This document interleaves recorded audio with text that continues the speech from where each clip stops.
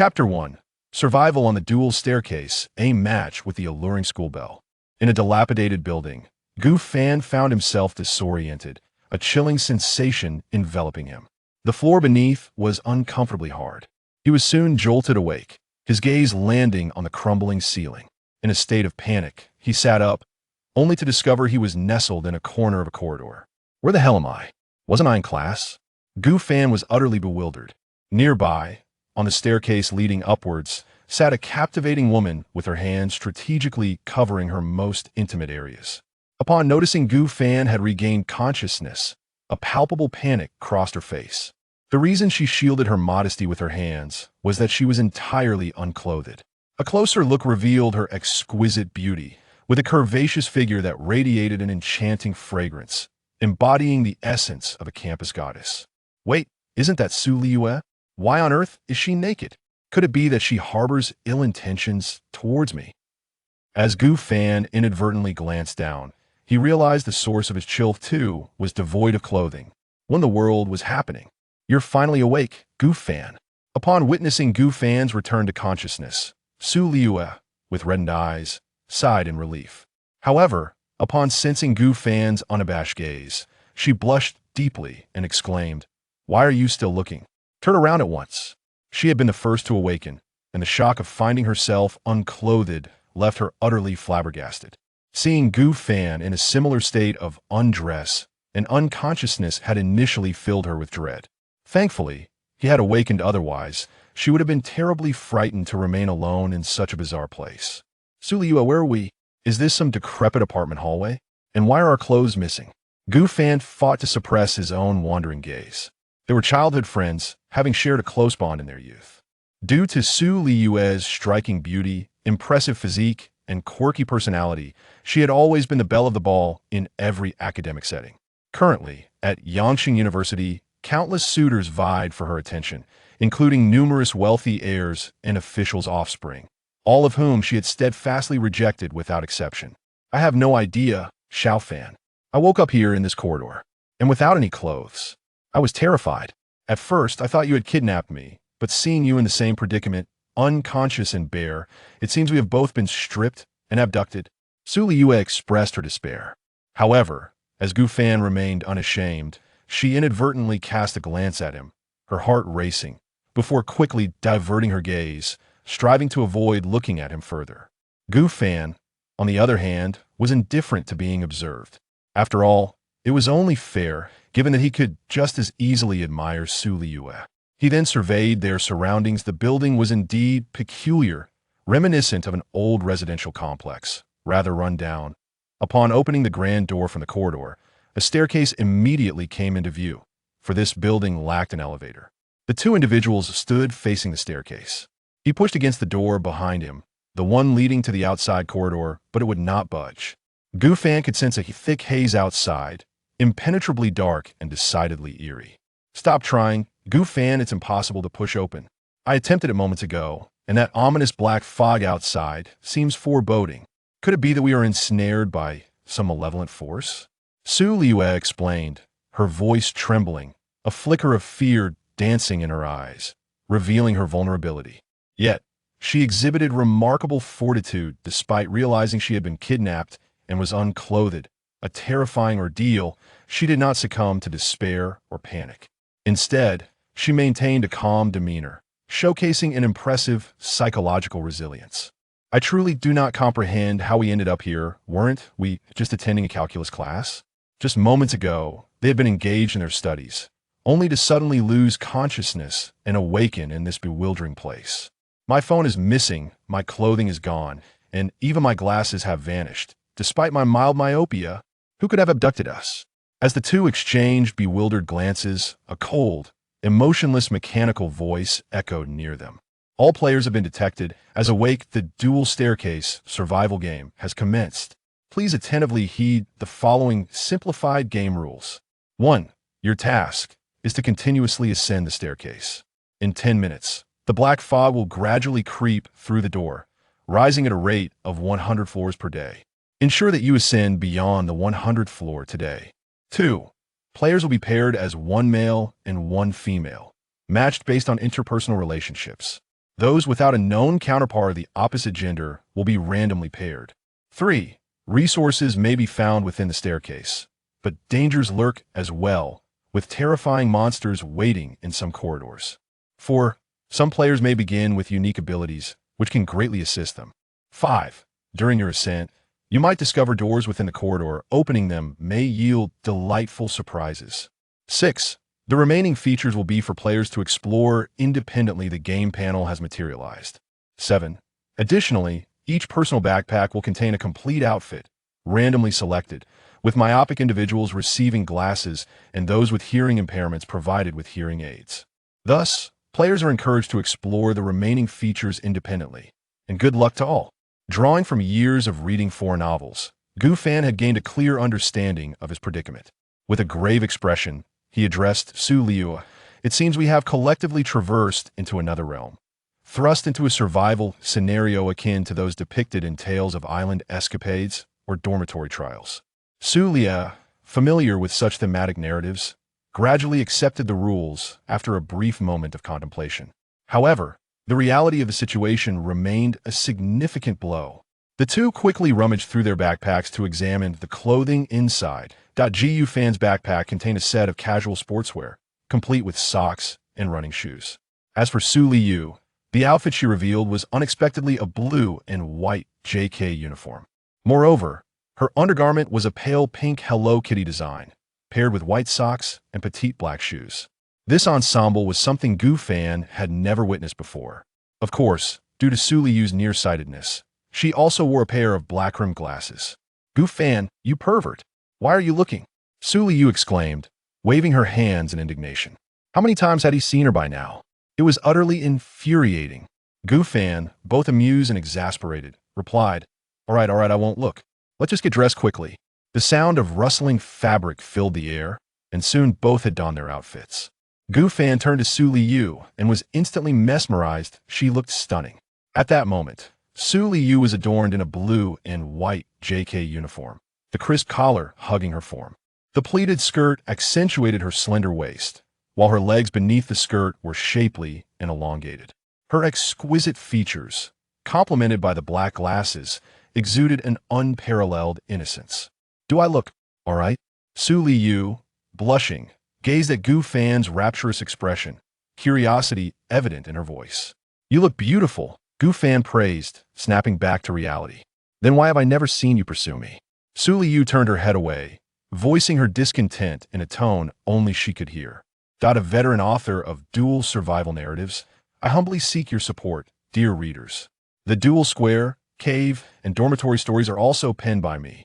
Chapter 2. Gu Fan, why are you peeking again? Gu Fan did not catch Su Liyue's mumbling. After they finished dressing, he curiously inspected the game interface nearby and discovered 4 clickable buttons. Attribute panel chat, channel trading, market personal backpack. Gu Fan first clicked on the attribute panel. In the next moment, a screen materialized before him. Player, Gu Fan teammate. Su Liyue life. 105 represents your life value. Reaching 0 will result in death. Stamina. 102 indicates your stamina depletion will lead to demise. Attack. 11 denotes your strength. Defense. 11 indicates your resilience generally. Creatures with an attack value not exceeding 11 cannot harm you, and if the difference is slight, there is a minimal chance of inflicting a force point of damage. Speed. 9 represents your burst speed. The higher your stamina, the longer you can maintain peak velocity.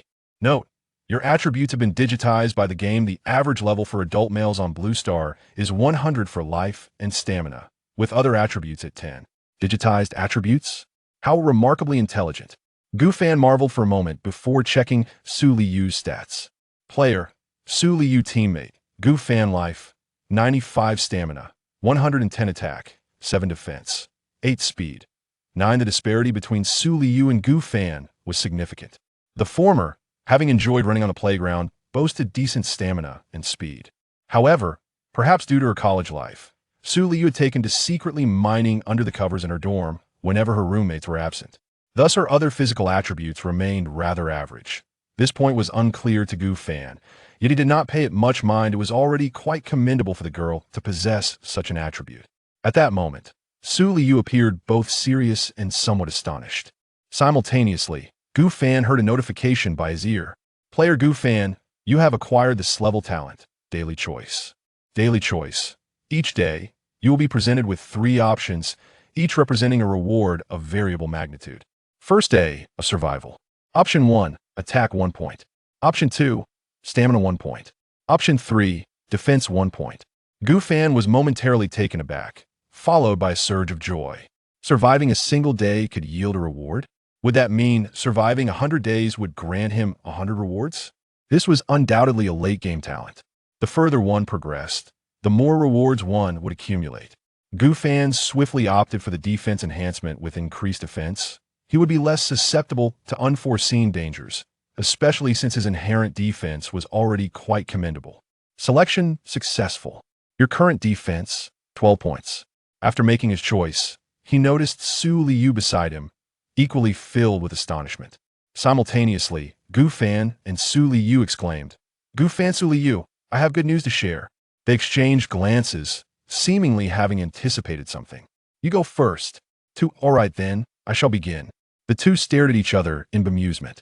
After a brief exchange, they finally discovered each other's talents. Su Liyue's talent was level daily critical hit, allowing her to inflict a critical hit on an item each day, with the critical effect being random. However, the item must be materialized, meaning she could not exploit her original talent to create a bug. Regardless, their talents bore similarities though both were level. They were somewhat weak in the early stages, primarily requiring time to develop.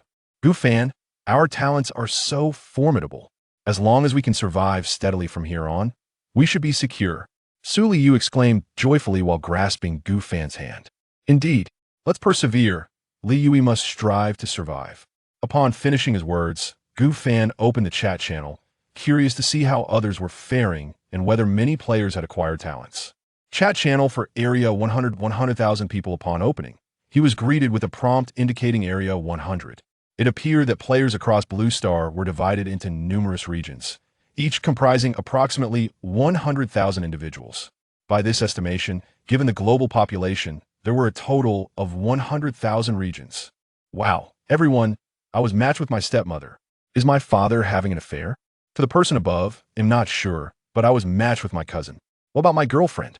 Surely she wouldn't betray me. That's not the point. Do you all know what talents you possess? Has anyone acquired talent? I don't know, I have no talent. I have a level talent that allows me to conjure 1 food item daily. Today I produce candy, it's quite underwhelming. Come on, person above, don't be ungrateful, I'm still trying to figure out how to obtain food. Observing the chatter of the crowd, Gu Fan arrived at a conclusion. The number of players endowed with talent was exceedingly scarce, with only a select few possessing such gifts, particularly those of a grade and above grade talents were virtually non-existent. Approximately 2 minutes had elapsed. In 8 minutes, the black mist would rise. Each day, the mist spread across 100 layers, amounting to roughly 4 layers per hour. Gu Fan, let's ascend the stairs. Su Liyue called out urgently to Gu Fan, leading the way upward. We must scale over 100 layers in a day. Very well. Let us hasten our ascent, Gu Fan replied, promptly following her lead. However, upon lifting his gaze, he was met with an unexpected alluring fragrant scent wafted through the air. Su Liyue was clad in a JK uniform, and the Hello Kitty designs were once again fully visible to Gu Fan. This time, however, it was different. The previous occasion had not afforded such an unobstructed view. A sudden rush of blood surged to Gu Fan's head. He quickly declared, Su Liyue, allow me to take the lead. What difference does it make? Su Liyue only then realized the implications of his words. She hastily adjusted her skirt, glaring at him. You perverted Gu Fan. Did you just sneak a peek again? That angle is hardly sneaking. It is merely forthright observation. Gu Fan retorted, exasperated. Afterward, he took the lead, while Su Liyue, blushing, obediently followed behind.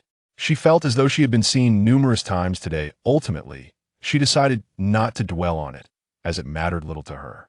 The duo swiftly reached the 2nd floor, where they encountered a passage devoid of a door. It was rumored that surprises awaited those who found a door that opened, though the nature of such surprises, whether delightful or perilous, remained uncertain. Beside the passage, a bottle of water lay on the ground. This bottle must be a resource, Gu Fan mused, picking it up. 500 milliliters water. Gu Fan, Let us reserve our critical hits for the day. If we find nothing of merit, we shall use a critical hit on this bottle of water. Water is the essence of life. While one can forego food, one cannot survive without water. I concur, replied Liyue. Having just traversed the realm, they were not yet thirsty. Backpack, 20 slots, each capable of holding up to 100 identical items. Gu Fan and Liyue each possessed a backpack, and he swiftly stowed the 500 milliliters bottle of water within. They then continued their ascent. Regrettably, the third, fourth, and up to the 10th floors yielded nothing but a stark, empty corridor. The two felt fatigued and paused to rest on the staircase. The black mist begins to spread. Players lingering on the first floor should take heed. Let us proceed, Gu Fan urged, helping Liyue to her feet. The two continue their climb side by side. To be candid, this aerobic exercise of ascending stairs proved far more exhausting than running or hiking, particularly since both had their vices, one enamored with aviation, the other with mining. Just then, a wild dog appeared on the 11th floor. It poked its head out, and upon spotting Gu Fan and Liyue, it immediately barked, "Woof, woof, woof." Is this the danger? Gu Fan's expression grew serious as he instinctively placed Liyue behind him. A wild dog charged forward, and before Gu Fan could react, it sank its teeth viciously into his arm. Gu Fan winced slightly, receiving a notification. You have been attacked by a wild dog. The wild dog dealt 14 points of damage. Your defense is 12 points. You have lost 2 life points. Oh, it's only 2 points. You startled me. Gu Fan exhaled in relief. He then slapped the wild dog onto the staircase and seized its neck, delivering blow after blow to the creature's head. Simultaneously, just like in a video game, Gu Fan received another notification. Your attack is 11 points. The wild dog's defense is 6 points. You have inflicted 5 points of damage. Due to the location of your attack on the head, there is a chance for a critical hit. If a critical hit occurs, damage is doubled, resulting in 22 points. The wild dog's defense is 6 points. You have inflicted 16 points of damage. Meanwhile, Liyue, recovering from her shock, quickly joined in, swinging her fists at the wild dog with determined fervor. Together, they overwhelmed the creature, ultimately leading to its demise. If this scene were captured on video and uploaded online, we would undoubtedly face a barrage of criticism. Gu Fan remarked, relieved. After climbing the stairs and expending energy in the scuffle, he had drained 22 points of stamina. Indeed, but that foolish dog attacked us first. It deserved it. Liyue responded, patting her chest, still shaken. She harbored a deep fear of dogs, especially those that bite. Following her gaze, Gu Fan noticed that, due to the height difference between their positions on the staircase, he could clearly see the deep neckline of Liyue's outfit. Blushing, Liyue followed his gaze and exclaimed, "You pervert, Gu Fan. What on earth are you thinking?" "I'm merely concerned for your well-being," he replied innocently. "Yeah, right. Your aim was off earlier and during class, and even when we strolled on the playground, you were staring." To his surprise, Gu Fan realized that his attempts to conceal his wandering gaze had been discovered by Liyue. While if she noticed after all, she wasn't genuinely angry. Chapter 3. The expansive apartment on the 25th floor. After vanquishing the wild dog, the two players attempted to dissect its carcass in hopes of acquiring meat chunks, akin to survival games. However, they were met with a notification indicating that a dagger, axe, or sharp knife was required for such an endeavor. This seemed quite reasonable to Liyue, who noted that, even in reality, it would be nearly impossible to dismantle a dog's body without any tools. "Let's first collect the carcass," she suggested, "and we can break it down once we procure a dagger." This was the only course of action available to Gu Fan. After a brief respite of 2 minutes, they resumed their ascent up the staircase, soon finding themselves drenched in perspiration. Upon reaching the 15th floor, they were pleasantly surprised to discover additional resources, with 3 material supplies, akin to wood, stone, fine iron, steel, etc., essential for crafting various tools. Gu Fan gathered the wood, feeling somewhat disheartened that it was not food or water, yet acknowledged it as a resource nonetheless. "Shall we explore the corridor on this floor?" Liyue proposed. Just as Gu Fan was about to agree, he noticed a middle-aged couple approaching from the opposite end, where there appeared to be another staircase. The layout of this corridor was perplexing, defying all logic. Some floors featured only the smallest of spaces, while others had expansive corridors. and some floors were entirely devoid of anything, directly linking adjacent levels. Upon their arrival, the couple regarded Gu Fan and Su Liyue with caution. However, once they discerned that the two were merely students, they visibly relaxed. Just as Gu Fan was about to continue upward, he heard the middle-aged man inquire, "Young man, have you discovered any resources?" After a moment's contemplation, Gu Fan replied, "Not much, aside from encountering a wild dog which I injured before it fled." He gestured to the remnants of blood on his attire. The middle-aged man's face fell, revealing his disappointment. He sighed, "Indeed, we too have found nothing on the 15th floor. We are at a loss for food and water and uncertain of what to do today." With that, Gu Fan and Su Liyue exchanged wary glances and proceeded to ascend further. Upon reaching the 16th floor, they encountered another small corner, but notably, there stood a door before them. The door was unlocked, and as Gu Fan twisted the doorknob, it appeared to yield. He glanced at Su Liyue, questioning, "Shall we open it?" The game system suggests there may be surprises inside. After a moment's reflection, Su Liyue replied, "There may be dangers. But if we hope to survive in this infinite building, we must explore. Relying solely on the sporadic resources found in the corridors will surely be insufficient." Her thoughts mirrored Gu Fan's. "Very well, let's take the chance," Gu Fan resolved, gritting his teeth as he pushed the door open. In the next instant, they were astonished to find themselves in a bedroom, furnished with a bed, blankets, a table, and even a refrigerator. If it were not for the impending encroachment of the dark mist set to engulf the 100th floor by the end of the day, they might have considered making this their home. "Quickly, Gu Fan, let's scour this place," Su Liyue exclaimed, her eyes sparkling with excitement as she dashed inside, heading straight for the refrigerator. Upon opening it, she discovered an abundance of supplies. Obtained 500 milliliters water 2, obtained soda crackers 1, obtained cream bread 1, obtained instant noodles 2, 4 food items, and 2 bottles of water. This efficiency in resource acquisition far surpassed rummaging through the corridors. However, she pondered whether the refrigerator and bed could be taken as well. Gathering the resources, she curiously inquired, "Shall we give it a try?" When Gu Fan attempted to collect the bed, he was met with a notification. Player's physique, strength, defense, speed is too weak. Collecting the bed will significantly impact player's speed. Do you wish to proceed? Gu Fan was taken aback, deciding to test it out. In the next moment, he felt as though he were being crushed under a tremendous weight. Forget climbing stairs. He could scarcely walk. "No way. I can't move the bed," he declared, placing it back down, while opting to collect the lighter blanket and pillow instead. Su Liyue murmured to herself, "This feels too real, even though it's a game. It feels so lifelike." Perhaps it was reality itself, only transformed by some mysterious force into quantifiable data. Generally speaking, it was improbable for an ordinary person to carry a bed measuring 2 meters in length and 1.5 meters in width up a staircase. Gu Fan provided his analysis. After scavenging the bedroom for supplies, the two took a 5-minute respite before continuing their ascent. Reaching the 20th floor, they found no additional resources and began to feel fatigued. Gu Fan took out a bottle of water, handing one to Su Liyue. "Let us hydrate. You're sweating," he remarked, brushing a strand of sweat from her forehead. She was taken aback by his sudden gesture, blushing.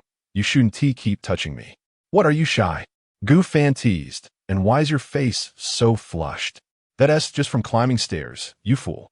Do you really think I blush for you?" Su Liyue retorted, "Het bravado intact." She quickly twisted off the cap and began to gulp down the water. Gu Fan shook his head. It was typical of Su Liyue to act this way.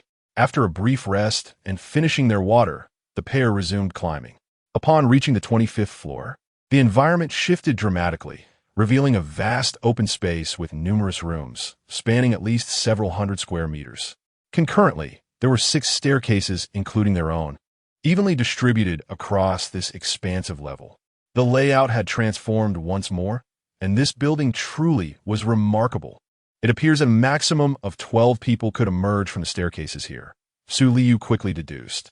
As the words fell, the middle-aged couple emerged from the nearby staircase, their bodies unable to match the vigor of youth, panting heavily.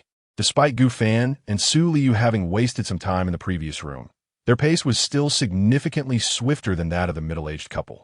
"Ah, young man, young lady, it's you again," The middle-aged man greeted them hastily upon sighting them. Gu Fan pondered silently. Is each pair assigned to a specific staircase? This indicated that only the layout of the building and its environment had changed. Each floor presented a distinct atmosphere.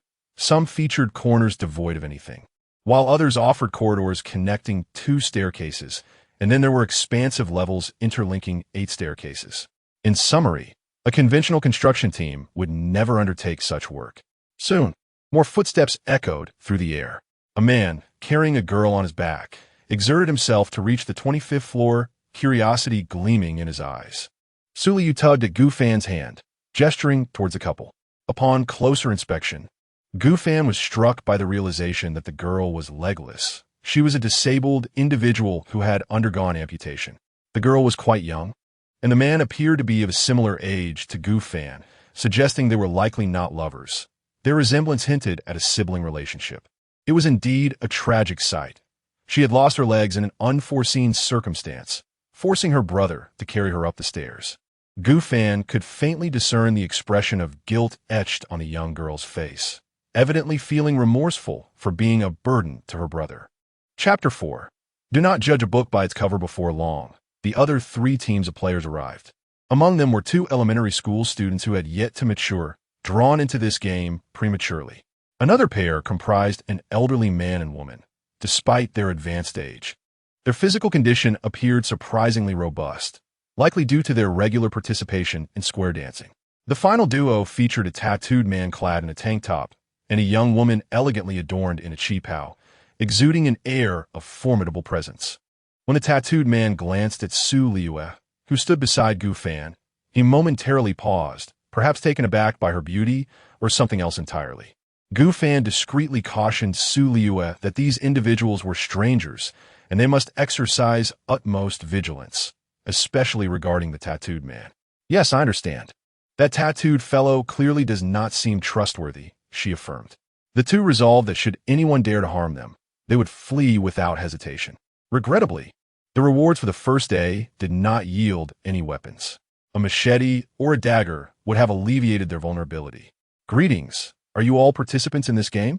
The tattooed man suddenly inquired of the group. A middle-aged man responded, Indeed, we are all from Waterblue Star. This sudden mass transference has been nothing short of a catastrophe. Uncle Andy, the young male student suddenly shouted, there might be food and drink behind those doors. I encountered some upon my arrival. The group's interest piqued, particularly that of the elderly gentleman, who feigned kindness as he smiled at the boy, little friend. What did you find to eat or drink? Might you show it to your grandpa? The 2 children chattered among themselves, seemingly debating whether to share their find. Soon, the young girl produced a bottle of Tulunsum milk, declaring, This is what we discovered. The elderly man, with quick reflexes, snatched the milk from her hands and stowed it in his backpack. The others exchanged glances, incredulous at the audacity of the old man, who had shamelessly pilfered from the children. The young boy, realizing he had been deceived, exclaimed, Grandpa, give me back my milk. The old man, however, ignored him entirely. The boy, growing frantic, cried out repeatedly, only to be callously kicked aside by the elderly thief. Hey, that's excessive. The middle-aged man interjected, visibly displeased. What business is it of yours, young man? Mind your own affairs. The old man retorted defiantly, raising his chin in a brazen manner that incensed the others. Meanwhile, the tattooed man approached the elderly man slowly, raising his right hand slightly. What do you intend to do to this unarmed old man? The elder gasped in shock and fury. Yet, the tattooed man disregarded his words and swiftly slapped the old man across the face, sending him sprawling to the ground. Ah! The elderly man cried out in pain as his wife pointed an accusing finger at the tattooed man, shouting, You strike an elder. You have no shame. The tattooed man exclaimed, You old bastards, as he kicked each of the elderly men, sending them sprawling to the ground. Return the milk to that little boy, or I'll continue to beat you, he commanded. The old man, trembling, produced the milk, which was snatched away by the tattooed man, who then returned it to the young student. In the future, do not bring out your food or drink, understood? Thank you, uncle, the boy replied, carefully stowing the milk away. Witnessing this scene, Gu Fan and Liyue fell into silence. The old man appeared kind-hearted yet had attempted to seize the child's milk, while the tattooed man seemed unsavory, yet had chosen to return the boy's milk. Liyue murmured, "One must not judge by appearances." Gu Fan was equally taken aback. Had not survival novels portrayed humanity as being treacherously cunning? According to the typical narrative, the tattooed man should have robbed the elderly couple and the two students. Yet, the reality was quite the opposite. It soon dawned upon Gu Fan that they had only just traversed a single morning in this new world. Everyone still retained their humanity and conscience, their bellies not yet demanding sustenance, and the dangers were minimal, save for the wild dogs they had recently encountered. Thus, unless they crossed paths with a murderer, it was unlikely anyone would dare to commit a killing at this stage. However, the days to come might tell a different tale. It would be prudent to exercise caution around strangers, for behind these doors could lie resources. Gu Fan pondered privately, noting that there were 6 doors, which conveniently corresponded to 6 teams. Surely, 2 individuals per door would not be contentious? The tattooed man addressed the group. "I have no objections." A middle-aged man responded affirmatively, as did a young man carrying his disabled sister.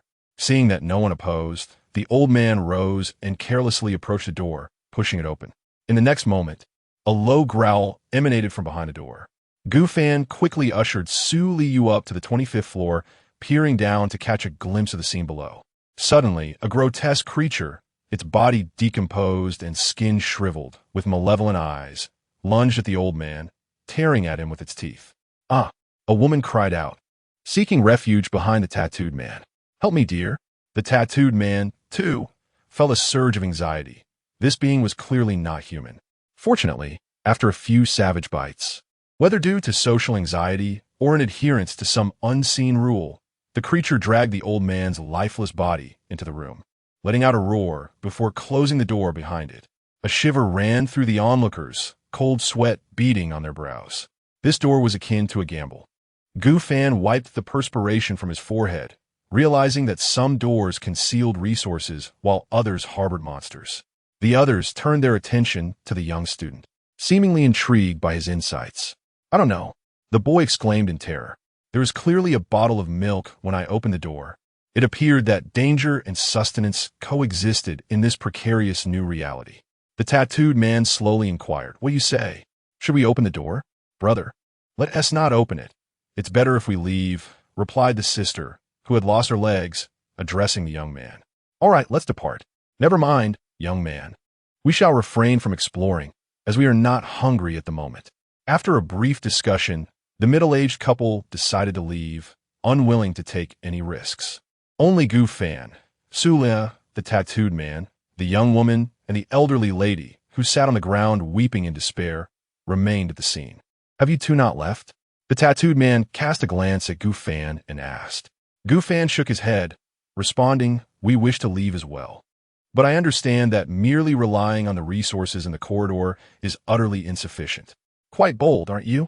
The tattooed man suddenly shifted his gaze and urged the elderly woman, "Old lady, rise and open these doors. See if there are any dangers behind them." "No, I want to open them."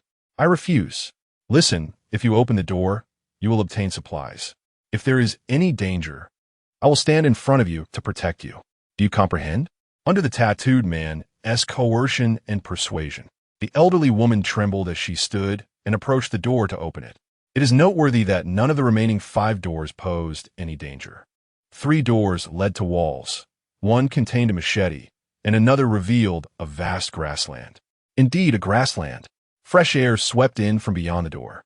The group, having been climbing the stairs and struggling to breathe in the enclosed space, began to inhale deeply, rejuvenated by the fresh air of the grassland. However, despite the refreshing breaths, astonishment was still inevitable. "Behind this door lies an entire world," the young woman exclaimed with emotion. "I finally understand the significance of opening a door. It brings surprises." The tattooed man echoed her sentiment, remarking, "What lies beyond the door is shrouded in mystery. It could be emptiness, resources, or even a small world." With that, he curiously stepped into the grassland. A prompt appeared. "You have entered a small world beyond the door. You may remain in this small world for a maximum of 2 hours. Failure to leave after 2 hours will result in permanent closure." Chapter 5. I am not a cow. However, this vast prairie, aside from the fresh air, offered nothing else. Left with no choice, the tattooed man prepared to retreat and close the door. Let us gather some grass. If there's nothing to eat, we can at least munch on that, suggested the alluring young woman beside him with a spark of creativity. That makes sense.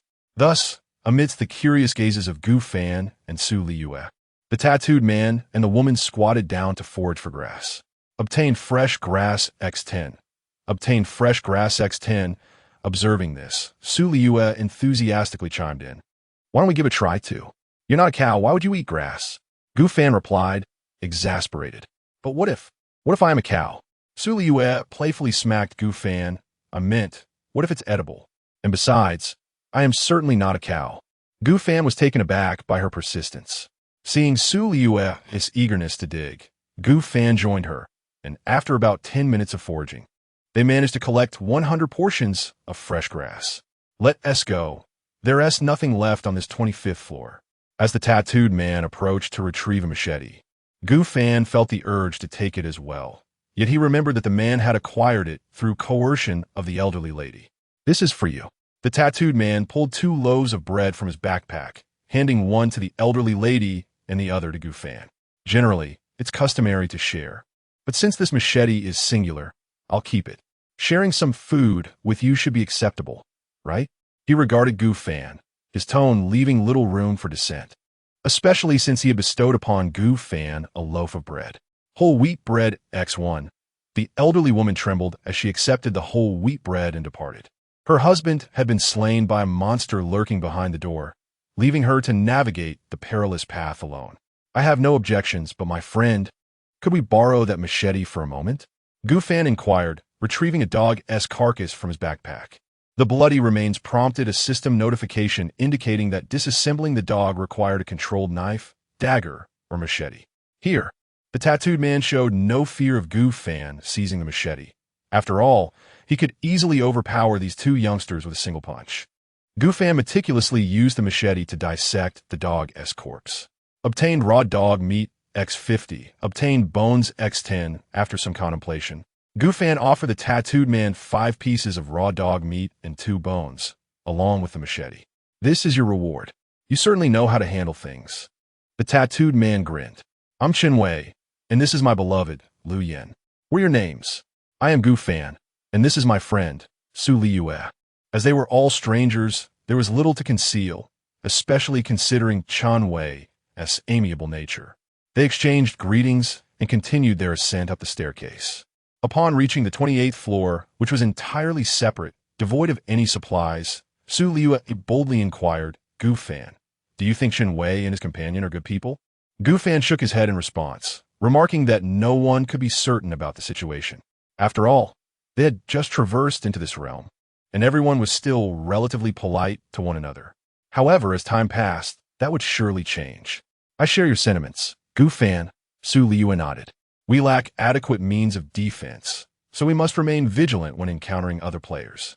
Upon reaching the 30th floor, they had collected 8 pieces of wood, 10 stones, and 3 loaves of whole grain bread. To date, the duo possessed a total of 11 pieces of wood, 10 stones, 4 loaves of whole grain bread, 1 soda biscuit, 1 cream bread, 2 instant noodles, 1 bottle of pristine water, and 2 bottles of consumed water.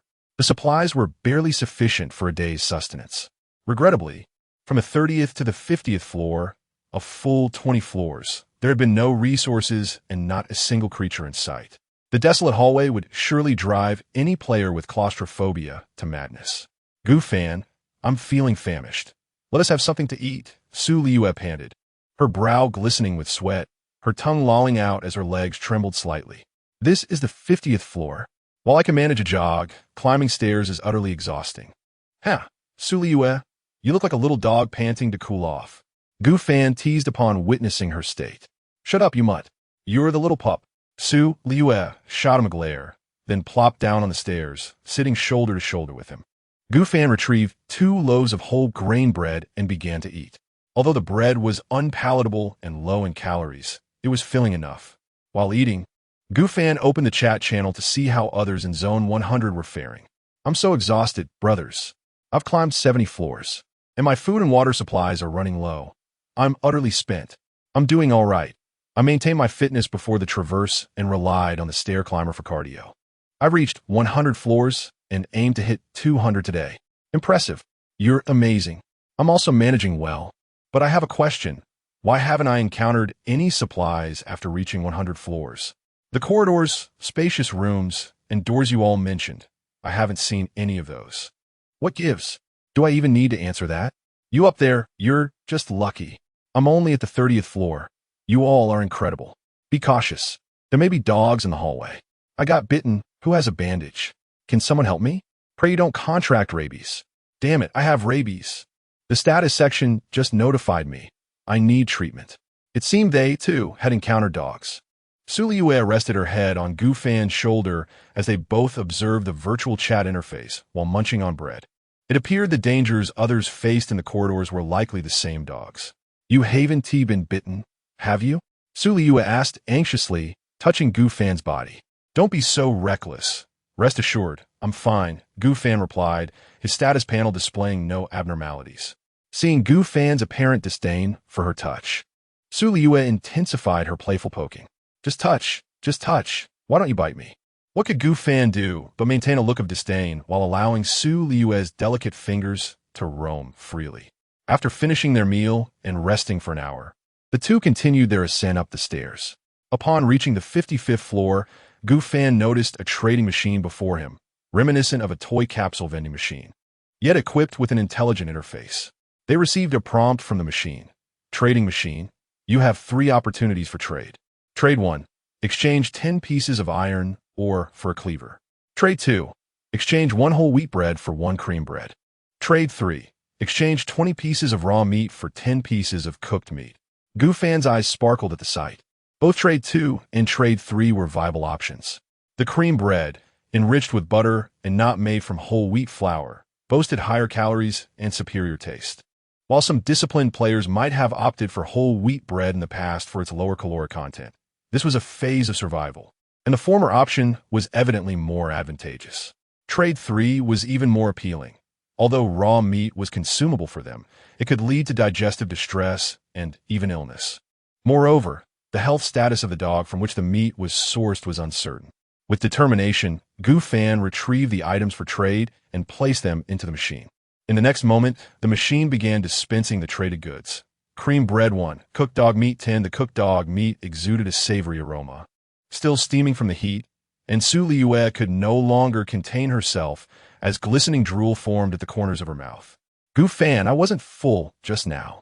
Liyue pouted, playfully tugging at Gu Fan's arm. Chapter 6, Critical Strike Success, Ordinary Knife, Golden Knife, let's split it.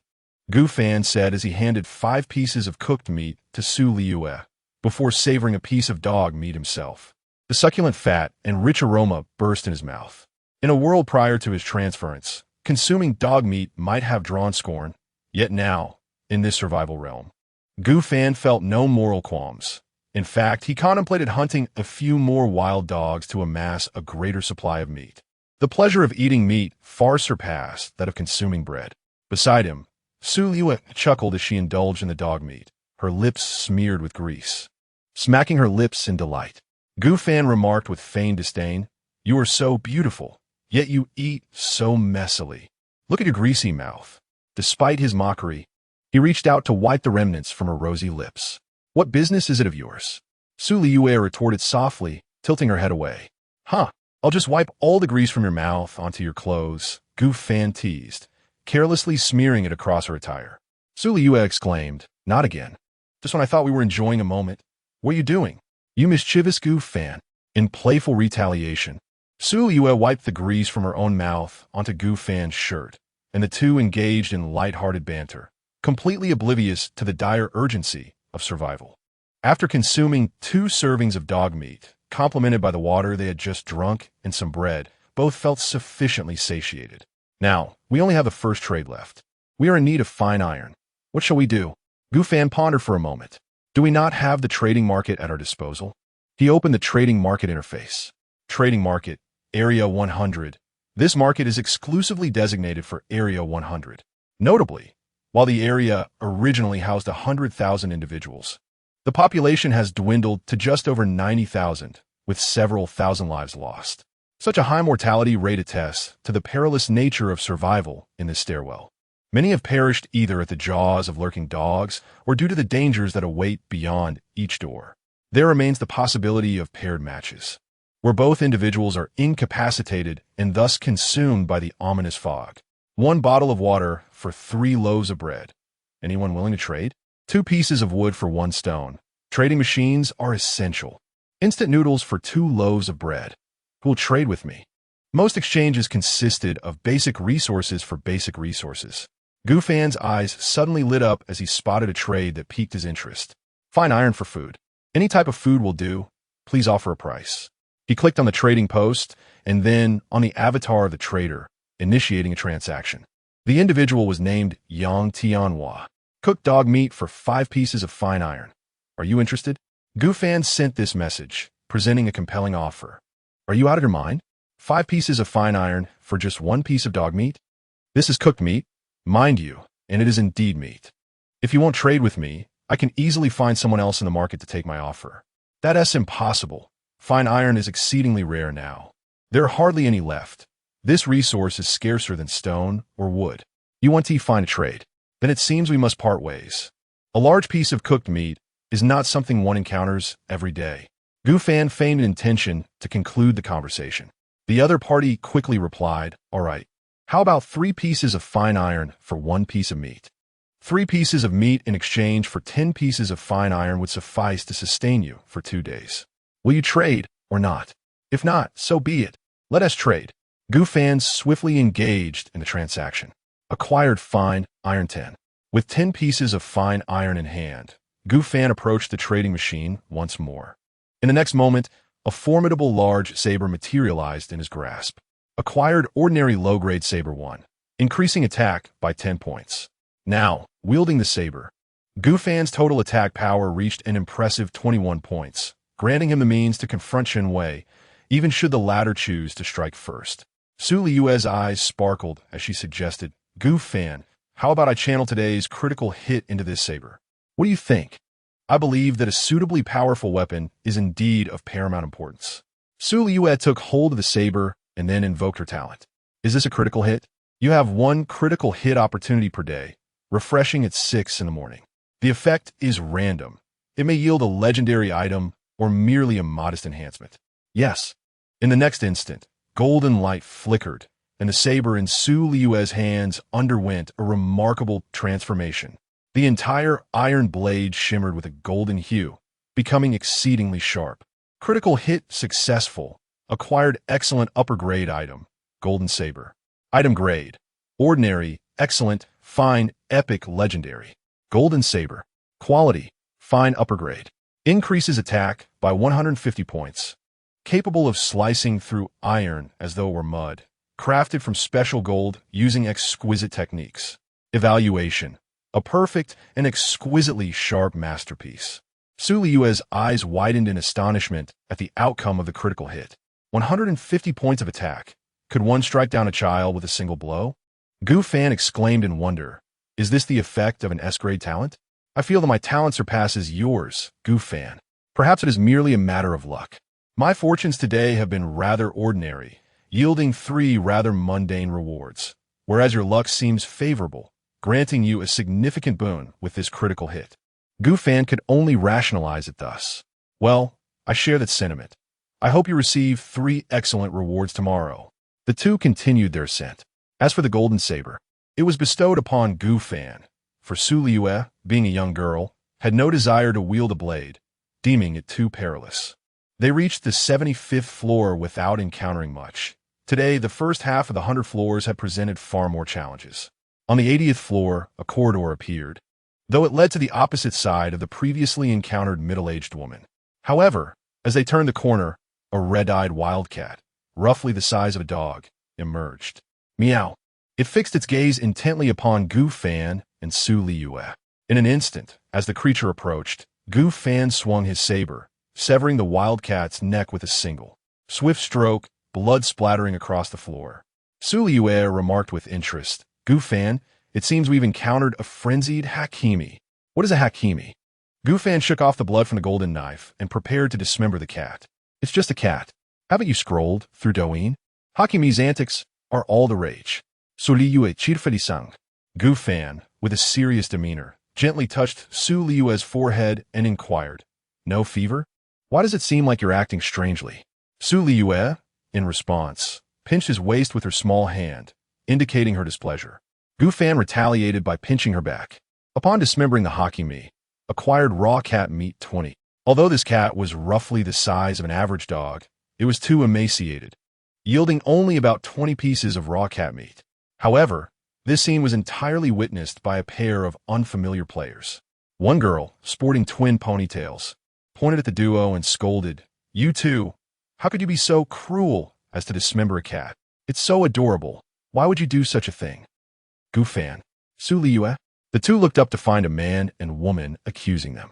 The male player greedily cast a glance at the golden knife in Gu Fan's hand, recalling how Gu Fan had swiftly severed the cat's head with it, a weapon of remarkable sharpness, undoubtedly of superior quality. Meanwhile, the female player chastised Gu Fan for his actions against the cat. Chapter 7. Scaling the 101st floor in the evening. "Are you two jesting?" Gu Fan scoffed. "Is that merely a kitten? Its size is nearly that of a dog, and it was the creature that initiated the attack. Couldn't you have intervened? Not only did you slay such an adorable cat, but you even dismembered it. How utterly cruel!" exclaimed a sharp-tongued girl with twin ponytails, her voice laced with indignation. "Unreasonable." So Liyue murmured, perplexed. It was clear that the cat had been the aggressor. Had they not killed it, these young individuals might have suffered its wrath. Were some cat enthusiasts truly so deluded? Su Liyue, too, harbored a fondness for felines, often nurturing the amiable cats roaming the school, affectionately referring to them as her seniors. Yet, she would not show leniency towards those that posed a danger to others. "Enough, darling. Let us not pay them any mind. They are simply perverse." The man, who had been eyeing the golden knife with avarice, urged his girlfriend beside him, wary of Gu Fan's potential ire. "Humph. Such deviants will surely face retribution." The girl with ponytails huffed. She then turned to explore the corridor, discovering a door situated at its center. "Look, a door. Perhaps it conceals resources just like before." The man quickly caught up, glancing back at the still figure of Gu Fan and Su Liyue, breathing a silent sigh of relief as the ponytail girl pushed the door open. However, the next moment, a cacophony of terrifying meows erupted from behind the door. Over a dozen red-eyed cats, resembling dogs in their ferocity, surged forth, pouncing upon the girl. She stumbled back, several red-eyed cats clinging to her, her cries of anguish piercing the air. The man, filled with dread, retreated in panic. "Help! Save us! Brother, please!" he shouted towards Gu Fan and Su Liyue, who regarded him with cold detachment. Yet, several red-eyed cats relentlessly clawed at the frail male player, sinking their teeth into him. Blood gushed forth, only serving to invigorate the red-eyed beasts in their frenzy. "You are under attack by a red-eyed cat. Red-eyed cat deals 20 damage. Your defense is 8. You lose 12 health points. You are under attack by a red-eyed cat. Red-eyed cat deals 20 damage. Your defense is 8. You lose 12 health points. Don't bite me, you beasts." Due to the attack from the red-eyed cat, you are in a bleeding state, health points continuously decreasing, losing 1 point per second. Your health is below 20 points. You are in a critical state, stamina significantly declining. Please be cautious in utilizing healing items. Your health is nearing 0. You are on the brink of death. In his final moments, he hazily glanced back at his girlfriend, who had already succumbed to excessive blood loss, lying lifeless on the ground, her body ravaged, as several red-eyed cats feasted upon her remains. The male player let out a bitter laugh, succumbing to despair. It appeared that these cats, bound by the rules, would only attack those who dared to open the door. The male player had merely ventured too close. The sheer number of these formidable cats deterred Gu Fan from confronting them. Even if he could manage a fight, there were far too many for Su Liyue to handle. He positioned himself firmly in front of her, vigilantly watching the menacing red-eyed felines. Eventually, after finishing their grim feast, the cats slowly retreated behind the door. The two exhaled in relief, though their faces bore the pallor of dread. After all, they had witnessed 2 individuals being devoured entirely by a horde of cats. They truly had it coming, Gu Fan remarked coldly. Just moments ago, they were condemning us. And now look, so many cats have surged forth. That cat-loving envoy must be overjoyed. Or perhaps not, who can say? Suli, patting her chest in a gesture of relief, replied apprehensively. Amidst the remains of the two lifeless bodies, numerous items lay scattered nearby. Bread 3, wood 17, tint blueprint 1, 500 milliliters water 3. 3 loaves of bread, 3 bottles of water, 17 pieces of wood, and a blueprint for a sleeping bag. Gu Fan curiously examined the tent blueprint. Tent blueprint, description, can be used to craft a tent suitable for habitation, complete with bedding and pillows. It is portable and lightweight.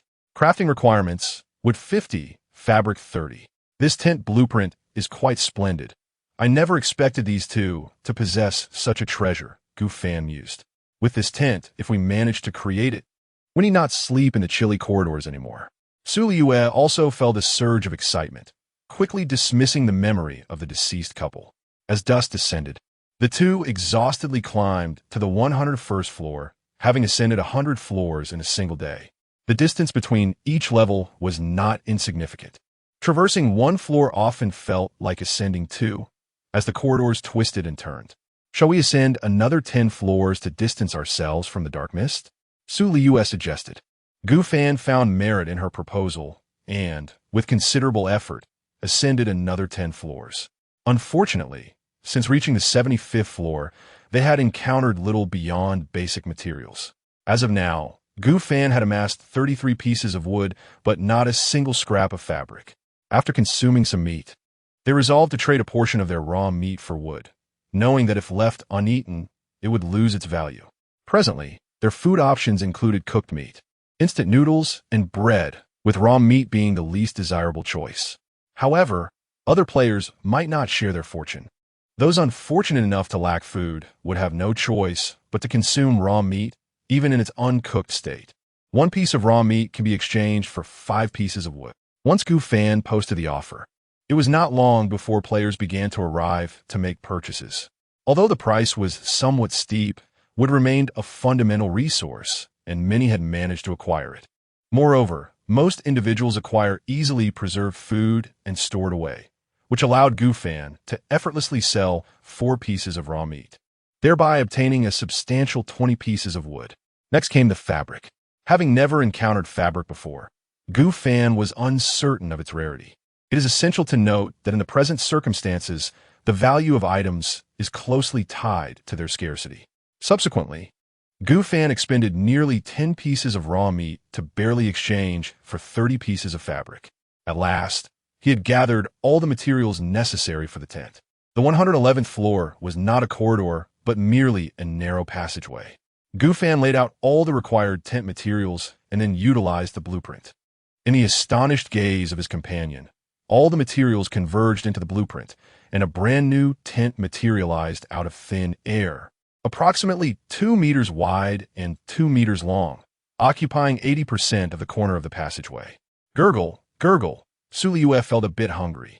She patted her little belly and beamed at Gu Fan with a mischievous smile. Gu Fan smiled knowingly and said, "Shall we have our meal then? After all, it is getting late. Once we finish eating, we can rest in the tent." All right. Chapter 8. You smell delightful after consuming 2 servings of dog meat. Accompanied by bread and a bottle of water, they had managed to satisfy their hunger to some extent, even though they were not entirely full.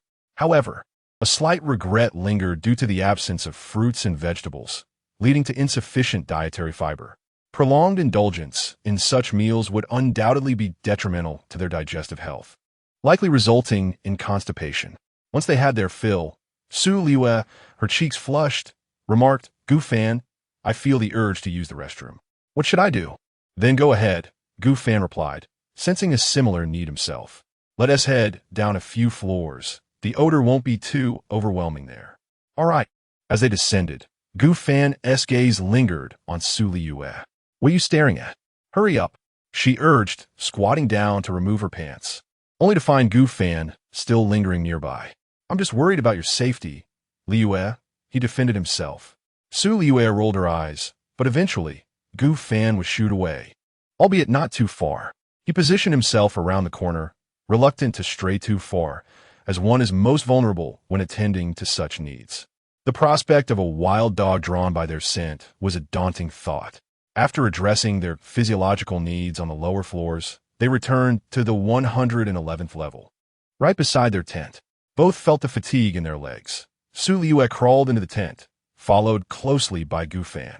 The evening hours were upon them, and it was essential to rest well for the climb that awaited them at dawn. Gu Fan, my legs are so sore.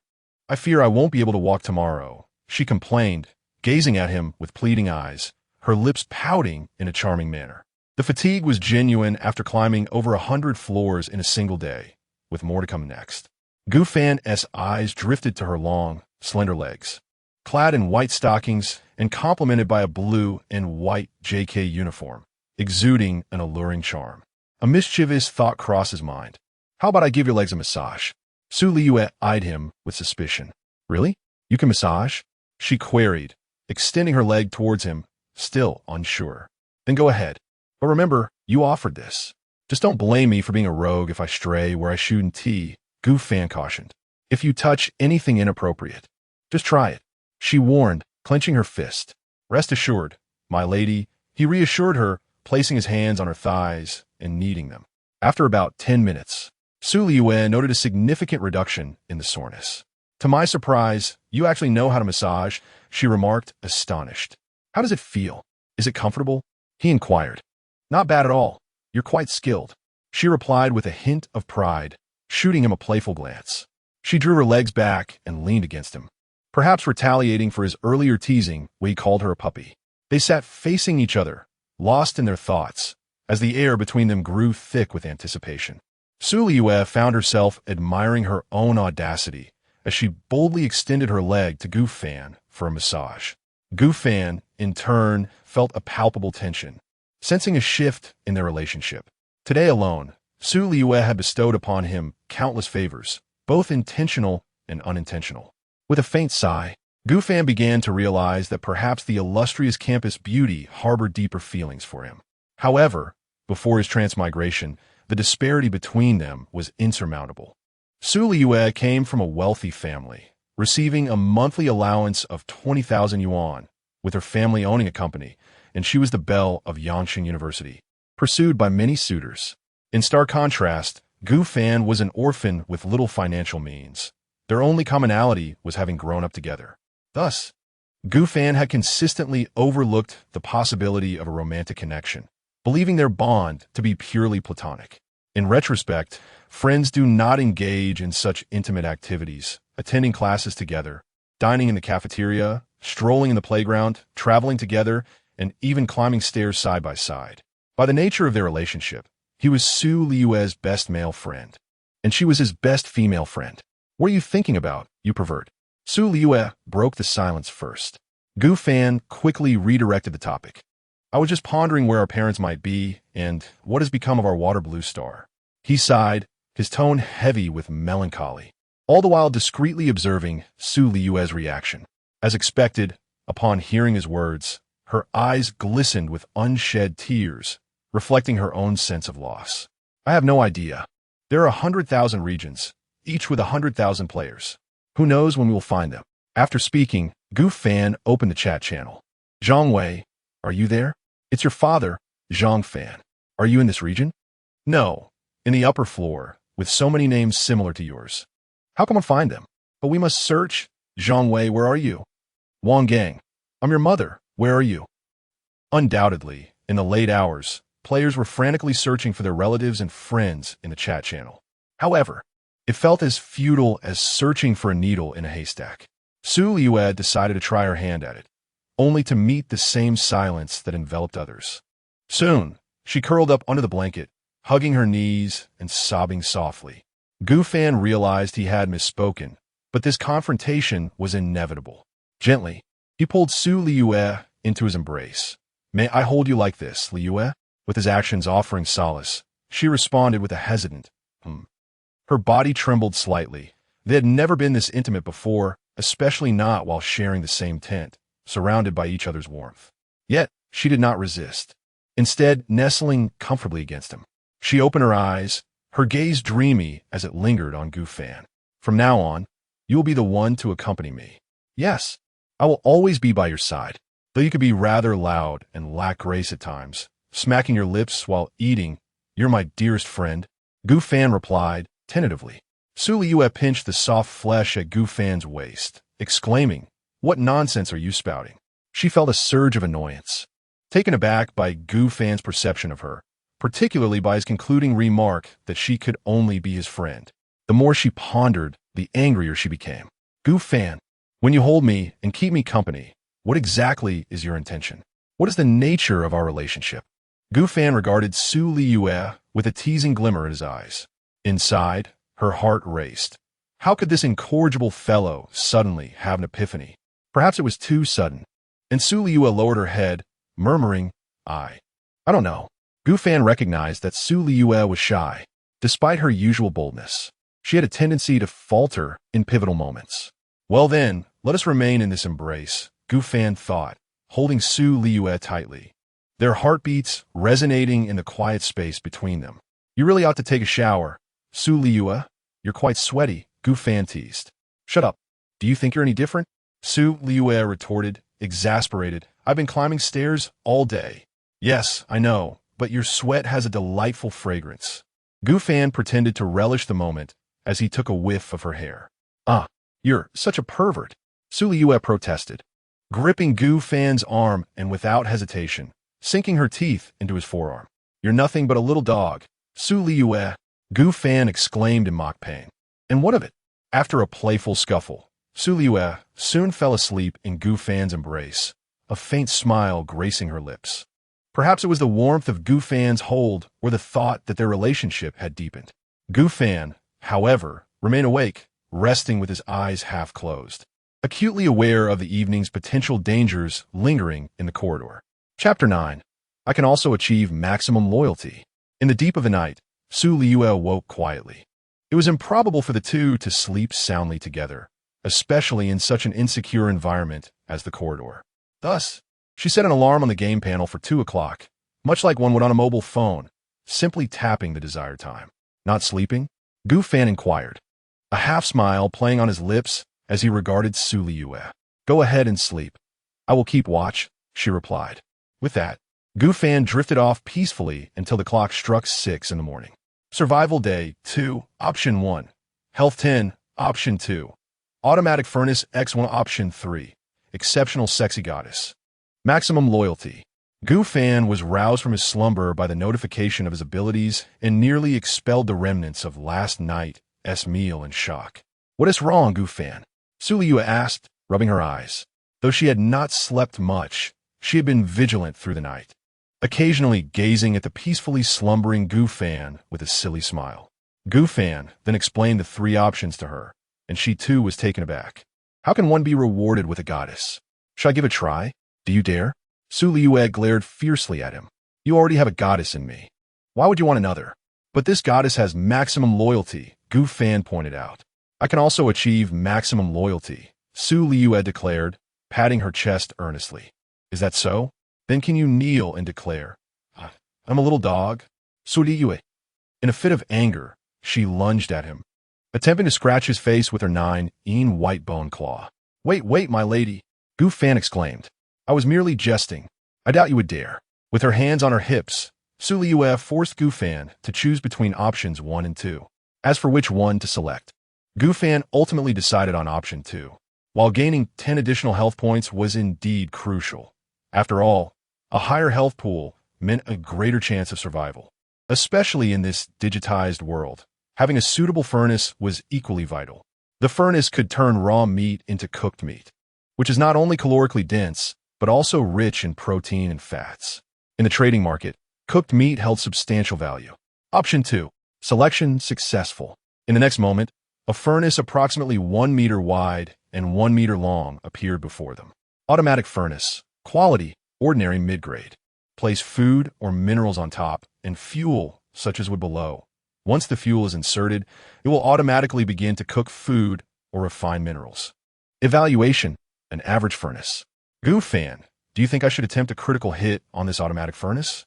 Su Liyue said, rubbing her hands together, her enthusiasm palpable.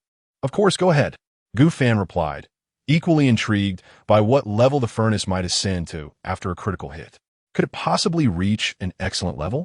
With great haste, Liyue executed a critical hit on the furnace. She discovered that her talents aligned remarkably well with Gu Fan's, allowing them to select an exceptional item each day and then bestow a critical enhancement upon it. A curious thought crossed her mind about what the goddess would become after such an enhancement. However, Liyue dismissed the notion of allowing Gu Fan to choose any so-called goddess, unless it was merely for sustenance. A malicious thought crept into her mind, startling her.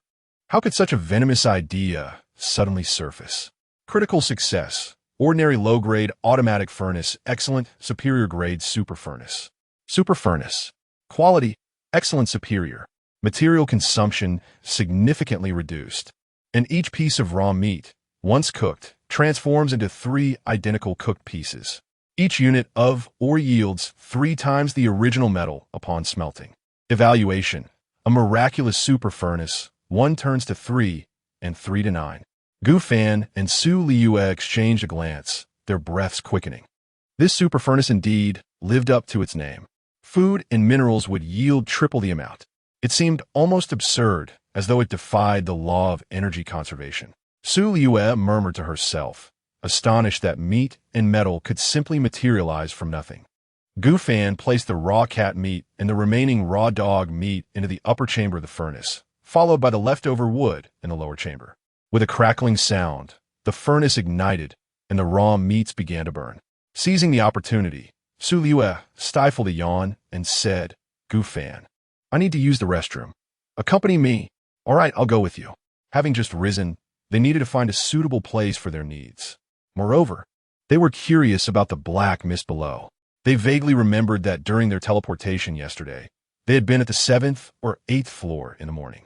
Thus, they deduced they were nearing the 100th floor, likely in the 90s now. After addressing their physiological needs, the two slightly turned their heads to peer down the stairwell. And indeed, the black mist was visible, slowly rising around the 100th floor. "Let us hurry. It will be terrible if the black mist catches up."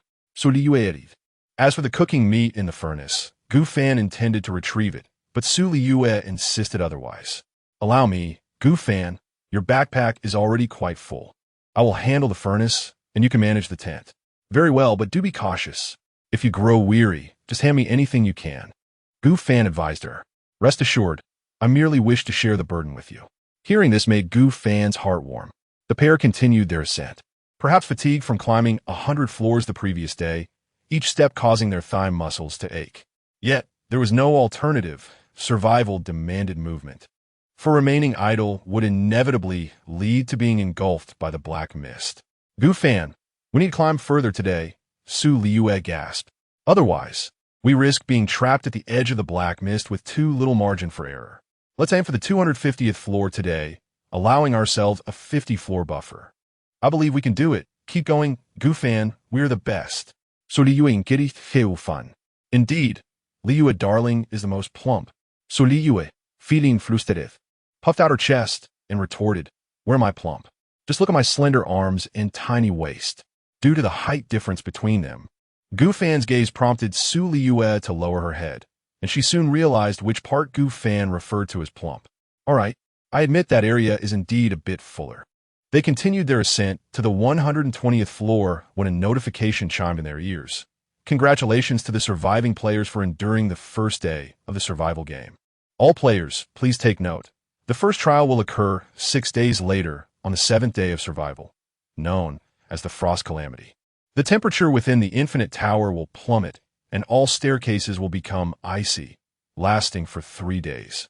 Countdown to Frost Calamity, 144 hours.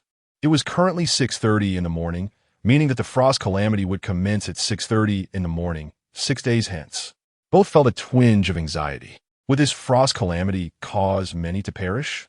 They hadn't anticipated encountering such a natural disaster within the stairwell. "What should we do, Gu Fan?" Liyue asked, somewhat panicked. "We can only take it step by step. If all else fails, don't forget your talent. We could strike the tents. Perhaps they will provide some warmth," Gu Fan suggested. However, just then, as they reached the 125th floor, a low growl echoed from above. A gaunt creature emerged from around the corner, its sinister gaze fixed menacingly on Gu Fan and Su Liyue. It resembled the monster that had previously slain the old player. Su Liyue recognized it instantly. Chapter 10. The First Little World. The creature bore a striking resemblance to the monster that had devoured the old man who snatched the child's milk. Its skin was withered and decayed, its pupils a fiery red, and its emaciated form resembled that of a zombie. With a fearsome roar, it charged at Gu Fan. Though initially startled, Gu Fan quickly composed himself, brandishing his elongated golden blade and executing a swift horizontal slash. You inflicted 161 points of damage, far surpassing the zombie's defense and vitality, resulting in an instant kill. The monster's head tumbled down the steps, rolling away. Gu Fan flicked the blood from his golden blade, staining the ground beneath. Wow, that was so impressive, Su Liyue exclaimed, her eyes sparkling with admiration. Of course, with this divine artifact in hand, how could your esteemed Gu Fan not be dashing? He replied with a chuckle, and let's not forget, it's all thanks to me. As they conversed, an announcement echoed in their ears. Area-wide announcement. Player Gu Fan is the first to slay a common-level monster in Zone 100. Gu Fan is rewarded with a common quality Vitality Enhancement Card 1. Vitality Enhancement Card, Quality, Common Lower Grade. Consuming it increases 10 health points, 1 attack, 1 defense, and 1 speed. What a splendid item. Gu Fan thought to use it, but then he recalled Su Liyue's talent. Gu Fan, save that for me to use tomorrow for a critical hit. With a critical hit, it could elevate to a higher level. She urged. That's precisely what I was thinking. Gu Fan replied, handing the card over to her. This card is for you. Use it tomorrow after your critical hit. Su Liyue hesitated, not out of reluctance to grow stronger, but rather because she wished for Gu Fan to become more powerful. Listen, Liyue, the world has changed, and we're now a team. We must both grow stronger, not just one of us. Do you understand? Gu Fan admonished gently. You're right. Su Liyue conceded, reluctantly accepting the card. Meanwhile, on the same floor, Chun Wei and his girlfriend Lu Yin, ascending the stairs, heard the announcement. That Gu Fan, isn't he the young man from yesterday? Lu Yin exclaimed in surprise. Chun Wei shared her astonishment. Indeed, he managed to defeat a common-level monster. He is quite formidable. But we just killed 2 fierce dogs. Why didn't we receive any announcement? Lu Yin questioned, a hint of dissatisfaction in her tone. Perhaps it's because the fierce dogs lack a level, or maybe they're merely animals and not classified as monsters, Chun Wei speculated. Well, if we encounter a monster, we might just be the first to eliminate it. Lu Yin expressed her dissatisfaction. But what if we face something like that old man's dismembered corpse? Such monsters likely possess a higher vitality than we do. Even if we encounter one, we may not be able to defeat it easily and could easily find ourselves in peril. Chun Wei is no fool. The entire Area 100 boasts a staggering population of over 90,000 individuals. It was not until the following day that someone emerged to slay the first monster. Not merely due to the low probability of its appearance, but primarily because the creature's prowess was formidable. At that moment, just as Gu Fan was preparing to depart, he discovered that the decomposed corpse could actually be broken down. What might it transform into? Gu Fan was filled with curiosity. Thus, he followed the prompt to decompose it. Acquired rotting flesh 50. Rotting flesh, a foul odor. Consuming it will result in severe poisoning. 50 pieces of rotting flesh. Gu Fan's eyelids flickered. Yet he shook his head in disappointment, lamenting that this flesh would only induce toxicity, leaving him uncertain of its utility. Perhaps it would be best to discard it. Su Liyue also expressed her reluctance, commenting on its unpleasant stench. However, Gu Fan reasoned that everything exists for a purpose. It might possess some other use. Therefore, he decided to keep the rotting flesh. The two continued their ascent up the stairs. Upon reaching the 150th floor, they encountered a corridor and took a moment to rest on the steps. They ventured down the hallway and soon spotted a door directly opposite them. Gu Fan, feeling a twinge of anxiety, cautiously opened the door while gripping his golden knife, wary of any unforeseen events. As the door swung open, a wave of warmth enveloped them, revealing a stunningly beautiful island, with waves rhythmically crashing against the sandy shore. For a moment, both were rendered speechless. Is this the ocean? Su Liyue murmured inao. It seems so. Evidently, we have stumbled upon a small world behind the door. Let's explore. Liyue exclaimed with excitement. The two walked side by side onto the island, entering the small world behind the door. One may remain for a maximum of 4 hours. Failure to exit after 4 hours will result in permanent closure. Upon reaching the shoreline, Liyue shyly inquired, "Gu Fan, may I wash up? I feel sticky from the sweat of today and remnants from yesterday." Gu Fan, sharing her discomfort, suggested perhaps we should avoid the sea. The water is salty, and we do not know if there are any large fish. Let us search the island for fresh water. Ah, you make a valid point. We can wash our clothes while basking in this glorious sun, she replied. They then proceeded in the opposite direction, and it was noteworthy that even as they ventured further, an arrow indicator remained behind them, pointing precisely towards the door, ensuring they wouldn't lose their way. Along the way, Gu Fan spotted numerous coconut trees dotting the beach. He brandished his golden knife and struck the trunk of a coconut tree. In an instant, the tree toppled and coconuts cascaded onto the sand. The wonders of this small world were truly remarkable. Liyue picked up a coconut, marveling, "Now we have a source for our water today." Gu Fan chuckled. Indeed, they spent an hour gathering the coconuts. Acquired coconuts 30, a total of 30 coconuts were collected and stored away. So far, they have not occupied many spaces, so there is no need to fear that the backpack will become overloaded. It is merely that the items packed in the backpack have slightly hindered their mobility. The island's interior is a lush forest, and with the golden knife in Gu Fan's hand, he is well equipped to handle any potential dangers that may arise. "Is that blueberries?" Liyue inquired, pointing curiously at a bush adorned with numerous small blue fruits. "Let us pick some and see," Gu Fan suggested. "Obtain blueberry one." Indeed, it is a blueberry. The harvest in this miniature world is quite abundant. Gu Fan exclaimed, savoring the sweetness of the blueberry he had just eaten, its juice bursting with flavor. The two of them gathered a considerable amount of blueberries, munching as they went along, particularly Liyue, whose small mouth was puffed up adorably as she indulged. Gu Fan couldn't help but poke her playfully, which earned him a mix of annoyance and anger from Liyue. After finishing their blueberry picking, the pair meandered through the forest of the island without the slightest worry of losing their way. At last, Liyue spotted glimmers of light ahead, a naturally formed pond. The water is reasonably clean, drinkable, though there is a chance it may cause an upset stomach. Gu Fan noticed some fish swimming about in the pond. Chapter 11. Is the water source free? Gu Fan, why don't we wash up here? The water seems quite clean, Liyue suggested, unable to contain her desire, though a hint of disappointment lingered. Unfortunately, the water was not sufficiently pristine for drinking, as it would likely cause an upset stomach. "We could bathe first and then fill some containers with this water to take back for boiling," Gu Fan proposed with a clever angle. He had no ulterior motives. "Of course. Ah, wouldn't that mean you're drinking my bathwater?"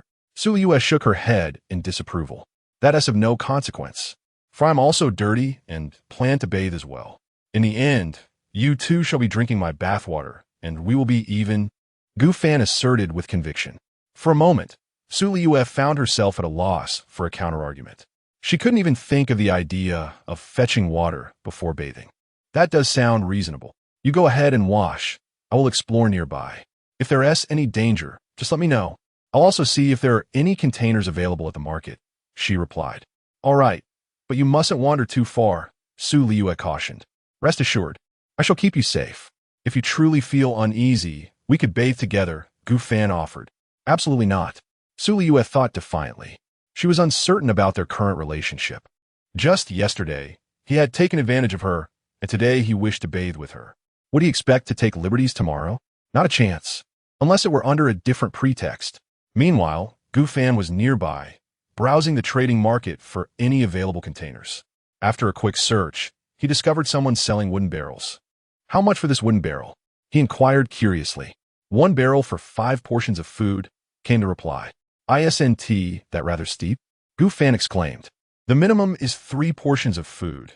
Any less, and I won't sell," the seller responded. Suddenly, an idea struck Gu Fan. "Do you have any empty water bottles? I'll trade you 5 portions of water for a barrel, but you must give me the bottles first." "Really?" The seller, a girl named Young Lily, was surprised. At that moment, 5 portions of water were worth considerably more than 3 portions of food, as water was the essence of life. To date, aside from blueprints and special items, water was the most precious resource. Indeed, Gu Fan affirmed. Seeing his earnestness, Yang Lily reluctantly agreed. The barrel had been found in a bedroom, and she was pleased to exchange it for food and water. She traded the barrel along with 5 empty bottles. Gu Fan then proceeded to collect water.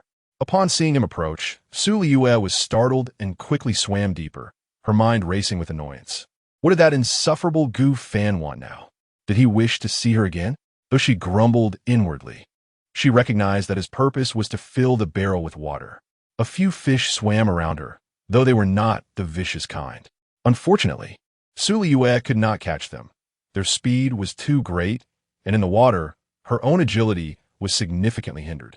After filling the water, Gu Fan traded with Yang Lily, simultaneously inquiring with curiosity, "Aren't you afraid I might take the empty bottles and bucket without returning them?"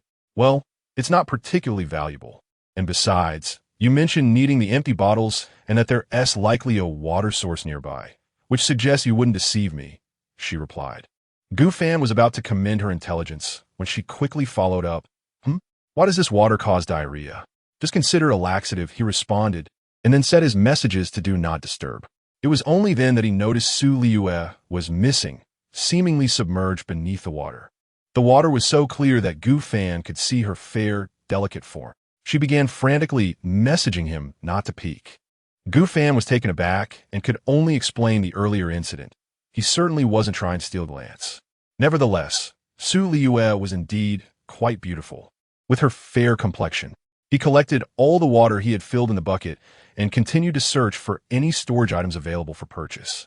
Eventually, Liyue finished her bath, having washed her clothes in the pond water. Gu Fan contemplated simply buying empty water bottles instead. There were many trees in the vicinity, and he used a golden knife to fell each large tree, acquiring at least 100 pieces of wood from each. He traded the wood for empty water bottles. 2 pieces of wood for 1 bottle. Before long, Gu Fan had procured several hundred empty bottles. He realized he could no longer buy more. Although his backpack wasn't full, filling all those bottles with water would make it quite heavy, as each empty bottle held 500 milliliters. Once Liyue was done, she approached Gu Fan, her clothes still damp, allowing him to glimpse her fair skin through the fabric. "You took a bath. I see, but you mustn't sneak a peek," she warned, her annoyance palpable at Gu Fan's playful retort. After Gu Fan finished as well, they both squatted by the pond to fill their containers. "If only we could catch some fish. Too bad I couldn't find a fishing rod in the trading market. I'll have to look for an opportunity to spear them with a golden knife." Gu Fan attempted this, aiming at the fish beneath the surface, but unfortunately, whether due to their swift movements or the sunlight's refraction, he was unable to catch any. "All right, let us just fill the water with this much. We're practically on our way to prosperity," he concluded. Obtained 500 milliliters water, 256, he noted, in addition to a full bucket of water. They were now on the brink of achieving water source independence, and anything else they needed could be traded for water. The two walked back side by side. Although they had over an hour left to linger, they chose not to extend their stay. The reason was simple. The black mist continued to spread, and carrying water, tents, and furnaces made their load quite heavy. Adding more items would significantly impact their speed and stamina. Liyue's imagination ran wild as she proposed, "Gu Fan, do you think we could simply remain here, never to return? This island offers sustenance, fresh water, and abundant sunlight. We could truly relish a blissful existence here." She gazed earnestly at Gu Fan. The thought of living on this island with the boy she adored, indulging in blueberries, bathing in the pond, and catching small creatures for sustenance filled her with joy. The air was invigorating. Upon hearing her words, Gu Fan felt a stir of excitement. However, mere excitement did not equate to agreement. "I believe this idea is splendid, yet we must refrain from such actions," Gu Fan replied, shaking his head. Chapter 12. The Boss Floor, the Great Corrupted Corpse. "Why?" Liyue inquired with curiosity. "With only 4 hours to linger, after which the door would close, preventing our return to the corridor forever. Do you not wish to find your uncle and aunt?" Gu Fan countered. It was then that Liyue realized her sole focus had been on herself and Gu Fan. Gu Fan continued, moreover, we cannot ascertain that once the time limit has expired, we will be safe in this place, especially since this miniature world is created by the Infinite Tower. It is uncertain whether this small world will be destroyed by the Infinite Tower once the duration has elapsed. Gu Fan's reasoning was sound. Liyue began to feel a sense of dread. After returning to the corridor, they found themselves somewhat parched. Gu Fan utilized 2 bottles of water to procure a ceramic bowl at the trading market. He then poured pond water from one of the bottles into the ceramic bowl, placing it atop a furnace with a piece of wood beneath. Can it really be heated? Surely it won't explode. Gu Fan returned the furnace to his backpack and remarked, it should work. After all, this is a super furnace. The pair then continued their ascent, and as for their damp clothes, they had nearly dried under the intense sun of the island. Upon reaching the 170th floor, Gu Fan retrieved the furnace, and the water was already boiling. Boiled water x3. It was nearly noon, so Gu Fan placed some dog meat in the furnace to prepare lunch for himself and Liyue. Each piece of dog meat would yield 2 servings of cooked meat, and the aroma was delightful. After satisfying their hunger and thirst, they rested for approximately an hour. The 2 resumed their climb. Upon reaching the 175th floor, they encountered a large platform. Another grand platform. Gu Fan noted that there were 8 entrances to the corridor, a pair more than before, indicating a significant likelihood of encountering 7 teams of players, totaling up to 16 individuals. Of course, the odds were still quite slim. Not to mention that players ascend at varying speeds and encounter different challenges. Additionally, with over 100 floors, dangers were inevitable. Thus far, Gu Fan had encountered dogs, cats, and even monstrous wraiths. Meanwhile, the path upward was obstructed by a black railing, blocking access from the 175th to the 176th floor. What is this? Liyue murmured. Are we trapped on the 175th floor? Shortly, Chen Wei and Liu Yin arrived at the platform. Chen Wei wielded a machete, its blade stained with considerable blood, suggesting that he had faced danger. Liu Yin, clad in high heels and exhausted from 2 days of climbing, was drenched in sweat and visibly fatigued, her stamina inferior to Liyue's. Gu Fan. Chen Wei greeted Gu Fan with a nod, his curiosity evident regarding how Gu Fan, with his physique, managed to slay monsters. Gu Fan returned the nod. Chen Wei noticed the emptiness of the large platform and intended to lead Liu Yin up, only to find himself thwarted by the black railing. What is the meaning of this? I am also rather unclear about the situation. It is quite possible that there are some peculiar requirements preventing us from proceeding. Liu Yin expressed her impatience, exclaiming, how can this be? Is there something wrong with this game? We are being pursued by a dark mist threatening our lives, and yet we are not allowed to escape. She had ascended numerous flights of stairs since yesterday without having eaten sufficiently, which had soured her mood considerably. Chen Wei gently patted Liu Yin on the shoulder, advising her not to fret, as there was no benefit in haste. Instead, they should take this opportunity to rest. With a resigned sigh, Liu Yin plopped down on the steps to recuperate. They would have to wait patiently. After a couple of minutes, the middle-aged couple they had initially encountered reappeared, along with the brother carrying his disabled sister.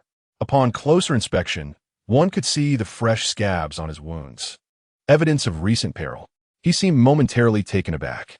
Soon after, 2 unfamiliar players joined them, a bald man and a woman clad in yoga pants and a fitted top. Chen Wei couldn't help but steal a glance at the woman. Subsequently, the stairway from the 174th to the 175th floor was also sealed off by black barriers, indicating that these earlier arrivals were now trapped on this level. All players received a notification. The 175th floor is a special level, a boss level. A formidable boss is about to appear. The following are the boss's attributes. Defeating the boss will yield special rewards and allow passage from the 175th to the 176th floor. Boss, the Great Decaying Corpse. Quality, Superior Ordinary. Health, 300. Attack, 35. Defense, 15. Speed, 15. Skill, Summon Corpse. Can summon 3 corpses to fight alongside itself. How can this be? The middle-aged couple appeared somewhat panicked. Its health is 3 times ours. Is this creature something we can truly contend with? However, Gu Fan remained unperturbed, curiously observing the reactions of others. Chen Wei, the bald man, and the middle-aged man all exhibited considerable fear. In contrast, the brother carrying his disabled sister maintained a calm demeanor. "I'll set you down now." Xiao Ting. "Be careful, brother," the sister, referred to as Xiao Ting, anxiously urged. In the next instant, a creature towering nearly 3 meters appeared in the center of the expansive platform. It was grotesquely decayed, emitting dark fumes, and its crimson eyes hinted at a formidable threat. Not to mention, it possessed the ability to summon ordinary corpses. "Gu Fan, be cautious," came the warning. "Don't worry, I'm aware." Truth be told, Gu Fan felt a twinge of nervousness, yet he reassured himself that the monster's attack power was a mere 35. Otherwise, even with his golden knife, he would hesitate to confront such a foe. Imagine if this monster possessed an attack power of 100. A mere few blows from it could spell doom. If I could manage to strike it a couple of times, I should be able to resolve this situation, Gu Fan mused silently. Roar. The colossal decaying corpse charged towards the nearest bald man, who, despite his muscular physique indicative of regular workouts, was so startled that he fell to the ground in fright. The monstrous creature clawed at him, inflicting a deep wound. "Ah!" he cried, clutching his injury. With such ferocity, should it strike him 4 more times, he would surely perish. "Be careful, coach." It turned out that this bald man was the instructor in those yoga pants. The peculiar pairing raised intriguing questions. I'm fine," he stammered. His health diminished, and his stamina waned, but fortunately, his fitness allowed him to quickly rise and flee. "Gu Fan, do you have a plan to deal with it?" Chen Wei asked, wielding a machete. He understood that he could barely penetrate the monster's defenses, but what good would that do? He possessed only 100 points of health, while the creature boasted a staggering 300. Gu Fan realized he could no longer remain a passive observer. He unsheathed the golden knife.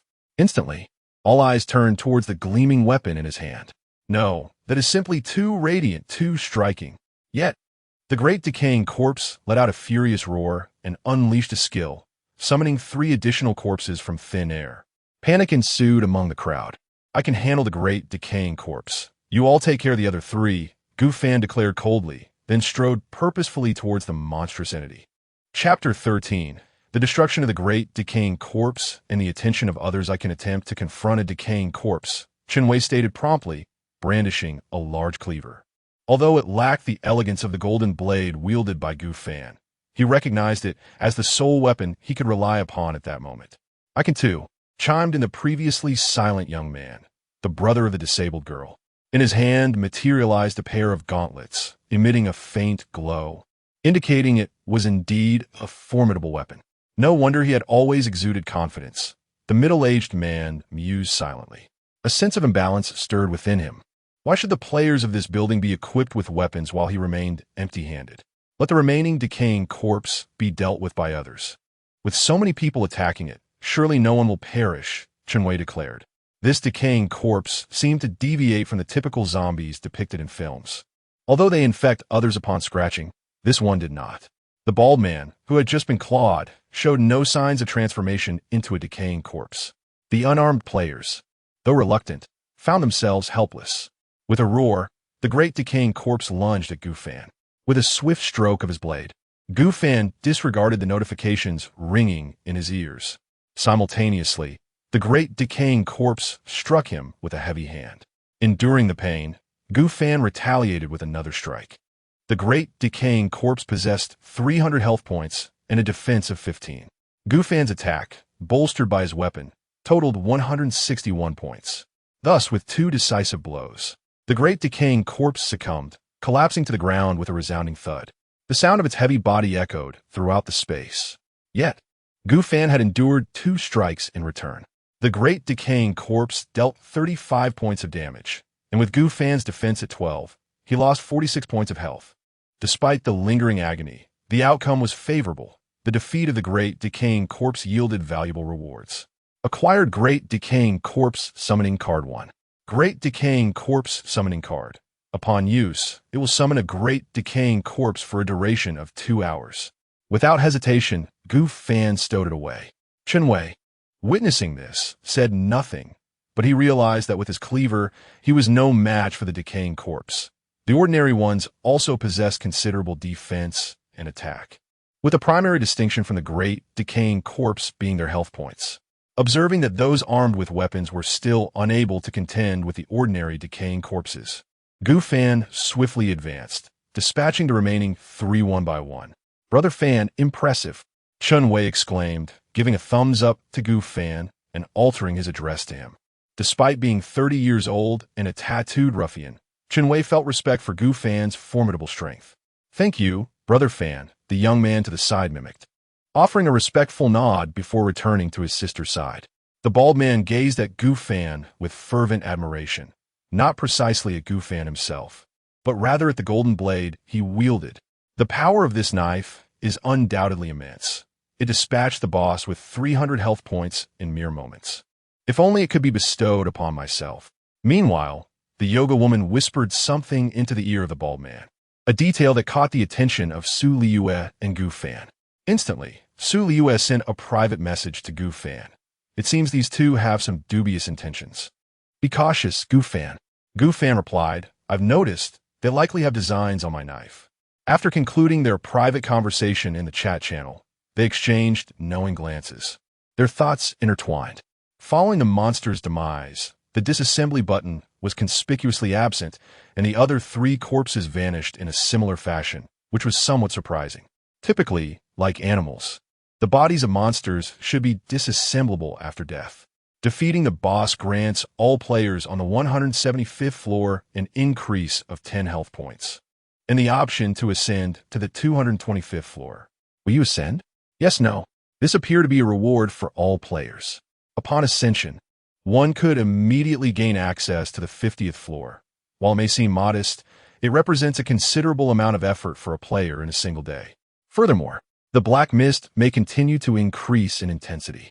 Should one ascend 200 floors in a day, they would require approximately 6 hours of sleep, excluding time for meals, restroom breaks, and rest. That's about 10 hours.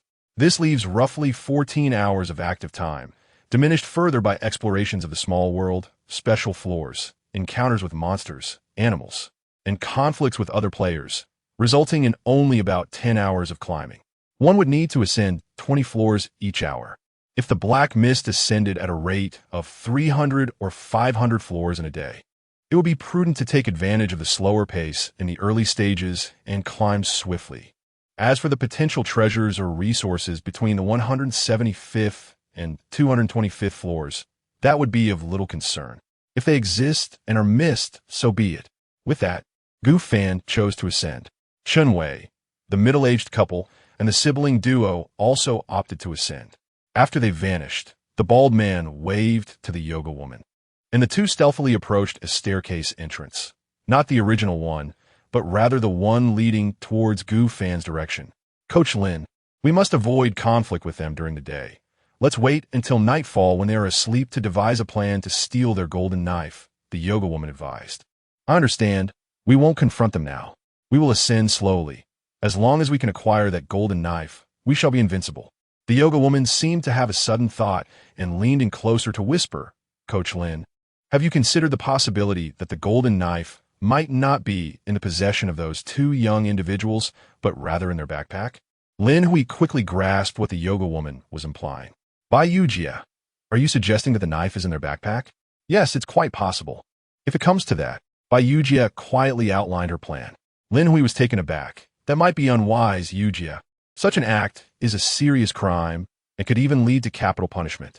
A glimmer of disdain flickered in by Yujia's eyes. Where, in this world, could one still find law? Let us not forget, this is indeed the apocalypse for humanity, a realm where the strong prey upon the weak. If you do not seize that knife, it is only a matter of time before other monsters or powerful beings bring about your demise. Under Bai Yujia's persuasion, Lin Hui, who initially intended to only steal the knife, soon found himself harboring nefarious thoughts. On the 225th floor, the corridor remained narrow. "Come on, Gu Fan. Let us ascend to the 300th floor today. I feel invigorated after my health increased by 10 points." Following the rise in his health, his lost stamina inexplicably seemed to recover as well, though it was merely the limit of his health that had augmented. The stamina increase only compensated for what he had previously lost. Subsequently, Gu Fan glanced at his attribute panel. Player, Gu Fan, teammate, Su Liyue talent, S-Class daily selection health, 69 115, current health maximum health, stamina, 72 102 attack, 11 150 defense, 12 speed, 9 status, light injury overburdened somewhat fatigued. He observed that aside from the reduction in health due to the 2 strikes from that massive corpse, whenever he wielded a weapon, a plus sign appeared alongside his original attack value, followed by the weapon statistics. Such changes ceased to manifest when Gu Fan sheathed the golden knife. Simultaneously, a new section emerged in his status, indicating the 3 conditions currently afflicting Gu Fan.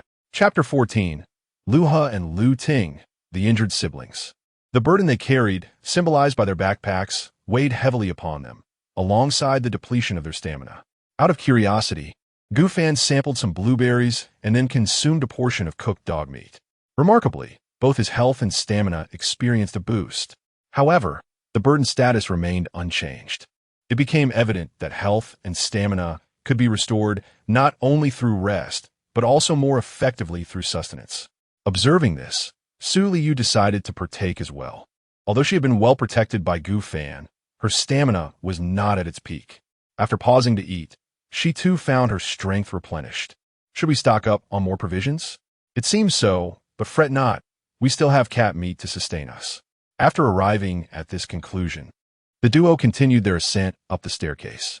Occasionally, they spotted basic resources at the corners, such as wood, stone, or refined iron.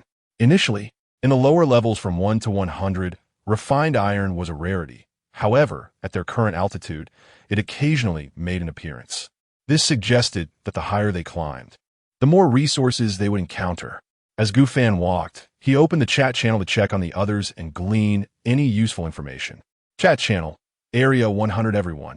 Do not sacrifice your personal development for the sake of climbing. After reaching over 300 levels, I frequently encounter the corpse monsters. Without a sharp weapon, they are quite challenging to deal with. I've noticed that the higher the level, the greater the dangers. Initially, in levels 1 to 100, we only faced dogs or cats, easily managed with teamwork, but beyond level 100, corpse monsters appear. Fortunately, their speed is moderate. A simple shove allows you to run past them and escape their pursuit. At least you are still in the hallway. I accidentally found myself trapped in a small world. I'm going to die. Upon reading this message, Gu Fan and Su Liyue halted, holding their breath in anticipation. They too were eager to understand what transpired in a small world. What is a small world? A small world is the realm behind a door. Generally, halls contain not only resources and monsters, but also pre-existing independent small worlds. Being trapped in a small world means a certain death. I am on the brink of dying. You must heed this warning and avoid remaining in a small world. The player not only cautioned everyone against lingering in a small world, but also shared 2 images. The first was a photograph of school, complete with a playground and adjacent classroom buildings.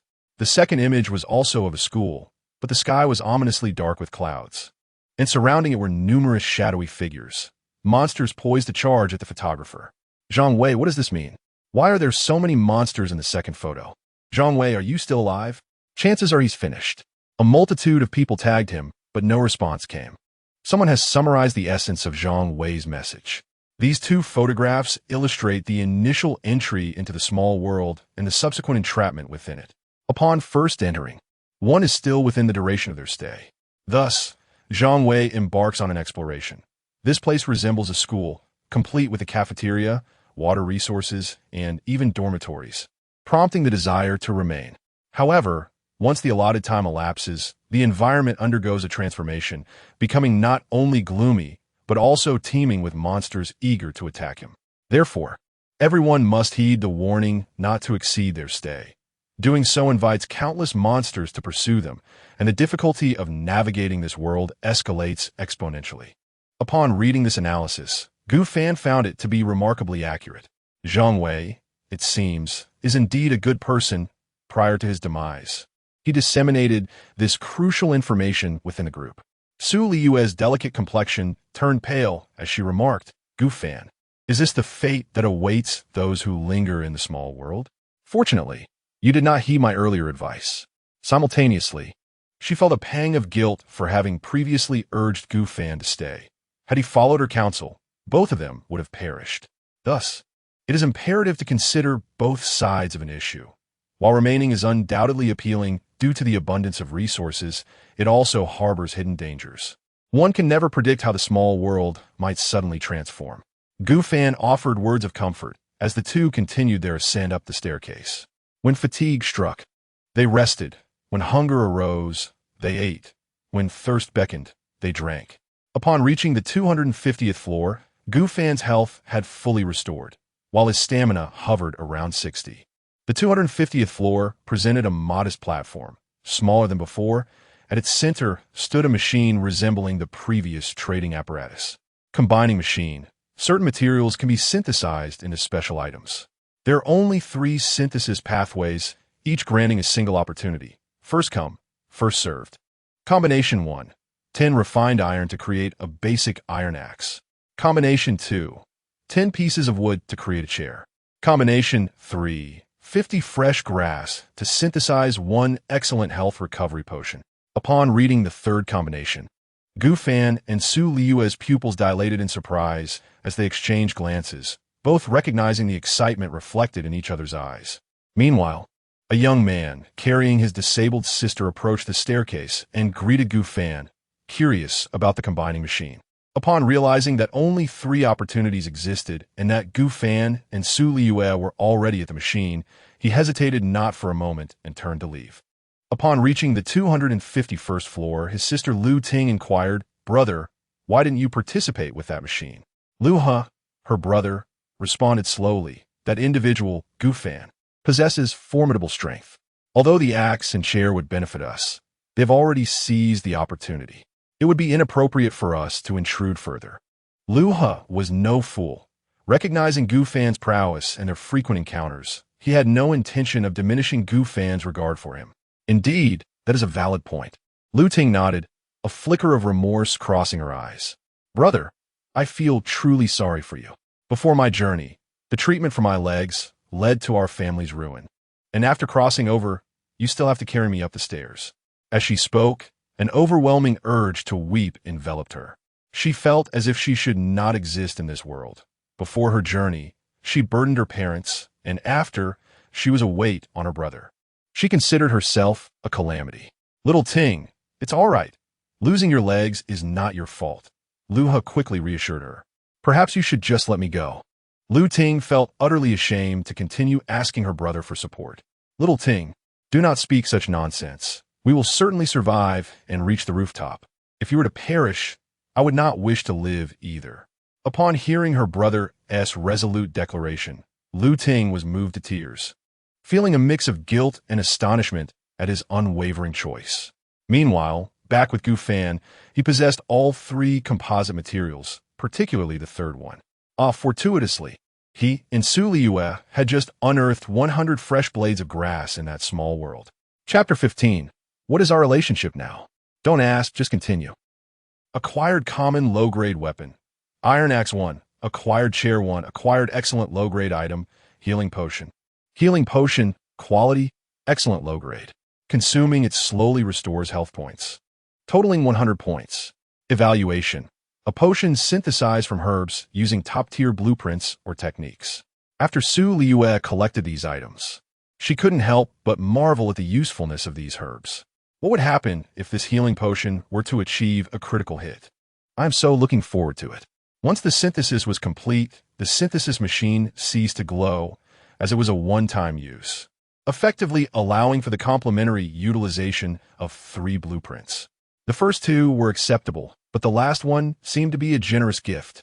Gu Fan analyzed, generally speaking, synthesizing such potions is exceedingly challenging. How could ordinary herbs so effortlessly yield a healing potion? Indeed, I also perceive it as a benefit, akin to the previous trading machine. The supplies on the ground, the world behind the door, the special floors, the trading machines, the synthesis machines, and so forth. This infinite building is truly remarkable. Thus far, we have numerous items requiring critical hits, starting with the Constitution Enhancement card, followed by the tent, Iron Axe, Healing Potion, and so on. It's all right. I can achieve critical hits one by one when the time comes. Tomorrow, we'll aim for a critical hit on the Constitution Enhancement card, and the day after, on the healing potion.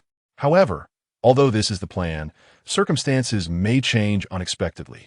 Never mind, tomorrow's matters can wait until tomorrow. Time flew swiftly. By evening, the two had climbed to the 299th floor, their legs feeling somewhat weary. Upon reaching the 300th floor, it was regrettable that it was neither a spacious floor nor a special one, but merely a narrow corner. The two decided to rest there. They took out the remaining dog meat, blueberries, and bread, enjoying a hearty meal. If nature called, they could simply find a little corner a few floors down. While they were attending to their needs, the proximity between them caused a bit of awkwardness, especially for Liyue, who was rather shy and struggled to adapt. Fortunately, during her turn, Gu Fan would always turn away. After fulfilling their meal and restroom needs, they removed their shoes and socks and entered the tent. The tent was quite small, and once again, Liyue and Gu Fan found themselves in a situation reminiscent of the previous evening, staring at each other wide-eyed.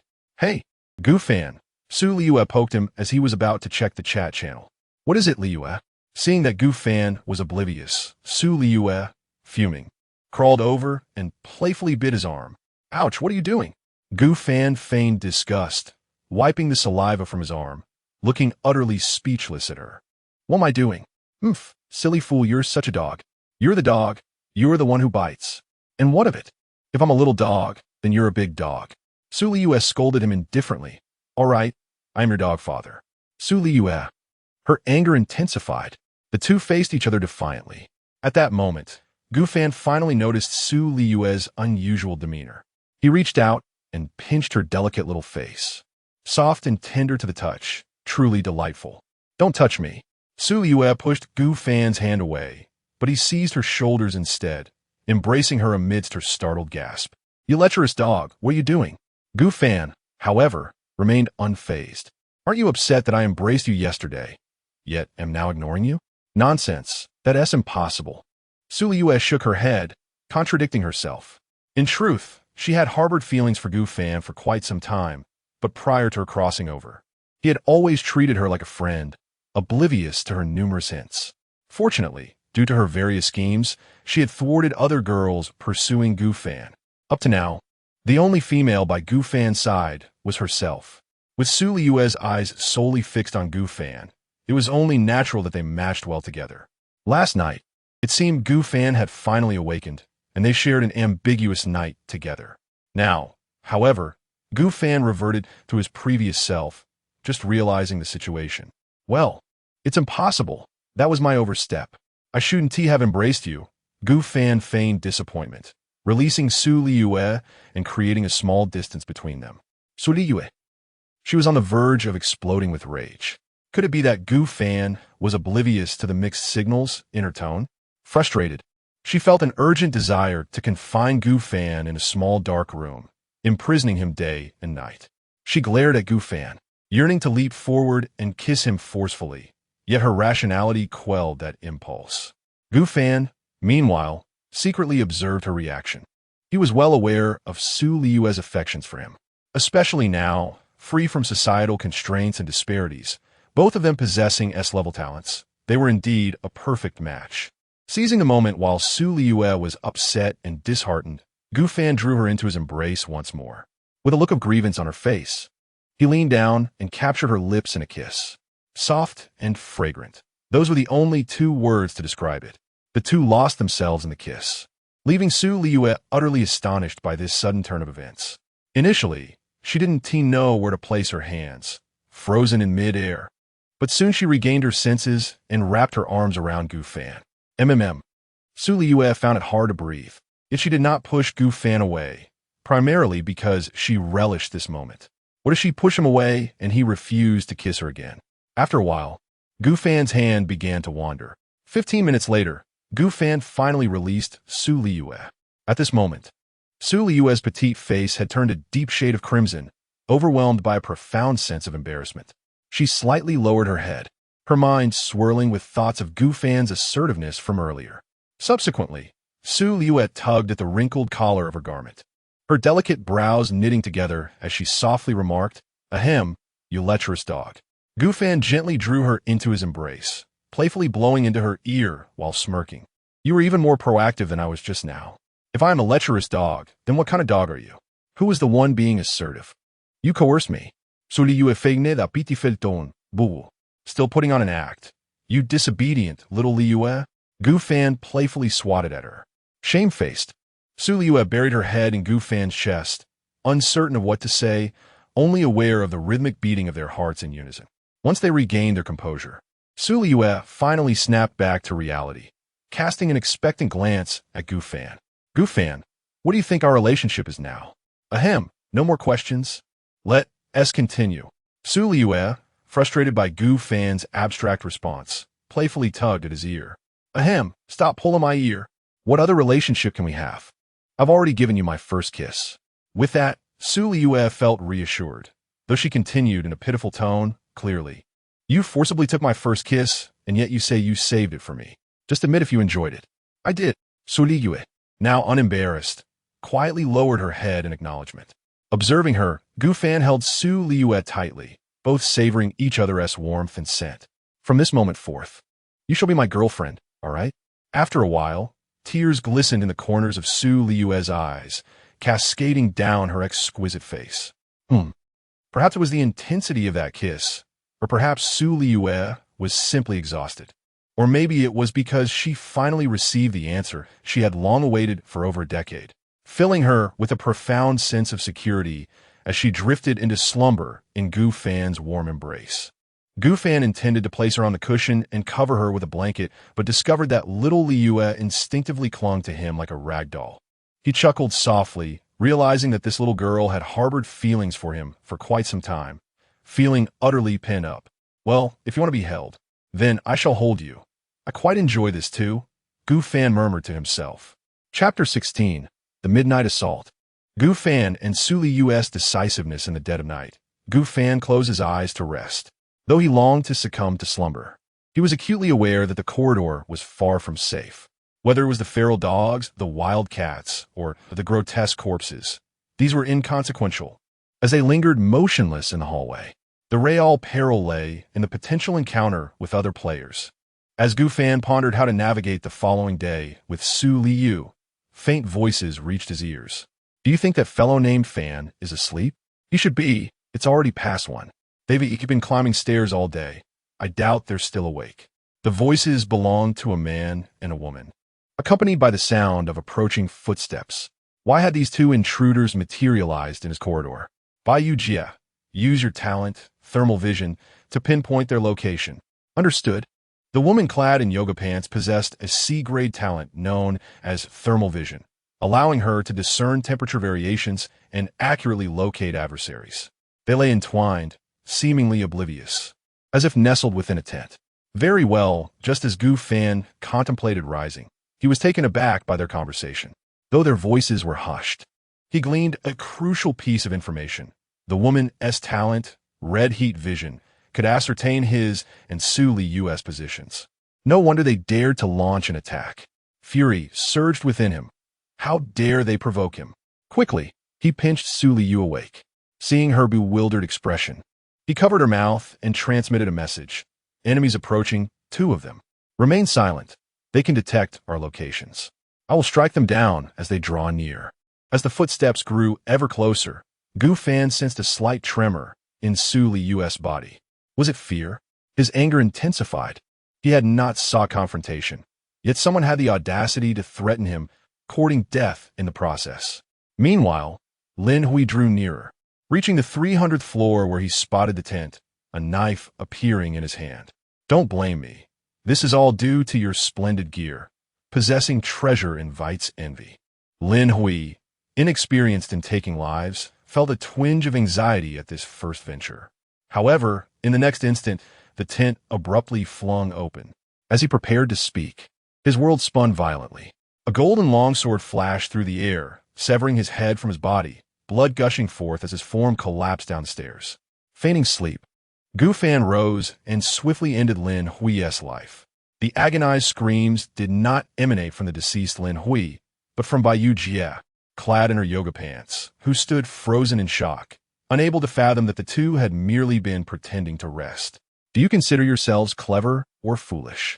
If you deem yourselves foolish, you are aware that you have attempted to seize my weapon and have used your abilities to ascertain whether we are asleep. If you believe yourselves clever, you have just divulged everything in your conversation. Indeed, had Yangcheng and Liyue not mentioned any talents, upon hearing footsteps, Gu Fan would have sat up, and Yangcheng, observing him from below, would have realized he was awake and fled. Gu Fan pressed the tip of his knife against Yangcheng's head. Feeling the chilling touch of the blade, Yangcheng was so frightened that she collapsed onto the ground, a foul liquid soaking her yoga pants. The pants were utterly ruined by her terror. Liyue also rose to her feet, both women glaring coldly at Yangcheng. "What shall we do, Liyue?"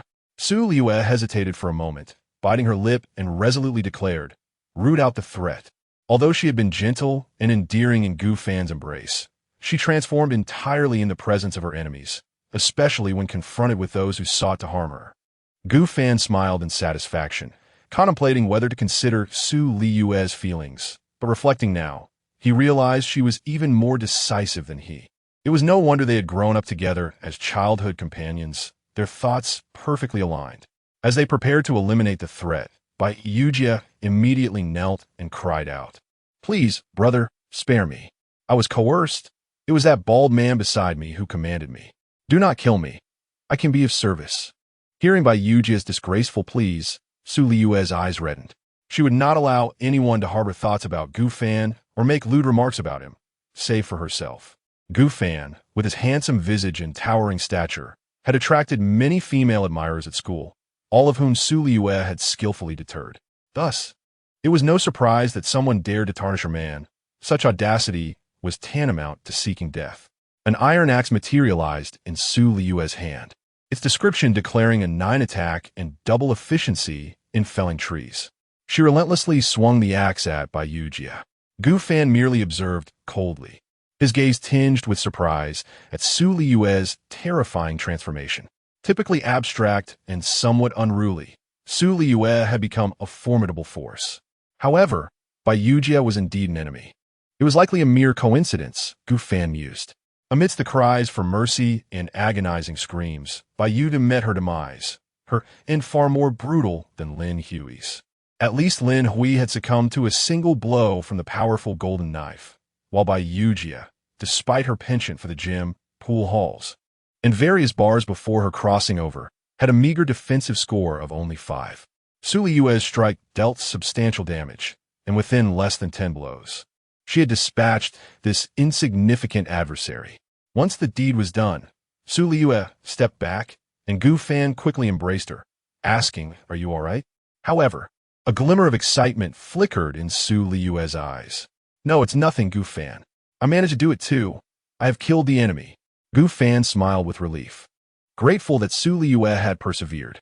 At that moment, he realized just how many admirable qualities Liyue possessed. Her dedication was beyond question. From middle school to now, she had always been by his side. More importantly, it was her decisiveness against foes and her remarkable adaptability after taking a life that stood out. Most girls, let alone taking a life, would likely hesitate even at the thought of slaughtering a chicken. "Liyue, you are extraordinary," Gu Fan praised. "I was just driven by rage at that moment," Liyue replied, scratching her head. "After all, I certainly do not wish for any other girl to be with you." "Of course not. We are each other's one and only, aren't we?" Gu Fan understood that although Liyue often appeared carefree, the events of the night had stirred her emotions greatly, and the attack had left her in need of comfort. After sharing a tender moment for a while, they pushed the bodies away and ascended to the 302nd floor, as sleeping next to corpses was rather unsettling. "Xiao Fan, you should rest now. I will keep watch for you," Liyue offered. Noticing the time had already reached 2 o'clock, Gu Fan accepted her proposal and fell asleep in her embrace. It must be said, Liyue had a delightful fragrance. Sleeping while inhaling her scent was quite a pleasure, even if it was in a humble tent. "Sleep well, my possessive dog." Liyue gazed at Gu Fan with a look of ownership, her eyes brimming with satisfaction. Day 3 of survival, Option 1. Defense 5 points, Option 2. Cream bread 100, Option 3. Water condenser blueprint 1. The voice of the system stirred Gu Fan from his slumber. To be honest, he was utterly exhausted, especially after climbing for 2 days with barely 4 hours of sleep each night. Chapter 17. Did you call me a pervert so early in the morning? As Gu Fan opened his eyes, he found Su Liyue gazing tenderly at him. You're awake? Pervert. Su Liyue exclaimed cheerfully upon seeing Gu Fan rouse from his slumber. So early in the morning, you call me a pervert, huh? Gu Fan retorted with a hint of playfulness. Are you not one? At that moment, Su Liyue felt something pressing against her leg. What is this? She wondered, and upon investigation, her face flushed crimson. All right, then I shall embrace the pervert's onslaught. Without further ado, Gu Fan leaned in and kissed Su Liyue's lips, initiating a morning kiss. After approximately 10 minutes of affectionate entanglement, Gu Fan finally released Su Liyue, leaving them both basking in the lingering warmth of their embrace. After their intimate breakfast, Gu Fan contemplated the best choice for the day as rewards. The rewards on the third day were evidently far superior to those of the first. The first option offered a boost of 5 defense points, which was self-explanatory. The higher the defense, the lesser the damage taken, potentially resulting in no damage at all. The second option presented 100 cream buns, which Gu Fan, despite his current state of food scarcity, recognized as a high-energy source due to their carbohydrate and fat density, capable of sustaining him for at least 10 days. However, the most enticing choice was the third, a blueprint for a water condenser. Could this signify the attainment of water freedom? Upon learning this, Su Liyue eagerly remarked, Indeed, but the 5 defense points are also crucial, leaving me somewhat conflicted. After a brief discussion, they ultimately decided on the blueprint for the water condenser. The potential to create a critical hit with the condenser, yielding a more precious version afterward, was too tempting to resist. What if the upgraded condenser could produce holy water capable of healing? That would be a tremendous boon, Gu Fan mused.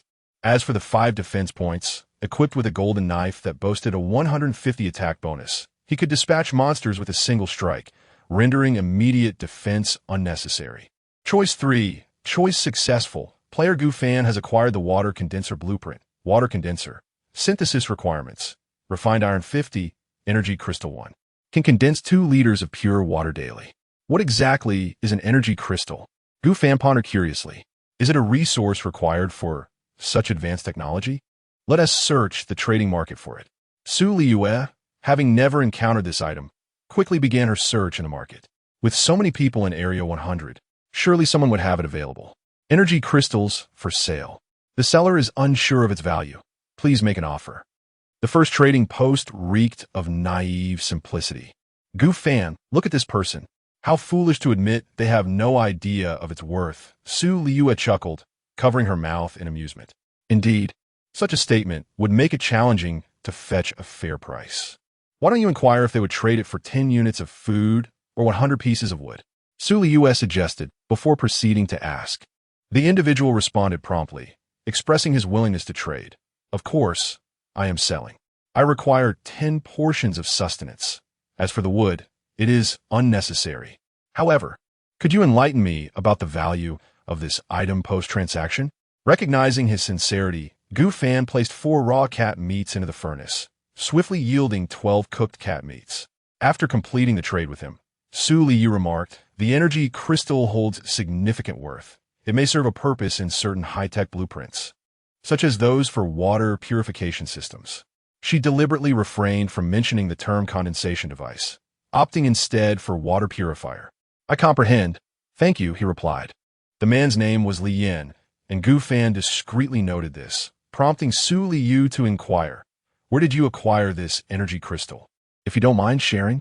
This item was obtained from a standard treasure chest, which can vary in quality from ordinary to excellent, refined, epic, and legendary, he explained. So, there are treasure chests within this corridor. It is puzzling why we did not notice them. Su Liyue expressed a tinge of envy, speculating that the scarcity of treasure chests was the reason for their oversight. No matter, we can always exchange what we lack at the trading market. Gu Fan then proceeded to craft the water purifier, which resembled a miniature drinking fountain, capable of dispensing water at the press of a button. He stowed it away. Gu Fan, should I prioritize enhancing this water purifier or the physique enhancement card from yesterday? Opt for the physique enhancement card. The water purifier is not urgent. We still have ample water for now. Seeing this, Liyue retrieved the physique enhancement card. Critical success. Ordinary low-grade physique enhancement card. Excellent low-grade physique enhancement card. Physique enhancement card. Quality, excellent low-grade. Using it increases life by 50 points, attack by 5, defense by 5, and speed by 5. My goodness, one enhancement. Liyue exclaimed, Gu Fan, should I use it? She hesitated, seemingly intent on offering it to him. Gu Fan encouraged her, yes, please use it. When we next acquire a physique enhancement item, you can bestow it upon me. Not to mention, I have daily opportunities to earn rewards that boost physique. With a sigh of resignation, Liyue decided to use it herself. In the next moment, her attribute panel transformed. Player, Liyue team member, Gu Fan talent, S-class daily critical hit. Life, 145 stamina, 110 attack, 12 defense, 13 speed, 14. Initially, Liyue's stats paled in comparison to those of adults. Yet now her physique had surpassed that of an average adult entirely. On the 18th level, in the second small world, amidst the snow-covered terrain of the 325th level, Gu Fan and Liyue finished their breakfast and, after selecting their rewards, promptly commenced their ascent of the stairs. Regrettably, upon reaching the 325th level, they found little more than some fine iron and wood scattered on the ground. Nothing else of interest was present. Liyue, having consumed a high-quality physique card, exhibited superior stamina compared to Gu Fan, effortlessly surpassing him on the stairs, which meant Gu Fan spent most of his time trailing behind her, occasionally glancing up at her Hello Kitty design. Liyue, seemingly oblivious to this, might have acted either intentionally or by mere happenstance, or perhaps a blend of both. The 325th level featured a unique circular platform, which housed a teleportation array. Upon their arrival, Chun Wei and Liyue ascended shortly after, their paths converging fortuitously. Soon after, another pair of players, a man and a woman, appeared. They were unfamiliar to Gu Fan and Liyue, though they appeared to be of similar age. The male player stood at approximately 1.60 meters, slender and diminutive, while the female player matched his stature, her face adorned with a sprinkling of freckles, possessing an above-average attractiveness. Fango, Chun Wei greeted Gu Fan with a nod. Gu Fan acknowledged him and approached the teleportation array. Random teleportation array randomly teleports players between the last 100 levels and the previous 100 levels. Good fortune may lead to the last 100 levels, while ill luck may result in the previous 100 levels. The teleportation unit is based on the initial matching team. Chun Wei and the slender male player curiously gathered closer. Isn't this akin to gambling? Chun Wei remarked, somewhat incredulous. I think I'll pass. Better to play it safe. The slender male, accompanied by the freckled girl, then departed. What if we end up jumping to the last 100 levels and land on the 220th level? That would be quite the loss.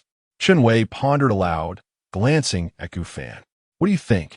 I'm inclined to take a gamble. Chun Wei grinned.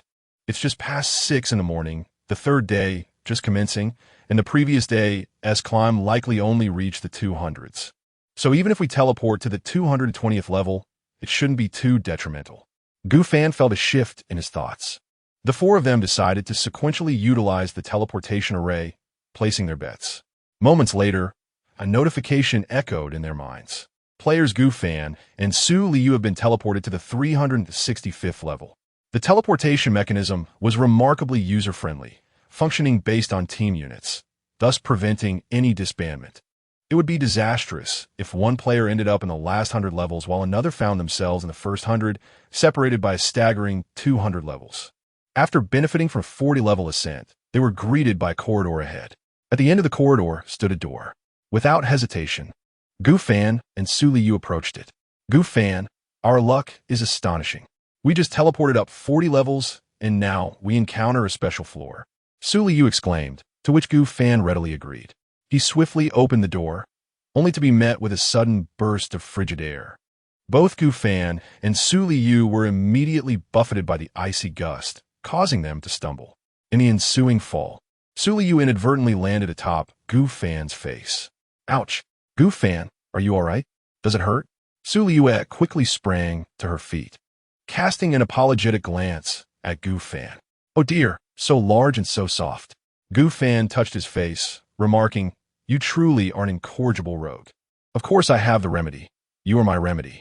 After their playful banter, they both stood up, shivering slightly as the biting blizzard howled outside. Where are we? Liyue murmured, shielding Gu Fan with her body.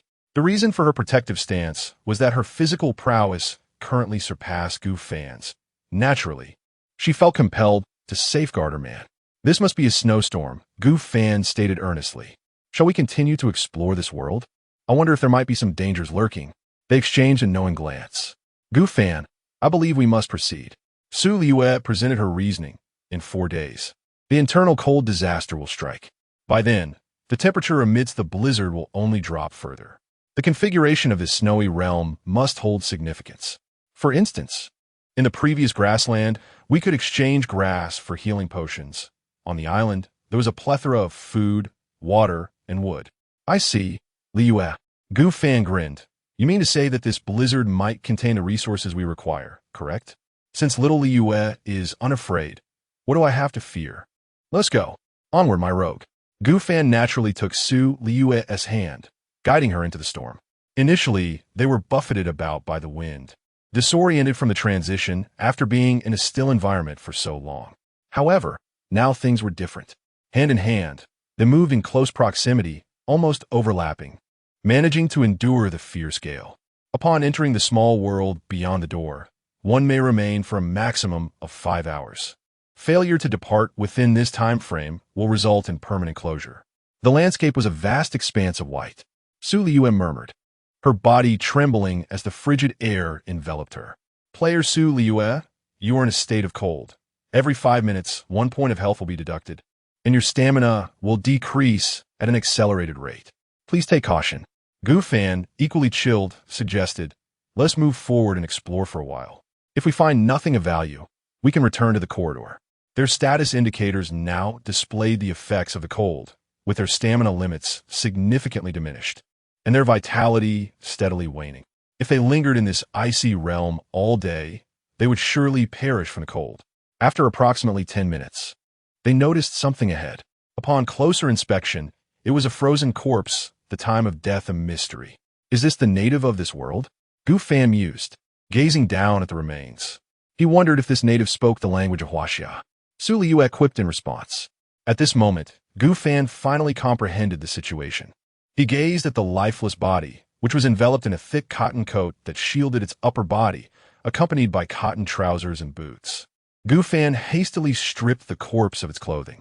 Acquired cotton coat 1, acquired cotton trousers 1, acquired cotton boots 1, acquired cotton hat 1. Now I need not fear the impending cold disaster in 4 days. Gu Fan chuckled. He then proceeded to search the body thoroughly, discovering a lighter and a lump of water frozen solid. Apart from that, there was nothing else. Regrettably, the lighter had been damaged by the frost and was utterly unusable. Gu Fan could only gather the clothing and leave the other items behind. He continued onward, hoping to find more bodies, which would be a significant boon.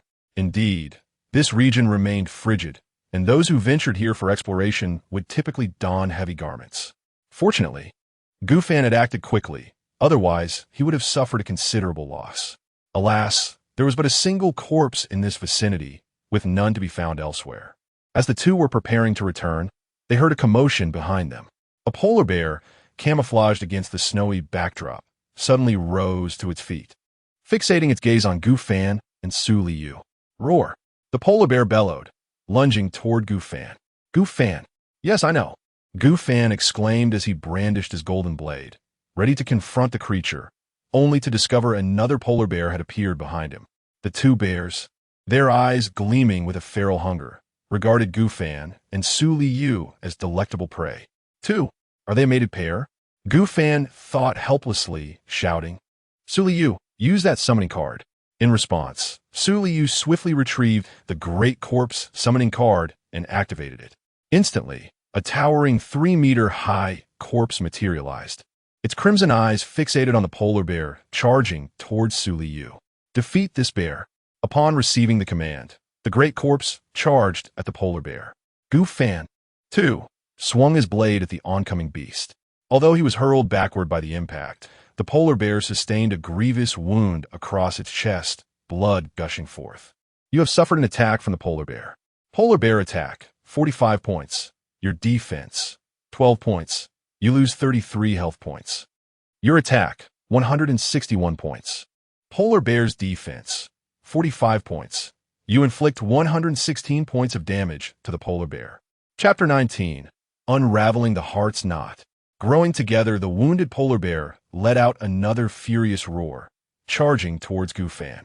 Rising despite his injuries, Gufan swung his blade once more. The polar bear retaliated with a powerful swipe. Gufan struck back, sustaining another injury, yet seizing the opportunity to deliver a fierce blow to the bear's head. 3 strikes. The polar bear's massive form bore 3 deep gashes, blood streaming forth only to freeze instantly. Nonetheless, Gufan's golden blade inflicted substantial damage, causing the polar bear to stagger and ultimately collapse at his feet. Breathing a sigh of relief, he glanced over at Liyue. At that moment, the great corpse was still entangled in battle with another polar bear, while Liyue wielded an iron axe to assist in the fray. Unfortunately, the combined efforts of the great corpse and Liyue were insufficient. They could not even breach the polar bear's defenses. Gufan's anger surged when, in the next instant, the polar bear swatted Liyue aside. She fell to the ground, writhing slightly in pain. Seeking death, Gufan charged the polar bear, aiming a thrust toward its eye. Due to your target being the polar bear's eye, a critical hit was achieved, resulting in double damage, 322 points.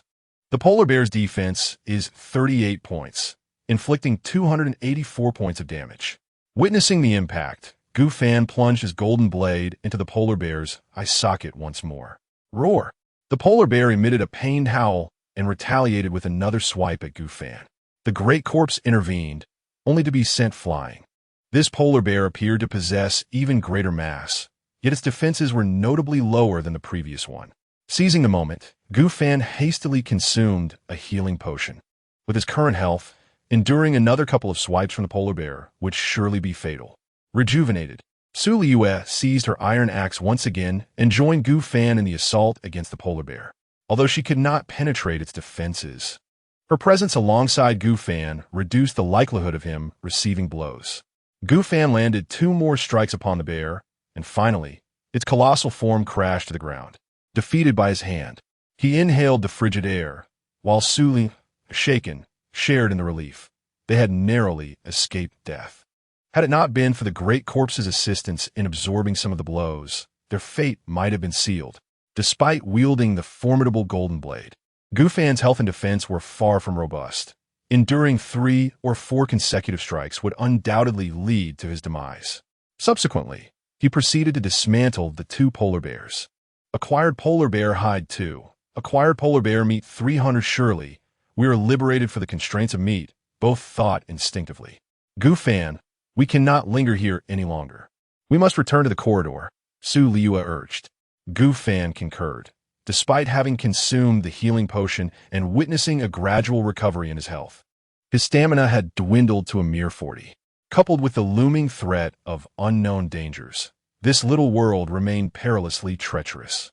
Great corpse, lead us back to the corridor. Liyue commanded. Subsequently, she pointed a direction to the great corpse. The great corpse effortlessly seized Gufan and Liyue as if they were mere dolls, carrying them swiftly toward the indicated path. This encounter resulted in significant losses of items, including summoning cards for the great corpse and healing potions, both of which had been anticipated to yield critical hits in the future. Alas, such is the way of fate. Nevertheless, ensuring their own safety remained paramount, not to mention the substantial rewards they had garnered. Upon returning to the corridor, they hastily closed the portal to their mini-world. Instantly, the temperature began to rise, and the once pale face of Liyue gradually regained some color. The great corpse continued to stand guard beside them, though it was unfortunate that its existence was limited to only 2 hours. Gufan and Liyue settled upon the steps, where he retrieved the furnace and placed 4 pieces of polar bear meat inside, adding wood beneath. It's truly perilous, Gufan. Are you all right? I saw that creature strike you at least 3 times. Liyue exclaimed, holding him tightly. It was impossible for her not to feel concerned. Had she known, she would have utilized that constitution card on him. It's fine. We have healing potions, don't we? Why the urgency, little Liyue? Gufan teased. gently grazing her still cool cheek with his finger. How can I not be anxious? Your health was nearly depleted just moments ago, Su Liyue replied, feeling a pang of guilt. Thankfully, they had returned alive and with decent rewards.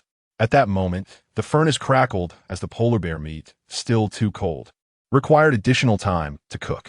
Gu Fan sighed dramatically while embracing Su Liyue. Indeed, I still need healing.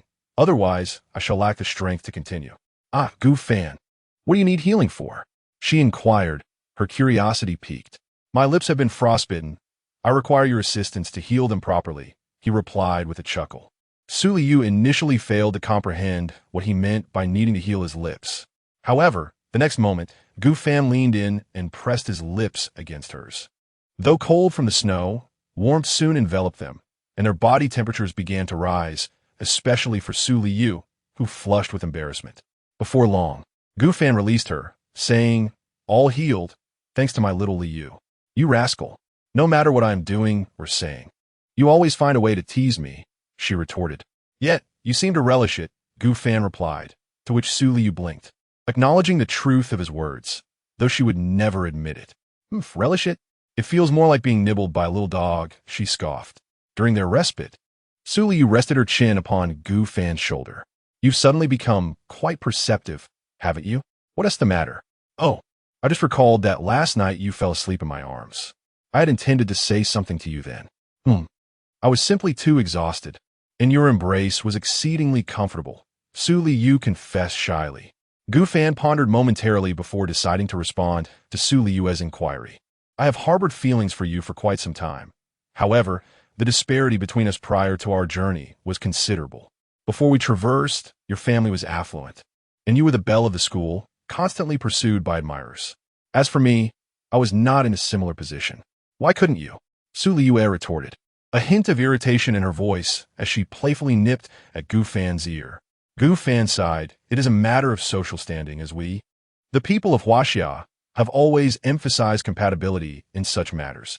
Furthermore, he hesitated, words lingering on the tip of his tongue. What else? Speak up. Su Liyue insisted, her playful demeanor reminiscent of a puppy, unwilling to release her hold on his ear. Have you not noticed that as we progressed into middle school and high school, our intimacy diminished compared to our childhood? Gu Fan suggested. Su Liyue contemplated this and acknowledged. That seems to hold true. However, during those times, there was an emphasis on propriety between the sexes and with the academic pressures of middle and high school. My parents were quite strict with me, which led to a decrease in our closeness. But college is a different story. I have hinted at my feelings for you numerous times, yet you remain oblivious. Indeed, it was a valid point. In their youth, they had frolicked without restraint, sharing baths and slumber, playing house. Adulthood, however, brought about a transformation. Gu Fan's heart was finally unburdened. Regardless of the past, those childhood memories had faded, as had their former lives. Now, they could freely embrace their relationship. Su Liyue, too, realized the futility of dwelling on past matters. What mattered most was to cherish the present with Gu Fan. Together, they would ascend the stairs of life, grow side by side, and confront monsters and adversaries. What a carefree existence. I forgive you. At that moment, the glow of the furnace dimmed, signifying that the polar bear meat had been perfectly roasted. Acquired cooked polar bear meat 12. The duo also decided to heat the pond water in the furnace. As they savored the bear meat and sipped the warm water, Gu Fan and Su Liyue felt their vitality gradually replenishing. Chapter 20. I was also compelled. After satiating their hunger and thirst, Gu Fan and Su Liyue gradually regained their health and stamina. Regrettably, the restoration of their vitality was sluggish, and complete recuperation necessitated ample rest. Not to mention, after ascending so many flights of stairs, both of their thighs ached and felt swollen. Subsequently, Gu Fan retrieved 2 bear skins, which could be donned during the cold disaster. Indeed, this padded coat is quite large. When the time comes, we shall wear the coat, drape ourselves in bear hides, and feast on roasted bear meat. We will undoubtedly weather this calamity splendidly, Su Liyue remarked. After their rest, it was already afternoon, during which the two had indulged in a mutual nap in each other's embrace. Initially, Su Liyue rested her head upon Gu Fan's thigh. Once she had rejuvenated, Gu Fan then reclined upon Su Liyue's lap. However, Su Liyue complained to Gu Fan, "I think I shall rest on your shoulder from now on. Lying on your thigh was rather uncomfortable." Gu Fan chuckled awkwardly. Could he be blamed for that? The duo resumed their ascent. 370 floors, 375 floors, 380 floors, until they reached the 400th floor. The 400th floor revealed a corridor, notable for the two floating azure coins suspended in midair. They resembled the gold coins from a game, albeit in a blue hue. Upon approaching, Gu Fan noticed Survival Coin 1. Survival Coin? Su Liyue inquired curiously. Is this akin to the currency we possessed before our journey? What purpose does it serve? Never mind, let's collect these 2 survival coins for now, Gu Fan replied. Intrigued, he then opened the chat channel to see if anyone had encountered this phenomenon. Gu Fan, everyone, I have acquired 2 survival coins. Do any of you know their purpose? Survival coins? I can't believe such a thing exists. I've climbed over 300 floors and have yet to see one. Indeed, they are exceedingly rare. I only possess 1 thus far, but I am unaware of its function. Same here, I have 3, but I have no idea what they do. Everyone, I know their purpose.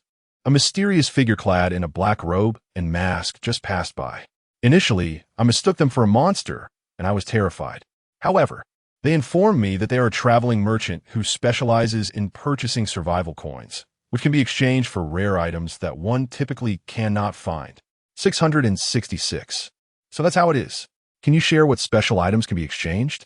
It seems they mentioned items, blueprints, and even skills. Skills. Are these the types of skills found within the game? Presumably so. Our physical attributes have now materialized, so acquiring skills would be quite natural. Gu Fan was astonished by how swiftly responses flooded in after he sent his message in the chat channel. It appeared that many had ascended the stairs quite rapidly, and beyond the 400th floor, there was a probability of encountering survival coins. Gu Fan pondered thoughtfully. At the end of the corridor stood yet another door. Without hesitation, Gu Fan opened it. Immediately, he was met by a man and a woman. The man was robust and muscular, while the woman bore a striking resemblance to him, suggesting they were siblings. Gu Fan's expression shifted as he realized that, astonishingly, the other side also led to a corridor and a staircase. This door connected to another stairwell and hallway. Just as Gu Fan opened the door, the players across from him also happened to do the same. The 4 exchanged glances, and then the burly man declared, "It seems this door has the functionality to connect different corridors." Gu Fan nodded, remarking, "This design is rather uninspired. Let's move on." With that, he closed the door, intending to continue ascending with Su Liyue, only to find his path obstructed by a black barrier. Gu Fan's expression darkened. Simultaneously, a notification chimed in his ear. Special level, double duel. Double duel. Both parties must engage in combat until only one team remains to unlock the restriction from the 400th to the 401st level. The restriction is not applicable to the stairwell, but is set against the players. Su Liyue's face mirrored his unease. How can this be? What kind of rule is this? Their agitation stemmed not from an inability to kill. After all, they had previously dealt with Lin Hui and Bai Yujia. However, the stakes were different now. This was a forced confrontation. Gu Fan, we have no other option, do we? Su Liyue murmured. Indeed, only one of us can ascend. Failure to do so guarantees our demise, Gu Fan replied, regaining his composure. Moreover, we cannot traverse through other corridors or platforms to reach different stairwells. This restriction is specifically targeting us as players. The door at the end of the hallway opened once more. The sibling duo stood there, one wielding a stick and the other a hoe, evidently their chosen weapons. It appeared they had received the same notification as Gu Fan and were intent on taking action against him. Apologies, little brother, but we are left with no choice. The burly man shouted, convinced he could effortlessly eliminate Gu Fan, which stirred a pang of guilt within him. After all, Gu Fan was not as physically imposing and appeared to be a naive, youthful university student. Charging forward with a stick, he aimed a blow at Gu Fan. With a deep sigh, Gu Fan summoned his golden knife, its brilliance illuminating the space. He swiftly slashed at the man's neck, blood gushing forth, yet he did not perish. How is this possible? This weapon. The man possessed an A-rank dual constitution, granting him double health, stamina, attack, defense, and speed from the outset. Thus, it was no wonder that despite Gu Fan wielding a knife with an attack power of 161, he could not fell the man with a single strike. "Oh, I didn't expect you to possess some strength," Gu Fan exclaimed, and before the words faded, he swung his blade once more. The bewildered man, surprisingly agile, quickly leaned back to evade the attack, fear flickering in his eyes. What kind of weapon is this? Why does it inflict such high damage? He had deducted more than 130 points of health. One more strike, and he would perish. "My apologies, brother, but I am compelled to do this." Gu Fan sighed inwardly.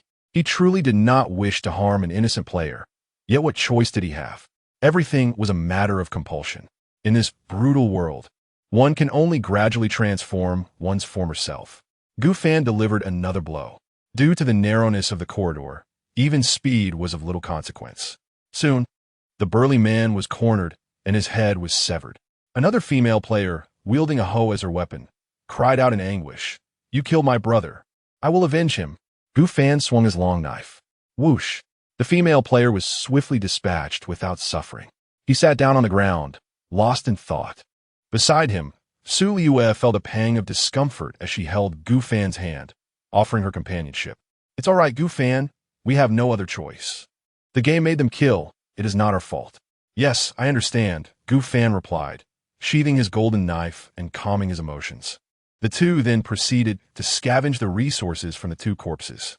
Acquired ordinary low-grade weapon. Stick 1. Acquired ordinary low-grade weapon. Hoe 1. Acquired chips 3.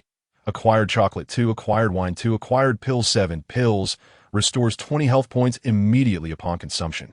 Robbing others of their resources is indeed far swifter than scavenging for oneself.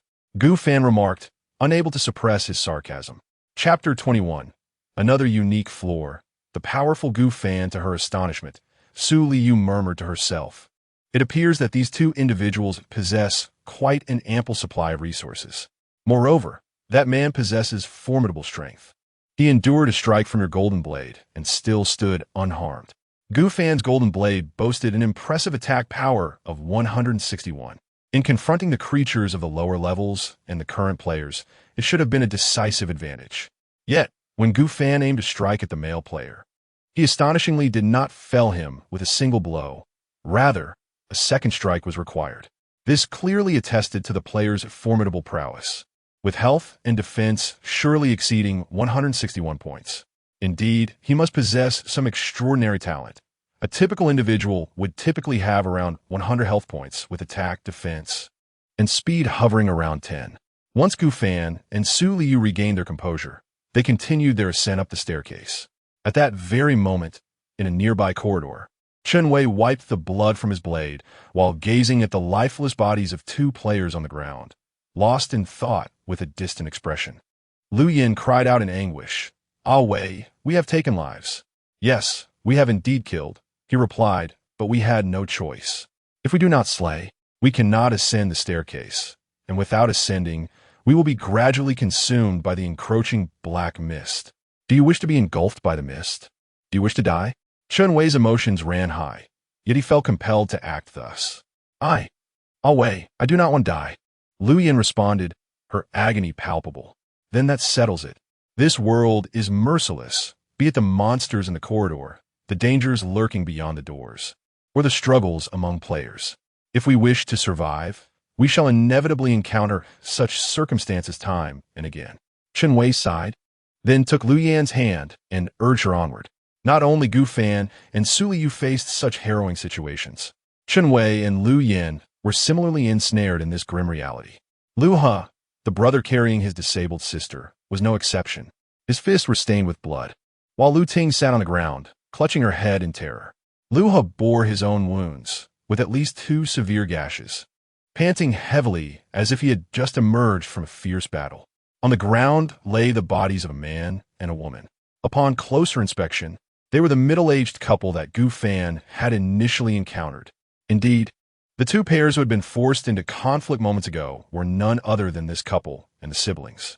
Brother, Lu Ting, with wounds marring her face, held back tears not from pain, but for her brother, Liyue. He disregarded the fallen supplies and hurried to her side, embracing her while gently caressing her injuries. Shouting, "Are you all right? Brother is taking care of those two beasts. I'm Fine. Brother, I understand you. Do not be afraid. I will always be by your side." Lu Ting did not utter phrases of denial like "brother, we have killed," nor other words to escape reality. Instead, she comforted her brother, assuring him that she would remain with him. Lu Ting understood that persuading Lu He to abandon her was an impossibility. It was far more beneficial to provide him with ample emotional value. It seemed. This was the only worth she had left. That is well, that is well. Subsequently, Lu He, with a frigid demeanor, earnestly declared, shouting, "From this moment forth, should anyone dare to harm you, I, your brother, shall not show mercy. I will protect you unceasingly for all eternity. Brother, I love you." At that moment, Gu Fan was still ascending the stairs with Su Liyue, oblivious to the occurrences surrounding other players, unaware that familiar faces like Chun Wei and Lu He had endured similar fates as his own. Their objective today was to reach the 470th floor. By ascending just a little more each day than the last, they would steadily increase the distance from the encroaching black mist. Even if the mist were to accelerate significantly in the future, they would have ample room for error. Upon reaching the 450th floor, they encountered yet another sealed level, with an insurmountable black barrier obstructing their passage from the 450th to the 451st floor. To compound their misfortune, their journey from the 401st to the 450th floor yielded no useful supplies. They had managed to acquire merely 2 bottles of water and 5 pieces of wood. Given their recent experiences in that island-like world, they were now quite adept at managing water and wood. At that moment, Gu Fan and Su Liyue could only sit idly on the steps, awaiting the arrival of other players. Apart from their staircase, there were only 2 other stairways, each occupied by 2 teams of players ascending. Finally, after 10 minutes, they began to arrive, one after another. Among them were the familiar faces of Chun Wei, Lu Yan, and the sibling duo, Lu He and Lu Ting. "It's us again," Chun Wei chuckled. "It seems we 3 are rather fortunate." Gu Fan merely offered a polite greeting. Soon, as the 6 of them gathered, an alert resonated in their ears. The 450th floor is a special level, a monster hunting floor. Various monsters will soon appear, all of which are of ordinary quality. 3 teams of players must collaborate to confront the monsters. Each monster slain will yield 1 point, and a temporary leaderboard will emerge. The 6 players on the leaderboard will receive different rewards based on their scores. No sooner had the announcement concluded than 3 pitch-black corpses materialized before them. The expressions of the group shifted. They had not anticipated facing numerous monsters on this level. Lu He felt a surge of anxiety, fearing that he might abandon his sister, leaving her vulnerable to a sneak attack. Shouting, "Stay behind me and hold on tight. I will keep you safe." Brother, please be careful." Concern radiated from Shouting's eyes. In contrast, Gu Fan and Su Liyue were unfazed. One wielded a golden dagger, capable of inflicting devastating damage, dispatching a common monster with a single strike. The other possessed a physical enhancement card that granted remarkable resilience, unmatched by anyone present. Chun Wei brandished his machete and charged forth, striking the corpse with a powerful blow, which only left a faint mark upon its chest. It barely registers. With only a standard machete and lacking any special abilities, it proved a formidable challenge to confront even a creature of ordinary caliber. When 2 players engage in combat against a common-level monster, it is manageable. Thus, Lu Yan brandished a machete, striking the decaying corpse, declaring, "I will join you." It appeared that Chun Wei and Lu Yan had also amassed considerable spoils, having acquired at least 2 weapons. However, Gu Fan stepped forward, brandishing a golden blade, dispatching a decaying corpse with a swift strike, subsequently claiming the heads of the corpses that Chun Wei and Lu Yan had been tackling. Points earned 3. You currently rank first among 6 participants. Lu Yan expressed her displeasure, for it was evident they had targeted the creature first. Chun Wei, however, restrained Lu Yan, shaking his head. Gu Fan, aware of their potential dissatisfaction, articulated his rationale. In this realm, strength speaks volumes. The higher the rank, the more rewards one reaps. I have no reason to decline this bounty. Lu Yan recognized that she would have acted similarly, Thus her irritation subsided somewhat. Subsequently, all the approaching corpses fell to Gu Fan's blade, leaving the four spectators to observe in awe. Liyue, devoid of fear, chose to sit on the steps alongside his sister, quietly witnessing Gu Fan's massacre.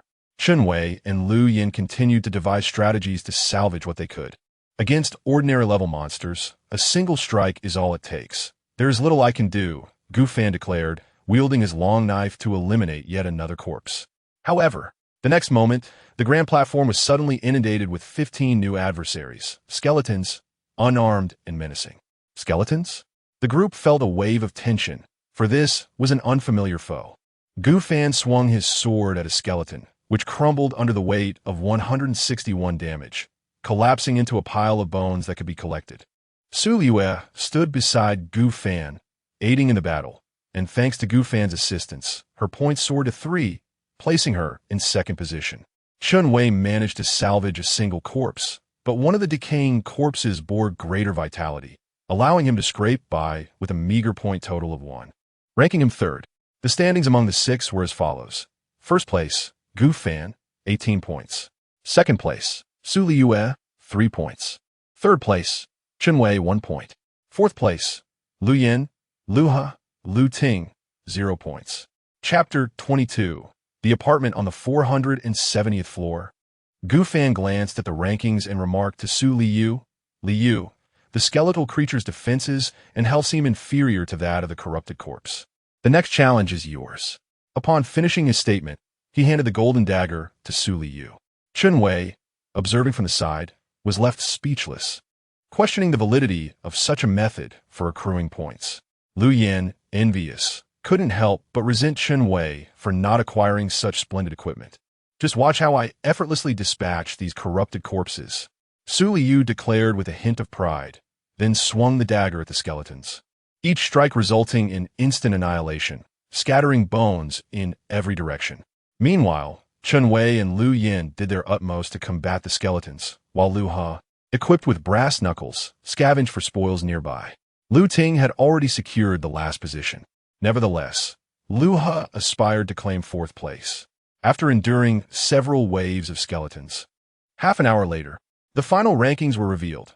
First place, Gu Fan, 35 points 2nd place. Liyue, 30 points 3rd place. Chunwei, 7 points 4th place. Liyue, 5 points 5th place. Liu Yin, 3 points 6th place. Liu Ting, 0 points. A total of 80 monsters appeared in succession, gradually defeated by the 6 participants. When Liyue wielded the golden dagger, should her score approach Gu Fan's, she would generously allow him to continue hunting, ensuring his position at the top. Gu Fan noticed this subtle detail, feeling a warmth in his heart. Truly, she was a remarkable ally. He resolved to reward her later that evening. Player Gu Fan ranks first, receiving 10 points to allocate to any attributes: health, stamina, attack, defense, or speed. Player Liyue ranks second, receiving 8 points to allocate to any attributes: health, stamina, attack, defense, or speed. Chunwei, in 3rd place, received 6 points. Liyue, in 4th, obtained 4 points. Liu Yin, in 5th, garnered 2 points, and Liu Ting, as a physically disadvantaged player, naturally finished last, receiving no points at all. Such was the consequence of her frailty at the game's outset. Truly impressive, Brother Fan. Our gap will only widen from here, Chunwei remarked with a smile. Liyue echoed his sentiments. Indeed, a swift start leads to continued success. It was merely luck. Had you begun with better weapons, you could have achieved the same. Gu Fan feigned modesty, stating, I am merely fortunate. After a moment's hesitation, Chunwei suggested, Gu Fan, why don't we add each other as friends? It is inevitable that we will encounter one another on many forthcoming floors. The proposal received unanimous approval. The friend-adding feature was part of the chat channel's functionality, allowing players to connect virtually as well as in reality. Gu Fan's friend list contained but one name, Liyue. However, Chunwei and Liyue can be considered as decent individuals, prompting Gu Fan to accept their friend requests. One of them, despite having an advantage at the outset, chose to assist in reclaiming the milk from the elementary school student, even returning it to the child. The other, unwavering in his determination, steadfastly carried his limping sister on his back, step by step. They appear to be anything but malevolent. Nevertheless, this does not imply that Gu Fan would lower his guard. Human nature is intricate and unpredictable. One can never foresee the challenges that lie ahead in the days of ascending the stairs. After adding each other as friends, the group resumed their ascent, each returning to their respective stairwells. Gu Fan gently embraced Su Liyue, leaning back momentarily before pulling her closer for a small sip. Embarrassed by the unexpected affection, Su Liyue playfully shoved Gu Fan, exclaiming, "What are you doing, you rascal? Since my little Liyue has propelled me to first place, I must reward you appropriately." Is that truly a reward? It feels more like bullying. Isn't bullying just your version of a reward? Pondering this for a moment, Su Liyue realized it might indeed be the case. She found immense pleasure in Gu Fan's affectionate surprises, even if they lacked decorum. Her fondness for Gu Fan was undeniable. After a brief moment of intimacy, they began discussing how to allocate their attribute points. Gu Fan hesitated before stating, "Liyue, have you noticed that as we climb higher, our pace has significantly slowed down? It's nearly evening now, and it took us about 1 or 2 hours to ascend from the 400th to the 450th floor. Adding the time wasted in the previous small world, defeating players and monsters, it's already past 6 in the evening. That does seem to be the case ordinarily. An average person could ascend 20 floors within 10 to 30 minutes. Yet, Gu Fan and Su Liyue found their progress increasingly sluggish, attributed not only to fatigue from their previous climbs and restless nights, but primarily due to the weight they bore. Gu Fan explained thus, "We should prioritize allocating our upcoming attribute points to stamina and speed, which will make our climbs less burdensome and quicker. All right, I'll allocate 8 points to stamina and 4 points to speed, splitting them evenly." Following Gu Fan's distribution method, his stamina reached 107 points, while his speed increased to 14 points. Su Liyue, on the other hand, boasted a speed of 18 points and stamina of 114 points. Truth be told, Su Liyue consistently outperformed Gu Fan in both stamina and speed, which is why her inventory contained more items than his, with the majority of resources allocated to her. Yet, this was merely a temporary situation. Eventually, Gu Fan's physique would surpass Su Liyue's, thanks to his unique talent of daily selection. After the distribution, Gu Fan felt a newfound lightness in his body. Upon reaching the 470th floor, they arrived at a corridor. This corridor had only one staircase entrance, alleviating concerns about others approaching. At the corridor's end stood a grand door. Gu Fan, filled with curiosity, approached and opened the door, revealing a cozy bedroom. Directly facing the entrance was a large pink bed adorned with a pillow and a quilt, all in delicate shades of pink, accompanied by a subtle fragrance wafting through the air, suggesting it belonged to a young lady. To the left of the bed stood a spacious white desk, above which hung a mirror, alongside 2 unidentified foundations. On the right side, another door awaited. Gu Fan walked over and opened it, discovering a bathroom complete with a toilet and a shower. Additionally, there was an air conditioner and a washing machine. It was indeed a perfect single apartment.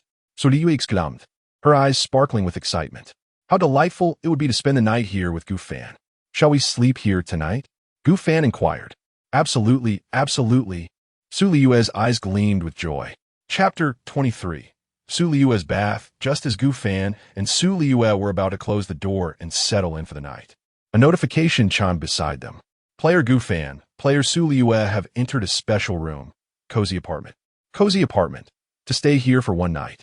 A rental fee must be submitted, which can be either 1 survival coin, 50 wood, 30 stone, or 10 refined iron. Please choose one method to submit the rental fee. Failure to submit within 5 minutes will result in the eviction of players Gu Fan and Su Liyue. After the rental fee is submitted, other players will be unable to access the cozy apartment from the hallway. Su Liyue was taken aback, questioning, "Do we really need to submit resources for a special room?" Gu Fan responded, "It's not surprising. Look around. Everything is quite complete here. There is a bed, a bathroom, air conditioning, a washing machine, and even a mirror. The rooms we encountered earlier were exceedingly rudimentary. This is naturally different. Are we staying here tonight?" Su Liyue blinked, gazing at Gu Fan with a charming look. "Of course, we have more than enough resources." After a brief discussion, they decided to use stone as their rental payment. The reasoning was straightforward. would serve as fuel for the furnace and was quite useful, while refined iron was a material for various high-tech applications, such as the water condenser. Stone, however, had proven less useful thus far, despite their considerable collection. Naturally, there were likely other blueprints requiring stone, but they had not yet encountered them. As for survival coins, they were rumored to be a scarce resource. Gu Fan had only accumulated 2 thus far. 30 stones have been submitted as rental payment. Please vacate by noon tomorrow, or further random deductions will occur. Su Liyue retrieved the water condenser, which had been nestled in her backpack all day, untouched by the outside air and thus unable to condense water. Only at night could they take it out to gather moisture from the air. Subsequently, the 2 extracted fresh polar bear meat from their backpacks, as it was the most effective for restoring stamina and health. In contrast, cat meat had a sour taste and an unpleasant flavor, making it far inferior to polar bear meat, which is why it remained uneaten. After grilling the meat in the furnace, Gu Fan and Su Liyue enjoyed a delightful meal together, particularly Su Liyue, who relished her food, smacking her lips and leaving her face glistening with grease. Both felt immensely satisfied after their feast. Once they had eaten and drunk their fill, they rested briefly. Su Liyue scratched her body and asked, "Gu Fan, may I go take a shower?" "Yes, go ahead, wait." Just as Su Liyue was about to head to the bathroom, she heard Gu Fan call out to her. "What is it? Let me savor the essence of you." Gu Fan embraced the slightly sweaty Su Liyue and planted a kiss on her. Su Liyue retorted, "You lecher. I suspect you are a perverted fiend, a shameless old rogue." Gu Fan shook his head solemnly. "Hold on, let me clarify. What? You're trying to say you're neither a pervert nor shameless?" Su Liyue raised an eyebrow, feeling that this scoundrel dared to indulge while shying away from accountability. "I am alive, and I am not old." Su Liyue was at a loss for words. Her perception of Gu Fan's audacity reached a new zenith. How brazen can one be? Just as Su Liyue was preparing to take a bath, Gu Fan noticed a cabinet beside the bathhouse. Curiosity piqued. He opened it to find 2 sets of pajamas, both in a delightful shade of pink. "Pajamas here," Su Liyue remarked, marveling at the fact that for merely 30 stones, she resided in such an opulent apartment. What a steal. With a mischievous grin, she took 1 set of pajamas and slipped into the restroom. Moments later, she opened the door slightly, peeking her head out and gazing longingly at Gu Fan. "What's the matter, Liyue? You better not come in. If you do, I will knock you out." Su Liyue feigned a ferocious demeanor to caution Gu Fan. He pondered deeply. This little girl was indeed shy. Yet, it struck him that despite her fierce words, she always rebuffed him verbally while secretly reveling in their mischief. Each time he kissed her, a blush graced her cheeks, confirming everything. So, was she just reminding me? Gu Fan smirked. Nevertheless, he quickly dismissed the thought. If he were mistaken, it could lead to complications. They had only recently become a couple, and rushing things might not be prudent. Listening to the sound of water from the adjacent bathroom, Gu Fan struggled to contain his restlessness. Behind a restroom door, Su Liyue turned on the shower, gradually shedding her clothes while casting glances toward the door. Noticing no movement, she exhaled a slight sigh of relief. Yet, inexplicably, that relief was tinged with a hint of disappointment. Once she had removed her dress, Su Liyue took off her glasses and the upper half of her outfit, stepping gracefully into the shower, reveling in the warmth of the water. Reclining on the bed, Gu Fan, feeling somewhat bored, opened the chat channel to see if any intriguing information awaited him. Chat channel, Area 100. Has anyone encountered the special floor of Double Duel today? Double Duel? What is that? I encountered this floor. The requirement is to engage in combat with players you meet upon opening the door. Only the surviving team can ascend to the next staircase. My daughter was killed by the opposing team, and I was gravely injured. Alas, although I managed to eliminate them, I lost everything. Cursed rules. Wow, such cruel rules. Well, if you don't open the door, you should be fine, right? It's easy for you to say. You have no idea what lies behind the door. If there are abundant resources back there, wouldn't it be a waste not to open it? Indeed, ordinary players might hesitate to open such doors. They could harbor terrifying monsters or even mandatory tasks, like the double duel. However, most ambitious players opt to open the door, taking a gamble. If they encounter a resource-rich, low-risk small world, wouldn't that be a tremendous win? Mandatory tasks? Aside from the dual confrontation, has anyone encountered such instances? Gu Fan inquired with curiosity. Oh, upstairs. Are you the esteemed Gu Fan who was the first to slay a monster and recently sold cooked meat in the trading market?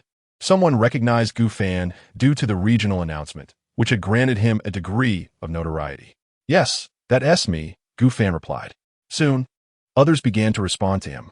There are indeed mandatory tasks, such as requiring players to submit certain resources.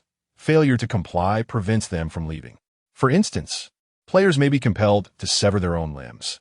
If they refuse, they are similarly confined. In summary, the risks are considerable. Generally speaking, upon entering special floors or rooms, players must complete certain mandatory tasks. For example, some special layers are designated as boss layers, requiring several players to confront a single boss. A grave look crossed Gu Fan's eyes. Special floors, special rooms, or rather, a combination of both. For instance, the earlier boss layer, the dual confrontation, and the monster-slaying layer are all categorized as special floors. However, the prerequisite for the dual confrontation is that two players must simultaneously open the door to activate this special layer. It is complex, yet comprehensible. At that moment, Liyue emerged from her bath, clutching her soiled clothes and donned in a pristine set of pajamas. She tossed the dirty laundry into the washing machine and lay down on the bed. Hey, I've finished my bath. It's your turn now. Chapter 24. The Art of Insight. An extraordinary ability. Gu Fan's gaze fell upon Liyue. Her loose pink pajamas enveloped her slender, yet alluring figure like a cloud. Without a hairdryer, she could not dry her hair. Droplets of water cascaded from the tips of her hair, trailing down her neckline and leaving darkened imprints on the silk fabric. Her damp strands clung softly to her cheeks, accentuating her already exquisite visage, which appeared even more radiant and fair. The black-framed glasses lent her an air of innocence. Fresh from her bath, the bespectacled maiden in pink pajamas emanated both purity and desire. Who could truly understand? Dear family? Sensing Gu Fan's penetrating gaze, Liyue's rose-tinted lips pressed together slightly, as if on the verge of speaking, yet adding an inexplicable touch of endearing shyness. What are you looking at? Liyue murmured weakly. You shouldn't think of doing anything to me. You haven't bathed yet. You're all sweaty and dirty. Gu Fan was rendered speechless. He had said nothing, yet Liyue was already flustered. So, it seems bathing is the key, right? Gu Fan inquired with curiosity. Well, that's not acceptable either. Liyue curled up in bed, retreating into the covers, only her head peeking out. Gu Fan proceeded to take a shower.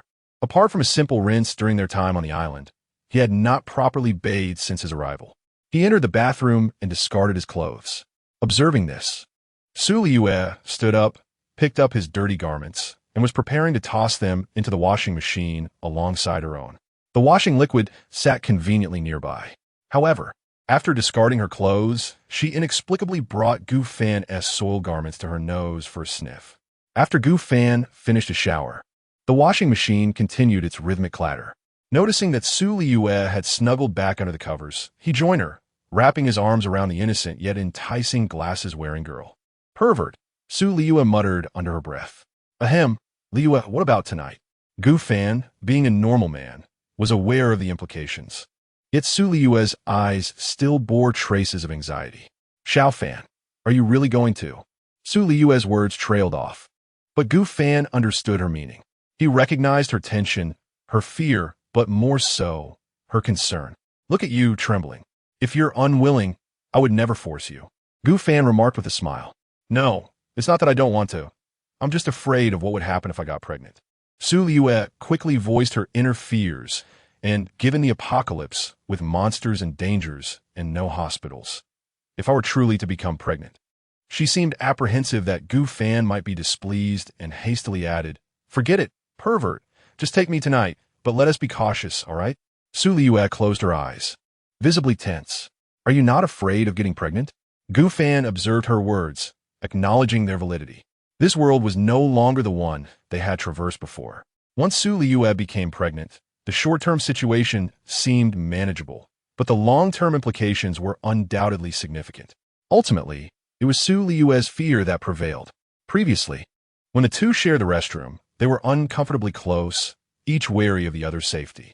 Thus, while Gu Fan was occupied, Su Liyue stealthily glanced over her shoulder a few times. The sight nearly overwhelmed her with fright. It was truly daunting. Beyond her anxiety regarding pregnancy, this aspect troubled her greatly. Time to sleep, Liyue.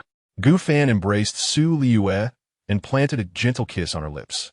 Su Liyue tightly shut her eyes and, upon noticing Gu Fan's apparent resignation, cautiously blinked and inquired, "You're not angry, are you, naughty boy?"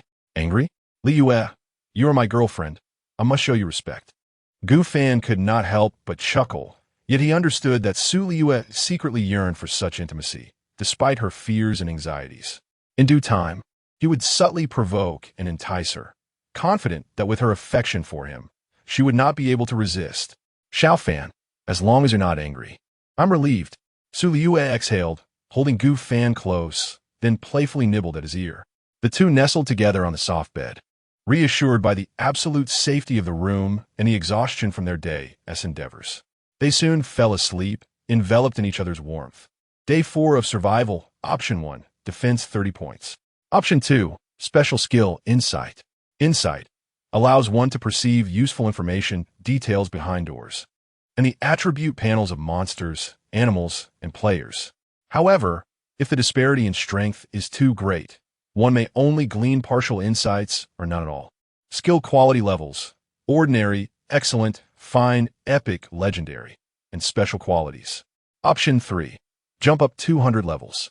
As Gu Fan listened to the prompts by his ear, he slowly awakened.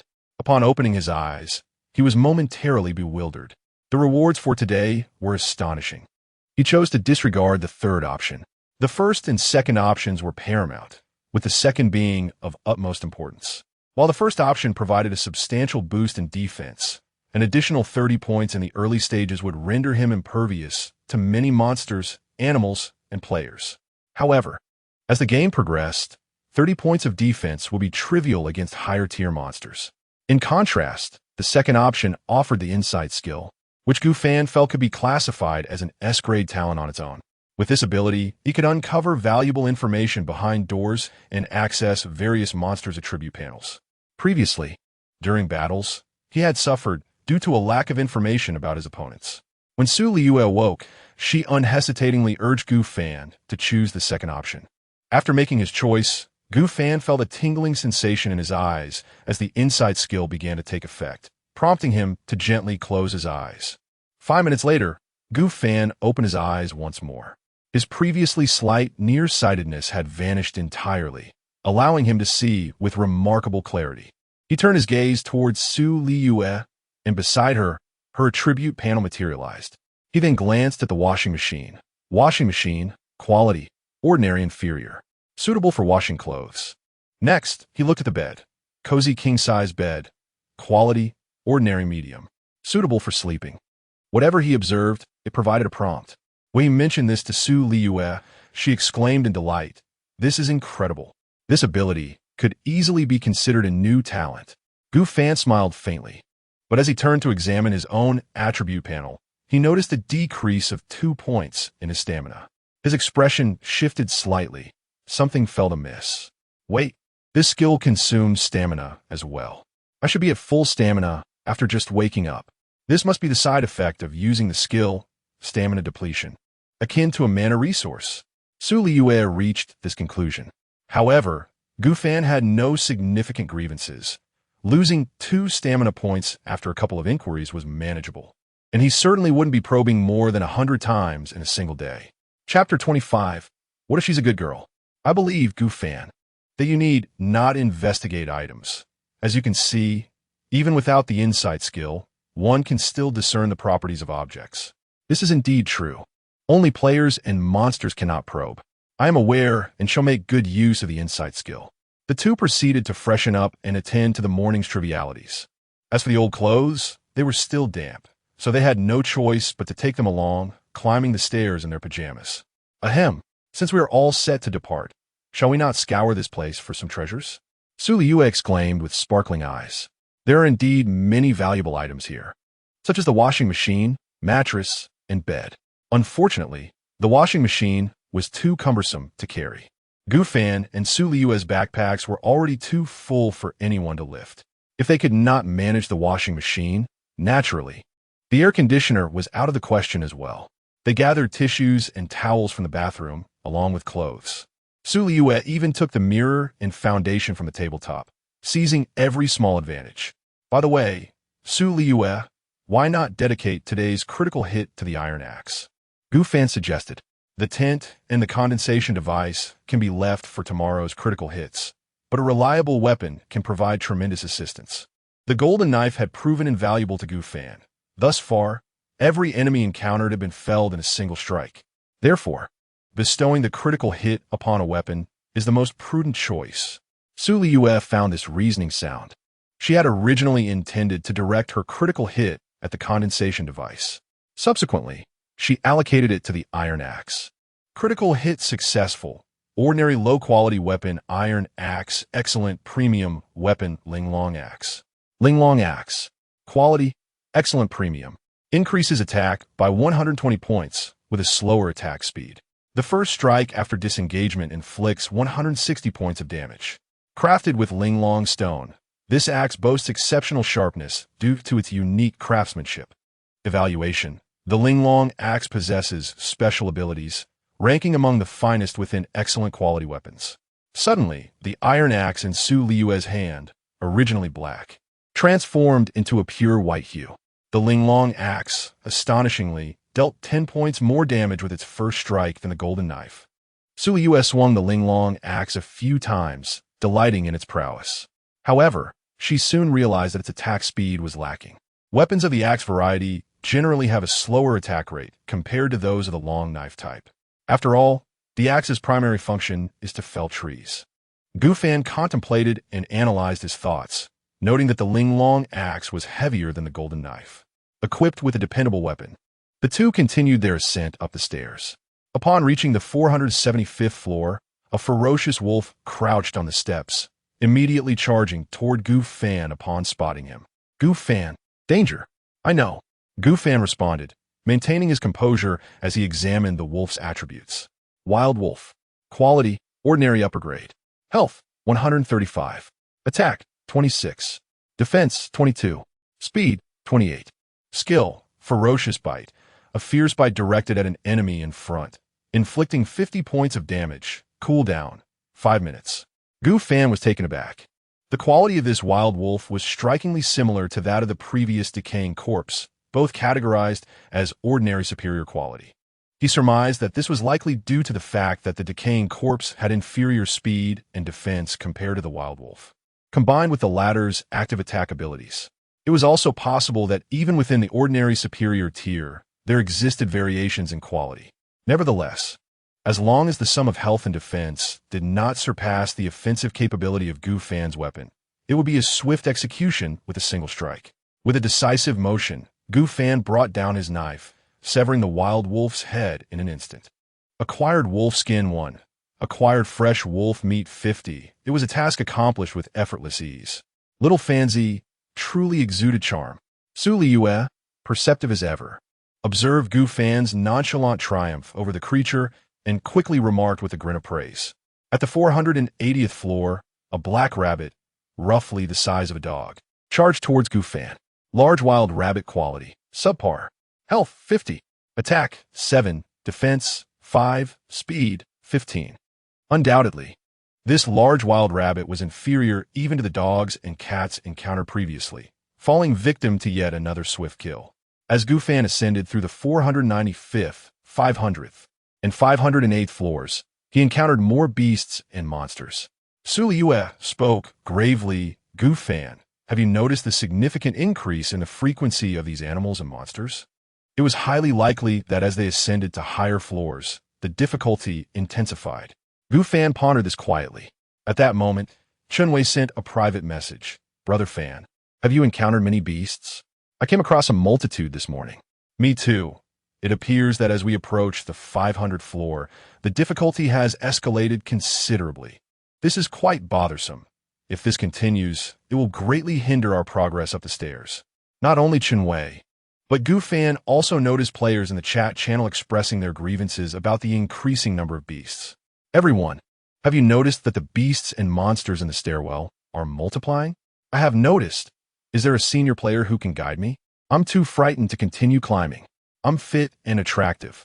I can accompany you for some fun. I'm stuck on the 400th floor. Here, that's my photo. Photo. No, sister, even if I wanted to help, our floors are different. Exactly, but you could trade me your underwear and socks. I'll exchange them for food and water. 666. The upstairs crowd is outrageous. Do you need to call her mother too? What if the girl sending the photo is a good person? The girl who sent the photo was named Liyue. Liyue, don't make me laugh. Yujia. Gu Fan glanced at the photo, acknowledging that her figure and features were indeed remarkable, and the chat function did not possess any beauty filters. What are you looking at? Su Liyue inquired softly from beside him. Hearing the slight edge in her voice, Gu Fan replied with righteous conviction. I am merely perusing the chat channel to glean any useful information. Indeed, why then did I catch a glimpse of that photo? You misunderstand. It was merely a fleeting glance. To be honest, the woman's figure and appearance pale in comparison to that of Liyue by a significant margin. With that, Gu Fan planted a kiss on the jealous Su Liyue. Now that's more like it, Su Liyue said, beaming with delight. The two then closed their chat channel, resigning themselves to the reality of an increasing number of beasts and monsters. It seemed that the surge extended beyond just the 500th floor. The likelihood of encountering monsters on the lower levels had also noticeably increased. At the 520th floor, Gu Fan and Su Liyue finally discovered the door, which was conveniently situated beside the corridor, revealing a total of 3 doors. Chapter 26. Softness is unacceptable. Only hardship will suffice. Before them stood 3 doors. Gu Fan's gaze fell upon the leftmost door. Behind this door lie 3 ordinary yet formidable monsters, 2-headed beasts, each possessing impressive attributes. Proceed with caution. Next, the second door. Within lies a hellish realm engulfed in unrelenting flames, the ground ablaze with searing fire. Here one might acquire seeds of hellfire, wielding immense power.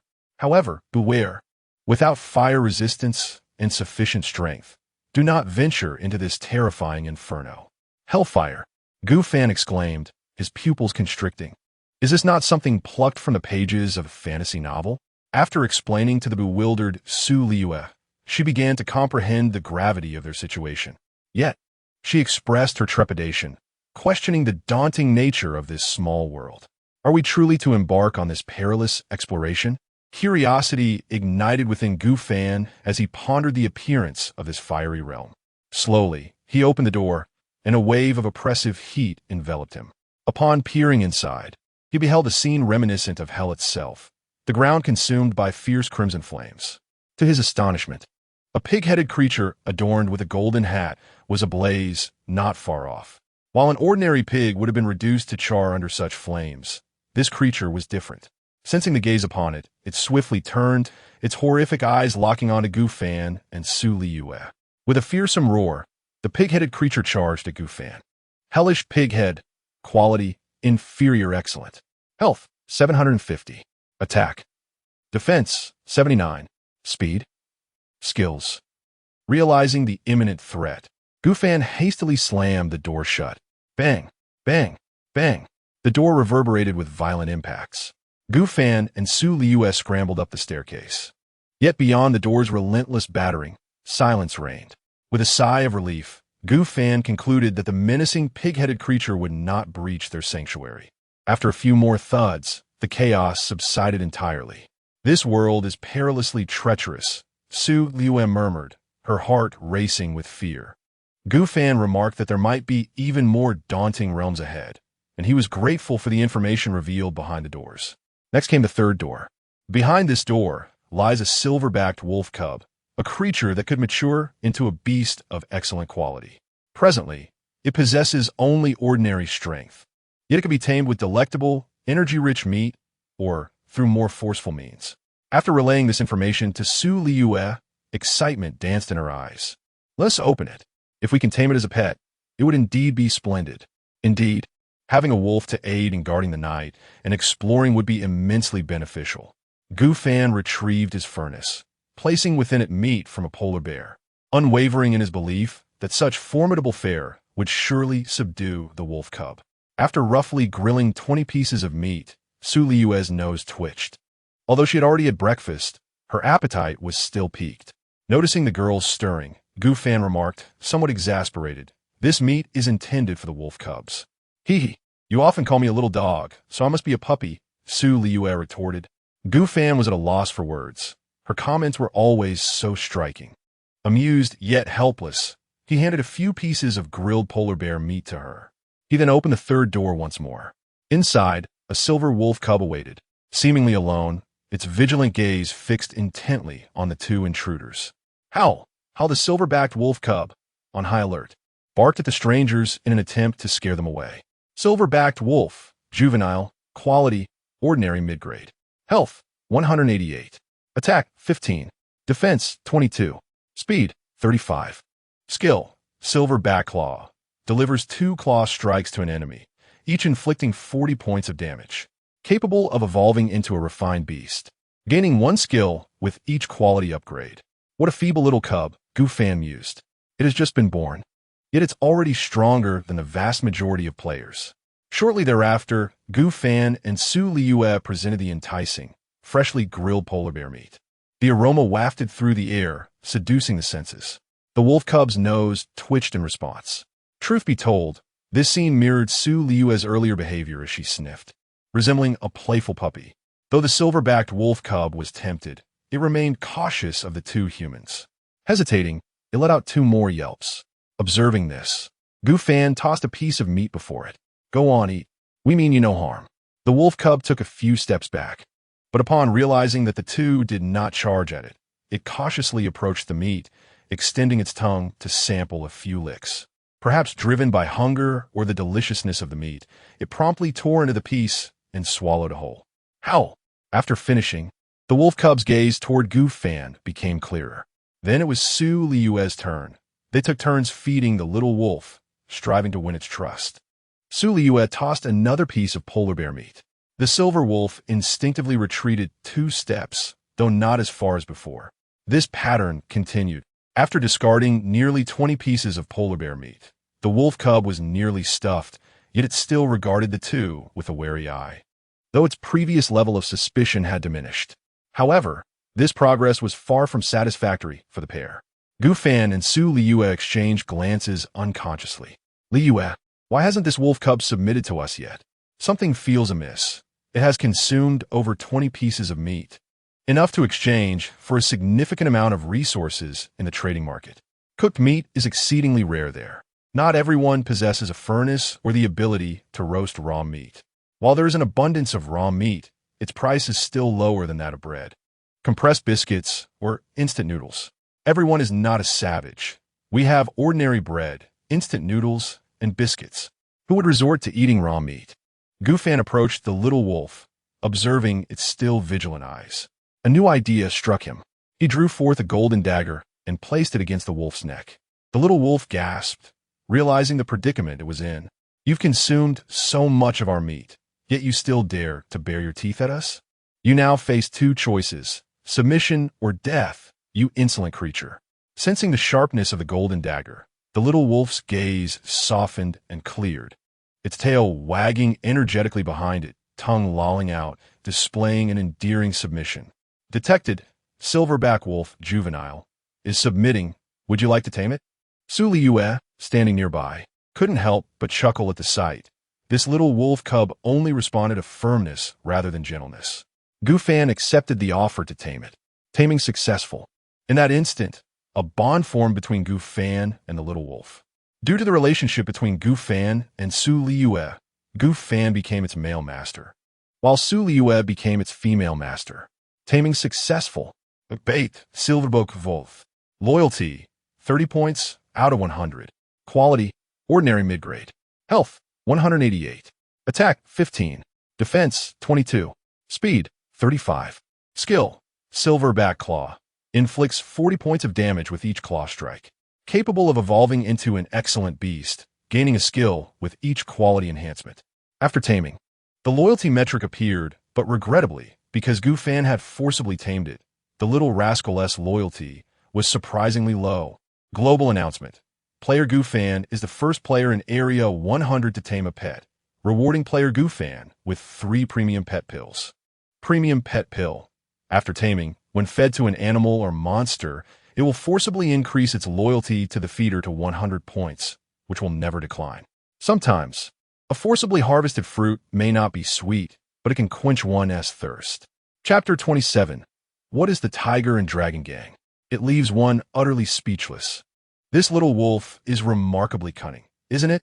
Liyue remarked as she tapped the little wolf's head, expressing her exasperation. I fed it over 20 pieces of food, and its belly is round and plump, yet still isn't enough. You, Gu Fan, threaten it with a knife, and it immediately submits. Gu Fan shook his head.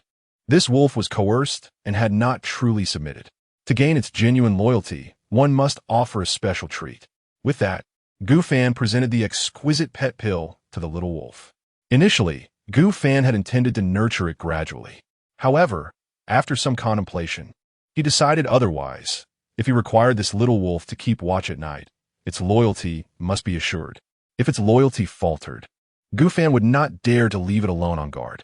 Upon consuming the exquisite pet pill, the little wolf's eyes sparkled with newfound clarity. Silverback wolf, juvenile, loyalty increased to 100 and will never decrease. Observing the heightened loyalty, Gu Fan felt a sense of relief. It would be wiser to eliminate an untrustworthy companion than to keep an unreliable one. From now on, you shall be named Heroine, Gu Fan declared, inspired by the silver sheen adorning the wolf's back. The silverback wolf yipped joyfully, hopping with excitement. Gu Fan continued, you shall lead the way, ascending the staircase. Should you encounter any monsters, let out a loud cry. The silverback wolf appeared to comprehend Gu Fan's words, promptly bounding ahead to take the lead. This way, Gu Fan and Liyue need not fear ambushes from beasts or monsters lurking around corners. By midday, after overcoming numerous obstacles, the two ascended to the 550th floor. On this level, they acquired 2 survival coins, bringing their total to 4. Yet, on the 550th floor, they encountered another corridor and a staircase on the opposite side. Moreover, several survival coins floated along the corridor, approximately 10 in total. Just as Gu Fan prepared to collect the coins, he heard footsteps emanating from the staircase opposite. A group of male players ascended, their banter faintly audible. Big Tiger, your girl is quite the delight. So refreshing, one remarked. Indeed, yeah, your girl is not bad either. Just look at that figure. It's as big as my head. Another chimed in, laughter echoing among them. Who would have thought we'd find such kindred spirits? Our leader, Dragon Brother, instructed us that from now on, we should recruit only male players into our gang. If female players tire of the game, we can simply break their legs and discard them. Our Tiger and Dragon Gang will only grow in number. Tiger and Dragon Gang? Gu Fan and Liyue exchanged glances, astonished that even in this survival world, there are factions. Were these player-formed alliances? It turned out that the Tiger and Dragon Gang had been established just days prior. Several players, like Gu Fan, Chun Wei, and Lu Ha, often encountered one another. Thus, a powerful player proposed that they should stick together in the corridors, as there is strength in numbers. Once agreed upon, they united to traverse 1 or 2 corridors together. Perhaps it was due to a disdain for certain female players who had multiplied their voices, leading to a scarcity of food and water resources. Coupled with their lack of ability, several of them had their legs broken and were discarded, leaving only the 2 most aesthetically pleasing ones by their side. As for the leader, Long Gu, along with another team, had already split into 2 groups to recruit players in the various corridors of the previous platform. Soon, 5 ruffians, accompanied by 2 haggard female players, arrived at the grand platform.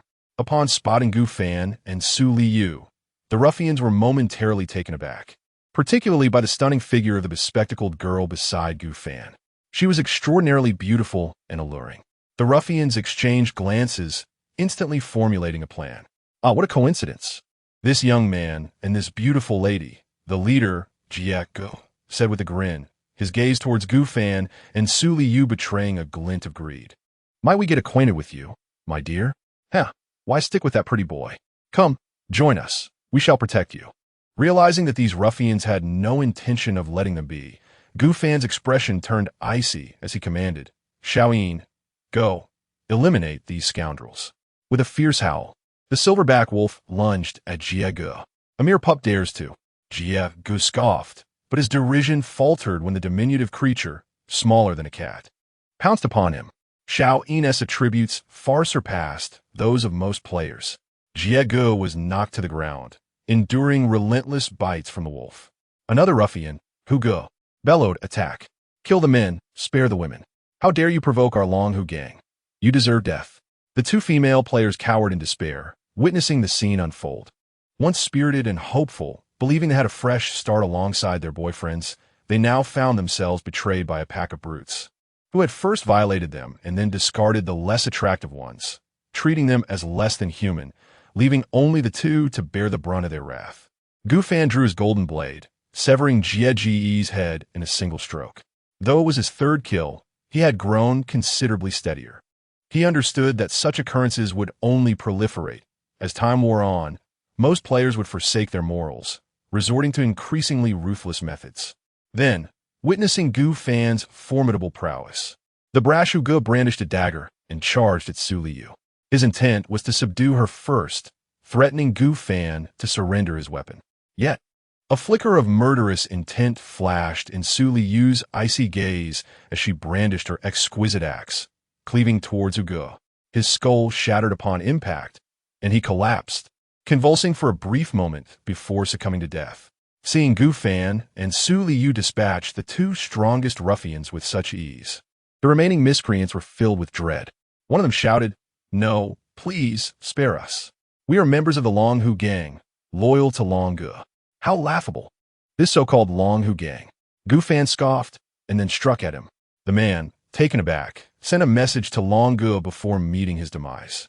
After dispatching the remaining 3 ruffians, Gu Fan surveyed the scene littered with corpses and turned his gaze back to the 2 female players. Their eyes were wide with shock, yet a sense of relief began to wash over them.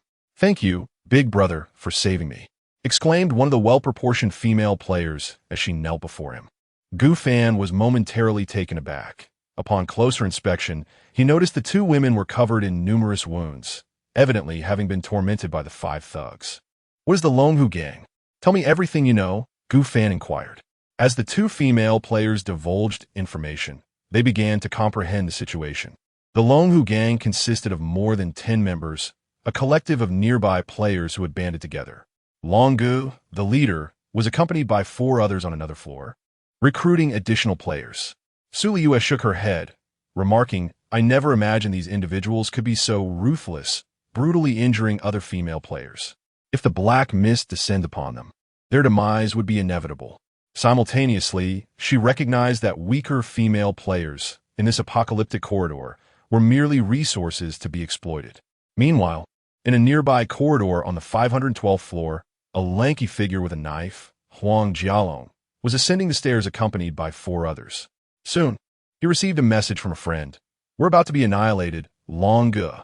We've encountered 2 fierce individuals, one wielding a golden long knife and the other a white axe, accompanied by a wolf. Exercise extreme caution." Upon reading the message, Huang Jialong was filled with rage. He opened his friend list, only to find all 5 of his companions were uncontactable, their avatars blacked out, an undeniable sign of death. The gang's numbers had been halved in an instant. "Damn it! How dare they kill members of the Long Hu gang? I will tear you to shreds," Huang Jialong declared, his hands suddenly enveloped in a thick layer of black iron. This was his talent, a level black iron coating, which enhanced his defense and attack power by at least double.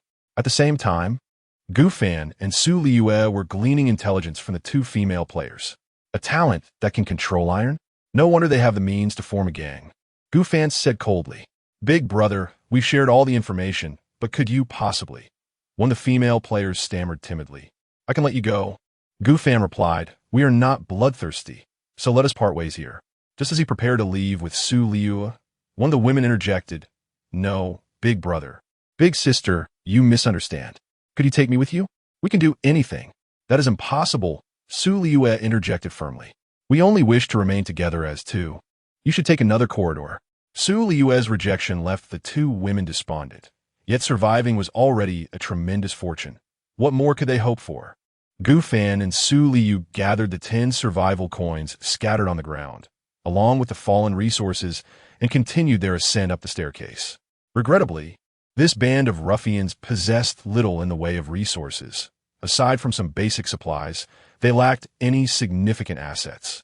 The silver-backed wolf, gnawing on the corpse of Brother Jia, promptly followed the two masters upon their departure, guiding them along their path. Chapter 28. Words of threat should be spoken over the heads of enemies. As they ascended the staircase, Chenwei suddenly messaged Gu Fan, Brother Fan. You should take a look at the chat channel. It seems someone is putting a bounty on your head. Intrigued, Gu Fan opened the chat channel. Huang Jialong announced, Greetings everyone. I am Huang Jialong, the leader of the Longhu gang. You may not know me, but that is of little consequence.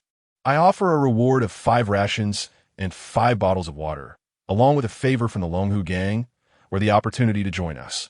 To anyone who can eliminate a certain man and woman. Here are the details. They appear youthful, wielding a golden knife and a white axe, accompanied by a wolf. So this is the infamous Dragon Brother? Gu Fan chuckled at the message. Someone has actually placed a bounty on him? It seems that during his skirmish, a thug had sent this information to the Dragon Brother. What a foolish and malicious individual, Su Liyue remarked. Gu Fan reassured her, just observe how I deal with him. He then promptly sent a message in the group. I am Gu Fan, also offering a bounty on the players of the Longhu gang. They have bullied me and my girlfriend, engaging in arson and plunder, committing every imaginable atrocity. For each member of the Longhu gang that is slain, I shall reward the killer with 10 cooked meats, 10 bottles of water, and 20 pieces of wood, along with a personal favor from me, Gu Fan. Wow, Gu Fan is so generous. It's clear now. The members of the Longhu gang provoked Gu Fan, only to be retaliated against. Hilarious. I recall Gu Fan has a pet. Could it be that wolf? Isn't the Longhu gang just asking for trouble? Their name alone suggests they are not virtuous. And Gu Fan is right to retaliate. This is simply a case of the wicked crying out in pain first. Disgusting. Wait, I have a question. How are gangs formed? You meet people while climbing stairs. I'm currently with a few companions. Having more people indeed makes things easier, whether it's monster hunting or night watch. True enough. I met several players while climbing earlier and added them as friends. Huang Jialong glared at the chat channel, utterly infuriated. Gu Fan, you dared to attack my brother, didn't you? It appears you are not far from me. Should I encounter you, I shall surely kill you. Gu Fan replied. The howls of hyenas are best spoken over the heads of enemies, not in a chat channel. Awesome. What a powerful statement. Gu Fan is truly impressive. Huang Jialong of the Longhu gang cannot possibly compare to Gu Fan, who has made 2 announcements across the region. Indeed, who knows, Gu Fan might possess formidable talents. While the Longhu gang merely invites humiliation upon themselves, Gu Fan closed the chat channel, though his heart simmered with anger. He could not vent his frustrations until he encountered Huang Jialong. The two continued their ascent. Su Liyue approached, linking her arm with Gu Fan's Xiao Fan. No matter what happens, I will stand by your side and protect you. After the two had finished their lunch, they rested for a brief moment on the steps before continuing their ascent. Upon reaching the 600th floor, they encountered another expansive platform, with 3 stairway entrances apart from their own. The wall featured a solitary door, and the pathway from the 600th to the 601st floor was completely obstructed. Gu Fan intended to approach the door while simultaneously employing his insight ability. The revelation unfolded. Within this special layer lay a forced microcosm, and beyond the door stretched a vast ocean. All players who arrived at the 600th floor were required to explore this ocean together, with a mandatory stay of 2 hours before they could be transported back to the platform. A forced microcosm? Yet another novel element had emerged.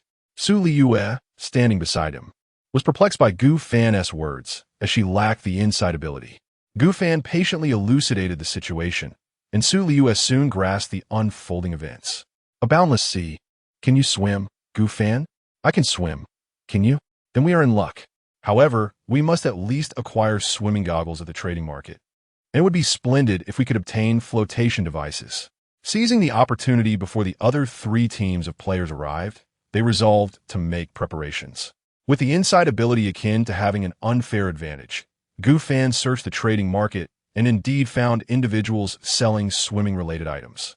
Armed with these supplies and their swimming skills, they would navigate this challenge with ease. As for why such items were available, one could only surmise that in a vast forest, one encounters all sorts of birds, with a multitude of people over time. The variety and richness of the trading market expanded. Without haggling, Gu Fan quickly exchanged some familiar polar bear meat for 2 pairs of swimming goggles and 2 inflatable swim rings. He handed a pair of goggles and a swim ring to Su Liyue just as the other 3 teams of players arrived. 2 high school students, 1 male and 1 female, a middle-aged couple, and the 2 female players whom Gu Fan had rescued exchanged glances with one another. A notification chimed in their ears. Special layer, Forced World. Players who have arrived at the 600th floor must proceed to the small world behind this door within 5 minutes. They will automatically be transported back to the 600th floor after 2 hours. Let us go, prepared and under the curious gazes of the others. Gu Fan and Su Liyue donned their swimming goggles and secured the swim rings around their waists before opening the grand door. The door was positioned in midair, yet the sound of splashing water echoed from below. Looking down, Gu Fan beheld a vast, cerulean ocean with seagulls soaring above. He took Su Liyue's hand, and together they leaped into the unknown. The other 6 players exchanged bewildered glances. Wait, how did these 2 know it was an ocean? One high school student exclaimed in astonishment. A girl who had been rescued by Gu Fan seemed to make a connection and gently remarked, "It's because his name is Gu Fan." Ah, it's the esteemed Gu Fan. That explains everything. Those who could swim lined up eagerly to leap into the water. Those who cannot swim are too afraid to plunge into the water. However, after 5 minutes have elapsed, an unseen force emerges from behind, abruptly shoving the hesitant players into the depths. Chapter 29. Treasure in the Sea. With a splash, Gu Fan and Su Liyue leapt into the ocean, followed closely by Xiaoyin. Wolves and dogs are inherently adept swimmers, thus requiring little supervision. The salty seawater drenched Gu Fan and Su Liyue entirely. Despite Gu Fan's swimming proficiency, he still struggled against the waves, coughing intermittently. Fortunately, buoyed by the flotation device and propelled by his legs, he managed to stabilize himself on the surface. Su Liyue, positioned about 5 or 6 meters away, adjusted herself before hastily swimming toward him. Xiaoyin, too, splashed about, eventually reaching Gu Fan's side and panting playfully. Su Liyue choked on a mouthful of seawater, overwhelmed by its briny taste. Gu Fan grasped her hand, and together they kicked their legs to maintain equilibrium. "Are you all right?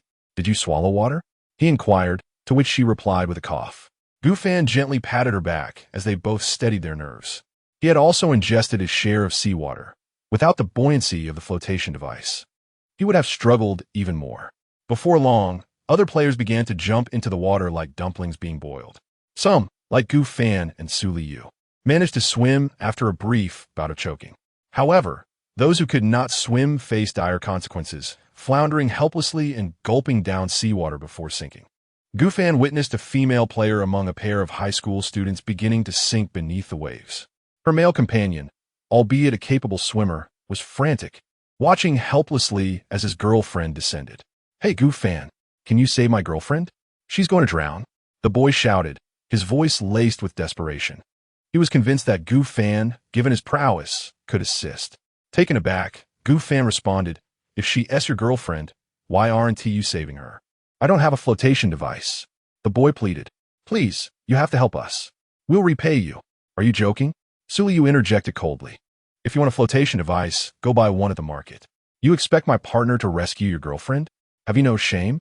Moreover, attempting a rescue in the water can lead to accidents. There have been numerous reports of experienced swimmers perishing while trying to save those in distress." She was adamant that Gu Fan should not take on such a risk. "Forget it, it's too late.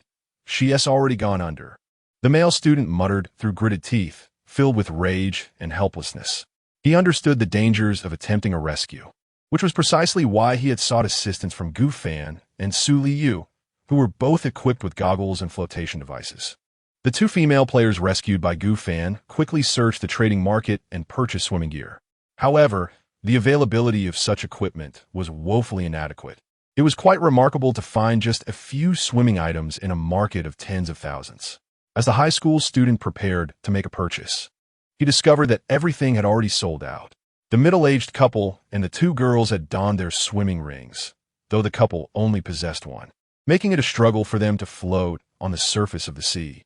Would they have to wait for 2 hours? Gu Fan cradled Xiaoyin, allowing it to rest on his swimming ring. Surely, after swimming for 2 hours, they could return. The group gathered together, floating on the water's surface.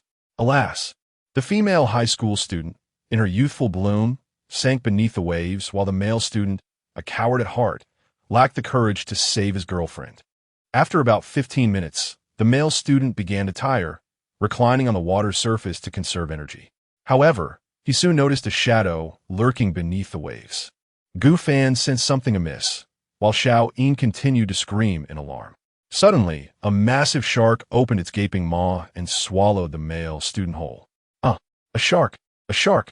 The female players cried out in panic, fleeing from that direction. Gu Fan remained composed, having already discerned the attributes of the fearsome predator. Great white shark. Quality, average. Health points, 250. Attack, 18. Defense, 12. Speed, 27. Skill, devour, in the water. Can consume any creature with health points less than or equal to 100 instantly, or inflict 50 points of damage to those with health greater than 100. Fortunately, this shark's attributes were comparable to Xiao Yin's, categorized as average quality. As the shark lingered in the water, Gu Fan removed his swimming ring, conjuring a golden knife from thin air. Similarly, Liyue brandished head equiste ave.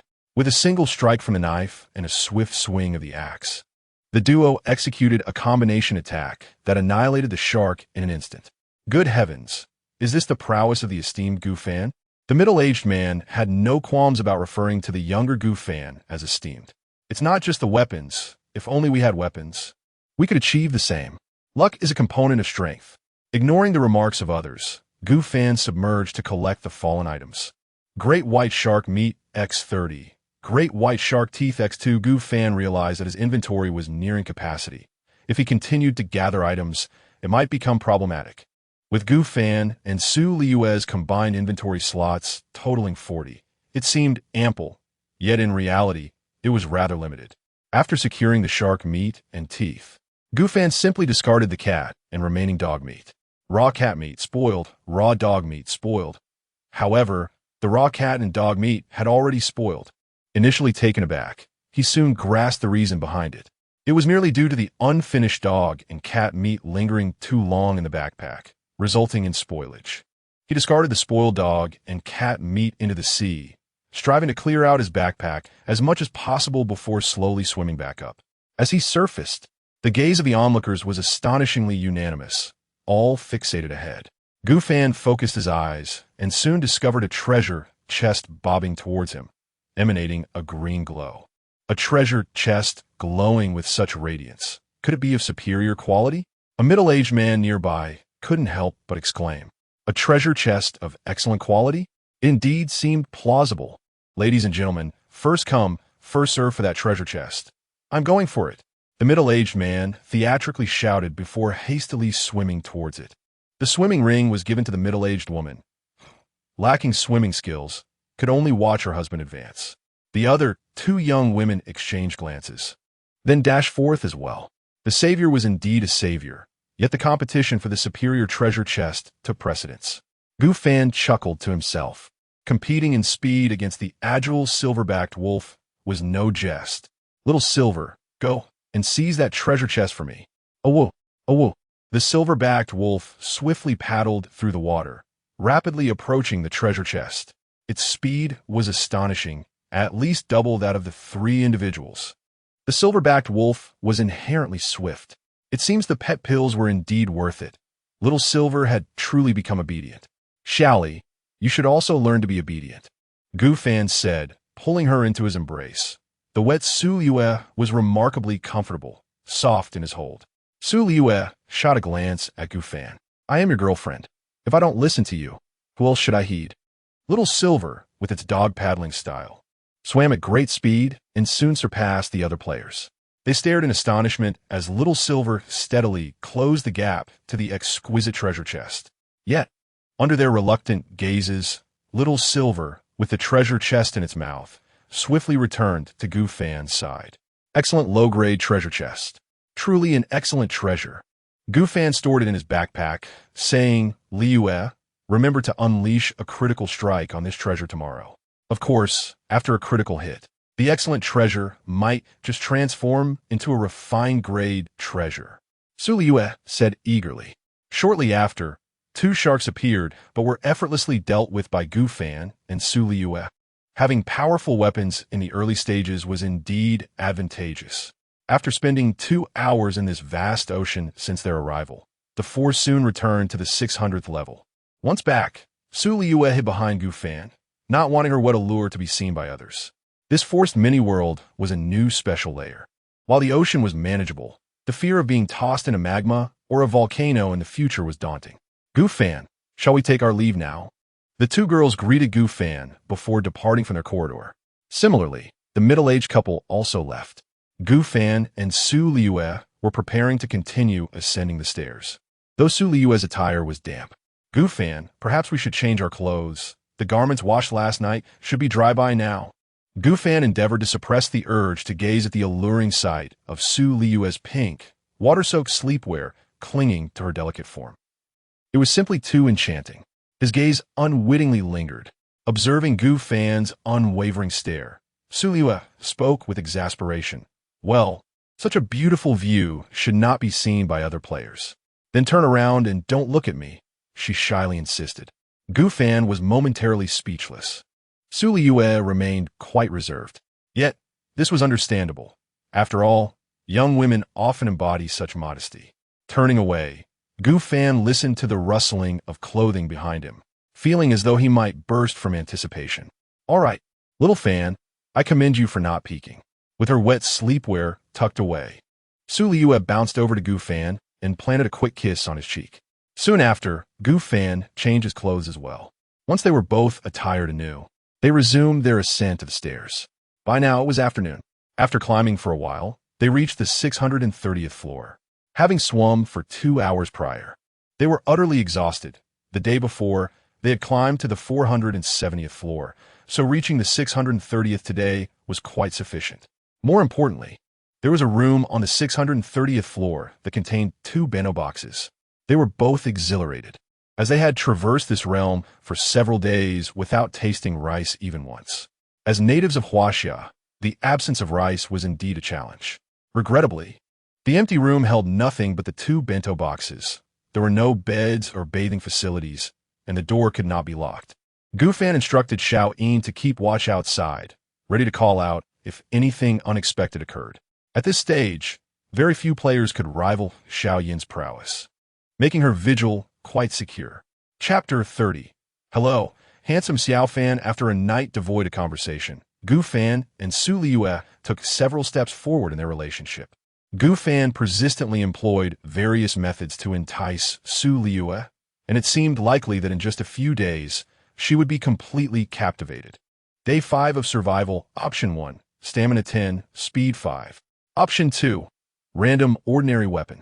Option 3. 100 KFC Egg Tarts. Upon awakening, Gu Fan faced yet another instance of decision-making. However, it was not particularly challenging. First, he swiftly dismissed Option 3. The rationale was simple. They were not in want of food at the moment, with ample meat available and even the occasional rice meal. Just yesterday, they enjoyed a bento box filled with both meat and vegetables, marking it as the most nutritious meal since their arrival in this world. Thus, the notion of acquiring 100 KFC egg tarts was unnecessary, yet Gu Fan found it perplexing how this game could conjure such culinary delights. Next, he contemplated the choice between weapons and stamina enhancements. Noticing that Liyue was still nestled against him in slumber, he chose the stamina enhancement without hesitation, reasoning that 1 weapon per person would suffice. Choice successful. Stamina increased to 117 points. Speed increased to 19 points. Gu Fan's stamina and speed now occupied a most suitable range. Particularly, his speed was nearing 20, and he felt his body becoming remarkably lighter. After rousing Liyue, she awoke with a dazed expression, stretching and complaining, "Oh, I feel so uncomfortable. I haven't slept well since last night." One could hardly blame Liyue for her sentiments. Transitioning from a life of frugality to one of luxury is easy. However, the reverse poses a significant challenge. She had previously endured sleeping on a hard floor, yet after experiencing the comfort of the bedroom just 2 nights prior, her discomfort was palpable. If only we had a place of our own, Gu Fan sighed. But presently, they were without a dwelling and had to scale stairs daily. There's nothing to be done about it. Perhaps in the future, we shall find a solution. But fret not, Xiao Fan. I'm merely expressing my grievances. As long as you are by my side, I feel at ease. Su Liyue gazed earnestly at Gu Fan. However, she soon noticed something amiss with him. Early in the morning, she cast a shy glance his way. Ahem, let us get up, Gu Fan said, attempting to mask his own bashfulness while simultaneously entertaining thoughts of intimacy. That color dog, Su Liyue murmured hesitantly. If possible, after this cold disaster, if the opportunity arises, we could keep warm together. As she spoke, her voice dwindled to a whisper. Gu Fan understood her implication. Indeed, the impending 7th day marked the onset of the cold disaster. Su Liyue continued, if that doesn't work, we could manage it after the disaster as well. Then it is settled, the day after tomorrow. As Gu Fan brimmed with enthusiasm, Su Liyue felt a tinge of anticipation herself. However, recalling her previous act of surreptitiously observing Gu Fan, a flicker of trepidation crossed her mind. In summary, a whirlwind of complex emotions enveloped her. Ah, right, little Liyue, do not forget to strike the treasure chest. Su Liyue came to her senses, retrieved the exquisite inferior treasure chest, and initiated the strike. Critical hit successful, obtained exquisite superior treasure chest. Alas, this critical hit seemed rather lackluster. Indeed, compared to her earlier ordinary strike yielding a fine golden blade, this time's outcome felt somewhat disappointing. Nevertheless, the nature of critical hits is inherently random. At times, the effects could be remarkably beneficial, while at other moments, they may prove rather average. An exquisite superior treasure is sufficient. Let us open it. Just as Gu Fan was about to unseal it, he was nudged aside by Su Liyue. Hee, little Fan, allow me to open it. Unveiling treasure chests is the most thrilling. She suddenly recalled a scene from a game prior to her transmigration, where she had drawn a coveted crystal during a lucky draw in honor of kings. What if she were to strike gold again with a similar probability this time? So Liyue induced inwardly. With that thought, she opened the chest. A surge of deep green radiance enveloped them. Acquired exquisite inferior armor. Black cloak X1. Acquired exquisite superior skill. Mountain shattering palm. Acquired apples X10. 2 treasures and a portion of sustenance. Not too shabby, especially the effect of the black cloak, which proved to be remarkably versatile. Black cloak, quality, exquisite inferior. Wearing it increases health by 100 points and defense by 20 points. An impressive enhancement of 20 points to defense and 100 points to health. It was indeed commendable equipment of exquisite quality. Ordinary gear would offer at most a few points. As for the mountain-shattering palm, its description suggested it was even more formidable. Mountain-shattering palm, quality, exquisite superior. Channeling energy through both palms, it consumes 20 stamina points, dealing 100 points of damage to the enemy with each palm, totaling 200 points of damage. Cooldown time, 10 minutes. Although it did not surpass the golden blade in damage, it could unleash 2 strikes in one go, if the opponent's defense stood at 10 points. Each palm would negate that, yielding at least 180 points of attack. The mountain-shattering palm was indeed exceptional. Little Fan, you should use these 2, skill and equipment, Su Liyue urged. Gu Fan, not one to decline, thought it best to offer the next skill and equipment to Su Liyue when the opportunity arose. Equip. Yes. Learn? Yes. Upon donning the black cloak, Gu Fan instantly exuded an air of mystery. Little Fan, you look so handsome, Su Liyue exclaimed, circling around him in delight. What could be more gratifying than receiving compliments from the woman one cherishes, praising one's looks and strength? Gu Fan felt elated. The process of learning the mountain-shattering palm skill was instantaneous, requiring no time investment. After enjoying breakfast, the 2 continued their ascent up the stairs. At this moment, Gu Fan's attribute panel is as follows. Player, Gu Fan, teammate, Su Liyue.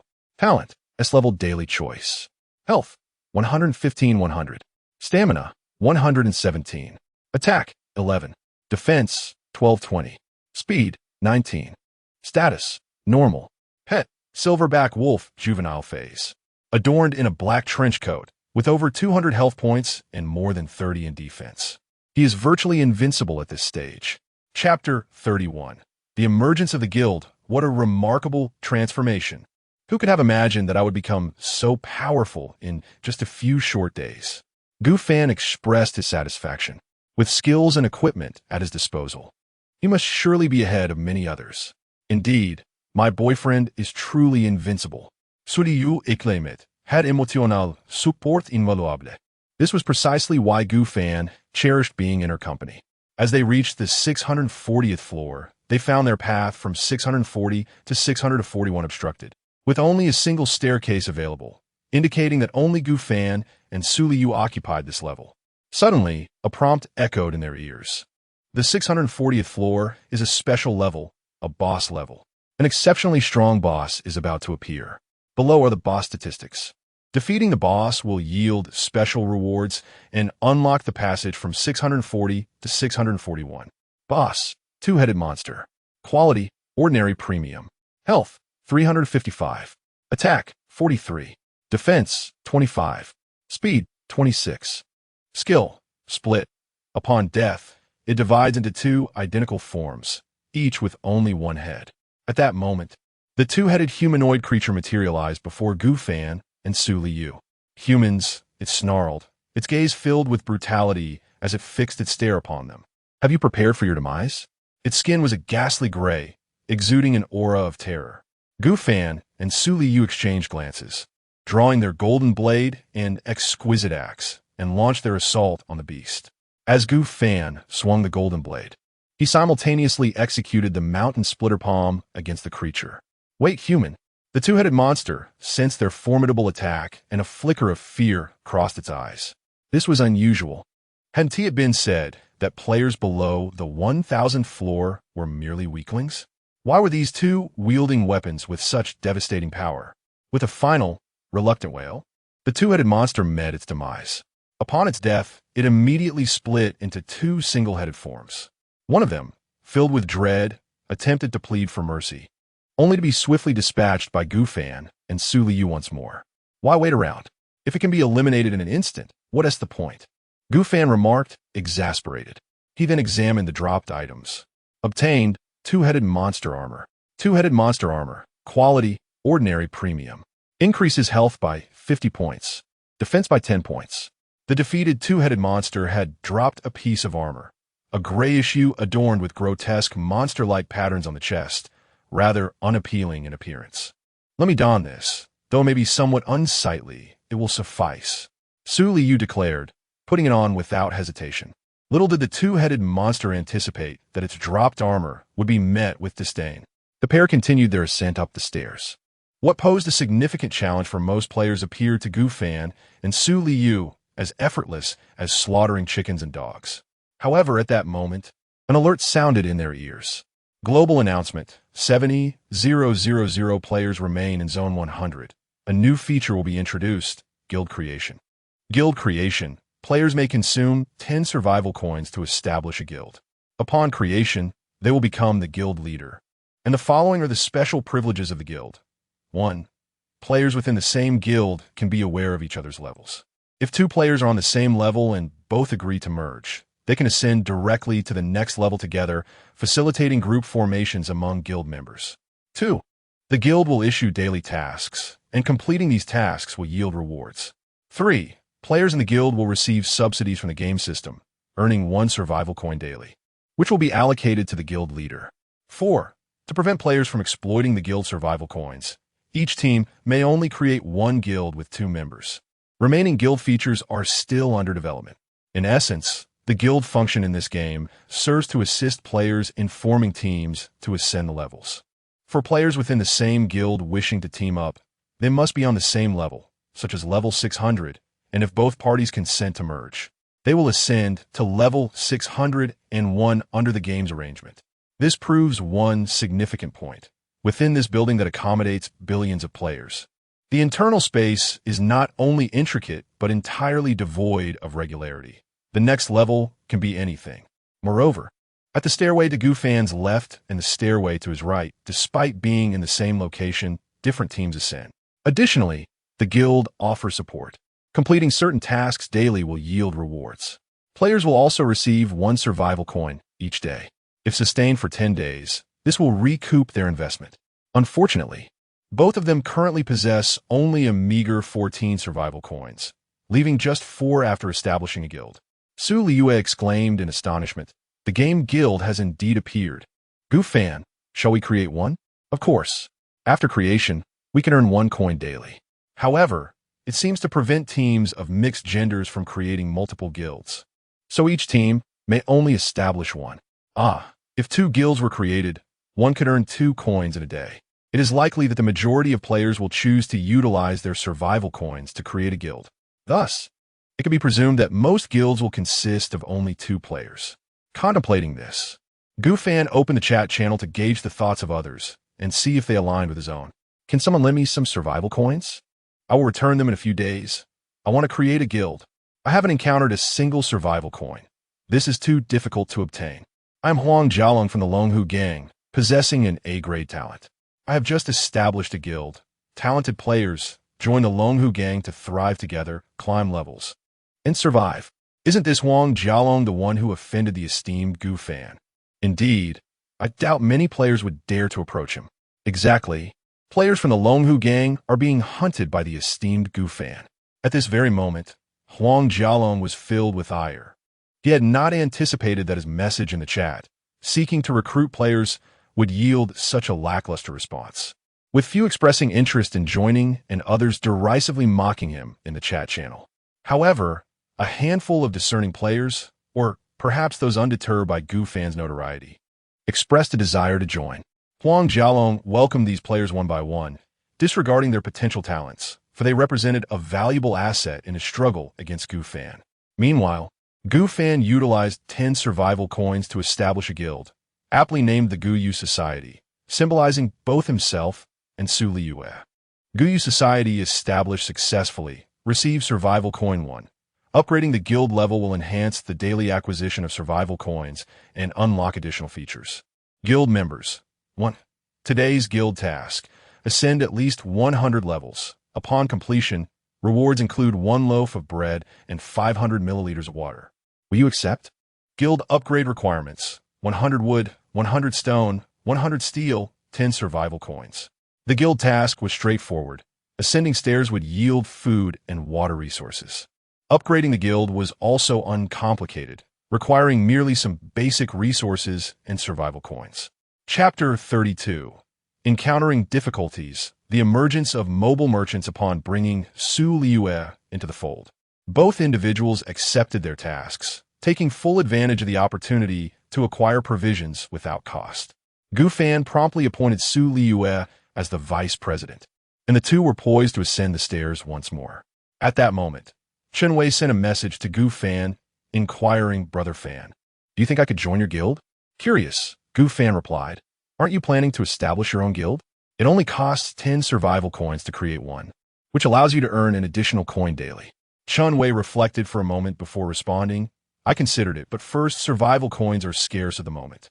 Secondly, I don't believe the game system would be so generous as to allow the creation of a guild that generates daily coins without some obligations.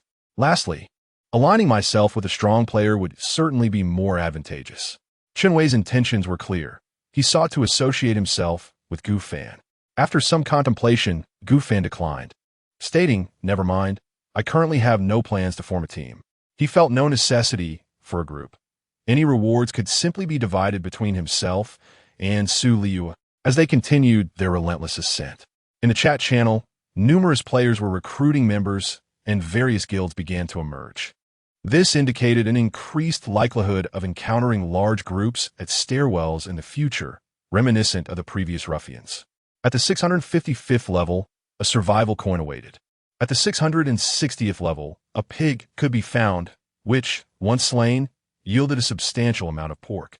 By the 663rd level, 5 wild dogs were lurking. It wasn't until they reached the 700th level breathless from their climb, that they beheld a massive wasp nest on the ceiling. Upon their arrival at this level, the wasps erupted from the nest in a frenzied swarm. Wasp, health 15, attack 5, defense 5, speed 5. Skill, wasp venom. Each attack inflicts a 1-second poison status on the target, causing a loss of 1 health point per second. The sheer multitude of wasps was overwhelming. Gu Fan felt a wave of unease wash over him. While the creature's statistics were rather mediocre, their ability was formidable. A single sting could inflict a significant amount of damage. If each wasp were to sting him, the cumulative effect would surely be fatal. What to do, Xiao Fan? There are so many wasps. We must flee. As Gu Fan and Su Liyue prepared to dash upwards, they discovered that the passage from the 700th to the 701st level was blocked by a black fence. Realizing they could still retreat to the 699th level, they hurried downwards. The wasps pursued them momentarily. Ouch! Su Liyue yelped as one of the wasps stung her, causing her to emit a soft whimper. They both ran with all their might, yet both Gu Fan and Su Liyue sustained several stings along the way. Fortunately, the swarm eventually ceased their pursuit, seemingly content to guard the 700th level. Little Silver lagged behind, having dispatched several wasps. Yet it too bore the marks of many stings upon its head. Both Gu Fan and Su Liyue were left with swollen welts adorning their scalps. Especially Heroine, whose cheeks were swollen from numerous stings, now resembled a comically adorable dog. Su Liyue's face was equally round and painful. The two found themselves on the 695th floor, panting heavily. Gu Fan looked up and, upon closer inspection, noticed that Su Liyue's face was red and swollen, her eyelids drooping. With a chuckle, they exchanged glances, unable to suppress their laughter at each other's ridiculous appearances. After a fit of laughter, Gu Fan tenderly touched Su Liyue's face, expressing concern over her pain from the relentless stings of those wasps. "It's fortunate that you were stung more than I was," he remarked, both of them sighing in unison, acknowledging the sheer absurdity of their predicament. The crucial issue was that although the individual wasps were manageable, their sheer numbers were overwhelming, exceeding 100. Gu Fan retrieved the pills he had obtained earlier and handed one to Su Liyue. After swallowing it, her health was fully restored, and the swelling on her face subsided. "Now, we find ourselves trapped beneath the 700th floor," Su Liyue said anxiously. There were two potential solutions. One was to devise a way to eliminate the wasps, which seemed impractical due to their multitude. The other was to form a guild to join other players on the 700th floor, abandoning their current staircase. A third option was to descend and locate another staircase for ascent. This was Gu Fan's summary of the situation in the chat channel, as other players faced similar dilemmas. Some encountered floors that were too difficult to conquer, with formidable monsters preventing their passage, forcing them to flee. Yet, these monsters remained steadfast, guarding their respective floors, necessitating a retreat to alternative staircases. Each pair of players initially had access to one staircase, although special floors could complicate matters, as some not only barred upward movement, but also restricted descent, leaving players stranded to confront the monsters of that level. It was no wonder that, within just a week, 30,000 players had perished within this seemingly endless building. Just as the two were at a loss, Heroine suddenly called out to the lower levels. A mysterious figure in a black cloak gradually ascended from below, carrying a backpack and wearing a black mask, his demeanor icy. Gu Fan felt a surge of tension, initially suspecting hostility, but quickly recalled that this enigmatic figure was the merchant who traded survival coins. "Greetings, travelers from another realm," the mysterious man said slowly. "It appears you are in need of assistance. Would you like to purchase some special items, weapons, or even skills? What do you have for sale?" Gu Fan inquired, noting that with the survival coin given today, he possessed only 5 survival coins in total. Meanwhile, he cast an insight spell on the mysterious merchant. Mobile merchant. Health. Attack. Defense. Speed. Skills. Wandering within the infinite expanse of the tower, the trading envoy. A mobile merchant possesses the ability to instill hope for survival among the players, all in exchange for survival coins. However, it is prudent not to provoke him lightly unless one is confident in their ability to vanquish foes that transcend legendary status. "Young man, I trust that such impolite behavior will not be repeated in the future," Otherwise, you may find your ascent up the stairs to be quite unpleasant. The mobile merchant chuckled, swiftly redirecting his attention to Gu Fan, who was observing him with astonishment. Gu Fan was deeply shaken. The envoy's assessment indicated that only those capable of defeating beings beyond the legendary could dare to engage him. Was the power of this trading envoy, perhaps, surpassing that of legends? Regret washed over Gu Fan for his audacity. He quickly averted his gaze.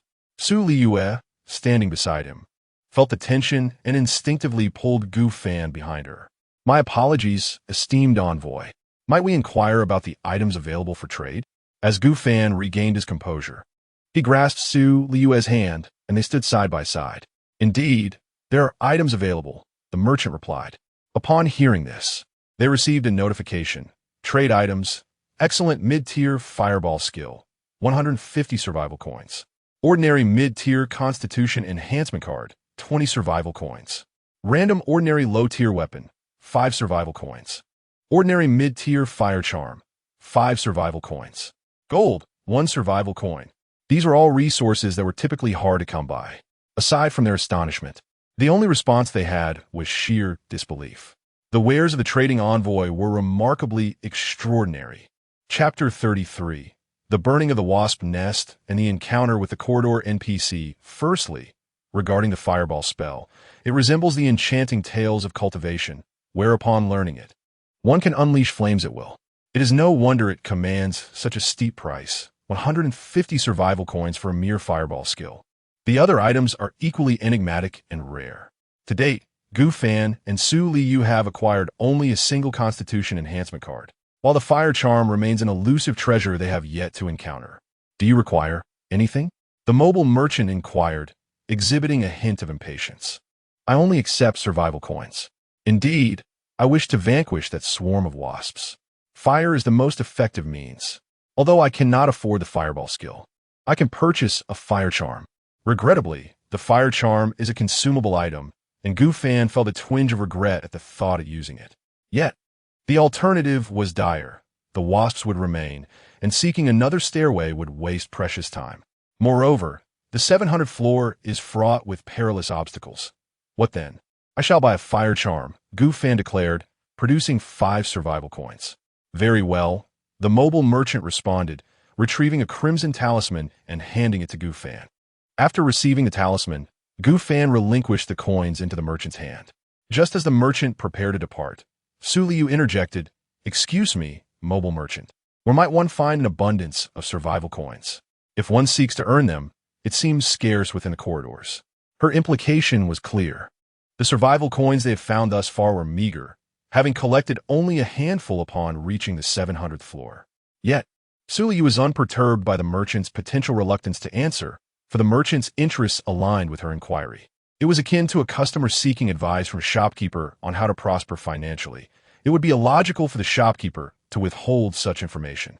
To her surprise, the mobile merchant responded thoughtfully. Survival coins can be found not only within the corridors, but also through certain unique methods. For instance, every 1,000 levels features a boss floor. Distinct from the smaller boss floors, defeating a major boss guarantees survival coins, though the amount varies. Additionally, engaging with the native inhabitants of the smaller worlds may yield survival coins. Lastly, treasure chests possess a higher probability of containing survival coins. With that, the mobile merchant vanished, leaving Gu Fan and Su Liyue to ponder their options. 3 routes lay before them: to confront the bosses every 1,000 levels, to seize coins from the native inhabitants of the smaller worlds, or to seek out treasure chests.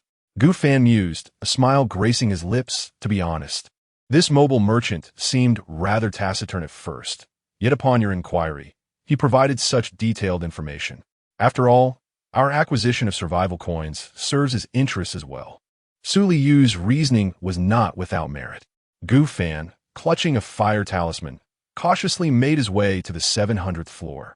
Beneath the ceiling of the 700th level, a hornet's nest stirred at the sight of Gu Fan and Su Liyue daring to approach, and instantly, a swarm surged forth. "Humph, do they perceive us as mere lambs?" Gu Fan scoffed, swiftly casting the fire talisman. In the next moment, a terrifying heat erupted. The roaring flames consumed the hornets in an instant. Gu Fan and Su observed from the staircase, the latter murmuring, Xiao Fan, if we could acquire the fireball skill, wouldn't it grant us an endless supply of survival coins? Indeed, if feasible, we must gather enough survival coins to exchange for that skill. Gu Fan understood the significance of three crucial aspects, the first being the attribute panel and various physiques, the second, equipment, both offensive and defensive, and the third, skills. Thus far, Gu Fan and Su Liyue excelled over other players primarily in equipment, with attributes comparable to others. Yet their skills fell short of even the damage dealt by a golden knife. The inferno raged for over 10 minutes, with not a single hornet escaping.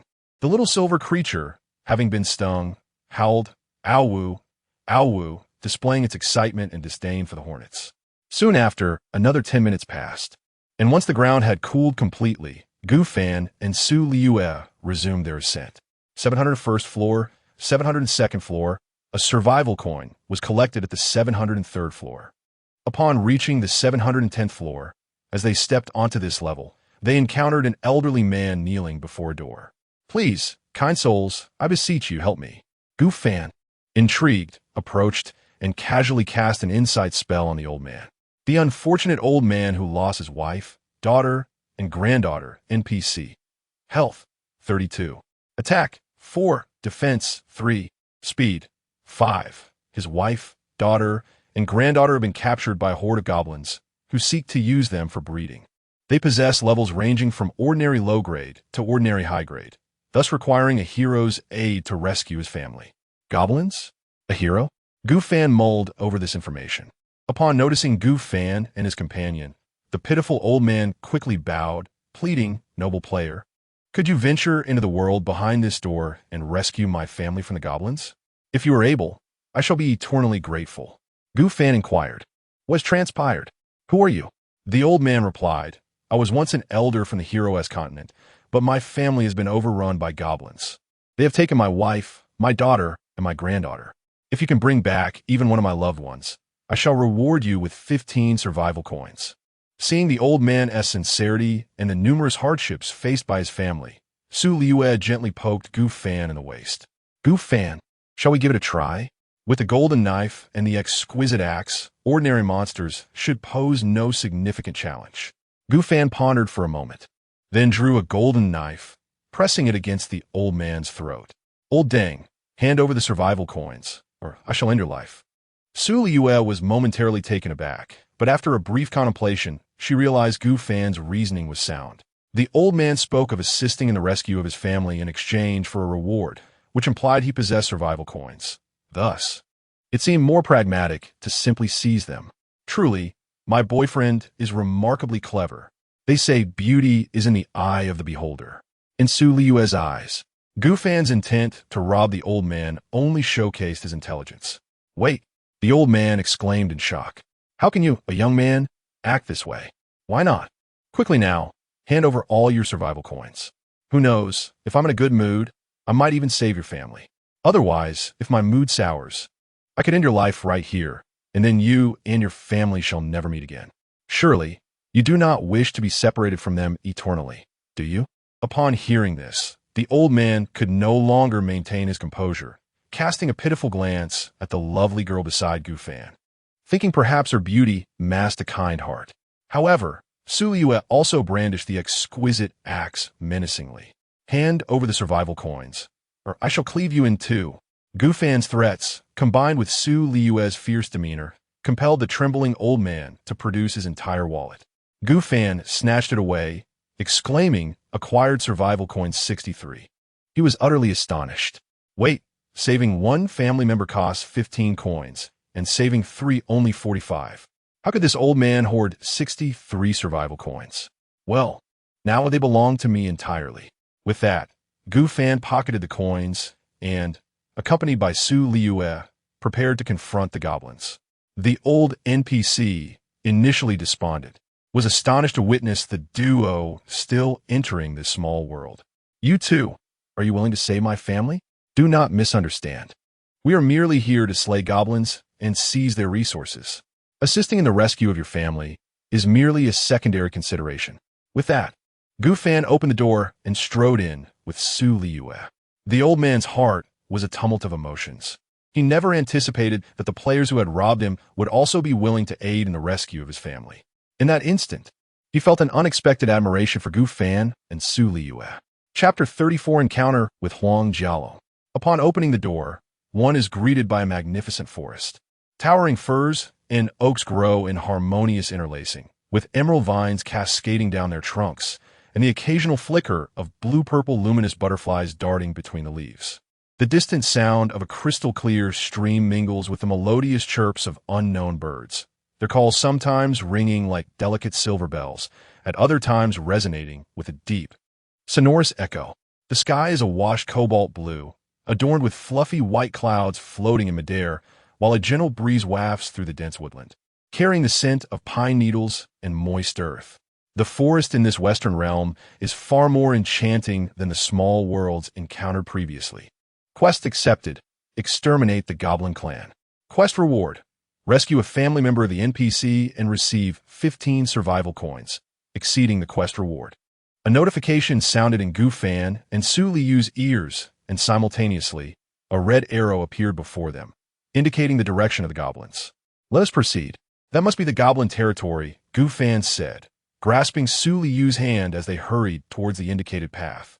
As they walked, a green dwarf emerged from behind a tree, its greedy gaze fixated on Su Liyue's curvaceous figure. A rare specimen, a prime human female, the goblin exclaimed, charging forth with a large cleaver, excitement gleaming in its eyes. It seemed this was indeed the notorious goblin. Gu Fan cast an insight spell on it. Goblin, quality, inferior. Health, 110. Attack, 8. Defense, 7. Speed, 12. Su Liyue's face flushed with indignation. What do you mean by prime human female? Without hesitation, Gu Fan swung his sword, effortlessly severing the goblin's head. Guided by the red arrow, Gu Fan encountered an increasing number of goblins. However, these creatures posed no challenge.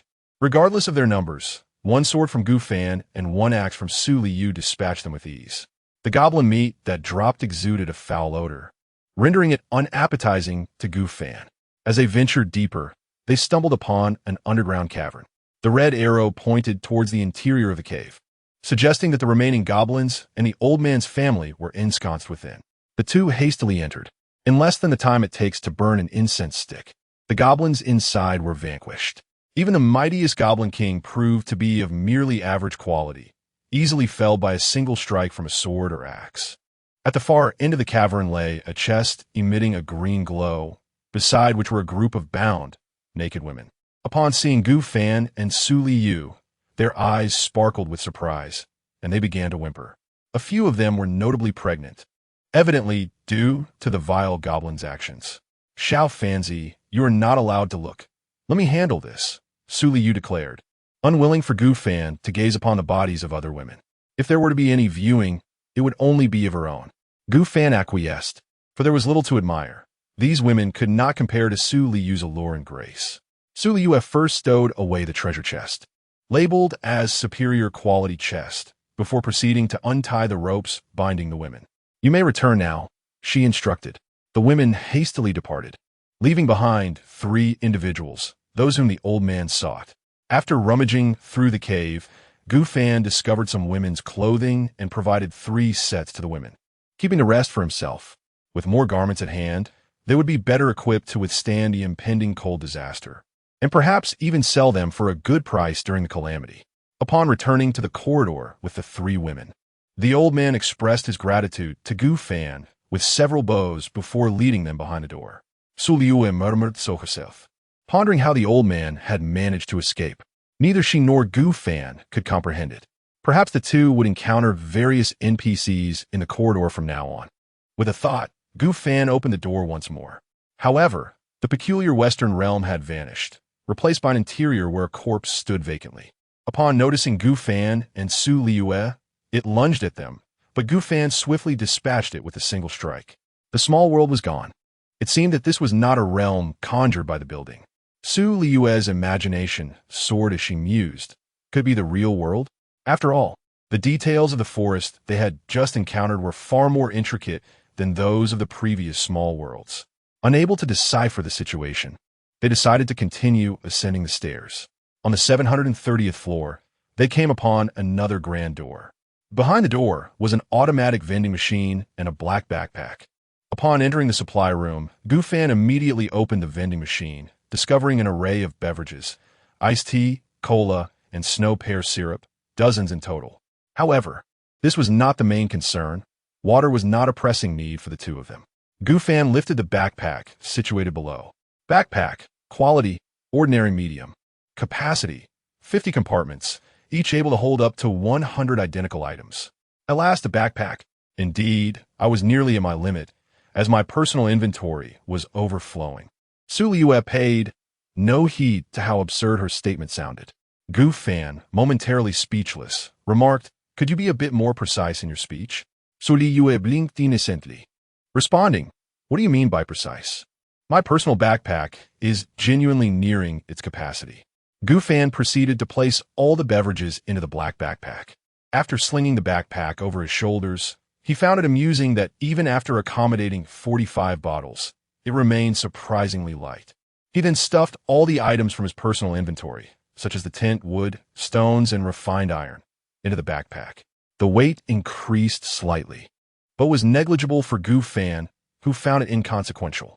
Gu Fan casually opened a bottle of iced black tea and took a sip, savoring its sweetness, reminiscent of the iced tea found in supermarkets before his journey through time. "I want a drink too." Liyue tugged at Gu Fan's sleeve.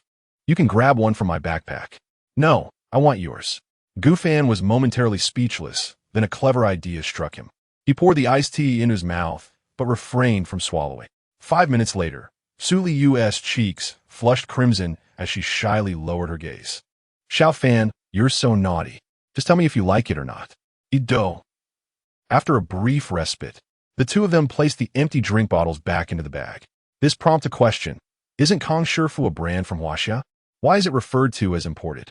That's a question for the two of them. They continued their ascent up the stairs, aiming to reach the 1,000th floor promptly to defeat a boss, planning to climb to the 800th floor that day. However, upon nearing the 750th floor, Gu Fan began to hear a clamor from above. Crouching slightly in the stairwell corner, he peeked curiously at the scene unfolding. A group of armed individuals had surrounded a couple. The couple in question were none other than his classmate and Liyue's close friend, Lin Xiaoxi, accompanied by He Tian, their class monitor and a prominent figure in school, captain of the basketball team. He stood protectively behind Lin Xiaoxi, his gaze icy as he confronted the encroaching group. "You two can submit to our Longhu gang now, and you might still have a chance. Otherwise, the man will be killed and the woman will be used by us." Huang Jialong assessed Lin Xiaoxi. Though she was somewhat petite, her beauty was undeniable. The Longhu gang comprised around 10 members, filling the corridor of the 750th floor, all casting lewd glances at Lin Xiaoxi. "How dare you? Aren't you afraid of breaking the law?" He Tian shouted in fury, incredulous that this band of Longhu gang members could be so brazen. He had been walking up the stairs with his girlfriend when they were targeted. "Breaking the law?" Huang Jialong chuckled at the absurdity, clutching his stomach in laughter. "What is law? It is merely a tool of restraint in our mundane world. Now, with everyone having traversed into this strange realm, do you still dare speak of law? Isn't that laughable?" Huang Jialong's arrogance was palpable, and the other players joined in with raucous laughter. They had a notorious reputation for robbing players indiscriminately, killing the men and exploiting the women. Soon, Huang Jialong's demeanor shifted as his arm transformed into a dark hue. "This is my talent, black iron cover. My ironclad arm will toy with you before I tear your belly apart, entering through that very place." He leered at Lin Xiaoxi, leaving the two young people visibly despairing. Little stream, Liyue couldn't help but softly exclaim, "Xiao Fanzi, she is my dear friend. What should we do? What else can we do? We must eliminate this gang of the Dragon and Tiger Society." Not only was Lin Xiaoxi a classmate of He Tian, but He Tian was also known for his courteous demeanor and maintained a good relationship with Gu Fan. As a virtuous individual, Gu Fan could not idly stand by while Lin Xiaoxi and He Tian fell victim to these thugs. The old NPC remarked, "Ah yes, indeed, you are a good person." Gu Fan unsheathed his golden blade and declared, "Xiao Yin, everyone except for that couple can be dealt with." With a fierce growl, Xiaoyin charged forward. What sound was that? A nearby player turned back, intrigued by the origin of the noise. To his surprise, he found a small wolf. Could such a tiny creature dare to attack him? A flicker of amusement crossed his eyes as he brandished his machete towards it. The little wolf swiftly dodged the blow and lunged at the player, biting fiercely. Meanwhile, Gu Fan and Su Liyue also rushed in, attacking anyone in sight. With the formidable strikes of the golden blade and the exquisite axe, they dispatched enemies with ease. Huang Jialong fixed his gaze on Gu Fan, a surge of fury igniting within him. Gu Fan, it's you. With a golden blade glimmering and a wolf by his side, it was unmistakably Gu Fan. Upon seeing Gu Fan rush in to rescue him, He Tian immediately drew his dagger to fight back. Lin Xiaoxi, however, was paralyzed with fear, trembling as she sat on the ground. Your opponent is me, Gu Fan. Huang Jialong bellowed, witnessing one after another of his subordinates fall to Gu Fan's prowess. Soon, it was evident that Huang Jialong's entire body was shrouded in black iron. Gu Fan cast an insight spell on him. Huang Jialong. Gang, Dragon and Tiger Society. Talent. A-grade black iron coverage. The covered areas increase physical constitution by threefold. Health, 315. Stamina, 306. Attack, 30. Defense, 36. Speed, 27. Physical constitution enhanced by talent. Skill, ordinary upper grade. Dragon and Tiger Fist. Strike the enemy with 3 punches, each causing 40 points of damage. Enhanced by talent. Each punch inflicts 120 points of damage. Undoubtedly, Huang Jialong was formidable, possessing an A-grade talent that tripled the strength of the covered areas.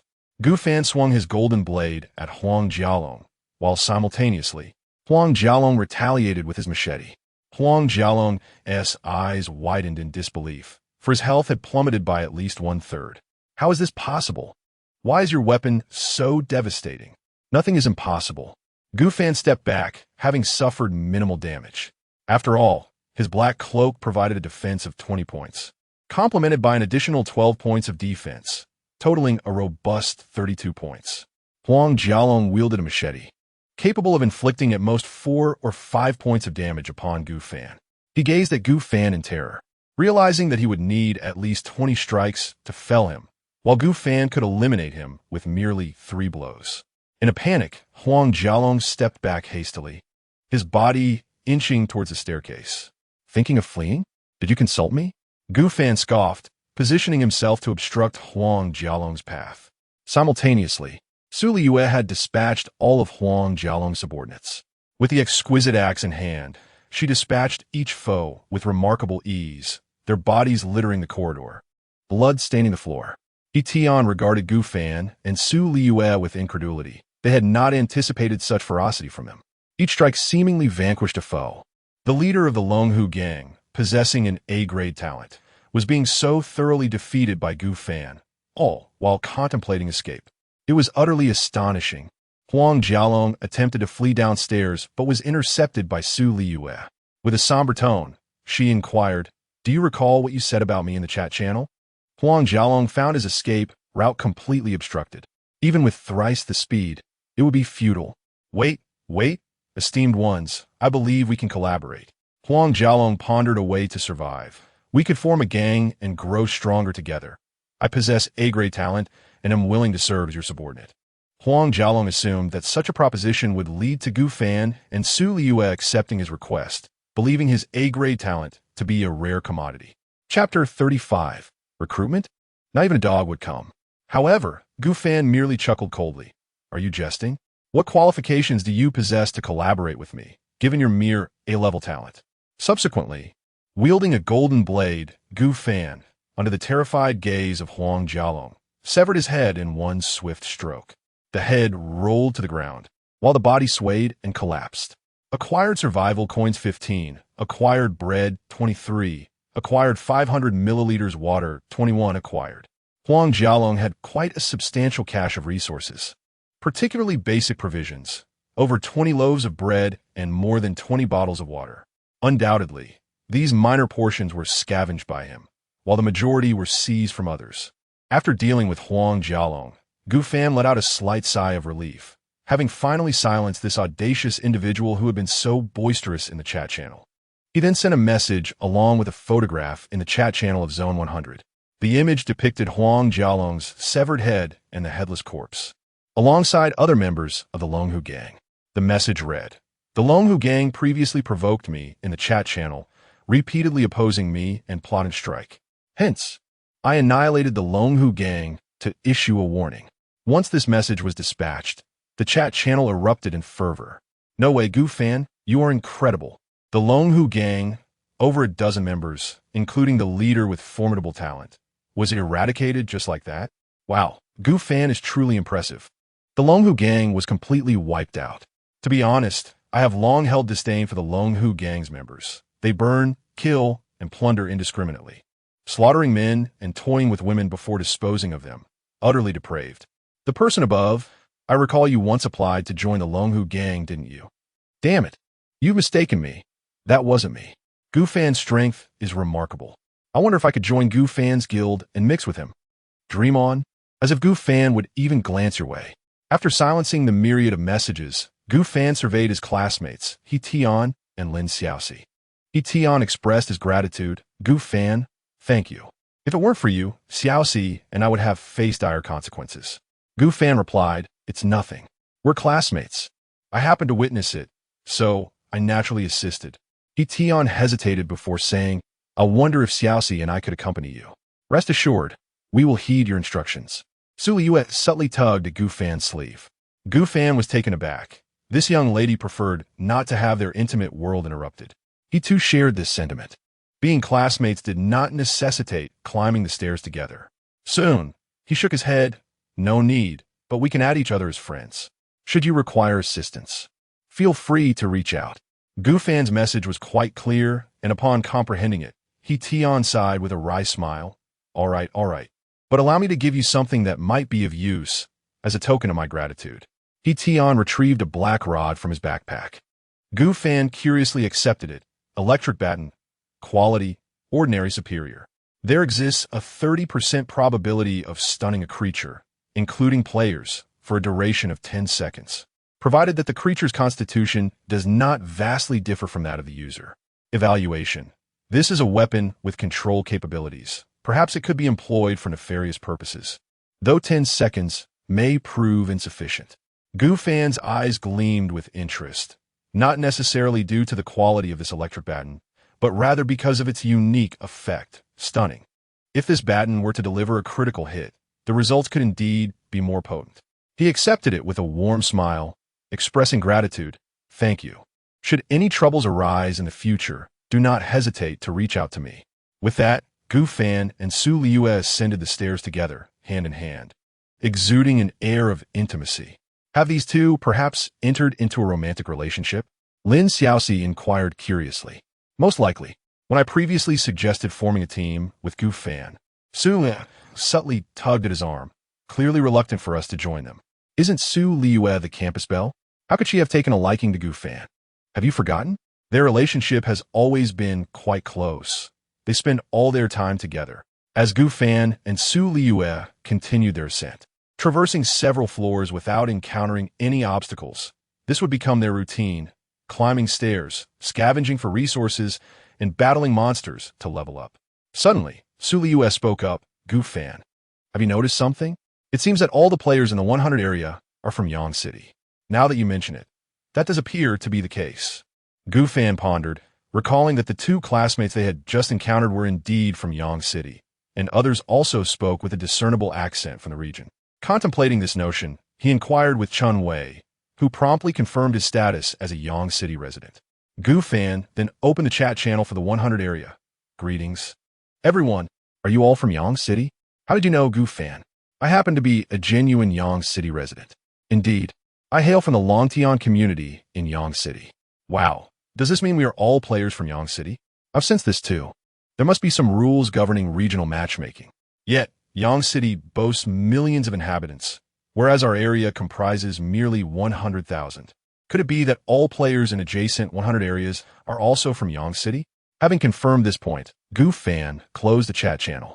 Just then, a message request from someone appeared. Hello, young friend Gu Fan. May I add you as a friend? as each individual had a profile picture and name.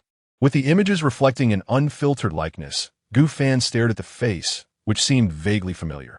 Liyue, do take a look. Who could this be? Su Liyue squinted for a moment. This looks so familiar. Wait, isn't he Zhao Jiangwen, our entrepreneur from Yangcheng City? Upon hearing Su Liyue's revelation, Gu Fan suddenly recalled who it was.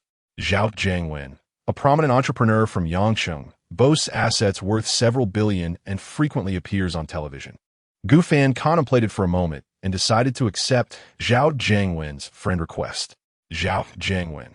Gu Xiao, I never imagined that at such a young age. You would thrive so splendidly in this survival game.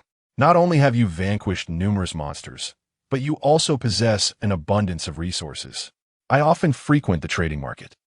Gu Fan, please get to the point. Noticing Zhao Jiangwen's inclination to elaborate at length, Gu Fan felt a twinge of impatience. Surely, wasn't he adopting a condescending demeanor in this survival game? Zhao Jiangwen. The situation is such that I have long recognized our region's potential. Consequently, I established the Yangcheng Talent Awakeners Alliance, which also serves as our guild's name. All players within are exceptionally gifted, and to date, we have amassed nearly 100 members, divided into approximately 5 groups for collective stair climbing. Upon hearing Zhao Jiangwen's words, Su Liyue scoffed. Has Zhao Jiangwen truly elevated himself to a superior status? It's merely a talent, and he dares to call himself an awakened. I was under the impression that the strongest guild in our region was founded by the Huang family, yet it appears I was mistaken. Zhao Jiangwen quietly established a guild nearing 100 members. Su Liyue nervously leaned closer to Gu Fan, both observing the dialogue between him and Zhao Jiangwen. Gu Fan inquired, "So, what is it that you seek from me?" Zhao Jiangwen, you must be aware of my identity. The current plight of humanity is exceedingly dire. If we do not band together, we shall inevitably be picked off one by the monsters obstructing our path within this infinite building. Moreover, a calamity is imminent in 2 days. Gu Fan, spare me the rhetoric, speak plainly. Zhao Jiangwen was taken aback by Gu Fan's apparent lack of comprehension, and a flicker of dissatisfaction crossed his eyes. It was important to note that prior to his transmigration, no one in Yangcheng would dare address him in such a manner. As an esteemed entrepreneur and a leader in Yangcheng, even the president of Yangcheng University would bow and scrape before him. However, having held a high position for so long, Zhao Jiangwen quickly composed himself and stated, "Young man, let us dispense with the trivialities. I wish to extend an invitation for you to join the Yangcheng Talent Awakeners Alliance, so that together we may grow stronger." Gu Fan, I must decline. I'm not accustomed to teaming up with others. It was absurd to climb stairs with over 30 individuals. While it might ensure safety, the resources would be far too scarce to share.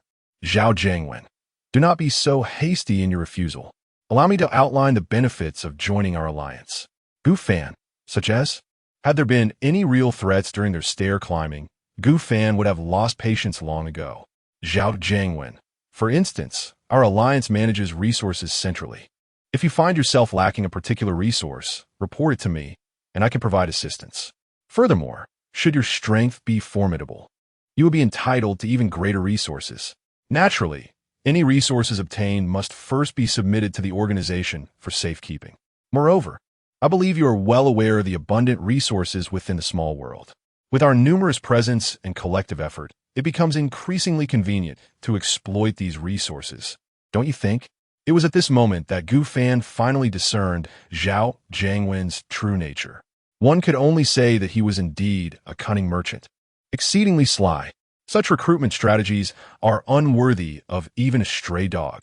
Gu Fan responded, "Please, spare me the jest. You claim it is about resource allocation and consolidation. Yet all the benefits end up lining your pockets, correct?" Zhao Jiangwen replied, "What do you mean by that? What sort of accusation is this? I am merely safeguarding these resources for the organization. To be honest, I initially intended to secure a position for Huang Jialong on the Dragon Tiger list. But since you resolved that matter, I still hope you and your companions will consider developing within our organization. There is strength in numbers." Gu Fan countered, "I suggest you seek other opportunities. We have no intention of joining your organization. It is absurd to think that upon joining, one would have to relinquish all resources, disguised under the pretense of safekeeping. Nevertheless, given that Zhao Jiangwen could amass such a talented group of players through this method, Gu Fan surmised that he possessed a modicum of capability. Zhao Jiangwen conceded, "Very well, I understand. In any case, I wish to emphasize that we humans are inherently social creatures. Two individuals are far from sufficient. Should your younger brother have any ambitions in the future, do not hesitate to inform me. The Alliance of Awakened Ones will always keep its doors open for you." Chapter 36. A Day Until the Frost Disaster. In a distant corridor, approximately 700 floors up, a middle-aged man clad in a suit bore a grim expression as he scrutinized Gu Fan's response. "Well, President, did that fellow Gu Fan agree to join us?" inquired a voluptuous woman beside him, Qiu Yingying, the secretary of Zhao Jiangwen. She was also Zhao Jiangwen's mistress, and the two often engaged in clandestine activities within the office. Sometimes Qiu Yingying would hide beneath the desk, while other times Zhao Jiangwen would take refuge there. Their peculiar relationship had caused Zhao Jiangwen to neglect his discontented wife, showing little concern for her or their children, fixating instead on the prospect of recruiting formidable individuals into his guild. His innate talent was classified as S rank, endowing him with natural leadership. His words commanded respect and trust from players and NPCs alike. The second effect allowed him to utilize the talents of players within the guild at half efficacy, with only one opportunity to do so each day. This meant that Zhao Jiangwen could select one talent to employ daily, and once chosen, it could not be altered until the following day. The third effect granted him enhanced physical attributes whenever multiple players were present in the guild, occasionally boosting health, defense, or attack power. As it stood, Zhao Jiangwen's attribute panel nearly doubled that of others. "Is it true, President? Has he declined? How dare that young brat refuse you?" Qiu Yingying exclaimed, astonished at Zhao Jiangwen's dark demeanor. However, Zhao Jiangwen quickly regained his composure. "This is quite normal. After all, youth often breeds arrogance. For the time being, let's not provoke them or engage in conflict." Qiu Yingying, entwining her arm with his, cooed, "Oh, President, with your S-rank talent and formidable strength, those two players are simply blind to the opportunity before them." "Indeed, President," echoed the players in the corridor, their indignation palpable. "All our players possess talents. Gu Fan's refusal to join us is a blatant affront." "Enough, enough. My intention in establishing this guild is clear: to aid everyone in surviving together, to ascend these stairs collectively. It is not solely about recruiting them. Once we VE rested sufficiently, we shall continue our ascent." Although Zhao Jiangwen's inner fury simmered, he maintained an outward calm. Li Jinwei, seek out new players with talent. Li Jinwei was one of Zhao Jiangwen's most trusted aides. His talent was merely D rank, allowing him to discern whether a player possessed talent, although he could not gauge its level or capabilities.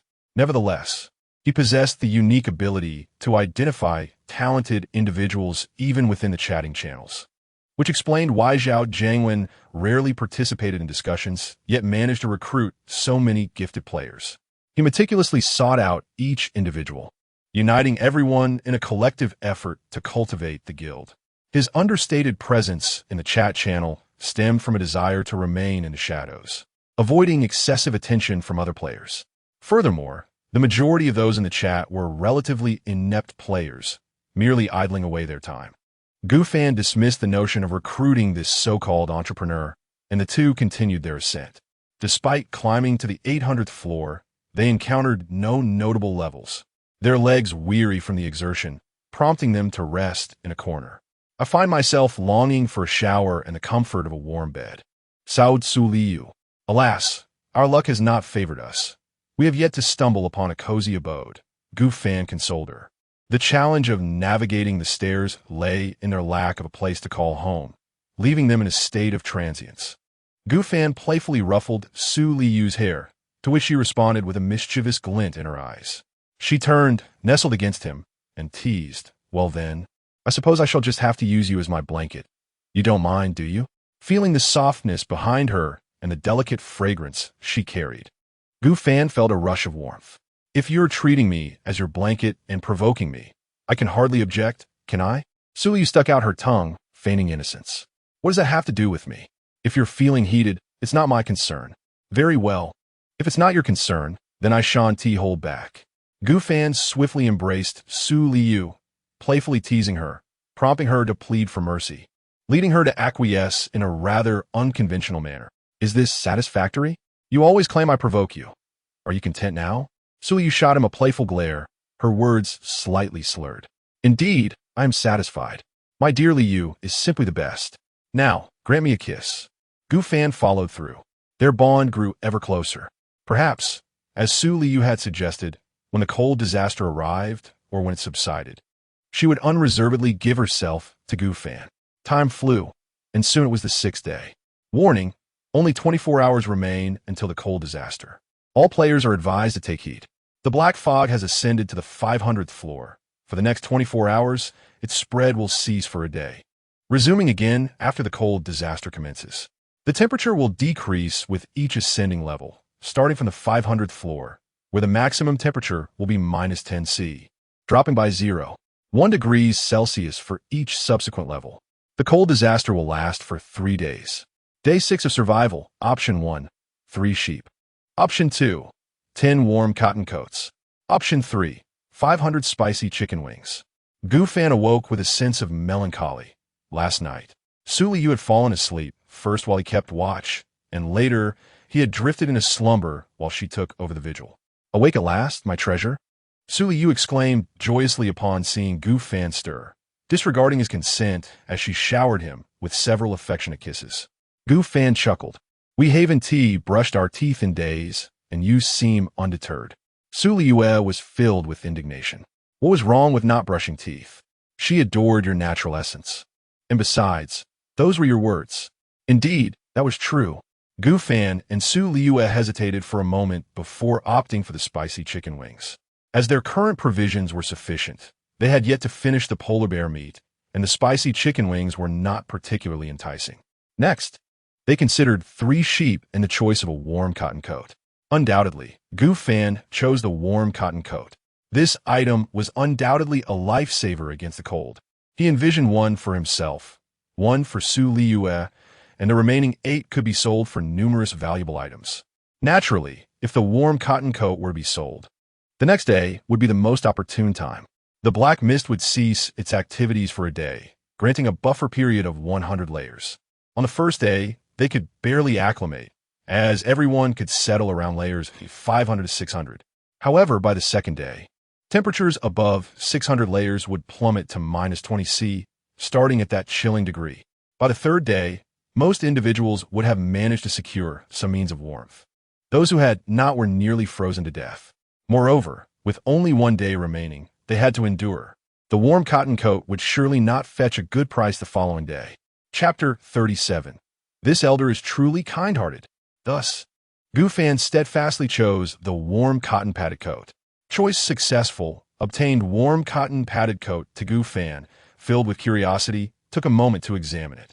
Warm cotton padded coat, quality, ordinary superior. Capable of withstanding temperatures as low as -30°C. Is it only capable of resisting -30°C? Su Liyue felt a tinge of disappointment. After all, the two had ascended to around the 800th floor. The distance from the 500th floor had grown to nearly 300 floors, translating to a temperature difference of 30 degrees. The temperature at the 500th floor is -10°C, hence at the 800th floor, it would approximate -40°C. This so-called warm cotton padded coat would be of little assistance. Then a sudden thought struck, perhaps they could attempt a critical strike. Originally, they had considered targeting a tent instead. Su Liyue proposed, let us go for a critical strike on this warm cotton padded coat today, and tomorrow we can strike again for another one. 2 warm cotton padded coats would be just right.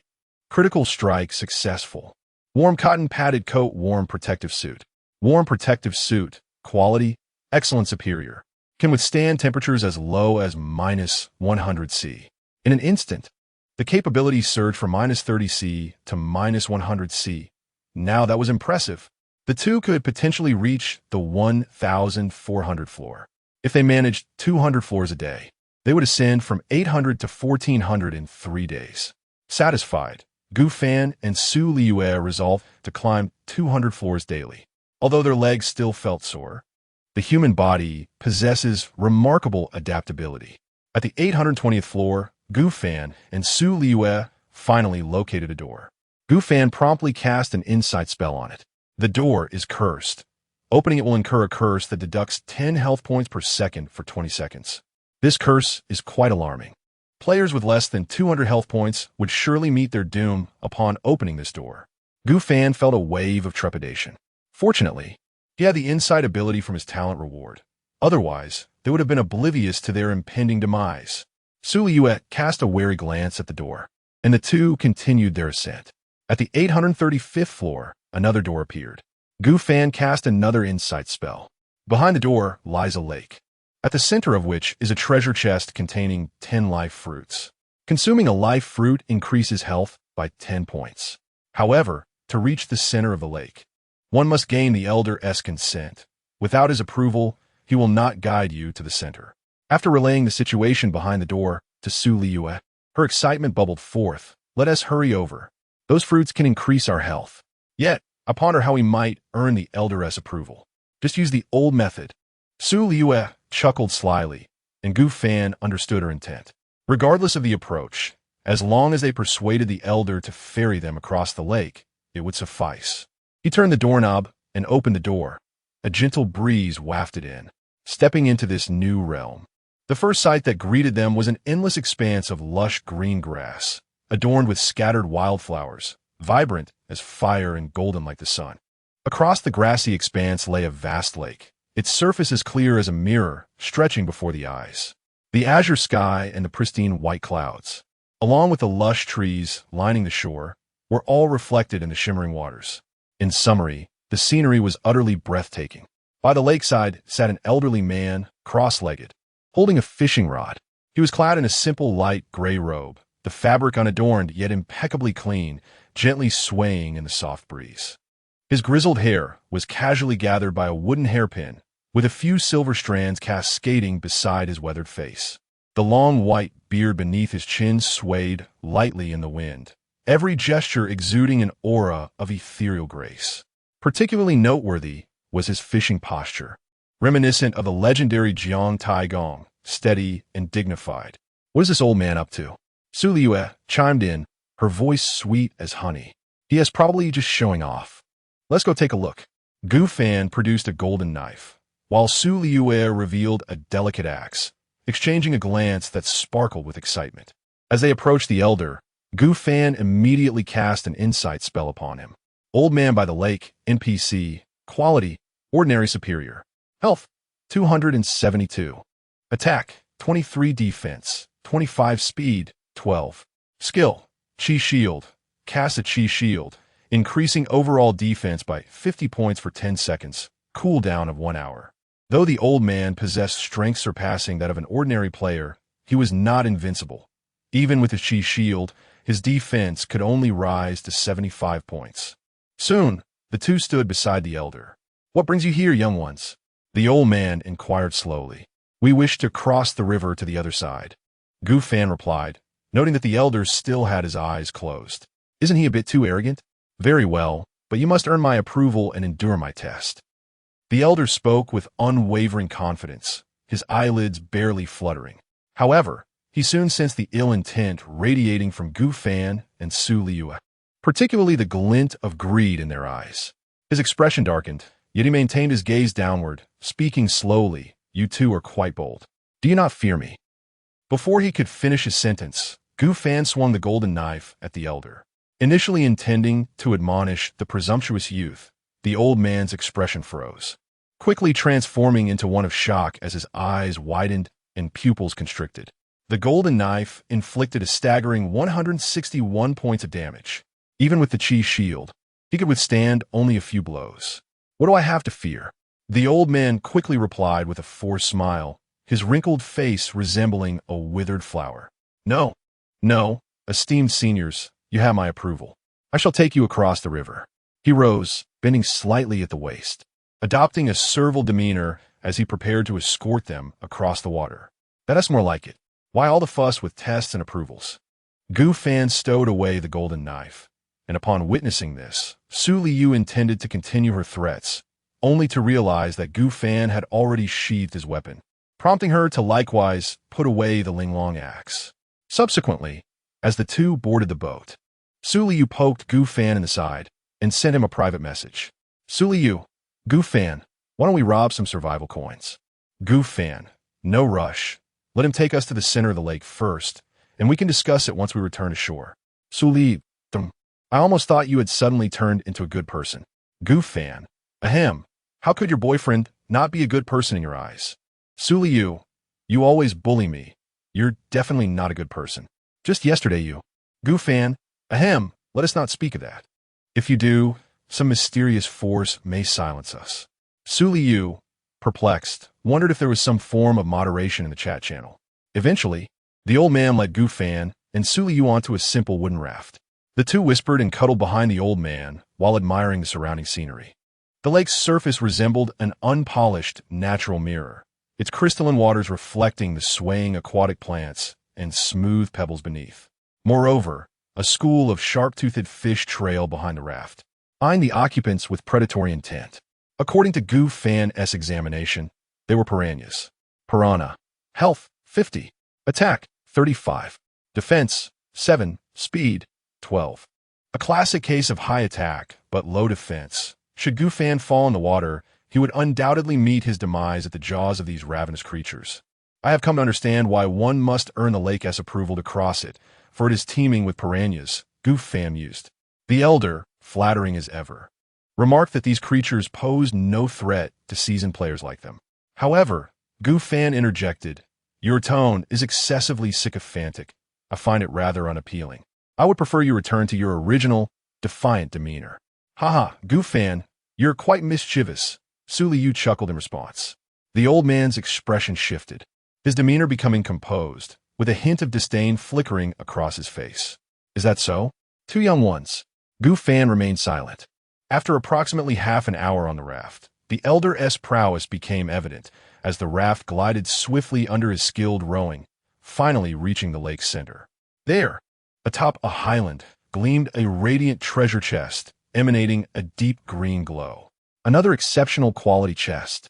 Once the boat reached the shore, Gu Fan and Su Liyue ascended the highland. He secured the chest, deciding against opening it now. It was best to wait until tomorrow to maximize the potential for a critical hit, and the treasures within could yield further surprises.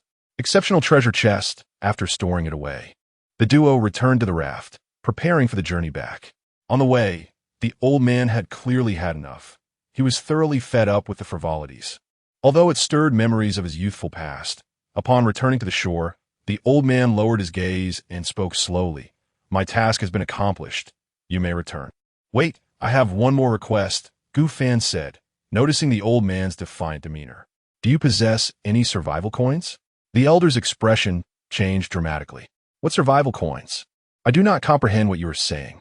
5 minutes later, acquired survival coins 23. After Gu Fan and Su Liyue departed from this small world, a flicker of anger and helplessness crossed the old man's face.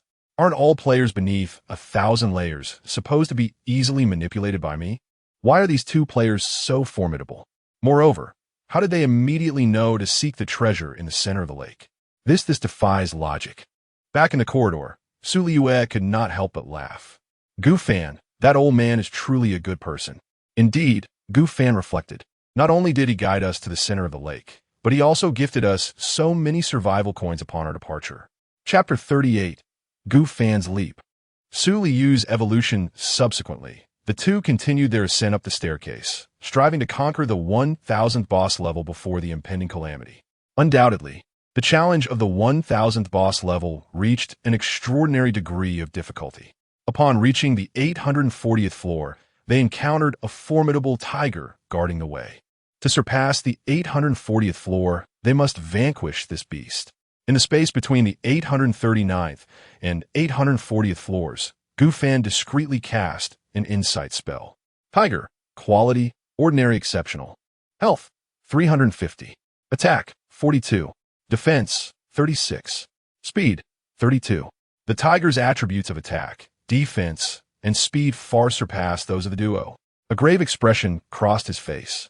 If the difficulty beyond the 750th floor was consistently like this, Gufan felt that their party was uniquely positioned at the 840th floor within the entire 100 area. For this tiger, no player at this stage could defeat it unless they possessed exquisite-grade weaponry, just like him. Be cautious. This tiger is swift and possesses high attack power. Gufan cautioned Su Liyue and Xiao Ying beside him. He then relayed the attribute panel for their review. Upon seeing it, Su Liyue gasped in astonishment. Fortunately, the tiger's attack was only 42 points, meaning it would require several hits to bring it down, while their weapons could inflict sufficient damage within 2 or 3 strikes.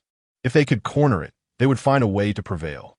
After all, this is not the vast grassland, but a narrow corridor, Su Liyue remarked. Just as Gufan and Su Liyue prepared to charge forward to confront the tiger, a voice suddenly echoed from behind them. You two seem to have encountered a bit of trouble.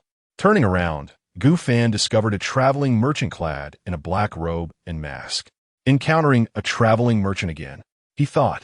Their current survival coins totaled 87, having robbed 2 NPCs and received 1 reward from the guild today. Observing the merchant, Gufan narrowed his eyes in curiosity, recalling their previous encounter before the wasp swarm. This time, it was before the tiger. It appeared that they were most likely to encounter a traveling merchant during moments of adversity. If this were indeed the case, then the merchant was quite astute. We are indeed in a predicament, but tell me, merchant, do you appear every time players find themselves in trouble? Gufan inquired. Su Liyue also noticed the pattern. Yes, we encountered you before the wasp floor, and now here before the tiger floor. Recognizing their observation, the traveling merchant did not dispute it. Indeed, it is easier to meet us during times of difficulty, as your willingness to spend is at its peak. However, the merchant you encountered previously was not me. There are numerous traveling merchants within this infinite tower, and this is my first encounter with you. The pair was taken aback by this revelation. Yet, astonishment aside, Gufan pressed on with his inquiry. How many of you traveling merchants are there? Exactly? In every region, at least 100 mobile merchants should be stationed. Enough of these trivial inquiries. Do you wish to make a purchase or not? If not, I shall take my leave, the mobile merchant said impatiently. Were it not for the considerable survival coins possessed by the two, he would not have shown such patience in conversing with them or provided such valuable information. Yes, of course, Gufan replied. This tiger poses a certain danger. While it may not be unmanageable, Gufan would prefer to use survival coins to resolve the current predicament. He could never forgive himself if Xiao Liyue were to suffer harm while confronting the tiger. Ultimately, the reason their partnership has flourished thus far is merely due to their possession of 2 high-damage weapons. Trade items, Ordinary Superior Physique Enhancement Card, 50 survival coins. Elevator Upgrade Card, 100 survival coins. Beast Taming Talisman, 50 survival coins. Teleportation Card, 200 survival coins. Random Exceptional Superior Skill, 50 survival coins. Double Jump Skill, 150 survival coins. Gufan gazed at the dizzying array of trade items, with the prices ranging from 50 to 200 survival coins, predominantly leaning towards the lower end. He cast a peculiar glance at the mobile merchant. Could it be that this merchant is aware of his savings? Why else would he choose to display these items prominently? Curiously, Gufan clicked on the Beast Taming Talisman. Previously, when taming Xiao Ying, he had resorted to abundant food and forceful coercion. Moreover, he suspected that the efficacy of intimidation played a significantly larger role. The same approach would not suffice for this tiger. Though he possessed exceptional pet capsules, they could only be utilized to enhance loyalty post-taming. Beast Taming Talisman. Quality, Ordinary Exceptional. Upon use, it can tame beasts of ordinary rank. This requires 50 survival coins. Gufan pondered whether spending 50 survival coins to tame this tiger was worthwhile. Its lineage was evidently inferior to that of the silver-backed wolf, and enhancing its abilities post-taming would likely be challenging. However, at this juncture, having the tiger by his side could alleviate many difficulties. Thus, Gufan resolved to make the purchase. Purchasing Beast Taming Talisman. After acquiring the talisman, Gufan inquired once more, wait, what is the purpose of the elevator card? Are we not climbing stairs? Why does an elevator exist? The mobile merchant merely shook his head, stating, what you ought to know, you will know. With that, he vanished. exhibiting an even more aloof demeanor than the last mobile merchant they encountered. Gu Fan sighed, considering he still had 4 pet capsules remaining. He would observe the loyalty of the tiger after using the beast taming talisman. If it proved satisfactory, he could conserve his resources. Roar! Upon seeing Gu Fan and Su Liyue arrive, the tiger immediately let out a fierce roar and lunged towards them with remarkable speed. In response, Gu Fan swiftly tossed the beast taming talisman to the tiger. As the taming talisman was affixed to the tiger's forehead, its eyes instantly became clear and luminous. Taming successful, pet, ordinary tiger. Loyalty, 100 points, full score, 100 points, quality, ordinary premium. Health, 350. Attack, 42. Defense, 36. Speed, 32. Fortunately, the tiger's loyalty had soared to a perfect 100 points under the influence of the taming talisman, eliminating the need for a pet capsule, Gu Fan remarked. Su Liyue approached from behind the tiger, noting that it was a female. Your focus is rather peculiar, she teased. Almost immediately, she mounted the tiger and called out to Gu Fan. What are you waiting for? Come up, Gu Fan. We won't need to climb stairs anymore. With a cheerful grin, Gu Fan joined her atop the magnificent creature. Xiao Yin, observing with a hint of envy, was soon invited by Gu Fan. Come on up, Xiao Yin. Delighted, she quickly climbed onto Gu Fan's back. From now on, you shall be called Xiao Huang, Gu Fan suggested, glancing at the tiger's striking hue. The tiger roared in agreement, and thus it carried the 2 companions up the staircase with remarkable agility. During their ascent, Su Liyue remarked, Gu Fan, have you noticed? That traveling merchant is no ordinary figure. He not only knows which players are facing difficulties, but is also aware of how many survival coins we possess. Indeed, Gu Fan replied, if I had only a few survival coins, he would present items that cost just a few coins at the forefront. Yet the first row of trade items just now consisted of those requiring dozens of survival coins.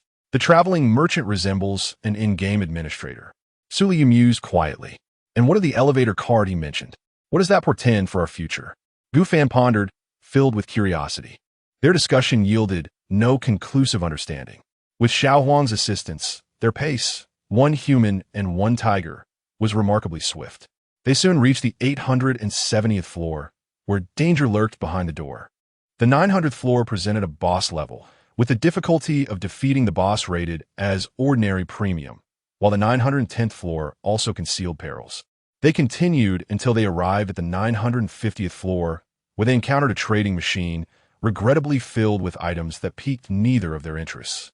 At the 970th floor, they finally stumbled upon an entrance to a small world.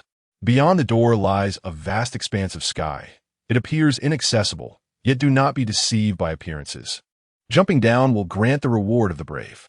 Players and creatures who leap will receive a bonus of 50 health points, 5 attack points, 5 defense points, and 5 speed points, with each player allowed but 1 opportunity. The reward of the brave? Gu Fan exclaimed in astonishment. For anyone else, pushing open this door would hardly inspire thoughts of leaping into the abyss. Had it not been for Gu Fan's insight ability, he too would not have considered such a daring act. He pushed the grand door open, revealing a boundless sky, unaware of the true nature behind the door. Su Liyue, lacking the insight ability, gazed into the empty expanse. There is nothing here. Perhaps we should move on. However, she witnessed Gu Fan leap without hesitation. Su Liyue's pupils constricted.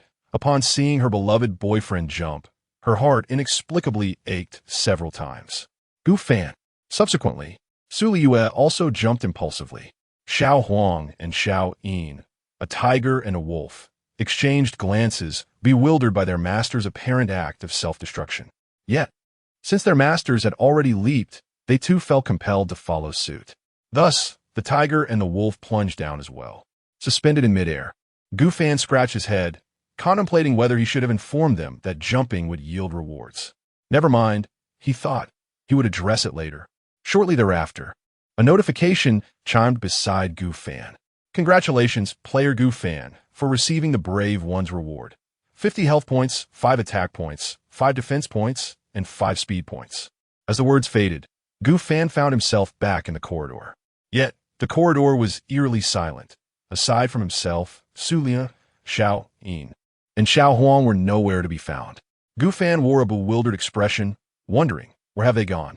Moments later, Su Liyue appeared nearby, equally perplexed.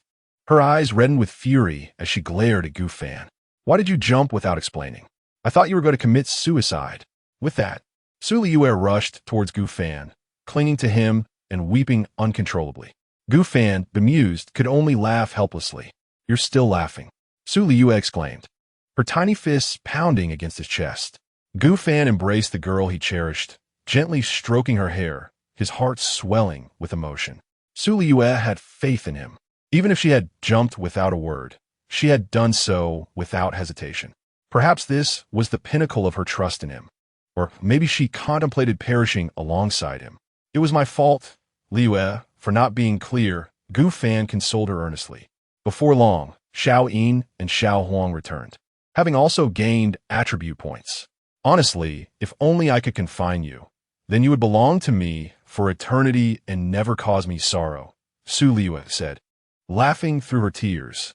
Gu Fan raised an eyebrow, questioning whether this leap had awakened something within her that should not have been stirred. No, in truth, Su Liyue had already shown signs of this awakening.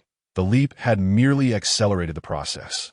With a sudden laugh, Su Liyue remarked, "Look at you flustered. I was just joking." Gu Fan sighed in relief, yet he recognized his error.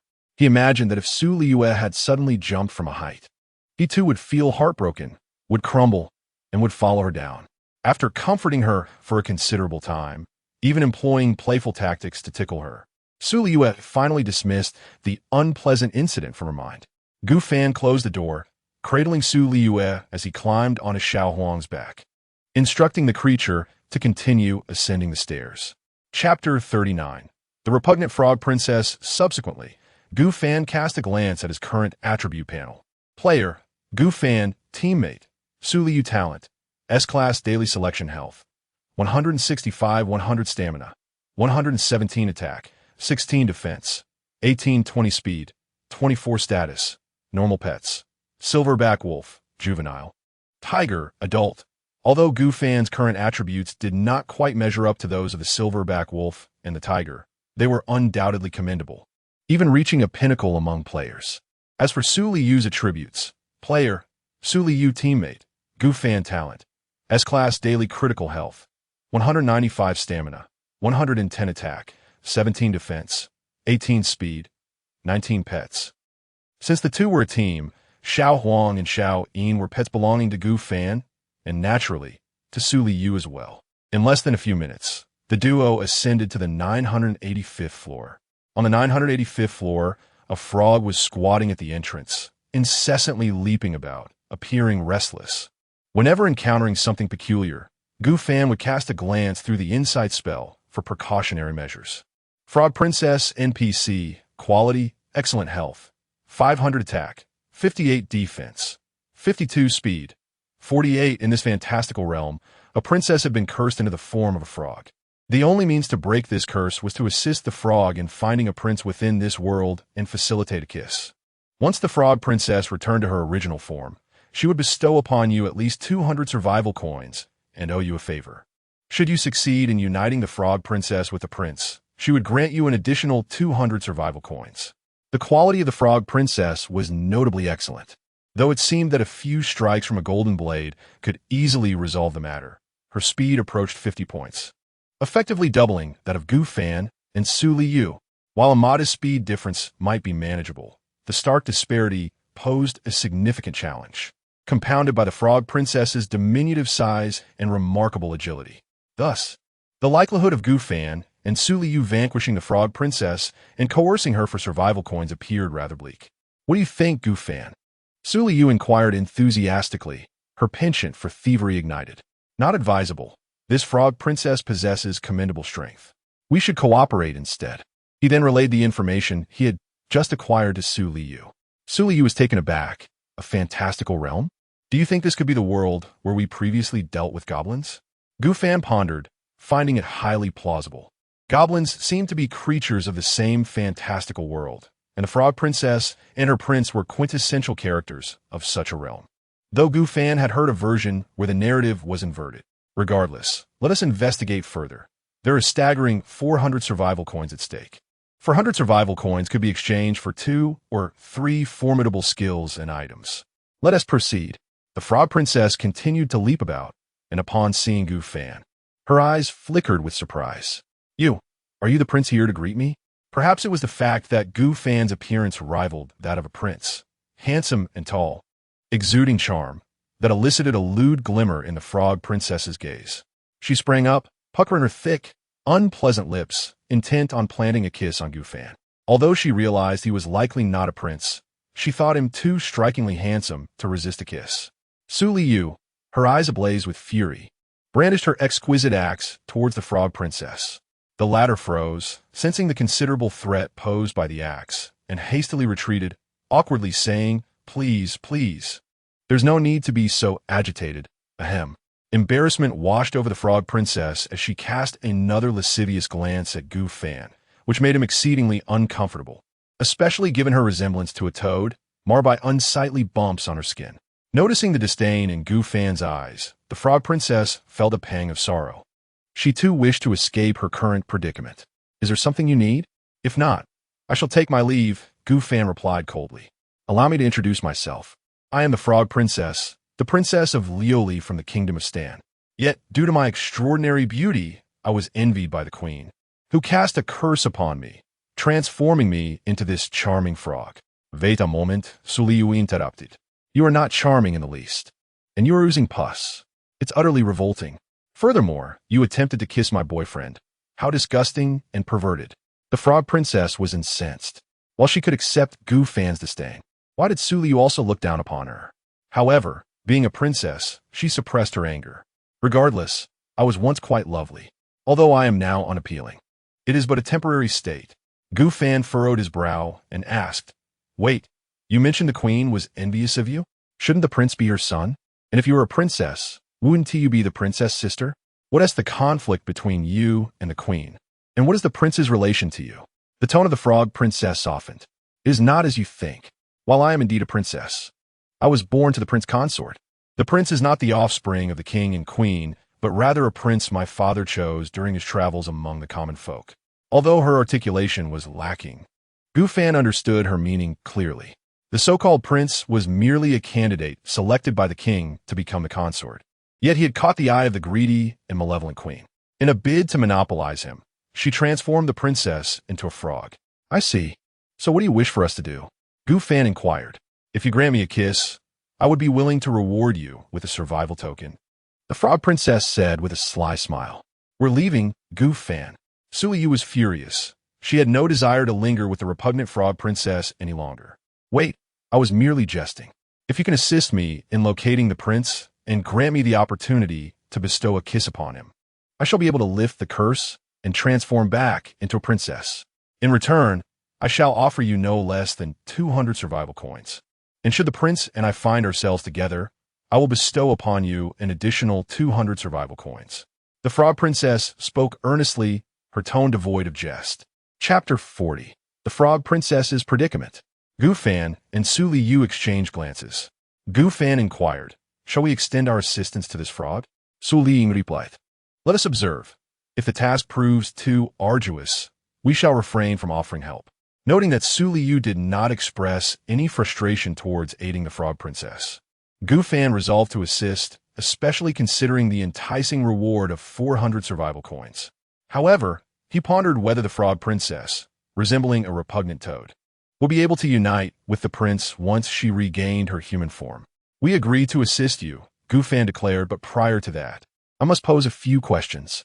The Frog Princess leaped with excitement, exclaiming, "Really? You two survivors are truly kind-hearted. Please ask away." The thought of potentially kissing the dashing prince filled the Frog Princess with unbridled joy. "Do you know where we are?" Gu Fan sought to glean information through the Frog Princess, akin to conversing with itinerant merchants. "Of course. We are in the Infinite Tower. I came here in search of players to aid me." The Infinite Tower. What is its true purpose? Why have so many players been transported here? And what lies at the top? What happens when one ascends? A flurry of inquiries left the Frog Princess somewhat bewildered. Regrettably, she shook her head. "I am unaware of that. I only know that with the Infinite Tower's invitation and this survival coin, one can hire survivors to assist us, though there is a risk of being robbed by them." So that is how it is. A flicker of astonishment crossed Gu Fan's eyes. Have you sought out survivors before? What were they like? After all, the players from Water Blue Star were merely at the beginning of their ascent. I have not, and I am unclear on that matter, but the invitation to the Infinite Tower states as much. Seeing that the Frog Princess possessed limited knowledge, Gu Fan realized there was little more to be gained. Perhaps, as they ascended, they would encounter more informed players. Very well, we are willing to assist you. But let it be known in advance, if the adversary proves formidable or if the distance is too great, our allotted time may not suffice to aid you. Gu Fan stated earnestly. Thank you so much. Soon, Gu Fan opened the door, revealing a view of the palace outskirts, where towering trees stood tall, accompanied by the melodious chirping of birds. It was afternoon. We are permitted to remain for a maximum of 10 hours, Gu Fan remarked. That is acceptable. This area is not far from the prince's palace. You need only protect me, and if fortune favors us, avoiding the queen and others, you shall receive 200 gold coins without effort. Let us hope for such luck. Gu Fan and Su Liyue mounted the small yellow creature, while Xiao Yin and the Frog Princess clung to its rear. Guided by the Frog Princess, they swiftly arrived at the palace where the prince lay in slumber.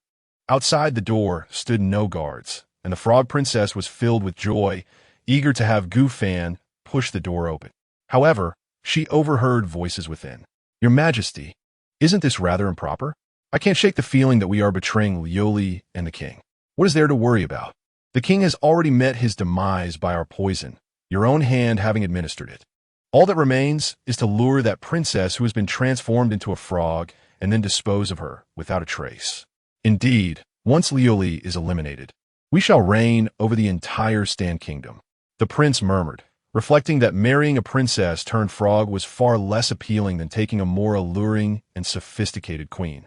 Moreover, the thrill of holding such a status was intoxicating. However, that was not the crux of the matter. The focus was the king of Stan. The Frog Princess trembled, a flicker of shock igniting in her eyes as she gasped. How could it be like this? The entire scheme had been orchestrated by the prince and the queen. The queen had plotted against her, but due to her invitation to the Infinite Tower, she could instantly arrive there. With her father still alive, the queen had merely cast a cruel curse without delivering a fatal blow. Yet, once her father fell victim to the treachery of these two, they lay in wait for their prey. Let us depart, Frog Princess, Gu Fan said, somewhat at a loss. He had assumed the prince was an ally, only to discover the prince and queen were in collusion. Given the formidable strength of the Frog Princess, evidently of an outstanding mid-tier caliber, the prince and queen likely matched or surpassed her capabilities. They were certainly beyond the reach of Gu Fan and Su Liyue at present. Su Liyue regarded the Frog Princess with pity. Her father had been slain, and she had been betrayed by her fiancé and stepmother. Noticing the Frog Princess's silence, Gu Fan instructed Xiao Huang to carry her away quickly. If they were discovered, it would spell disaster. His true aim was to acquire survival coins. The Frog Princess lay limply, despondent and dejected. Before long, the group retreated from the Western fantasy world, crestfallen. What now?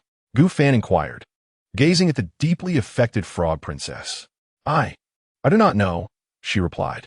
So Liyue Said, Sayisting. Perhaps you could accompany us and relinquish your survival coins to us. From now on, we shall seek vengeance for you. Upon hearing this, the Frog Princess wiped her tears with her green little paw, murmuring, After all I have done to you, would you still accept me? Noting that this potential ally had not outright refused, Su Liyue smiled gently. We would merely accept you as our pet to aid us temporarily. Having encountered this world once before, who knows, upon our next entry, we may grow strong enough to confront the queen and prince. The Frog Princess understood that the two sought to seize her survival coins. With a resigned sigh, she realized that returning home was no longer an option. It was better to follow these two. The Frog Princess, NPC, has pledged her allegiance. Do you accept? Note, accepting the Frog Princess will assist you for a period of time. When the opportunity arises to enter the Western fantasy world in the future, a side quest must be completed. Gu Fan felt a surge of joy. A free companion boasting 500 health points was an opportunity too good to pass up. Accepted. Acceptance successful. Side quest acquired. Side quest. resolve the issue of the Queen of the Stan Kingdom, and incapacitate the Prince of Stan by rendering him quadriplegic, imprisoning him for the Frog Princess. Upon reading the description of the side quest, Gufan couldn't help but spit out a mouthful of old blood. The Frog Princess was currently plotting the demise of her father and the seduction of her stepmother's prince. Survival coins acquired, 400.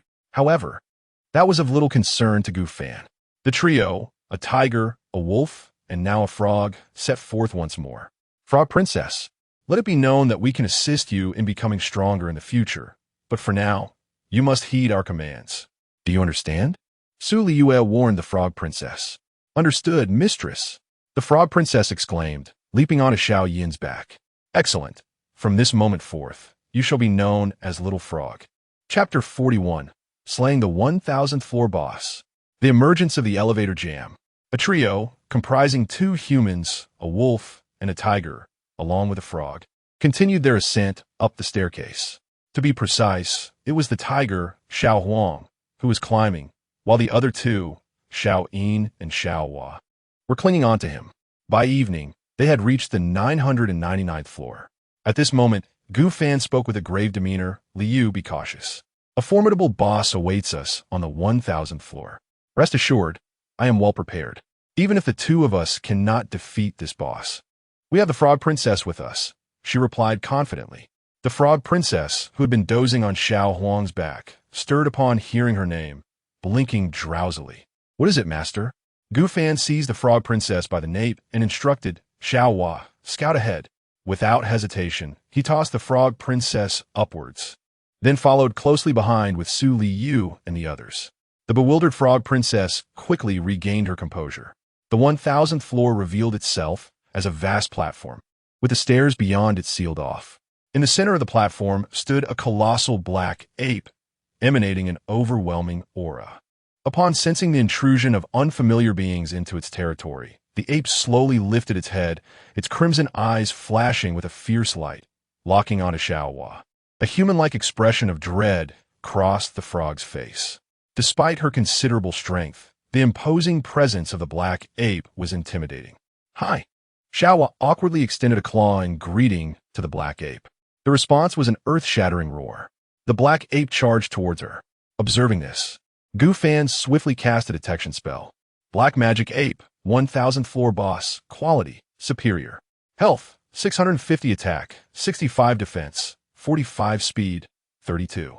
Skills, Black Ape's 5 strikes, delivers 5 consecutive blows to the nearest enemy, each inflicting 70 damage, followed by approximately 2 seconds of recoil. Black Ape Shockwave, unleashes 2 red shockwaves towards the nearest enemy, dealing 150 damage. A superior grade monster? Gufan was momentarily taken aback, a flicker of apprehension flashing in his eyes. Undoubtedly, only a handful of players capable of breaching defenses could contend with such a creature. Gufan finally comprehended the necessity of guilds within the game. Without them, the number of players able to tackle the 1000th floor boss in isolation over the past 10 days would be exceedingly rare. Xiao Hua, draw the Black Magic Ape's fire while Liyue and I handle this creature. Gufan commanded decisively. Without Xiao Hua, he would truly hesitate to confront this boss. But with her diverting the fire, a strategy could indeed be formed. With a speed of approximately 48, Xiao Hua was the swiftest in their party, presenting a feasible chance to evade the Black Magic Ape. However, her petite frame, coupled with the festering wound on her back, rendered her incapable of supporting anyone. Little Frog shouted, I understand. Master, let us finish it quickly. With a roar, the Black Magic Ape charged at Little Frog, delivering a powerful punch. Rip it! In a moment of desperation, Little Frog instinctively burst forth with the accent of her homeland, swiftly leaping atop the head of the Black Magic Ape. Gufan could hardly keep up with his eyes, but he had to admit that Little Frog's speed was indeed remarkable. Boom! The fist of the Black Magic Ape crashed down upon the floor, causing it to splinter like a spider's web. Is this what a 65-point attack feels like? Gufan's eyelids twitched. He could only imagine the pain if such a blow were to strike him. The ape's eyes glinted with human-like rage. Yet Little Frog merely grinned mischievously, raising her rear and showering the creature's head with a pale yellow liquid. A reward for you. Is this Little Frog not a princess? She lacks any semblance of decorum. Su Liyue and Gu Fan stood agape, utterly astonished by this scene. This had thoroughly incensed the black magic ape, which had never encountered such a brazen creature before. In a fit of fury, it hammered its enormous fists against its own head. Little Frog quickly jumped away, croaking to divert the ape's attention. "Ribbit, no, this is a reward from your princess. Why are you still angry at me?" The black magic ape, now in a state of extreme rage, lunged at Little Frog. "Onward, everyone!" Gu Fan brandished his golden blade, while Su Liyue wielded her exquisite axe. And Little Yellow and Little Silver swiftly attacked the ape from behind. However, the black magic ape, lacking in intelligence, was completely captivated by Little Frog. Gu Fan and Su Liyue struck at its back, depleting a significant portion of its health. The black magic ape was now thoroughly enraged, pursuing Little Frog but failing to catch her. It repeatedly unleashed skills in an attempt to strike her, and, as it missed its fifth consecutive stomp, its eyes ignited with a fierce glow, shooting a beam toward the Frog Princess. "Ribbit!" A sharp pain pierced Little Frog's back, yet fortunately, Gu Fan and Su Liyue's damage output was formidable. The sneak attack ultimately led to the black magic ape collapsing, lifeless on the ground. "Little Frog, are you all right?" Though she had lost around 200 health points, Little Frog had only sustained minor injuries.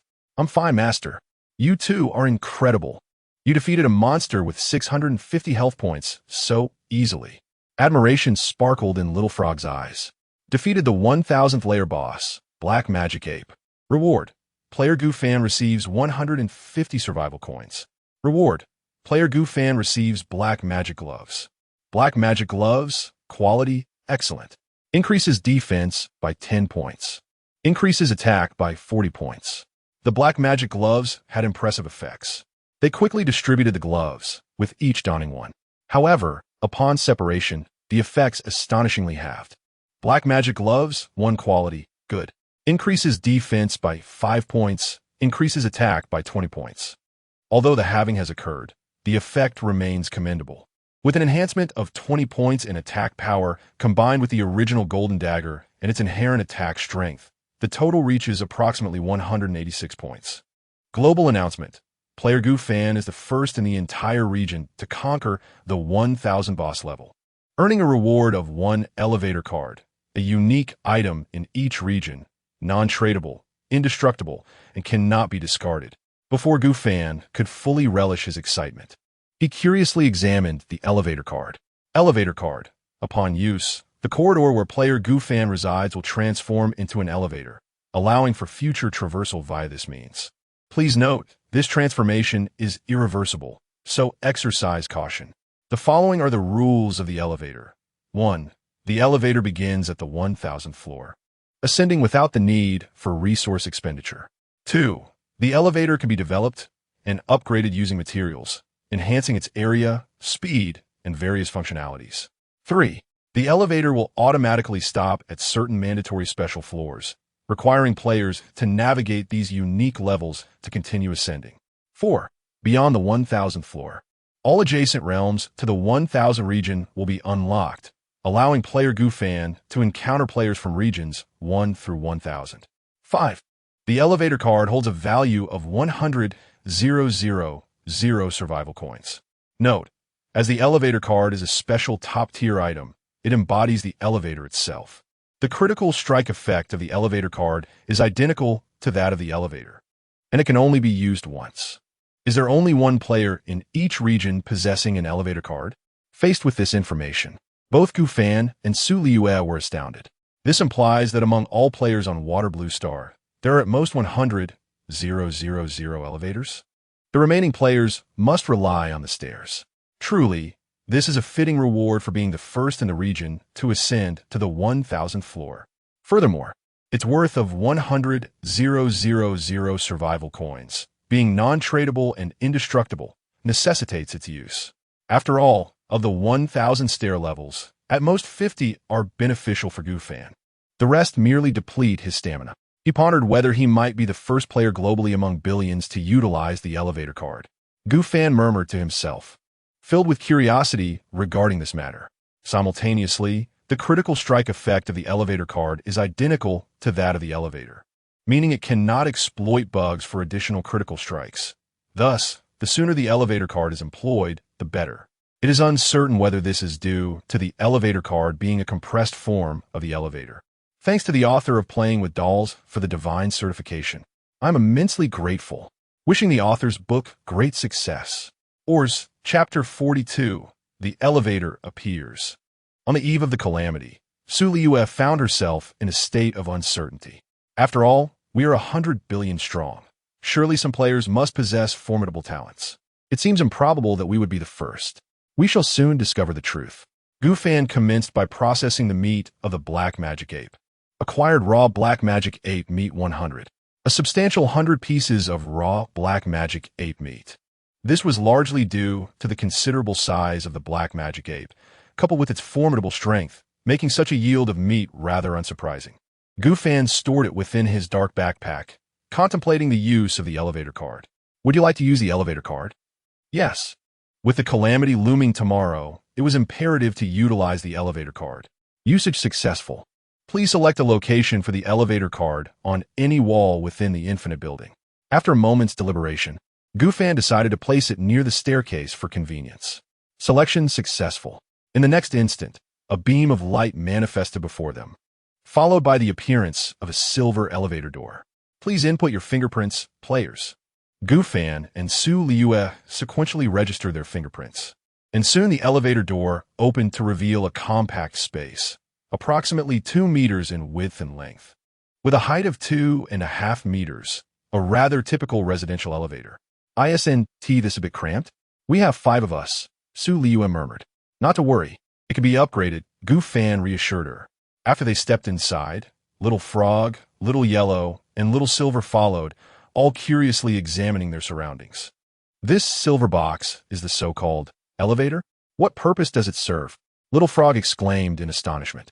It will intelligently transport us upstairs. You will understand shortly, Gufan replied, somewhat impatiently. Once all companions were aboard, the elevator door began to close slowly. Wait, Gufan exclaimed, reopening it. I want to see if there are elevator doors on the upper floors. If there were, other survivors would realize that this corridor was exclusive to players with elevator cards. This would be rather unfair for Gufan. It would be acceptable if only one floor had such access. With this thought in mind, Gufan quickly ascended to the 1001st and 1002nd floors. Upon inspection, he confirmed that neither floor possessed an elevator. Subsequently, Gufan sent a private message to Liyue. Liyue, please direct the elevator to the 1002nd floor. Upon receiving the message, Liyue pondered the operation of this unconventional elevator.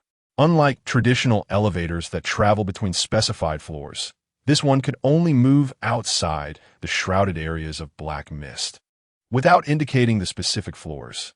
Initially, Liyue could only select the first option, which was to ascend continuously. After activating the continuous ascent, the elevator began to ascend without interruption. However, upon encountering special floors, it would halt, requiring the players to resolve the issues of those floors before returning to the elevator. Moreover, one can input the desired upper floor in the elevator. Upon doing so, the elevator will continually ascend toward that level, provided there are no special floors between the current and target levels.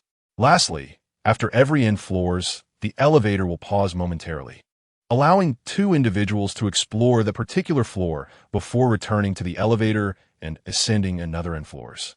This end can range from a minimum of 1 to a maximum of 10. Upon grasping the specific operational methods of the elevator, Liyue selected the 1002nd floor and directed the elevator upwards. Gufan, at the very same spot on the wall of the 1002nd floor, awaited the elevator's arrival. Within mere seconds, Gufan gazed in astonishment at the slowly materializing elevator. So this is how it works? I understand now. Once the elevator doors opened, Gufan stepped inside, and Liyue proceeded to elucidate the process to him. After a moment of contemplation, Gufan proposed, let me see if I can utilize the floor search feature and employ my insight ability to gather information on each floor. He then attempted to search the 1003rd floor, activating his insight ability. 1003rd floor. Nothing to report. No need to stop. 1004th floor. Nothing to report. No need to stop. 1005th floor, contains 5 pieces of wood, not advisable to stop. Remarkably effective. Gufan's expression radiated delight. Before the elevator commenced its journey, there was the upgrade button. Gufan pressed it. Elevator. Level 1. Specifications 222, 5 meters. Upgrade requirements. Wood 100, stone 100, fine iron 200, survival coins 1. Upon upgrading, specifications will enhance to 334 meters. Although Gufan was somewhat perplexed as to why upgrading an elevator necessitated wood and stone, he resolved to amass the required materials. Fortunately, he possessed all the necessary resources. He placed them within the upgrade interface and clicked to proceed. Upgrade successful. A resounding rumble echoed as Little Frog, with eyes resembling beans, vigilantly observed the surroundings. Little Yellow and Little Silver mirrored this behavior, bobbing their heads in unison. It is worth noting that Little Yellow, due to its considerable size, had to curl its body. Do not worry, this is merely the elevator upgrading. Liyue reassured them, gently patting Little Yellow and Little Silver's heads, which were adorably fluffy and pleasing to the touch.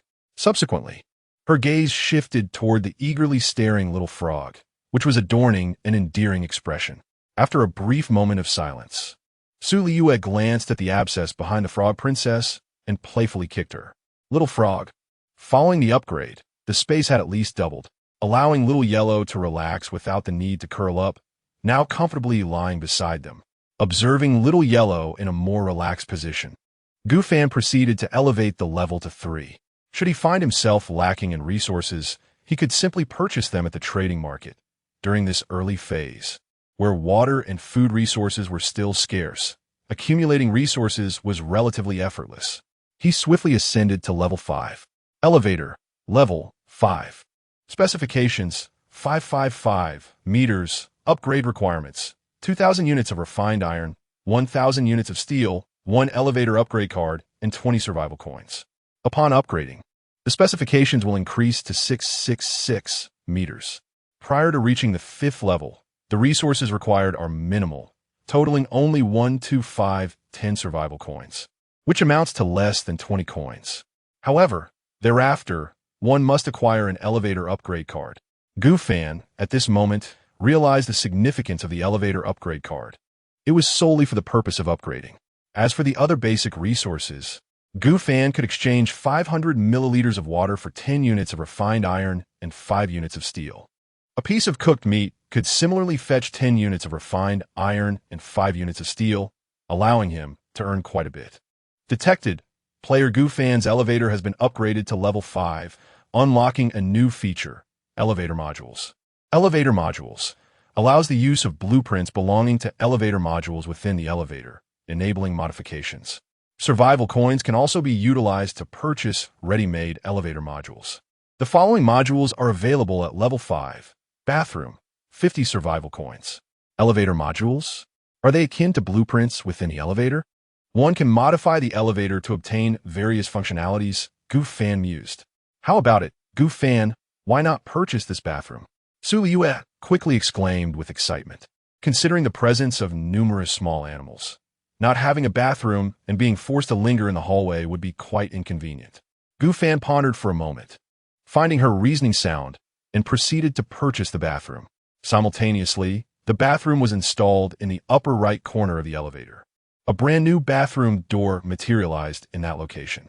Intrigued, Gufan opened it to find a layout of approximately 2 meters, featuring only a squat toilet, devoid of a wash basin or shower area, which he assumed would need to be added later. The squat toilet had a flushing button, which was certainly a piece of good news, as it meant he would not have to waste his water resources for flushing. Given this situation, he mused, it might be more practical to manage without it in the hallway. After successfully upgrading the elevator, Gufan used his insight ability to search for a suitable floor to reside on. He sought a cozy apartment-like room. Although it was possible to sleep in the elevator, it felt rather oppressive, and the hallway was undoubtedly more comfortable, aside from the safety it provided. Of course, if a bedroom module were to be introduced in future upgrades, that would be a different matter altogether. Finally, after a diligent search, Gufan located a suitable living floor. Floor 1021. There is a door, behind which lies a 5-star hotel, Residency requires submitting 200 units of wood.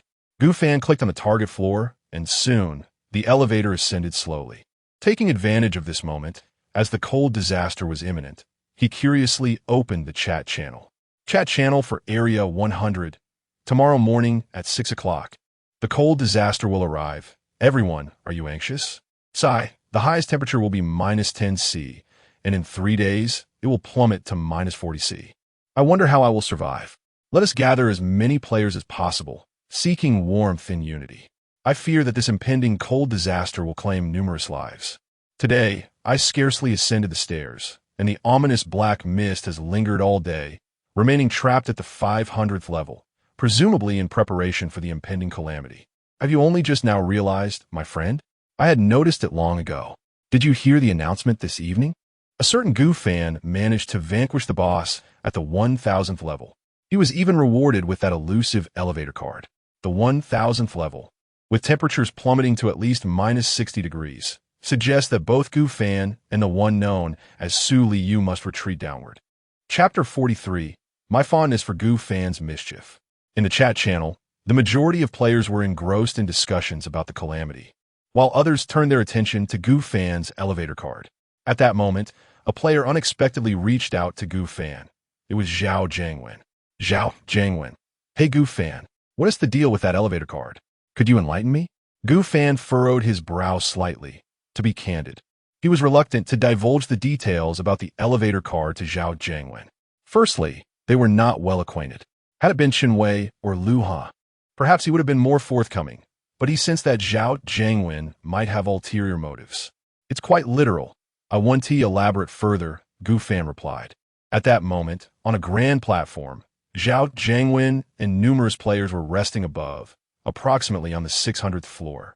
If the calamity struck tomorrow, the temperature would plummet to a mere -20 degrees, a consideration for the group, prompting Zhao Jiangwen to ascend the floors gradually. However, he did not anticipate that Gu Fan and Su Liyue had already ventured up to the 1000th floor. Being the only ones in this region to have vanquished the formidable boss at that altitude, did they not fear the frigid temperatures? Upon receiving Gu Fan's terse response, Zhao Jiangwen's expression darkened. Zhao, this Gu Fan is rather arrogant. Despite being a distinguished entrepreneur in Yang City, he treats you with such disdain. Last time, his indifference toward your invitation was infuriating. Nevertheless, Zhao Jiangwen concluded the conversation with Gu Fan, but from the elevator card's description, he had begun to surmise the truth. I suspect that Gu Fan will no longer need to rely on his legs to ascend the stairs. He will depend on that elevator instead. He contemplated whether there was a way to seize Gu Fan's elevator, but alas, after much deliberation, he realized the vast disparity between their respective floors rendered such a heist improbable. Before long, the elevator chimed as it arrived at the designated floor, the 1021st. The doors opened, revealing Gu Fan and Su Liyue. Although this floor appeared relatively deserted, they were bound to encounter players from other regions. Upon reaching the 1000th floor, the barriers between Region 1 and Region 1000 had been lifted. Thus, Gu Fan summoned Xiao Hua, Xiao Huang, and Xiao Yin from the elevator. You three, rest at the corridor by the elevator and the room door. Should any danger arise, call for us, Gu Fan commanded. Understood, Master, they replied in unison, their loyalty unwavering. Gu Fan then opened the door, revealing a room akin to those found in five-star hotels. The room was adorned with a thick, cream-colored carpet, muffling their footsteps to near silence. Directly opposite the door stood a spacious white bed. The ivory headboard was embellished with subtle patterns, draped with crisply laundered light gray sheets. To the right of the bed, a row of floor-to-ceiling windows was partially obscured by light golden curtains, yet outside lay a pitch-black expanse, concealing all visibility. Beneath the window, a delicate celadon vase graces the coffee table, holding 2 fresh white roses. To the left, against the wall, sits a minimalist black sofa. Once their stay is complete, Gu Fan and Su Liyue may choose to relocate these furnishings into the elevator. When one can avail oneself of something for free, why not take advantage? At the far end lies a bathroom with a wet-dry separation, where warm yellow light glimmers behind frosted glass doors. On the marble vanity rests a set of silver toiletries. The air in the single room is subtly infused with a faint scent of cedarwood. Wow, are we really staying here tonight? Su Liyue's eyes sparkled with surprise as she, unbathed, joyfully flopped onto the soft bedding. Gu Fan chuckled in response. Of course, this place, allowing us to spend the night with minimal resources, is a benefit for survivors like us. At least that was Gu Fan's perspective. 200 units of wood were hardly extravagant, especially since they could move the furniture. The previous cozy apartment had no space to store such items. But this time was different. There was ample room in the elevator.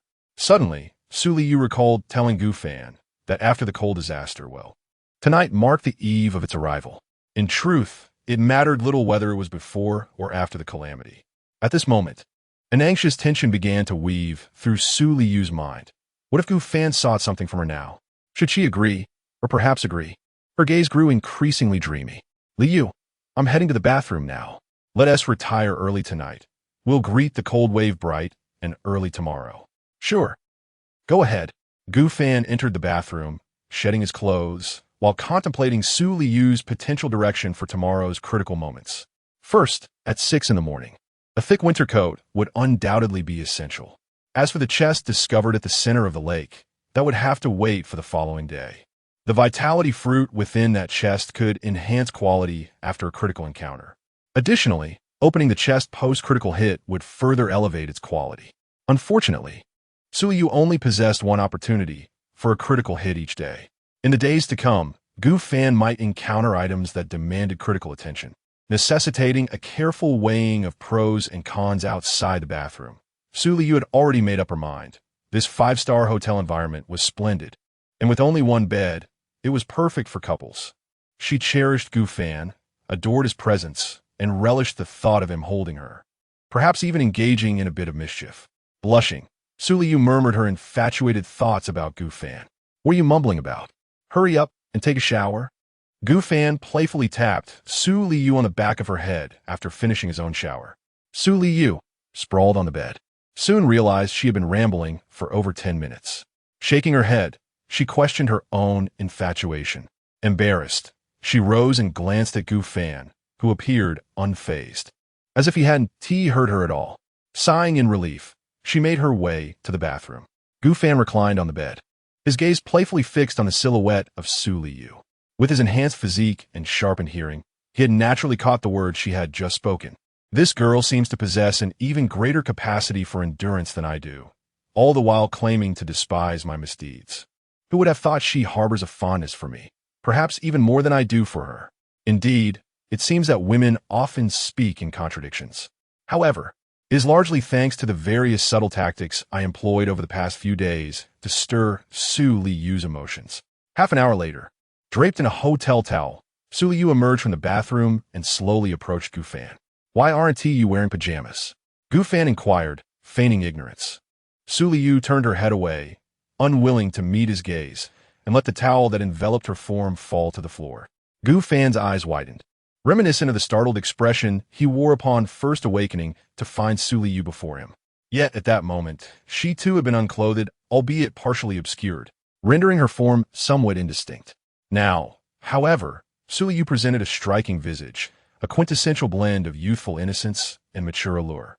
Her skin was exceptionally fair, not the lifeless pallor often seen in online idols, but a soft, creamy white akin to a flawless piece of art. From above, one could appreciate her exquisitely delicate features, which bore a hint of endearing naivety, her small face soft and inviting.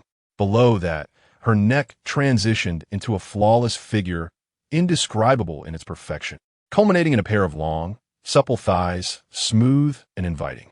Finally, one's gaze would descend her dainty, pale feet, as Su Liyue stepped barefoot from the bathroom. Then, with a playful leap, the girl launched herself towards him. Chapter 44. Is there something to conceal? In the early hours of 1 or 2 o'clock, Gu Fan cradled the sleeping girl in his arms, his eyes brimming with contentment. The girl occasionally smacked her lips, murmuring in her dreams, I love you, Xiao Fan. He could sense that Su Liyue was likely feeling pent up, yet he comprehended the reason behind her fervor, even more intense than his own. It began with her feelings for him. They were childhood friends, and during the blossoming of their youthful affections, Su Liyue had developed an infatuation for him. However, neither he nor his future self had been aware of it until much later. By the time Gu Fan realized her feelings, it was somewhat tardy. He could never forget the words spoken to him by Su Liyue's parents. The specifics eluded him, yet he acknowledged their sentiment. Su Liyue came from a privileged background. While he was merely an orphan, struggling to make ends meet through work to cover his tuition and living expenses, it was only natural that he felt unworthy of her. Was Gu Fan truly foolish? Not at all. He was simply making the right choice. In the culture of Huaxia, social compatibility was of utmost importance.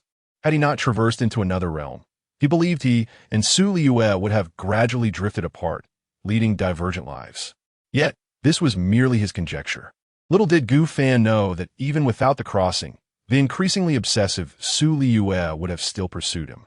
Fortunately, the entire populace had crossed over, and both he and Liyue possessed S-level talents, their abilities complementing one another, rendering them a suitable match. With a soft chuckle, Gu Fan embraced the girl he adored, who also cherished him, and peacefully succumbed to slumber. At 4 a.m, many players sleeping in the hallway were roused by the biting cold. A gust of wind swept down from the rooftop. They shivered, waking up and voicing their complaints. Isn't it too early for the cold disaster to begin? Why is it so frigid already? Perhaps it was a precursor? My goodness, my hands and feet feel frozen. Thankfully, I opened a treasure chest and acquired a down jacket. Gu Fan was not surprised. Even with the hotel's air conditioning, he found himself awakened by the chill. Su Liyue, nestled in his embrace, was trembling, gazing at him with pleading eyes. You should put on the protective suit. Gu Fan handed her the winter protection gear while donning a heavy cotton jacket himself. But what about you? Su Liyue asked, her voice laced with concern. The cold disaster hasn't truly begun. This is merely a warning. Once the clock strikes 6 and the disaster commences in earnest, you can simply deal with my heavy cotton jacket then. The onset of the cold disaster, the cool down for attacks, and the daily selection time all coincided at 6 a.m. Everything was perfectly aligned. But that won't do. Gu Fan, you wear the protective suit, and I'll take the cotton jacket, she insisted. Gu Fan, exasperated, gently tapped her forehead. Are you being disobedient, Xiao Liyue? What did you say last night? You promised to listen to me for a lifetime and said you would always be mine. Upon hearing Gu Fan about to utter something embarrassing, Su Liyue felt a wave of awkwardness. That had been an impulsive remark, one she never expected him to remember. Forget it. If we're truly concerned, let us take the elevator to the 800th or 900th floor, as the temperature on the 700th floor is precisely -30°C, which should balance out. Surely, I can withstand temperatures between -10°C and -20°C, can't I? Gu Fan felt a certain unease within. At least the elevator goes directly there. Although it may be slow moving through several hundred floors, the advantage lies in the fact that the elevator will not stop at already resolved special levels. Thus, Gu Fan could even descend to the 500th floor and then ascend back to the 1000th. Very well, let it be so. You are my man, and I certainly do not wish for the cold disaster to freeze you. If you were freeze, I would lose a significant portion of my happiness. Observing Su Liyue's increasingly absurd remarks, Gu Fan's lips twitched. He had initially found her words endearing. A significant portion of his happiness, indeed, at night. You are already in a state of utter exhilaration. Su Liyue felt an overwhelming urge to strike Gu Fan. The two of them tidied up and moved all their belongings from the hotel into the elevator. The small frog, snugly asleep, opened its eyes in a daze. The reason it had not woken up from the cold was that it was currently nestled within the warm fur of the yellow tiger. The yellow and silver tigers possessed thick fur, granting them a robust resistance to the cold. Huh, master, what is the matter? The small frog leaped out, shivering instantly. WCWC, why is it so cold? Let us first return downstairs to take refuge, Gu Fan suggested. I will come back up after I don my thermal protective gear. Subsequently, Gu Fan elaborated on the cold disaster. The trio, 2 tigers and 1 frog, quickly returned to the elevator, which began its descent to the 800th floor. Oh, I almost forgot. You 3 lack protective clothing. Should you hide downstairs for a while? Gu Fan inquired. The yellow and silver tigers seemed fine. Their cold resistance was adequate. However, as for the small frog, it depends on the situation. If it drops to minus 100°C, I certainly won't be able to endure it. But if it's only several tens of degrees below zero, I can manage. Gu Fan and Su Liyue exchange a glance, realizing they had overlooked the fact that the small frog had 500 life points, making it quite resilient against mere negative temperatures. Then that is settled. Gu Fan felt relieved as they continued their journey towards the 800th floor without encountering any obstacles. Meanwhile, he activated the chat channel, only to discover a bustling conversation. "It's so cold, I can't bear it any longer. I feel like we've been set up by the capitalists. Climbing stairs is one thing, but now we have to contend with a natural disaster? Are they trying to kill us?" "Exactly. I'm freezing to death. Does anyone have warm clothing like cotton padded jackets or sweaters? I'll pay a high price for them." "Those upstairs. Hurry to the trading market and check it out." "High prices? Are you joking? A simple shirt is being sold for 100 bottles of water. Pure capitalists." Seeing this, Gu Fan's heart leaped with joy. Indeed, the prices of clothing in the trading market had begun to rise. He was not in a hurry. He planned to see if he could sell the remaining 5 cotton padded jackets for a good price later tonight. The reason for the 5 items is that Gu Fan cannot ascertain whether the 3 small animals can withstand the circumstances. It remains uncertain if the little frog is merely boasting. As for Xiao Huang and Xiao Yin, they are unable to speak, so what if they are unable to endure? It will be prudent to drape them in some warm attire. However, Gu Fan surmises that there should be no major issues, particularly with Xiao Huang, who embodies the pure yang energy of Tiger. Before long, they reached the 800th floor. There was still some time before 6 o'clock. Su Liyue blinked, her gaze fixed intently on Gu Fan. "What is the matter?" She pointed towards the restroom, her delicate white hand pulling Gu Fan along, and he understood immediately. The two stealthily made their way to the restroom, while the little frog observed them with a suspicious gaze from behind. Is there something they need to conceal from it? Chapter 45. The guild and elevator upgrades consume vast resources. Little Frog could not fathom why the two masters would choose to use the restroom together. At precisely 6 o'clock in the morning, the first calamity, the cold disaster, commenced. 1. The cold disaster will last for 72 hours, during which the encroaching black mist will continue to spread. 2. It is imperative to note that after the cold disaster concludes, the speed of the black mist expansion will increase from 100 floors per day to 200 floors per day. 3. Throughout the duration of the cold disaster, the various small worlds behind the doors will also be enveloped in frigid temperatures. 4. Airdrops may occur in the corridors, potentially containing much-needed warmth supplies or powerful items. These airdrops will reveal their locations 5 minutes before their arrival, providing hints to players capable of accessing that floor. For instance, if there are 10 staircases leading to a large platform on the 900th floor, all players associated with those staircases will receive notifications. 5. Other areas, aside from the 100th region, will adhere to similar rules. Simultaneously, whether within the elevator, the corridors, or the small worlds, temperatures have plummeted to varying degrees of coldness. Su Liyue hastily donned a warm, padded jacket and handed it to Gu Fan. Both Gu Fan and Su Liyue dressed in their thermal protective gear, which, despite the low temperatures, provided them with comfort. However, the protective suits could only shield against temperatures as low as minus 100 degrees. As the black mist had paused for a day, it began to spread from the 500th floor, which meant they could withstand temperatures down to the 1,400th floor. Beyond that, they would be unable to ward off the cold. Gu Fan was uncertain how well the three little creatures would endure such frigid conditions. If they were to encounter temperatures of minus 70 or 80 degrees, it would be prudent to keep them below the 1,000th floor. With the formidable strength of the Frog Princess and an adult tiger by their side, they would likely encounter few problems. At that moment, Gu Fan's talent activated. Survival Day 7, Option 1. Survival Coins 50, Option 2. Elevator Upgrade Cards 5, Option 3. Hourglasses 3. Today's rewards were rather mediocre.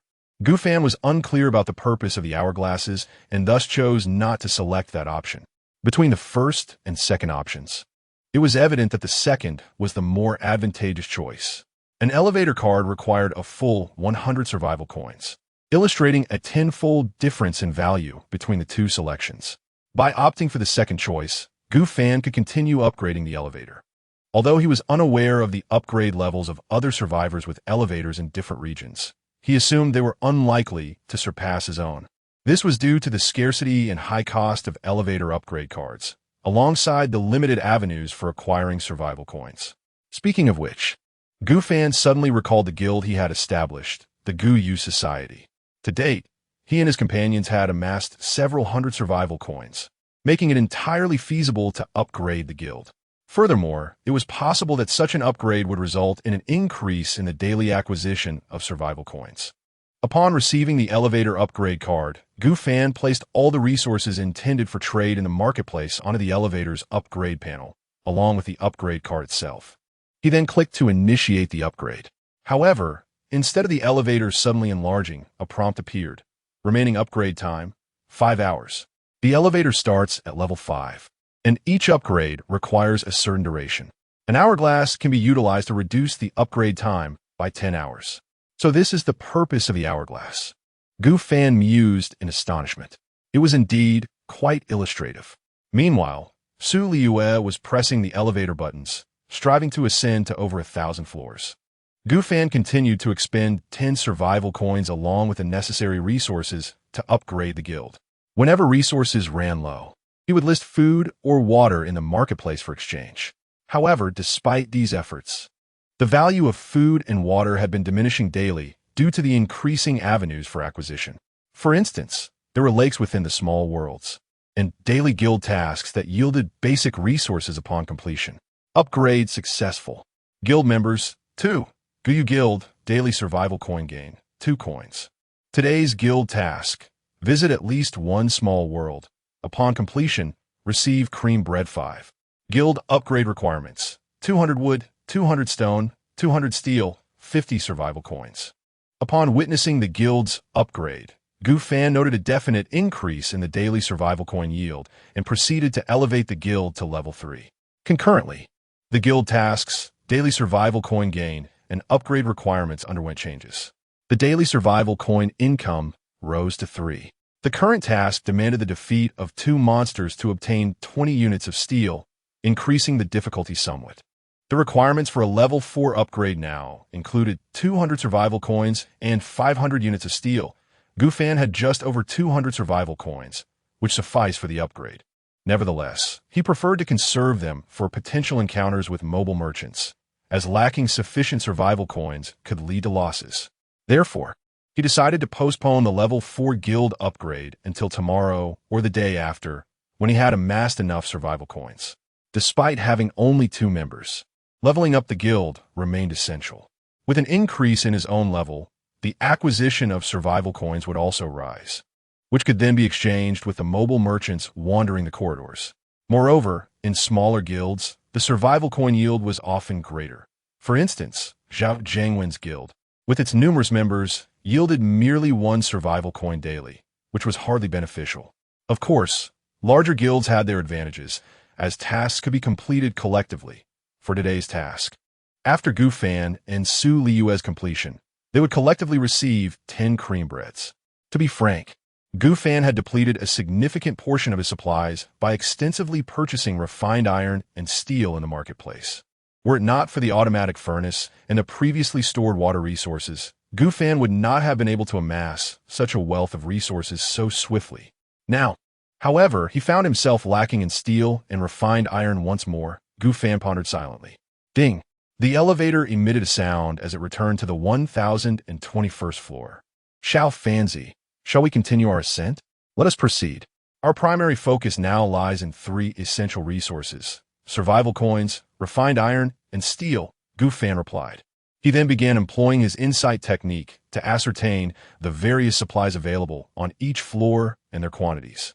He had initially believed his amassed resources to be sufficient. However, both the guild and elevator upgrades proved to be insatiable voids. As for the players without elevators, their demand for steel and refined iron was likely not as significant. Nonetheless, they were compelled to endure hardships within the corridors, expending energy to ascend the stairs. Thus, this endeavor remained worthwhile. On the 1023rd floor, there are 10 pieces of wood. On the 1030th floor, there are 20 stones. On the 1031st floor, 3 hyenas guard the area. On the 1035th floor, there's a door leading directly to the 35th floor. Opening it would result in immediate annihilation by the encroaching black mist. Do not approach. On the 1040th floor, there's a door leading to a small cave world filled with numerous mineral resources. Those suitable pickaxes are required. However, countless decaying corpses lurk within. With the aid of the insight technique and the provided hints, Gufan's efficiency in resource gathering was remarkably high. Pickaxe? Liyue. Please check the trading market for suitable pickaxe and conduct the trade. We shall halt the elevator at the 1040th floor while I continue to survey the upper levels. In essence, the exploration process from the 1000th floor onward followed this pattern, utilizing insight to investigate each level, collecting resources directly into the elevator, and avoiding unnecessary exertion and time loss when confronted by monsters. It is worth noting that employing the insight skill also required stamina. Chapter 46. Trading 5 Diamond Pickaxes. Liyue swiftly accessed the trading market and conducted a search for pickaxes. Upon examination, she discovered a plethora of options, including wooden, stone, and iron pickaxes. After a prolonged search, she stumbled upon a trade post offering diamond pickaxes. Diamond pickaxes? Liyue exclaimed, then called out, "Gufan, shall we purchase a diamond pickaxe?" Gufan was momentarily taken aback. Throughout his life, he had never even laid eyes on a diamond, let alone purchased one. "Let me engage and trade with him. If it isn't exorbitantly priced, we might consider it," he mused. Without a doubt, the higher the quality of the pickaxe, the greater the mining efficiency. Curiosity piqued. Liyue leaned closer. The seller, known as Yangcheng, hailed from the 100th region. Although Gufan might encounter players from other regions after reaching the 1000th level, both the chat channel and the trading market were confined to their current region. Gufan inquired, "Brother, what is the price of your diamond pickaxe?" Yangcheng quickly responded, "I'm feeling rather cold. If you have any warm clothing, I'll consider trading with you." Gufan was not surprised. Most players currently needed clothing. Besides the 8 thick winter coats he possessed, he also had some cotton coats and pants salvaged from a previous encounter. He suggested, "How about 1 cotton coat in exchange for a diamond pickaxe?" "That works. As long as it keeps me warm, I have 5 diamond pickaxes. If you want them all, they're yours for 5 pieces of clothing." Gufan hesitated, taken aback by the abundance. After all, it was Yangcheng who was in a hurry. "How did you come to possess 5 diamond pickaxes?" "That is quite a lot. I opened a treasure chest earlier and obtained a permanent blueprint called Diamond Pickaxe, using diamonds and wood. One can craft a diamond pickaxe, and fortunately, that chest yielded a fair number of diamonds. Regrettably, I still don't know the use of diamonds. Selling them doesn't fetch a good price, so I simply crafted 5 diamond pickaxes, hoping to sell them for a decent sum. Alas, like the diamonds, I find most players' offers unsatisfactory." Gufan grasped the situation better. He inquired about additional details, such as the nature of the permanent blueprint, learning that once utilized, it would grant eternal mastery of the technique, unlike previous blueprints that vanished after use. Thus, the permanent blueprint had its advantages, providing an additional means of exchanging materials, including even survival coins. However, acquiring survival coins in the early stages was quite challenging, as most players struggled to obtain them unless they were guild leaders and did not form parties. Players who managed to obtain survival coins were typically not in need of basic materials and understood the value of survival coins. Nonetheless, the blueprint this player had unlocked was relatively niche, pertaining to diamond pickaxes. "I understand now. I'll take all 5 of your diamond pickaxes. In exchange, I can offer you 1 cotton coat, 1 pair of cotton pants, 1 pair of cotton boots, and a cotton hat. How does that sound?" "That would only allow for 4 in exchange, wouldn't it? Let me offer you 10 pieces of cooked polar bear meat, as it is quite cold outside. A morsel of polar bear would be delightful." Upon hearing this from Gufan, Yangcheng fell silent. "All right, let us make the trade, esteemed Gufan. Could you possibly grant me a friend request?" Yangcheng had already recognized Gufan upon seeing the name. "Sure." After the transaction concluded, Gufan acquired 5 diamond pickaxes. Diamond pickaxe, quality, excellent. Increases attack by 10 points, enhances mining efficiency by 300, allowing for the effortless extraction of diamonds and minerals of lesser hardness. Evaluation. the pinnacle of ordinary pickaxes. Just then, he glanced at his three pets, Little Frog, Little Yellow, and Little Silver. These diamond pickaxes are for you. Later, we will mine together with Su Liyue. Su Liyue, with her keen ears, pouted and muttered, I am not your pet. Why do you call me Little Liyue? Didn't you concede that last night, and again around 5 or 6 in the morning? Don't remember that. Forget it. Hee hee. Gu Fan opened the elevator door and pushed open the door to the 1040th floor. A gust of frigid wind rushed in, causing Little Frog to shiver. After all, the temperature plummeted to a staggering -60 degrees. Its constitution barely allowed it to endure such cold. Any lower and, Master, I can just about withstand it. But I certainly cannot endure -70 or -80 degrees. Little Frog trembled while holding a diamond pickaxe 5 or 6 times its size. Gu Fan tossed it a warm, oversized coat. See if you can wear this. The coat was indeed too large, but although it was cumbersome, Little Frog managed to hold it up. It will do, Master. Gu Fan then provided warm coats for the silent Little Yellow and Little Silver as well. While their fur offered some resistance, it certainly did not negate the chill. Upon entering the little world, darkness enveloped them. It was pitch black, with the ground covered in a thick layer of ice. I overlooked the lack of illumination in this mine, Gu Fan remarked. He purchased 2 torches at the trading market using 2 pieces of meat, handing one to Su Liyue while he kept the other, leading the way. Under the torchlight, Gu Fan discerned a mass of rotting corpses before them. Upon noticing the 2 living beings, they staggered towards Gu Fan and Su Liyue. Due to the cold, their movements were sluggish, their limbs stiff, some even bore icicles. A horde of ice-corrupted corpses. Gu Fan sheathed the diamond pickaxe and drew his golden dagger. Su Liyue brandished her exquisite axe, while the 3 little ones remained vigilant. Let us dispatch the corpses in the mine, and then commence mining, Gu Fan commanded. The cold calamity was relative. Not only were the players suffering, but the monsters endured their own hardships as well. Gu Fan swiftly dispatched 1 corpse with each strike of his dagger, and Su Liyue mirrored his efficiency with her axe. The sluggish corpses could not catch them, and with the formidable frog princess alongside them, wielding a diamond pickaxe and draped in a massive coat, they pressed on, continuously leaping about. One can swiftly dispatch a zombie with just a few strikes using a diamond pickaxe combined with its inherent attack power. Should you have any suggestions? The author is open to modifications. If you cannot wait for updates, feel free to explore the author's earlier survival books, which feature dual blocks and shared dormitories on the homepage. The alternate account also contains dual caves. Chapter 47. The peculiar stones, though the little frog's movements were undeniably comical.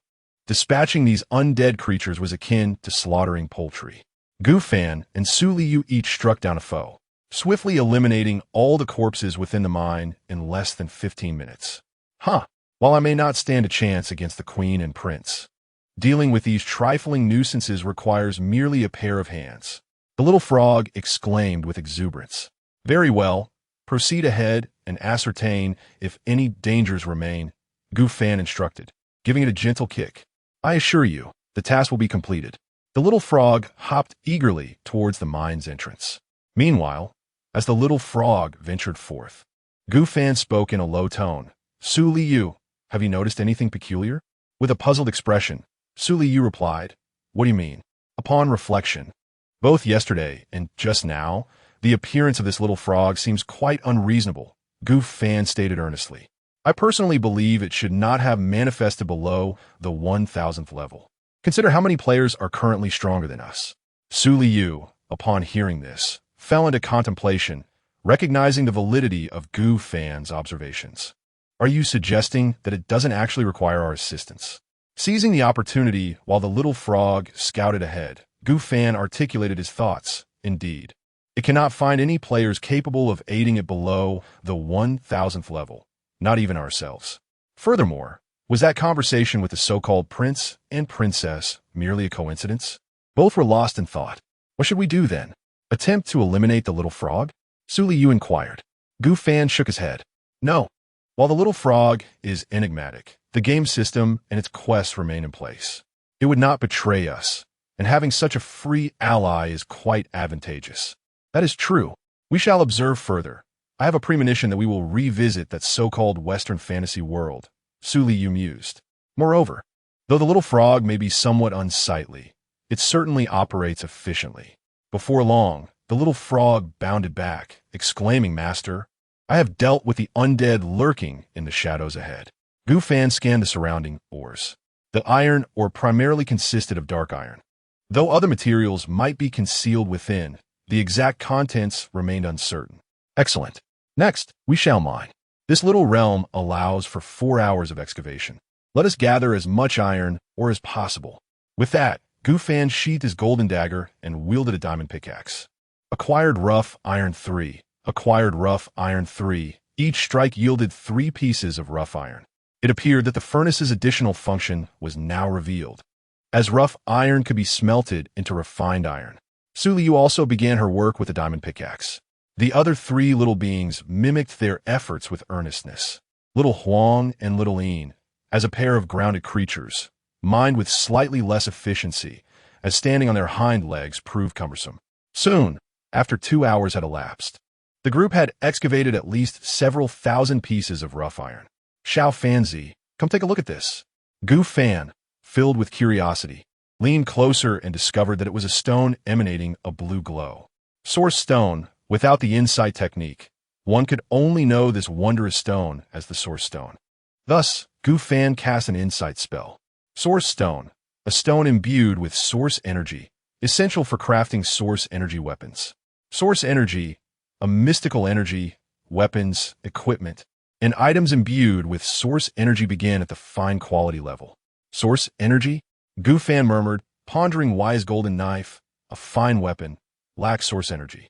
Noticing Liyue's confusion, Gu Fan explained the significance of this source energy to her. So that's how it is, Liyue replied. It makes sense that the golden knife doesn't possess it, as weapons imbued with source energy start at fine quality, but not all fine weapons contain source energy. Moreover, Gu Fan, do you think this source energy could be akin to the magical powers or spiritual energy found in fantasy novels? It can be likened, yet there are distinctions. This source energy exists solely within material forms and cannot be utilized by itself. Regardless, since we have encountered it, we should excavate it. Gu Fan struck the source stone with his diamond pickaxe. Soon, however, his pickaxe was jolted back. Yet the surface of the source stone began to crack gradually. It proved significantly more challenging to mine than ordinary stone, Gu Fan remarked. It's only natural that a stone containing such peculiar energy would be difficult to extract. As time approached their previous hour, the two returned to the entrance with 3 small companions. Having acquired nearly 10,000 rough iron pieces and 13 rough source stones. The weight of these stones was quite burdensome, and Gu Fan felt as if he would collapse without the aid of an elevator. Realizing why the elevator card was valued at no less than 100,000 survival coins. Ordinary players must be frugal when ascending stairs. Fortunately, they did not need to expend resources to upgrade the elevator. However, after the coal disaster, the difficulty would escalate. Once the coal disaster concluded, the speed of ascending through the black mist would increase to 200 floors daily. It was possible that this speed could further escalate in the future.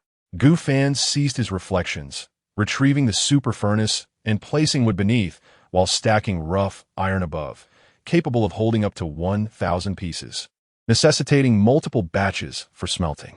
Smelting directions: fine iron. 5 rough iron pieces yield 1 fine iron. Steel. 10 rough iron pieces yield 1 steel. Gu Fan surmised that steel held twice the value of fine iron. He resolved to allocate half for crafting fine iron and the other half for steel, resulting in approximately over 1,000 fine iron pieces and over 500 steel pieces. However, smelting such a quantity of rough iron required a substantial amount of wood. Fortunately, Gu Fan had amassed a considerable amount of wood in the small world previously. Let us smelt in batches while you explore the stairs, Liyue proposed. Certainly. In the ensuing time, Gu Fan diligently explored the staircase, documenting the contents of each level. If it was a resource, he would ascend to collect it. If not, he would note any items of significance. Up until the 1080th floor. Attention, player Gu Fan. Airdrop will appear in this corridor, expected at the 750th floor. Note, there are 6 staircases on the 750th floor. Not only Gu Fan, but Liyue also received the notification. Let us go and take a look. Gu Fan promptly resolved to ascend to the 750th floor, for once a floor was cleared, one could traverse freely. The 750th floor seemed to be the very one where they had previously rescued Heroine. Liyue murmured. I recall that there didn't seem to be so many staircases back then, did there? Regardless, she decided that a visit would reveal the truth. They must not miss the supplies from the airdrop. Meanwhile, at the 750th floor, a remarkable transformation had occurred. It had morphed into a vast expanse, and had indeed gained 6 staircases. Zhao Jiangwen, situated on the 742nd floor, also heard the announcement. A glimmer of excitement flashing in his eyes. Clad in a thick cotton coat, he, as the president of the foremost guild in the 100th region, had amassed numerous players and resources. The airdrop is at the 750th floor. Qiu Yingying, dressed in leather, shivered and exclaimed, "What are we waiting for, esteemed president? Let's hasten. It's freezing. I wish we could acquire more clothing. Let us go." Zhao Jiangwen commanded with a wave of his hand, prompting the players behind him to rise and follow closely. Most players were clad in thin garments. At least some possessed a coat, yet they trembled with the cold. Nevertheless, they dared not defy Zhao Jiangwen's orders. Just the day before, a newly joined player had dared to challenge Zhao Jiangwen, only to be swiftly silenced with a single blow. As his physical prowess escalated with the increasing number of guild members, Zhao Jiangwen commanded great respect within the guild. In this realm, he reigned supreme, his word is law. Chapter 48. The Emergence of Airdrops. With each passing second, they descended through the layers. Despite traversing through familiar levels, the elevator moved with remarkable speed. However, due to Zhao Jiangwen's proximity to the designated floor, he and his entourage swiftly reached the 750th level, even faster than Gu Fan could in the elevator. President, there's just over a minute left until the airdrop refreshes. Players who can reach this building will be notified 5 minutes prior, one of his subordinates reported. Understood. Guard all stairwells. Allow no one, no faction, to ascend or descend. Zhao Jiangwen commanded, his gaze darkening. Yes. His subordinates quickly organized themselves, blocking every stairway, with no fewer than 5 or 6 individuals stationed at each entrance. Shortly thereafter, within 30 seconds, another stairway was approached by 7 or 8 individuals from a different guild, seemingly having received news of the airdrop. What do you mean by blocking the stairway? A tattooed man confronted Zhao Jiangwen's subordinates. This man was none other than Chen Wei, who had met Gu Fan at the beginning. Beside him stood a boy carrying a girl without legs on his back. They were bundled in thick layers of clothing, the girl shivering occasionally in the boy's embrace due to the biting cold. After all, there was a considerable distance of 200 floors from the 500th to the 700th level, with a temperature variance of 20 degrees. It was at least minus 30 degrees. Even in heavy clothing, the cold was unbearable. The stairway surfaces were perpetually icy due to the frigid temperature. The pair accompanying Chen Wei were Lu He and Lu Ting, the sibling duo. As they blocked the stairway, Zhao Jiangwen's men shouted, "What is the meaning of this? You'd best behave. This airdrop has already been claimed by our Awakener Alliance. Do you even know who our guild leader is? It's Zhao Jiangwen." Chen Wei's expression shifted. Although he had gained considerable fortune and established a guild with many followers, he felt uncertain facing the Awakener Alliance, composed entirely of gifted players. Rumors circulated that the most formidable faction in Area 100 was the Yangcheng Awakener Alliance founded by Zhao Jiangwen, comprised solely of players endowed with unique abilities. "Fine, I understand. We'll leave," Chen Wei reluctantly responded, preparing to lead his group downstairs, knowing they would miss out on the airdrop. "Wait," after a subordinate reported to Zhao Jiangwen. He commanded a surge of his followers to encircle them. "What are you doing?" Chen Wei's face paled as he spoke. Zhao Jiangwen approached the stairway, towering above Chen Wei as he scrutinized him. "Given that we are all from Yangcheng, I offer you a choice. Either join my alliance or strip off all your clothing and leave your resources behind." His tone was icy, and he noticed the girl without legs, also clad in heavy garments. A flash of shock crossed Zhao Jiangwen's eyes. "No, you are truly extravagant. Even a disabled person is dressed? In a fit of rage, Lu He exclaimed, "What are the disabled?" "She is my sister." Lu Ting trembled slightly, unable to respond or dare to counter Zhao Jiangwen's humiliation. Zhao Jiangwen erupted into laughter, joined by his henchmen, who could hardly contain their mirth in the presence of the Na'vi Lu He.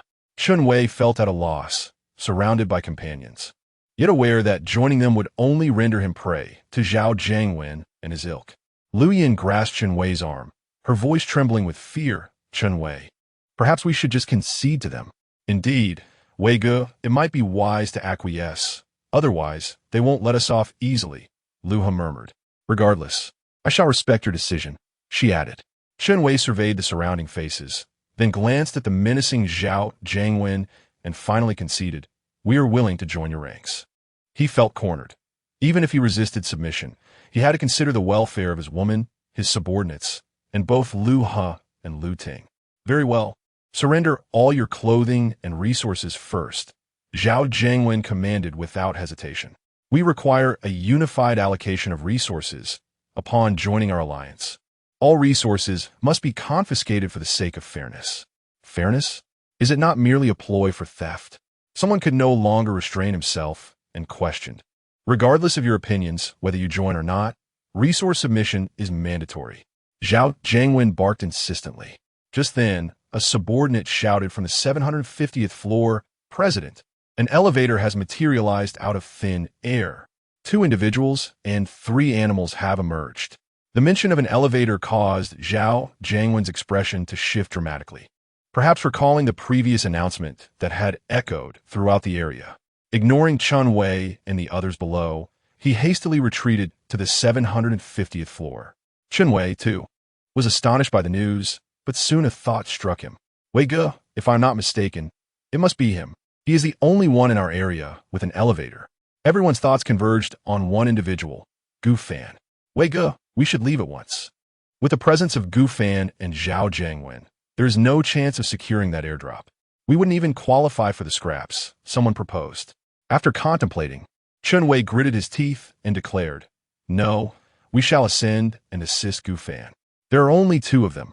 The airdrop may not be theirs for the taking. With our numbers and my newly acquired strength, dealing with Zhao Jiangwen will be a trivial matter." At that very moment, a colossal airdrop began to take shape slowly in the center of the expansive floor. Meanwhile, an elevator opened between the first and second staircases. Gu Fan emerged with Su Liyue, accompanied by a large tiger and a small wolf. Upon closer inspection, a frog clad in a cotton coat perched atop the tiger's head. The henchmen of Zhao Jiangwen stood in stunned silence, utterly bewildered. What a spectacle! 3 animals dressed in clothing? Even the grotesque frog is adorned? Zhao Jiangwen swiftly ascended with everyone, casting a wary glance at Gu Fan. "Gu Fan, is that you?" Gu Fan, having been recognized, exhibited no surprise. After all, his elevator card had been mentioned in the prior announcement throughout the entire area. "Indeed, it is I. You must be Zhao Jiangwen?" Gu Fan inquired with narrowed eyes. His curiosity piqued. Chapter 49, The Invincible Little Frog. Zhao Jiangwen gazed at the blue protective suits worn by Gu Fan and Su Liyue, instantly recognizing them as essential gear for cold protection. A flicker of greed flashed in his eyes. "Indeed, I am Zhao Jiangwen. The garments you wear hold great significance for us. I wonder if you would consider joining our alliance. Should you be willing to relinquish your attire and align with us, I can offer you at least the rank of deputy leader." Zhao Jiangwen spoke with a smile, his tone laced with an undeniable authority. "Brother Fan, do not join them," Chun Wei shouted, leading a group towards them. Gu Fan was somewhat taken aback by Chun Wei's arrival, accompanied by Lu He and his sister Lu Ting. He had not anticipated that the siblings were still alive, and they appeared to be faring quite well, judging by their attire and demeanor. "Damn it, Chun Wei, you are ruining my plans. I will kill you," Zhao Jiangwen shouted furiously at Chun Wei. Gu Fan chuckled lightly, replying, "Zhao Jiangwen, spare your efforts. I declined your earlier invitation, and now you bring even more people to beckon me. Do you intend to threaten me? And if so, what of it?" Zhao Jiangwen's expression darkened. "Had we not crossed paths, we could have resolved matters amicably. However, since you now stand before us, seeking to seize our airdrop, it would be exceedingly generous of us not to eliminate you for attempting to steal our resources.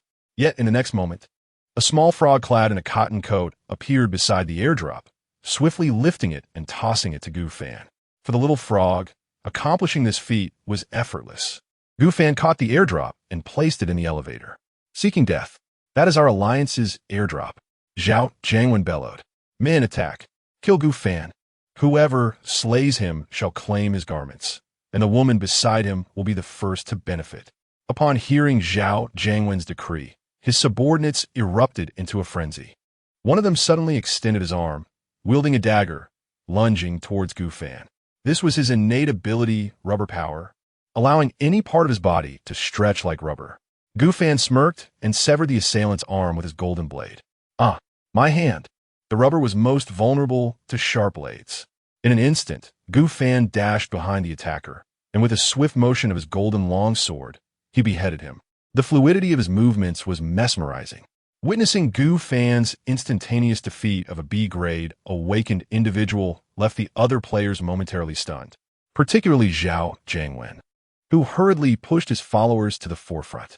Although endowed with an S-grade talent and possessing superior physical attributes compared to ordinary players, Zhao Jiangwen had grown complacent in his high position and had not contemplated engaging in battle. Suddenly, flames engulfed Chen Wei's hands. "Let us assist Brother Fan," he proclaimed, drawing forth a machete, its blade also wreathed in blazing flames. Gu Fan gazed in astonishment at the unfolding scene. Could it be that Chen Wei possessed the ability of fire? It seemed that this talent had not been present at the outset. If it had, Chen Wei would have showcased it long ago, rather than waiting until now. Flame slash! Chen Wei shouted, wielding a blazing machete as he struck towards the nearest Zhao Jiangwen. Zhao Jiangwen hastily retreated, and soon, a burly man charged forward. Notably, he was bare-chested, donning only a pair of shorts, despite the frigid temperature of over -30 degrees. However, his palms were suddenly encased in ice, his gaze fierce, and frosty breath escaped his lips. "The one toying with fire, your opponent is me."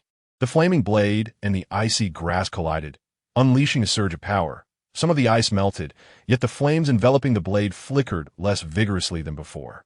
"I am Long Zixiao, an A-class talent, ice envoy, capable of wielding the power of ice. This is my territory." A wave of unease washed over Chen Wei. This faction seemed formidable, especially with a player of similar talent emerging. Though Chen Wei found himself at a disadvantage, constantly suppressed by Long Zixiao. The latter was indeed right. This was his domain. In contrast, Gu Fan and Su Liyue were unfazed. Gu Fan, wielding a golden blade, had already claimed the lives of at least 3 players, dispatching most with a single strike. If one blow failed, another would swiftly follow. Su Liyue was equally imposing. With superior weaponry, they executed devastating blows, and given their robust physiques, a mere punch or slash from their foes barely fazed them. However, when they struck, the pain was palpable. What left Zhao Jiangwen's side in utter shock, however, was the leaping frog. Surrounding it were no fewer than 5 or 6 players. What is this frog about? Quick, high damage, and thick-skinned. Upon hearing this, the little frog's face flushed crimson with indignation. "I'm a frog, you foolish lot. Your entire family comprises toads." No sooner had the words left its mouth than the frog leapt into the air, clutching a diamond pickaxe, and struck the player who had just insulted it. The player was sent flying, with the system declaring, "You have suffered an attack from the Frog Princess. Frog Princess dealt 68 points of damage. Your defense is 15 points, reducing your health by 53 points." The blow had diminished the player's health by at least half. How could this frog be so terrifying? Wait, those lumps on its back, aren't they toads? Why does the game system refer to it as the Frog Princess? The player who had been sent flying was bewildered, his heart filled with dread. "Altogether now, let us slay this frog," one player urged, suppressing his fear, as his arm transformed into a massive blade aimed at the Frog Princess. The Frog Princess, now fully enraged, relied on its formidable attributes and agility to retaliate against Zhao Jiangwen's minions who had dared to call it toad.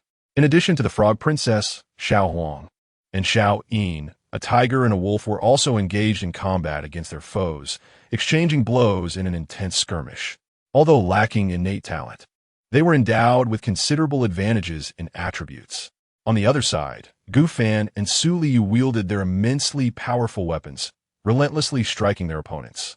Zhao Jiangwen possessed over 300 health points, with his attack, defense, and speed barely surpassing 30. Yet he harbored no illusions about his ability to contend with Gu Fan and Su Liyue. "What shall we do, President?" Gu Fan and his crew, along with Chen Wei, are formidable, exclaimed Qiu Yingying in a state of panic. "We must flee." Zhao Jiangwen, filled with concern, noticed that there were nearly 30 individuals present. Although he could summon the other two waves of the Alliance's members to attempt a counterattack, he feared that Gu Fan and Su Liyue would annihilate them all. Moreover, there was a monstrous toad that resembled a war god, impervious to harm. Swiftly, Zhao Jiangwen led Qiu Yingying in a hasty retreat, simultaneously commanding everyone, "Intercept Gu Fan and Chen Wei." Relying on Zhao Jiangwen's natural leadership, the subordinates, despite their discontent, charged forward to block Gu Fan and Su Liyue. Chen Wei, bewildered, looked at Long Zixiao. "Your president has fled. Why do you still assist him in escaping?" Long Zixiao passionately declared, "The president shall always be my leader. To protect him is my utmost duty, even unto death." His innate leadership, combined with his loyalty, spurred him to fight valiantly, all for the sake of aiding Zhao Jiangwen's escape. Gu Fan sneered, "Attempt to flee? Anyone who offends me must meet their demise. Little frog, go forth and eliminate Zhao Jiangwen." The little frog promptly leapt into action, darting towards Zhao Jiangwen with incredible speed. When Zhao Jiangwen turned to see the grotesque toad charging at him, he was momentarily taken aback. In a panic, he produced a teleportation talisman that emitted a radiant glow. "Fortunately, I possess a teleportation talisman," he exclaimed. "President, you have a teleportation talisman. What about me?" Qiu Yingying asked incredulously. "How should I know?" Zhao Jiangwen retorted, vanishing in an instant thanks to the talisman's magic. The little frog clicked its tongue in irritation at the missed opportunity to slay Zhao Jiangwen. It then turned its attention to Qiu Yingying, who, paralyzed with fear, collapsed onto the steps. "Please don't kill me," she pleaded. "I ask you, am I a toad or a frog?" The little frog interrogated. You are a toad." In a flurry of thoughts, Qiu Yingying quickly realized that the toad appeared exceedingly furious. Surely, it could not despise her species? You're a frog," she blurted out. "That is more like it." The little frog beamed with delight before delivering a swift blow that rendered Qiu Yingying unconscious. As she slipped into darkness, she could not comprehend why. Having declared it a frog, she was still struck down. Meanwhile, Gu Fan and Su Liyue had already dispatched the other players endowed with talent. Although they possessed innate abilities, each was woefully inadequate, or perhaps their attribute points had yet to develop. Thus, their talents proved futile. One player, however, fought tenaciously against the onslaught, Long Zixiao, the adversary of Chen Wei. Chapter 50, Gu Fan may meet a gruesome fate on Gu Fan's side. Long Zixiao was desperately resisting but was swiftly dispatched by Gu Fan's blade, his lifeless body collapsing upon the ground. The execution was decisive and unyielding. "Brother Fan." Chen Wei's eyes glimmered with envy as he beheld the golden knife in Gu Fan's grasp. How could one not feel envy? Possessing such a high-damage weapon in the early stages far surpassed any innate talent. Yet, he reassured himself that his own abilities were not to be underestimated. If he were to endure into the later stages and grow stronger, he would become the god of fire, surpassing Gu Fan in due time. "Well done," Gu Fan praised. Chen Wei had proven invaluable, at the very least, managing to hold off the ice wielder. Before long, the little frog returned, carrying a woman. "Master, Zhao Jiangwen possesses a teleportation talisman and suddenly fled. As for the woman beside him, I knocked her unconscious with a single slap. Here she is." With that, she tossed Qiu Yingying at Gu Fan's feet. Including the captives, there were at least 5. They gazed at Gu Fan in terror, fearing for their lives. The ground was littered with the bodies of Zhao Jiangwen's subordinates. Please, Gu Fan, don't kill me. I realize my mistakes." One of the lackeys implored. "Tell me Zhao Jiangwen's whereabouts, and I shall spare you," Gu Fan replied coldly. They exchanged glances, the inherent influence of leadership still compelling them. They were torn, eager to divulge, yet equally reluctant. Gu Fan was taken aback. Were these individuals truly so loyal? If you remain silent, death awaits. So Liyue interjected, wielding her exquisite axe and swiftly dispatching a severely weakened player. The commotion roused Xiao Yingying from her stupor. After a moment of bewilderment, she realized not only was she gravely injured, but she was also ensnared by the grotesque toad and brought before Gu Fan. Gu Fan, please don't kill me. I am willing to do anything.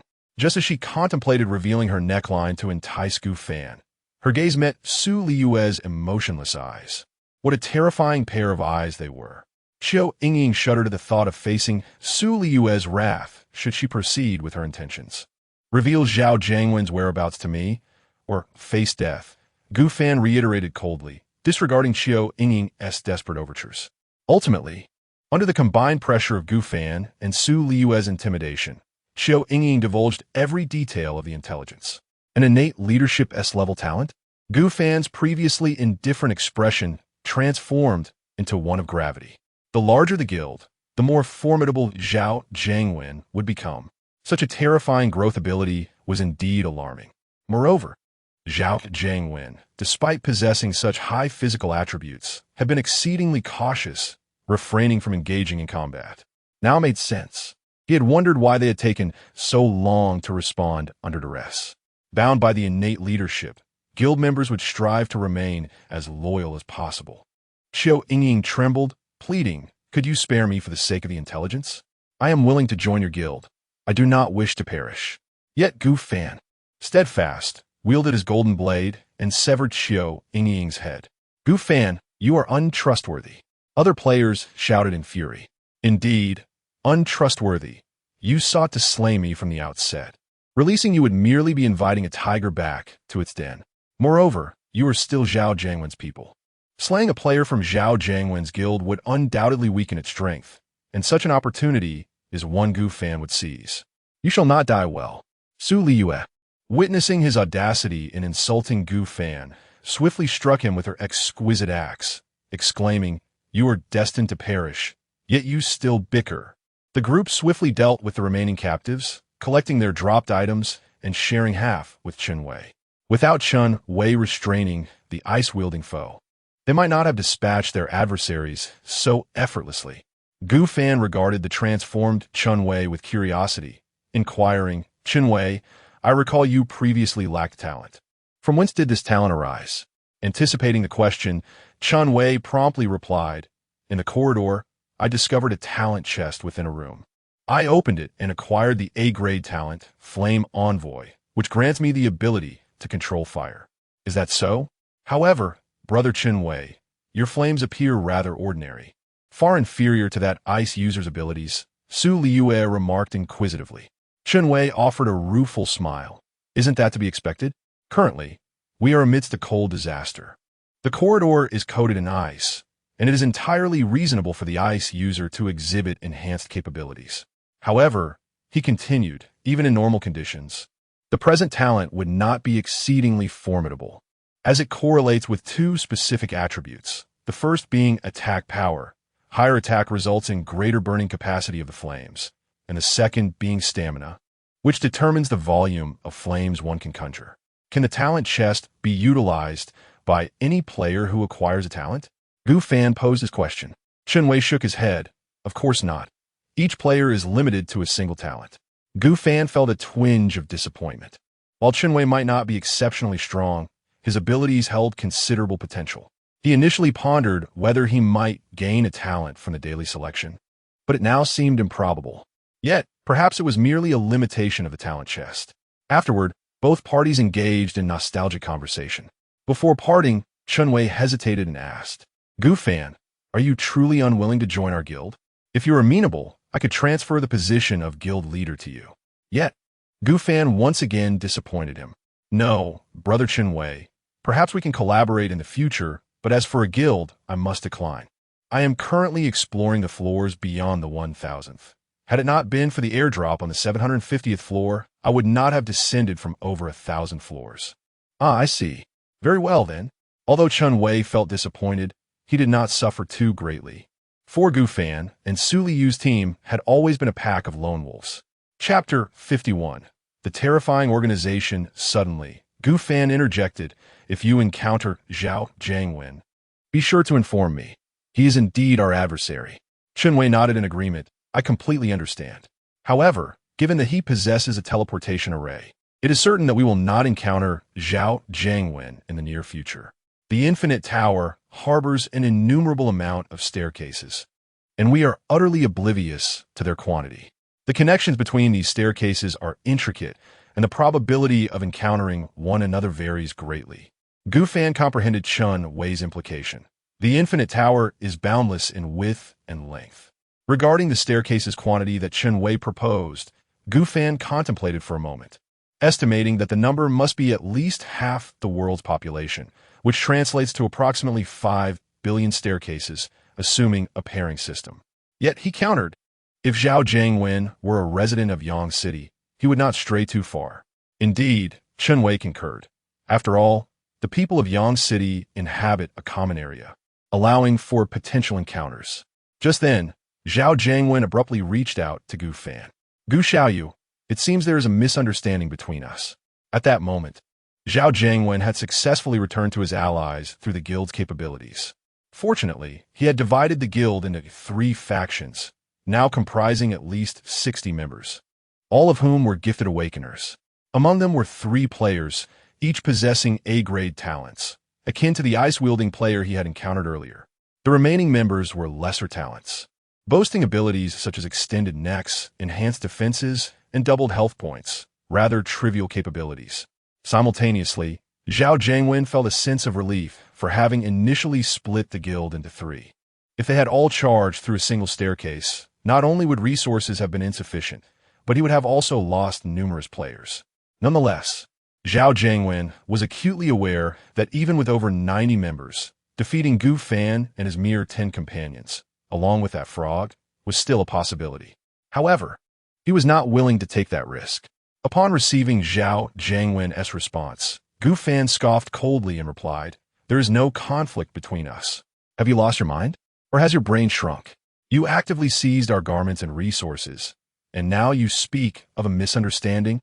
Zhao Jiangwen retorted, "Regardless of the circumstances, the outcome is that you have incurred no losses, whereas I have at least lost 1/3 of my guild members and a key player. Now, I am willing to coexist peacefully with you within the Infinite Tower of Yang City. Is that not sufficient?" Noticing Gu Fan's silence, Zhao Jiangwen continued the dialogue. He was inherently a cautious businessman. Otherwise, he would not have become a successful entrepreneur in Yang City. During the Great Conflict, despite possessing formidable S-grade growth talents, he refrained from leading his subordinates into battle. Therefore, if a temporary peace with Gu Fan could be established, it would be greatly advantageous for Zhao Jiangwen. Yet, as time progressed and he developed further, the dynamics could shift. For Zhao Jiangwen at present, prolonging the situation was of utmost importance. "In light of recent events, I propose that you join my guild, and in return, I can offer you an equal position or even the role of guild leader. From this moment forth, you shall assume the mantle of leadership over our awakened clan." Meanwhile, Zhao Jiangwen's demeanor darkened as he contemplated your imminent entry. "With your natural leadership abilities, you would inevitably fall under my influence. And what of that young woman by your side? Should I choose to toy with her before your very eyes? Would it provoke your ire? Moreover, the more formidable the players who join the guild, the greater my own capabilities will become. One wonders just how much strength your participation might confer upon me." Zhao Jiangwen, despite his overtly subservient attitude, found it hard to believe that Gu Fan remained utterly unmoved. They were, after all, a formidable assembly of over 60 awakened individuals, the most powerful guild in the entire region. Upon receiving the message, Gu Fan swiftly replied, "Chairman Zhao, have you perhaps forgotten that you still have many witnesses at your side? While they may be reticent, through my efforts, they ultimately divulged your innate talents. Ah, the natural leader, such a terrifying power. Yet, it appears your supposed leadership is not as formidable as you claim. Otherwise, why would your subordinates ultimately choose betrayal?" Gu Fan's derision caused Zhao Jiangwen's features to twitch in agitation. However, the cultured and affable Zhao Jiangwen quickly quelled his anger. Casting a glance at the young couple within the team, a surge of frustration welled up within him, demanding an outlet. "You two, come here," he beckoned to the couple. "Chairman, Did you call for us? Although Zhao Jiangwen boasted of possessing only gifted awakened individuals in his alliance, the reality was that many lacked such talents. After all, one could hardly abandon family for the sake of recruiting a gifted player. Therefore, despite Zhao Jiangwen's incessant boasts in the chat channel, the truth was that a small portion of his players were indeed dead weight. Take, for instance, this couple. The male possessed talent, while the female was merely adorned with beauty and a slender figure. Zhao Jiangwen leered at the female player, his gaze lingering on her curves. You too. Since you are under my command, should you not heed my words? The power of innate leadership is now at play. The pair nodded respectfully. Of course, esteemed chairman. Excellent. Then follow me. Zhao Jiangwen pulled the woman into his embrace, not forgetting to summon the man as well for added thrill. The male's expression flickered with confusion. Though discomfort gnawed at him, he obediently followed. Meanwhile, Gu Fan had conceived a method to temporarily subdue Zhao Jiangwen. I now know what must be done. Gu Fan opened the chat channel, sending a message along with images, including the conversation between himself and Zhao Jiangwen, alongside the bodies strewn upon the ground. Dear comrades of Yang City, I am Gu Fan. Please pay close attention to the following matters, for they pertain to your safety and well-being. Zhao Jiangwen's guild. The Awakener Alliance of Yangcheng is not worth joining. Zhao Jiangwen possesses a cruel disposition and leads numerous players to attack both myself and Su Liyue. Were it not for my remaining abilities, I would have surely fallen victim to his schemes. However, the gravest concern lies in his talent, known as S-Class Natural Leadership, which influences the minds of players who join the guild, rendering them unwittingly loyal to Zhao Jiangwen. One must ponder, if one's mind is manipulated, can they truly be considered sane? Can they genuinely live a normal existence? Following Gu Fan's message, a stir ensued.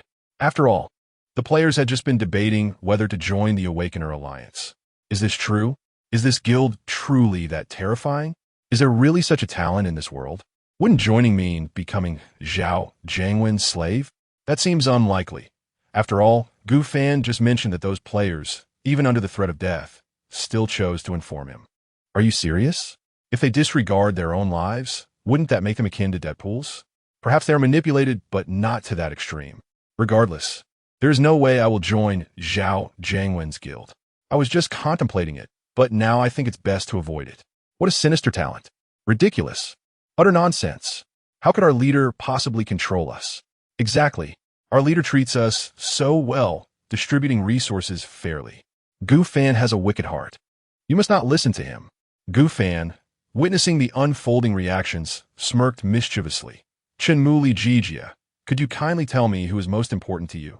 Your parents, spouse, children, or your leader? Chenmu responded, of course, our leader is paramount. How could parents, spouses, or children compare to our esteemed leader? Liyue added, they are of equal importance, but I believe my leader holds the same significance as my wife, though my parents and children surpass him. My heavens, is this still Chinese? Buddy, I understand every word you are saying, yet the arrangement makes it so difficult to comprehend. Oh my, the brainwashing is this severe. This guild is truly frightening. Chapter 52. Zhao Jiangwen nearly died of anger at that moment. Zhao Jiangwen, who had just returned from his leisure, quickly learned of the news. His eyes widened in disbelief as he opened the chat channel, instantly infuriated. Chenmu, Liyue, you two better come here right now. Who gave you the audacity to say such things in the chat channel? You're a bunch of fools. And Liyue, do you still think you can marry me? Have you lost your mind? Liyue, trembling with fear, stammered, boss, president, no, I didn't. Chenmu, equally terrified, quaked in trepidation, completely clueless about their wrongdoing. He knelt before Zhao Jiangwen, pleading, President, please don't be angry. I don't even know what we did wrong, but please, just calm down. Zhao Jiangwen, consumed by rage, relentlessly pummeled the two dimwits.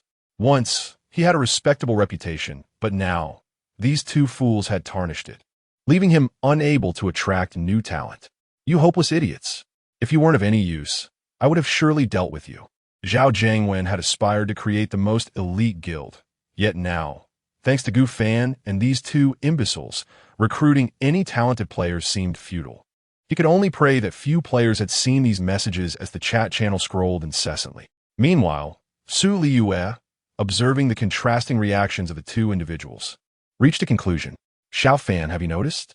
Their responses seem quite different.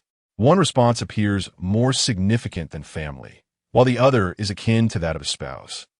What you mean to say is that the extent of their brainwashing varies, correct? Gu Fan nodded approvingly at Su Liyue. Indeed, during his recent interrogation of several players, he found that the stronger the player, the more challenging it was to elicit answers. It was the relatively weak secretary, Qiu Yingying, who had divulged the information to him. Even the player known as Long Zixiao, who played with ice powers, seemed desperate to confront Chen Wei and his companions, fighting to the last moment. Chen Wei remarked, perhaps the more powerful a player is, the easier they are to brainwash. Weaker players experience a different level of brainwashing, which might explain why Zhao Zhangwen only recruits players with talent. The group deliberated for a while and decided to regularly expose Zhao Zhangwen's guild flaws in the chat channel. Well, Fangu, we must continue our ascent. Thanks to your appearance, we were spared from Zhao Zhangwen's wrath. Wait, Gu Fan interjected, producing a thick winter coat and tossing it to Chen Wei. This is your reward. You can choose to wear it or trade it as you wish. Gu Fan was a person who valued gratitude. Chen Wei was reliable, at least in Gu Fan's eyes. Moreover, his guild's ability to accommodate Lu Ting, who had disabilities, spoke volumes. Of course, it was also possible that Lu He possessed sufficient capability. Gu Fan cast a glance at Lu He, contemplating silently. Thank you, Fangu. Chen Wei's expression brightened. This thick cotton coat was far more substantial than the others. He quickly exclaimed, Fangu, from now on, if I encounter any talent treasure chests or other precious items, I'll hand them over to you. Gu Fan waved his hand dismissively, not taking it to heart. After they departed, Gu Fan, along with Su Liyue and the little ones, returned to the elevator. All right, let's focus on this airdrop. Up to this point, the two of them had accumulated 3 treasure chests, including the airdrop. The first was an excellent mid-tier chest obtained from rescuing that old man from goblins. The second was an outstanding premium chest acquired from the old man by the lake. And now there was this airdrop. Gu Fan recalled that the excellent mid-tier chest contained merely 3 goblin summoning cards, which explained why he had refrained from opening it. As for the excellent mid-tier chest, he genuinely wished to unveil its contents, for it held 10 life fruits, equating to 100 life points. Never mind. Tomorrow's critical hit may yield something unexpected. Let's see what the airdrop contains. Gu Fan, how about this? If we have more than 3 treasure chests in our backpacks in the future, we won't need to hoard them any longer, as the items will only increase in number, day after day, with endless critical hits. Su Liyue pointed to the elevator beside them. Indeed, the main issue was the insufficient frequency of critical hits. After a critical hit on the elevator, it remained uncertain whether it would unlock additional features. As for the elevator card, the prompt indicated that it was akin to the critical hit elevator, which was why Gu Fan had not utilized the elevator card at that time. Moreover, with the elevator, Gu Fan could swiftly return downstairs shortly after the calamity commenced and enjoy the benefits early. You make a valid point. For now, we can only proceed this way. Although Gu Fan felt a twinge of desire to hoard items, as he often did in games, stockpiling various treasure chests to open them all at once. This was a reality-based survival game, and such strategies were not feasible. Regarding the contents of the airdrop, Gu Fan cast an insight spell. Disaster airdrop. Source Stone 15. Cotton Coats 3. Random Excellent Ice Weapon 1. Random Excellent Ice Skill 1. Gu Fan exclaimed in astonishment. This disaster airdrop is simply too good to pass up. Moreover, he would need to ensure a critical hit by morning. He also eagerly wished for Su Liyue to achieve a critical hit with the skill. Observing Gu Fan's anxious demeanor, reminiscent of the previous night, Su Liyue quickly embraced him and implored, Xiao Fanzi, please tell me, what treasures lie within? Once Gu Fan disclosed the contents to Su Liyue, she was momentarily stunned. Oh my, so after my critical hit tomorrow, this ice weapon and ice skill will be upgraded to a fine quality? Precisely. Thus, we can continue to hold on to the excellent mid-tier and outstanding premium chest for now. No worries, the calamity will last for 3 full days, providing ample time for us to achieve critical hits on these items. With a sense of fulfillment, Gu Fan pressed the button for the elevator, which began to ascend slowly. Chapter 53. Talent, Reward, and Abilities. Each building in the various regions represents a player from a city. The buildings in Region 100 are entirely within the domain of Yang City. There are numerous high-ranking leaders in Yang City, including the city mayor, Guiqi. Guiqi has established a guild named the Yang City Guild, directly bearing the name of the city. After all, Guiqi was once the foremost authority in Yang City prior to his transmigration, so naming the guild after the city is entirely appropriate. However, due to the prominent presence of the Yang City Talent Awakeners Alliance, the Yang City Guild has remained relatively inconspicuous. Currently, the Yang City Guild comprises around 30 to 40 members, with only about one-third possessing talents. To better seize resources, the guild has adopted a team-based approach for exploring the buildings, with each team consisting of approximately 5 individuals. It is essential for each team to maintain proximity in their stair explorations, allowing for mutual assistance when needed. Guiqi was seated on the steps, preparing to rest, while beside him, his wife was gently massaging his shoulders and back. Below them were the core members of the Yang City Guild, clad in cotton jackets, loyally guarding the couple. They had been Guiqi's subordinates before the transmigration. At that moment, Zhao Jiangwen unexpectedly sent a message. Mayor Guo, why not consider a collaboration? Guiqi was taken aback by Zhao Jiangwen's sudden message. What brings you here, Zhao? Haha, Mayor Guo, let us skip the pleasantries. You must know Gu Fan, right? I do. He is reputed to be the strongest in Yang City. Mayor Guo, are you willing to allow an inexperienced youth to overshadow you? Guiqi narrowed his eyes, finding Zhao Jiangwen's words amusing. Noticing Guiqi's silence, Zhao Jiangwen continued. Let us join forces to eliminate Gu Fan. As long as he remains, we cannot ascend as leaders of Yang City. Surely, you wouldn't want a mere child to become the strongest in Yang City? Dear, do not heed Zhao's words. Guiqi's wife quickly interjected. It's unwise to compare current circumstances with past societal standings. It would be better to remain uninvolved than to follow someone whose reputation has already tarnished. Guiqi understood well that Zhao Jiangwen harbored great ambitions. He had heard that Zhao was preparing to compete for the next city lord even before the transmigration, and now his ambitions were laid bare. Guiqi responded, I see no reason to collaborate with you. This is the era of the youth. A strong youth equates to a strong nation. As a friend, I advise you to apologize to Gu Fan instead. With that, Guiqi set Zhao Jiangwen to do not disturb. Meanwhile, he squinted thoughtfully.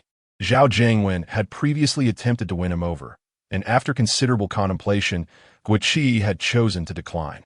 In retrospect, that decision had proven wise. For Zhao Jiangwen was indeed a perilous individual.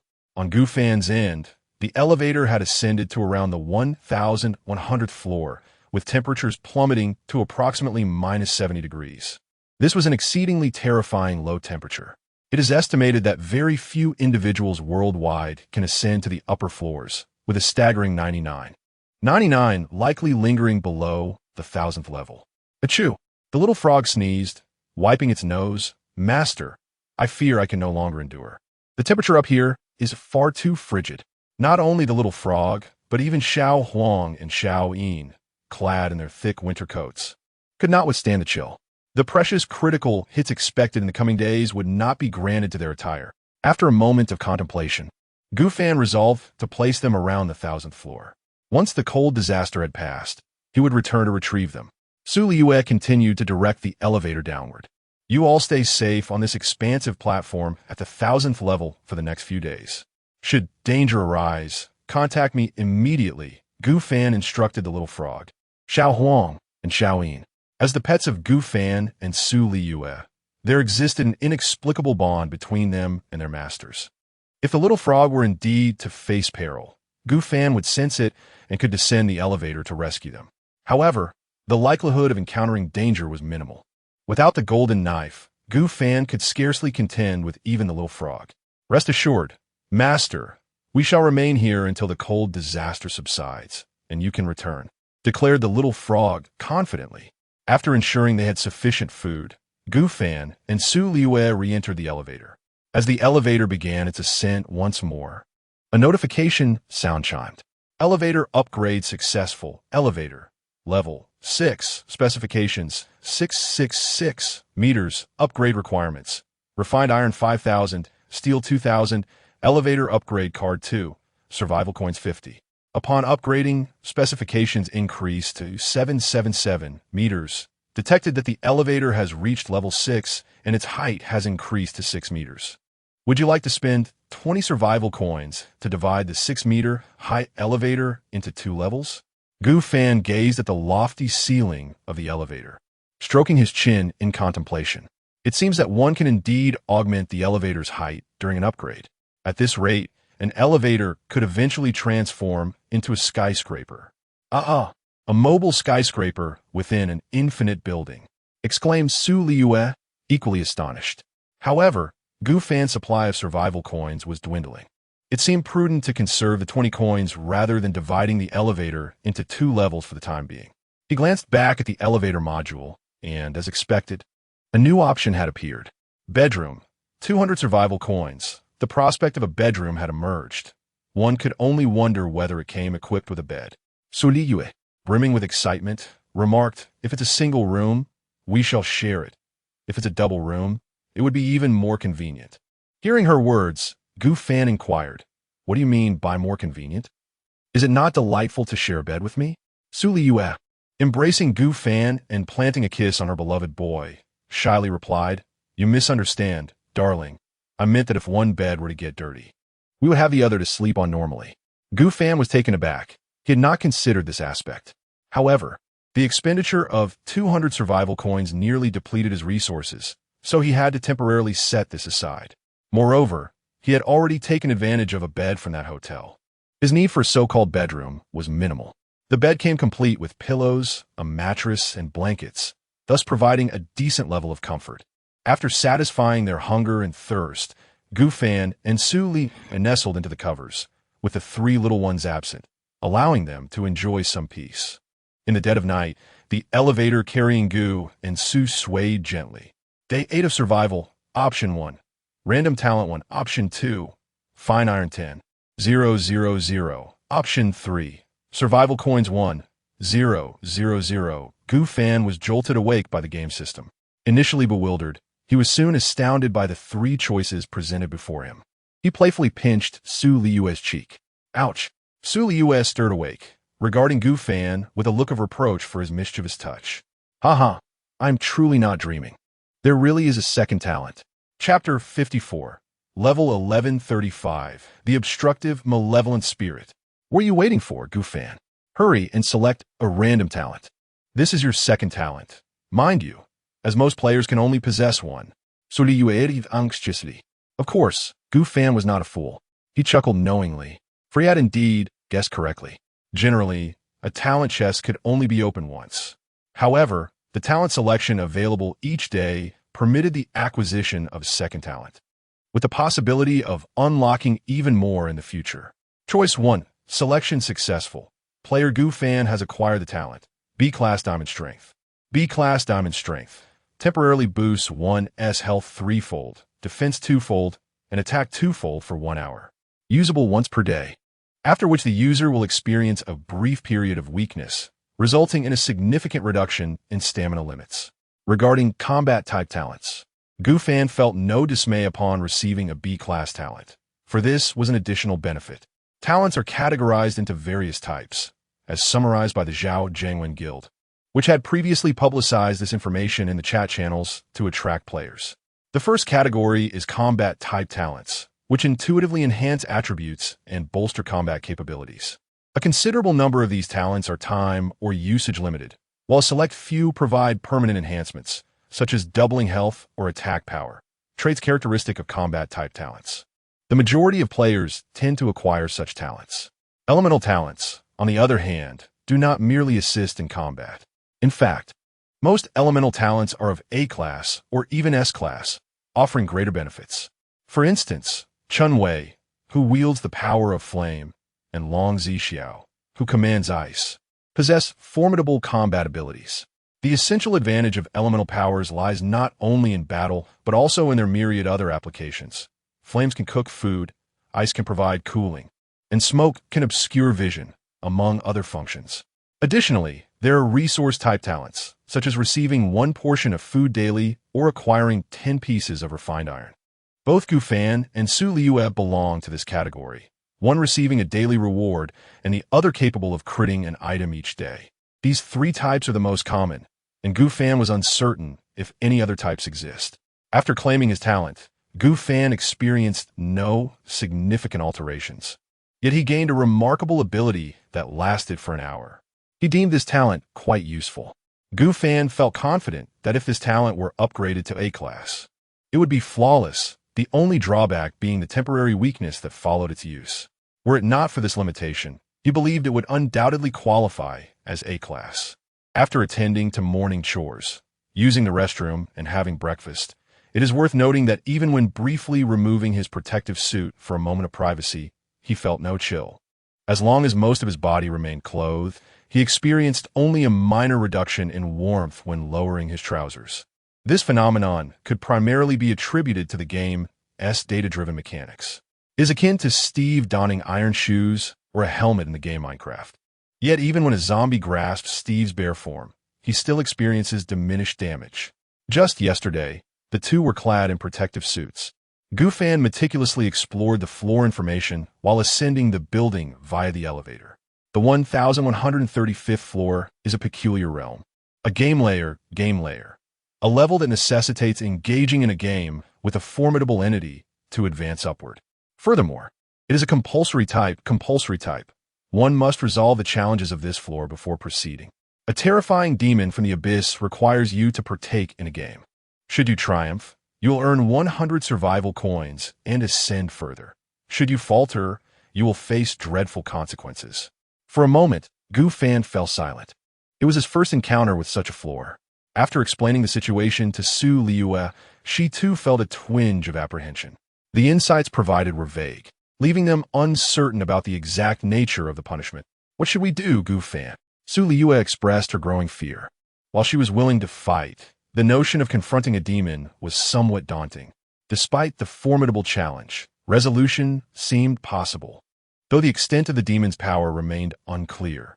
Gu Fan comforted Su Liyue, assuring her that if it became too overwhelming, they could always seek another staircase. However, it appeared that the elevator, once set, could not be moved. This certainly posed a disadvantage. Su Liyue's gaze gradually solidified with determination. Then there's no other choice. We must press on. Nevertheless, before embarking on this endeavor, it was imperative to enhance their abilities as much as possible. Su Liyue directed today as critical strike toward an airdrop.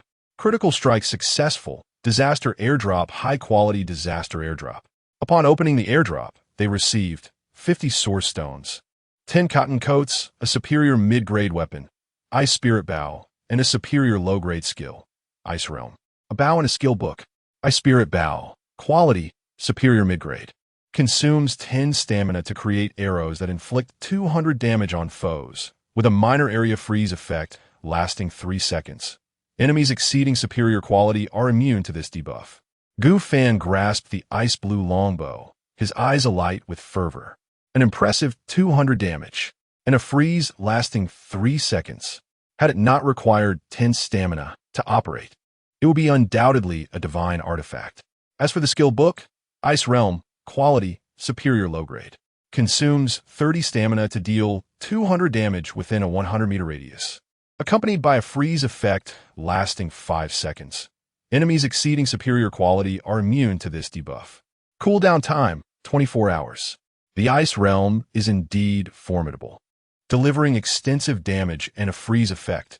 Regrettably, its cooldown period is rather lengthy. Gu Fan, should we attempt a critical strike on this skill book? Su Liyue inquired with curiosity, recognizing the book's significant potential. Gu Fan pondered for a moment before deciding to take action. Mastering a skill can occur in an instant, and it was evident that this icy expanse was exceedingly worthy of a critical strike. If we found ourselves in peril before this malevolent spirit, there would be no opportunity for a future strike. Thus, I resolved to learn immediately and confront the fiend. Su Liyue found no fault in this plan. She nodded in agreement with Gu Fan's thoughts. Soon, the elevator arrived at the 1135th floor. The 1135th floor is a special level, a game level. Upon opening the elevator door, Gu Fan and Su Liyue stepped onto an expansive, icy platform. The extreme cold rendered the surface thickly frozen, and a chilling wind occasionally howled from the stairway entrance. However, two invisible black barriers obstructed both the forward and backward paths at the stairway. In the center of the vast floor stood a fearsome figure cloaked in black robes. Upon sensing their presence, the figure slowly turned, revealing a terrifying demon adorned with horns. Its skin a deep crimson, its tall frame wielding a dark staff. Almost simultaneously, Gu Fan employed an insight spell on this demon. Hellish demon, quality, medium good. Health, 1500. Attack, 180. Defense, 156. Speed, 125. Skills. This demon possessed the ability to discern physical attributes, although its skills remain elusive. Fortunately, it was not particularly formidable. Chapter 55. 10 cards before acquiring the B-level talent, the indomitable strength. Gu Fan would undoubtedly not have entertained such thoughts. After all, the formidable demon boasted a defense of 156, far beyond what Gu Fan could currently contend with.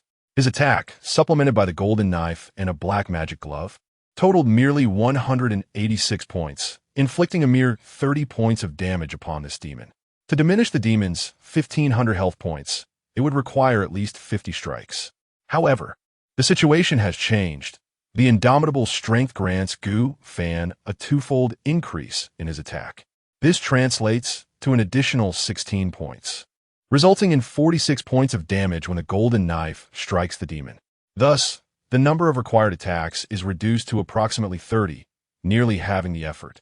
With the icy spirit bow and the frigid realm at their disposal, both Gu Fan and Su Liyue might not be outmatched by this demon.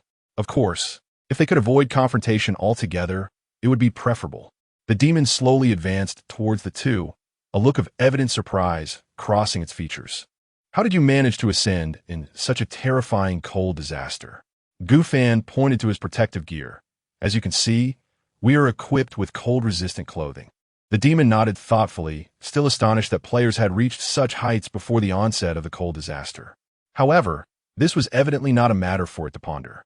Soon, its expression morphed into one of wickedness. As for the two players who have intruded upon my territory, I shall not grant you mercy due to your prowess. On the contrary, you shall partake in a game. Only upon your victory may you ascend. Should you fail, punishment shall ensue. The demon's visage was filled with malice, seemingly exhilarated by the forthcoming game. What sort of punishment? Gu Fan inquired calmly. At the very least, I shall take one of your organs or body parts. The demon stated matter-of-factly, uttering the cruel words with a chilling indifference. As for which part or organ, that shall depend on my mood. Gu Fan and Su Liyue exchanged a glance of understanding. I comprehend. Let the game commence, Gu Fan declared.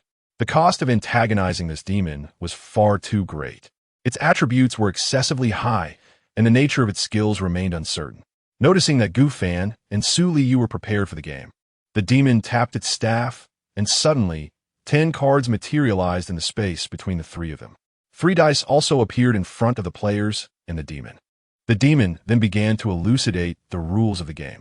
The game is simple. We shall begin by rolling the dice. The player with the highest roll will select a card first, while the player with the lowest roll will choose last. The selection must be made from the 10 cards available, and whatever card is chosen must be adhered to, just as I must comply. The cards are categorized as follows. Life cards. Drawing a life card grants the right to leave. There are 3 life cards in total. Hence, if both players manage to draw 2 life cards each, they may safely exit. Death cards.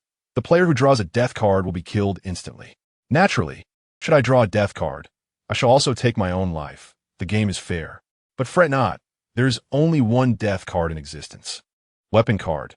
The player who draws the weapon card must relinquish one of their weapons to me. Resource card. The player who draws the resource card is required to surrender half of their resources, should I draw this card. I shall also allocate a portion of resources to you. Summoning card. The player who draws this card will receive one of my summoning cards, allowing them to call upon me in times of peril. I will assist in resolving their immediate difficulties for a duration of 30 minutes. There are 2 of each type, weapon cards, resource cards, and summoning cards. The condition for victory is for each of you to draw a living card or for me to draw a dead card. Conversely, failure is determined by the complete drawing of all cards without anyone having drawn a living card, resulting in me claiming one of your organs, be it your head, limbs, or perhaps your reproductive organs. However, there exists a peculiar circumstance. If one draws both a living and a dead card, they will negate each other, and both cards will vanish. Upon concluding this explanation, the malevolent spirit flashed a sinister smile. Hearing the rules of the game, Gu Fan exhaled in relief. Su Liyue, Xiao Fan, can you use your insight to discern the contents of these 10 cards? Gu Fan, I'll give it a try. It should be possible. Seizing the opportunity while feigning an understanding of the game rules, Gu Fan quickly employed his insight on the 10 cards suspended in midair. Living card, dead card, weapon card, resource card, living card, summoning card, weapon card, resource card, living card, summoning card, beginning with the cards facing Gu Fan and moving clockwise. He gleaned the details of each card and relayed their contents and precise locations to Su Liyue. She remained silent, yet her heart brimmed with elation. Su Liyue, so, what do we do? Should we draw 2 living cards directly, or should we find a way to? Gu Fan, we should devise a plan to ensure that this terrifying spirit draws a dead card. That way, all its possessions will belong to us.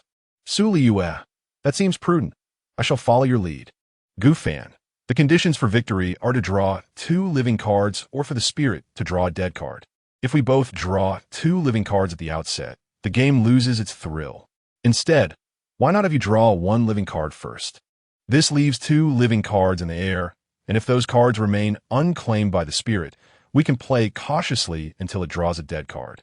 If the spirit draws a living card, I will then draw the last living card, ensuring our victory. Gu Fan's intentions were clear, beginning with the assurance that one of them would survive. The other would refrain from drawing. If the spirit obtained a living card, they would then draw the final living card. For failure to do so could lead to dire consequences if the spirit claimed it. All right then, Xiao Fan, be careful. The dead card is the second one clockwise, directly between the 2 of us. You must not draw it. Understood. 5 minutes elapsed, and the malevolent spirit grew increasingly impatient. Do I need to reiterate the rules? Have you grasped them? I understand, Gu Fan replied. Let's commence the dice roll, my lord demon. Even if you address me as my lord, the rules of the game remain unchanged. Do not harbor illusions of leniency, the demon retorted with a tone of disdain. Swiftly, he cast the dice onto the ground. The dice spun before eventually settling on a 4. Gu Fan and Su Liyue then took their turns, rolling a 1 and a 5, respectively. This indicated that Su Liyue would go first, followed by the demon, and then Gu Fan. Taking a deep breath, Su Liyue appeared quite anxious. Do not fret, Liyue. I have faith in your abilities, Gu Fan encouraged her. Soon as agreed, Su Liyue approached to draw the card position before Gu Fan. However, in the next instant, an unsettling sensation washed over Gu Fan, as if the mere act of Su Liyue drawing this card would plunge him into profound discomfort. His intuition warned him that the card he had just identified as a living card was, in fact, something entirely different. He quickly discerned that the card in front of him had transformed into a death card. How could this be? Wasn't he at a living card moments ago? As Su Liyue's hand reached for the death card, Gu Fan swiftly intervened, grasping her arm. He then scrutinized the card to his right, which revealed itself as the original living card. Was it possible that all 10 cards had shifted counterclockwise? Liyue, draw the card on your right. Not the one in front of me. It is a death card. He urged her. Think it through. Liyue, do not rush your choice. As he messaged her, he simultaneously spoke to her, hinting at the situation, while also attempting to mislead the demon. All the cards have rotated to the right, counterclockwise. The one on the right is indeed the living card. Su Liyue withdrew her hand, cold sweat cascading down her brow. She had nearly drawn the death card. The demon, however, impatiently shouted, each card is an enigma, devoid of any pattern. Do not deliberate further. Speed up. Gu Fan regarded the demon with a scrutinizing gaze. Was this demon orchestrating some trickery? Did it possess knowledge of the card types? No, that seemed implausible.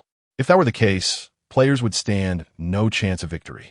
There would be no need for any game mechanics on this level. The demon could simply eliminate any player who ascended to this floor. Hence, there must be some underlying pattern at play.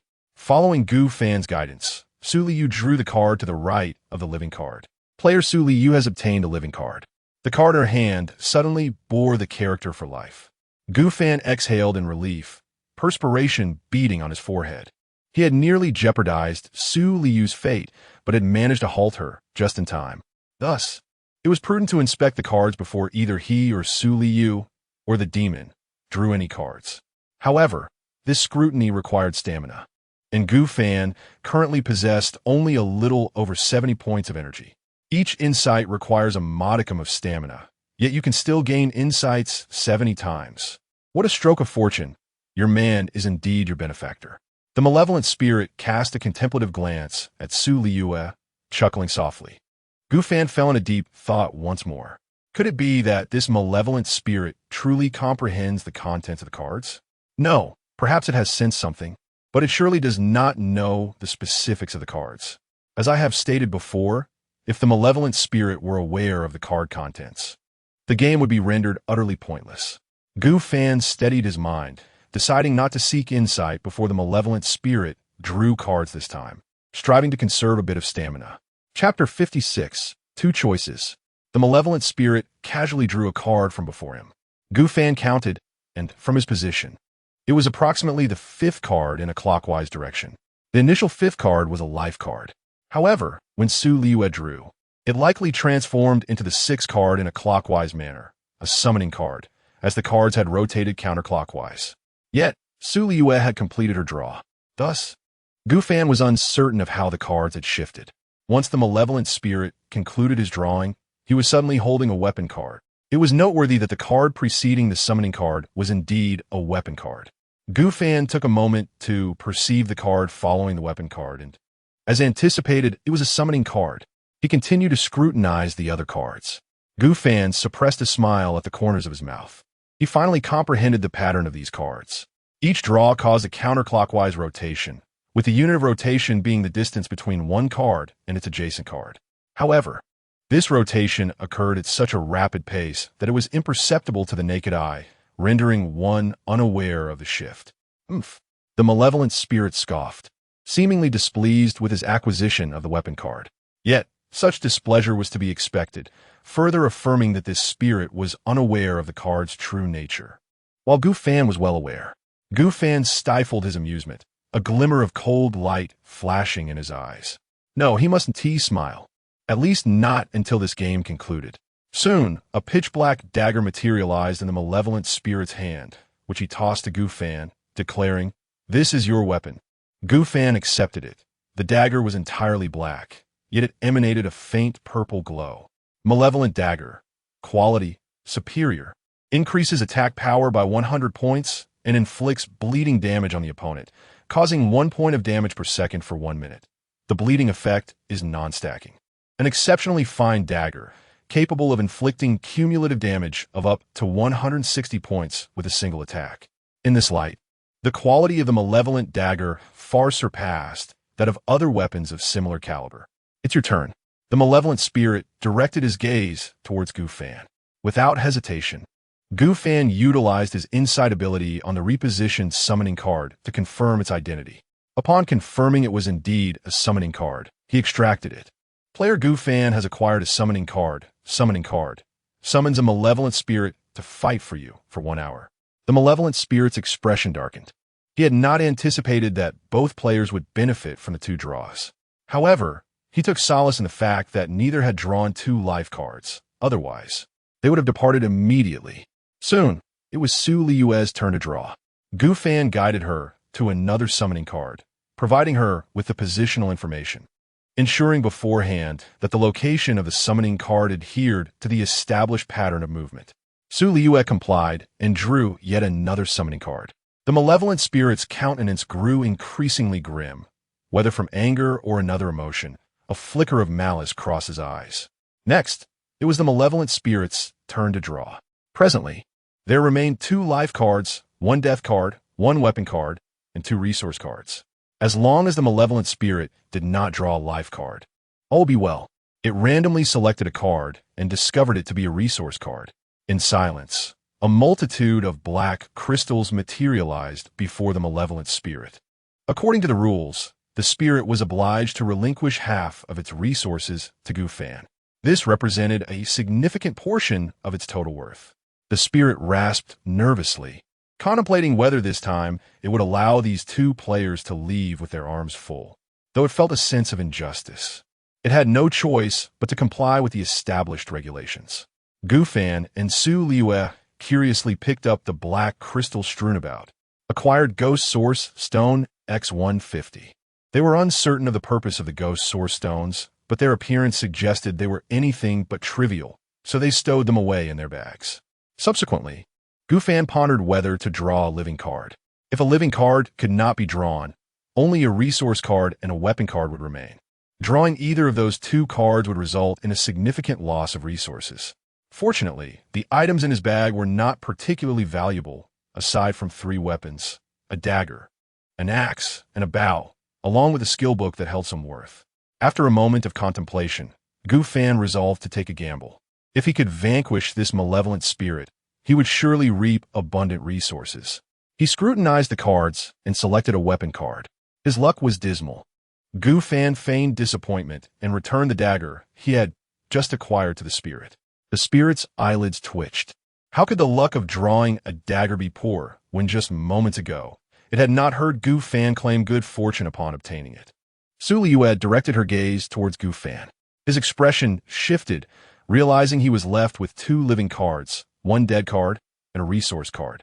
Should he refrain from choosing between life and death, he would be compelled to select a resource card. But this choice would yield only a 1/3 chance of the malevolent spirit's demise. Moreover, opting for a resource card necessitated the surrender of resources, which would be a significant loss.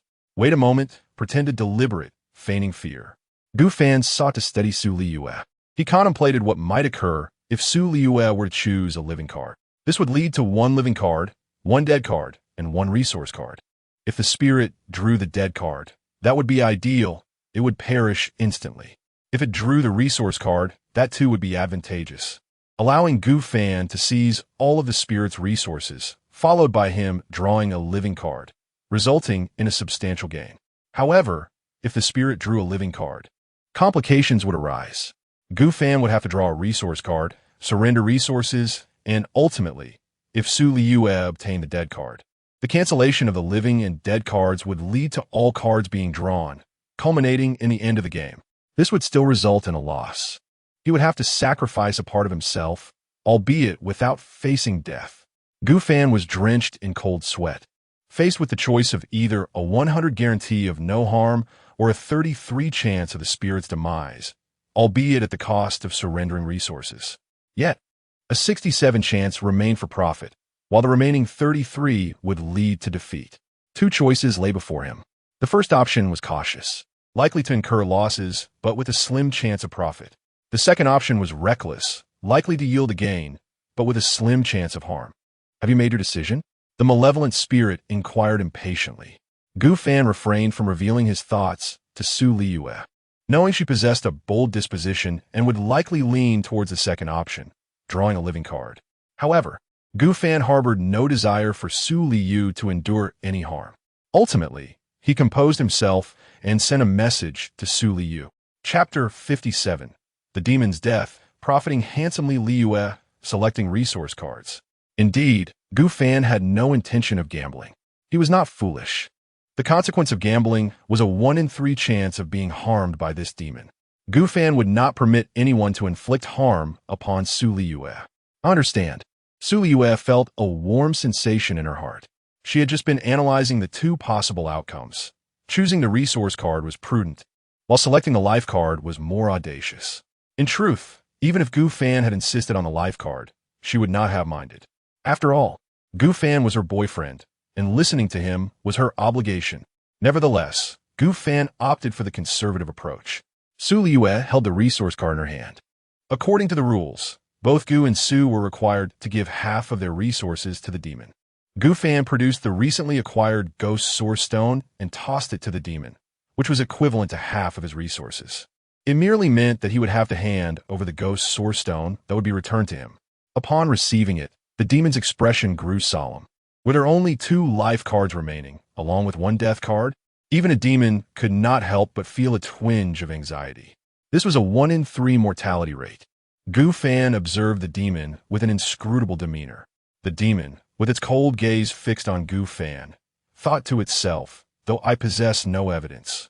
I am certain that one among you is privy to the content of the cards. Otherwise, your fortune in acquiring a life card and 2 summoning cards, while being completely devoid of any death cards, would be inexplicable, wouldn't it? Coupled with your recent reactions, is quite misleading. You wish for me to draw the death card and meet my demise, do you not? Gu Fan shrugged nonchalantly, feigning ignorance of the demon's insinuations. The demon was infuriated by Gu Fan's demeanor, yet felt powerless, for Gu Fan had not contravened any rules of the game, leaving it unable to punish him. Soon enough, the demon drew a card. Upon inspection, Gu Fan discerned it to be a life card. Noticing the demon glancing at him from the corner of its eye, Gu Fan contemplated briefly before allowing a look of delight to surface, as if the demon drawing this life card would be exceedingly advantageous for him. A flash of anger and relief flickered in the demon's eyes. I knew it. This fool knows the card's content. That card must be a death card, right? You revel in my misfortune?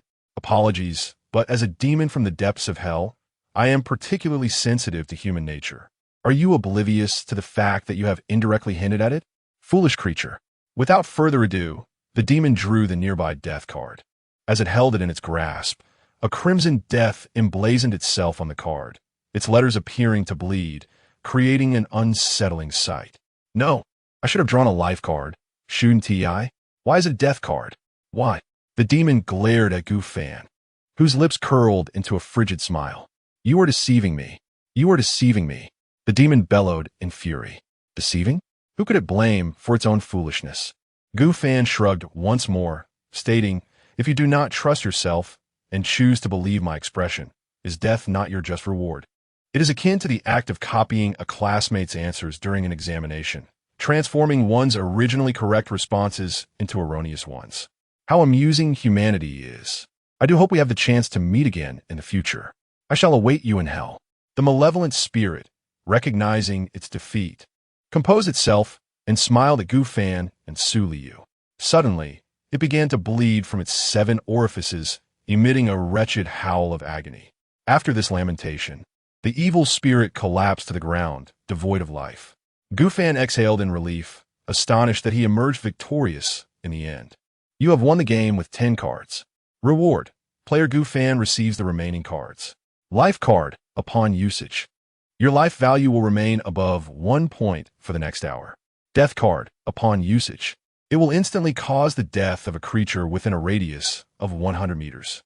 Note, unless the creature possesses a life-saving artifact stronger than the death card's rule. Weapon card. Upon usage, you will acquire a powerful weapon, lasting for 1 hour. Resource card. By silently wishing for a desired resource, you will obtain it in a random quantity. Note, the resource must be one that the player has previously encountered. Unknown resources cannot be conjured from thin air. Summoning card.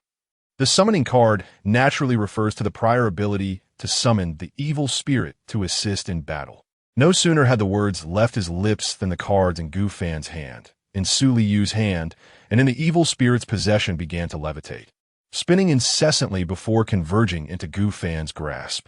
Su Liyue's eyes widened in excitement as she exclaimed, Xiao Fanzi, these 10 cards are immensely powerful. Is this the reward for defeating the evil spirit?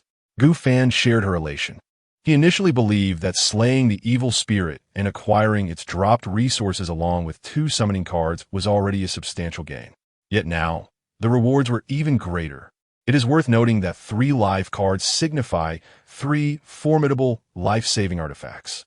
Utilizing a life card allows one to maintain a life value above 1 point for an entire hour, essentially granting 1 hour of invincibility. The death card is even more extraordinary, capable of directly vanquishing enemies within a 100-meter radius, unless the foe possesses a more potent life-saving artifact. However, given the formidable nature of the death card, it should undoubtedly be conserved for dire situations. It remains uncertain which is superior, the death card or the life card. The weapon card promises a powerful weapon, though its nature and strength remain unclear for the time being. The resource card, on the other hand, is rather limited, allowing one to acquire only resources they have previously encountered. For instance, Gu Fan and Su Liyue could use the resource card to procure source stones and ghost source stones. Conversely, players unfamiliar with these resources would be unable to utilize the resource card to obtain them, making it a card of significant value. Gu Fan distributed 2 life cards, 1 weapon card, 1 summoning card, and 1 resource card to Su Liyue. He felt it imperative to safeguard his beloved. Here you go. Su Liyue accepted without hesitation, tucking them away. After collecting the remaining 5 cards, Gu Fan approached the corpse of the evil spirit. Would you like to decompose it? Upon encountering the malevolent spirit's corpse, Gu Fan's curiosity compelled him to decompose it. Decomposition successful. Obtain malevolent spirit flesh 30, malevolent spirit flesh. Quality, inferior excellent. Consuming it grants a 30 chance of transforming into a malevolent spirit, acquiring the malevolent bloodline, a 69 chance of succumbing to the pressures of the bloodline and perishing instantly, and a mere 1 chance of becoming a malevolent king. Goodness, is this malevolent spirit flesh truly so formidable? Moreover, there are 30 pieces. However, the mortality rate is alarmingly high, nearly 70%. It would be prudent to refrain from using it, Gu Fan. This spirit appears quite repulsive, with its crimson hue. Su Liyue remarked with disdain. Indeed, the bloodline evidently bears significant side effects. It would be wise to store it away. After securing the flesh, Gu Fan proceeded to examine the staff he had acquired. Malevolent Spirit Staff, quality, mid-grade excellent. Consuming 5 stamina points allows the creation of a magic sphere that inflicts 150 points of damage, additionally causing a bleeding effect that drains 3 life points per second for 1 minute. Surely, witnessing your life points dwindle is an unpleasant experience? The Malevolent Spirit Staff proves to be more effective than the bow. While the bow initially inflicts 200 points of damage, it consumes more stamina, whereas the combined damage from the bleeding effect alongside the original damage of the staff totals an impressive 330 points. Nevertheless, the bow possesses its own merit, an ice freeze effect, albeit limited to creatures of inferior quality, including those of the excellent grade. The Malevolent Spirit Staff does not bear such a restriction. Gu Fan stowed away the staff, along with the Spirit Source Stone and the Malevolent Dagger, and soon returned to the elevator. The hall was bountiful, leaving him uncertain of what to strike next. Su Liyue mused, her eyes shimmering with excitement. First, let us target that exceptional treasure chest. We have more than enough weapons as it stands, Gu Fan contemplated, for material possessions are ultimately transient, and true strength lies in one's innate abilities. After all, I have long coveted those 10 life fruits. However, Gu Fan soon felt a wave of dizziness wash over him. No, I have just ascended the elevator, and the energy expended in examining the cards was too great. I must rest for a moment. All right, let me take charge from here. You should recuperate, Su Liyue said, embracing Gu Fan and planting a kiss on his cheek. In the ensuing hours, Su Liyue tirelessly traded for the necessary supplies, even seeking survival coins. The resources they required included survival coins, along with steel, fine iron, wood, and stone. Survival coins are versatile, essential for elevator modules and guild upgrades. Steel and fine iron are imperative for upgrading the elevator, while wood and stone are in even greater demand for guild enhancement. Naturally, there are also steel and fine iron to consider. In summary, the more fundamental resources they can accumulate, the better.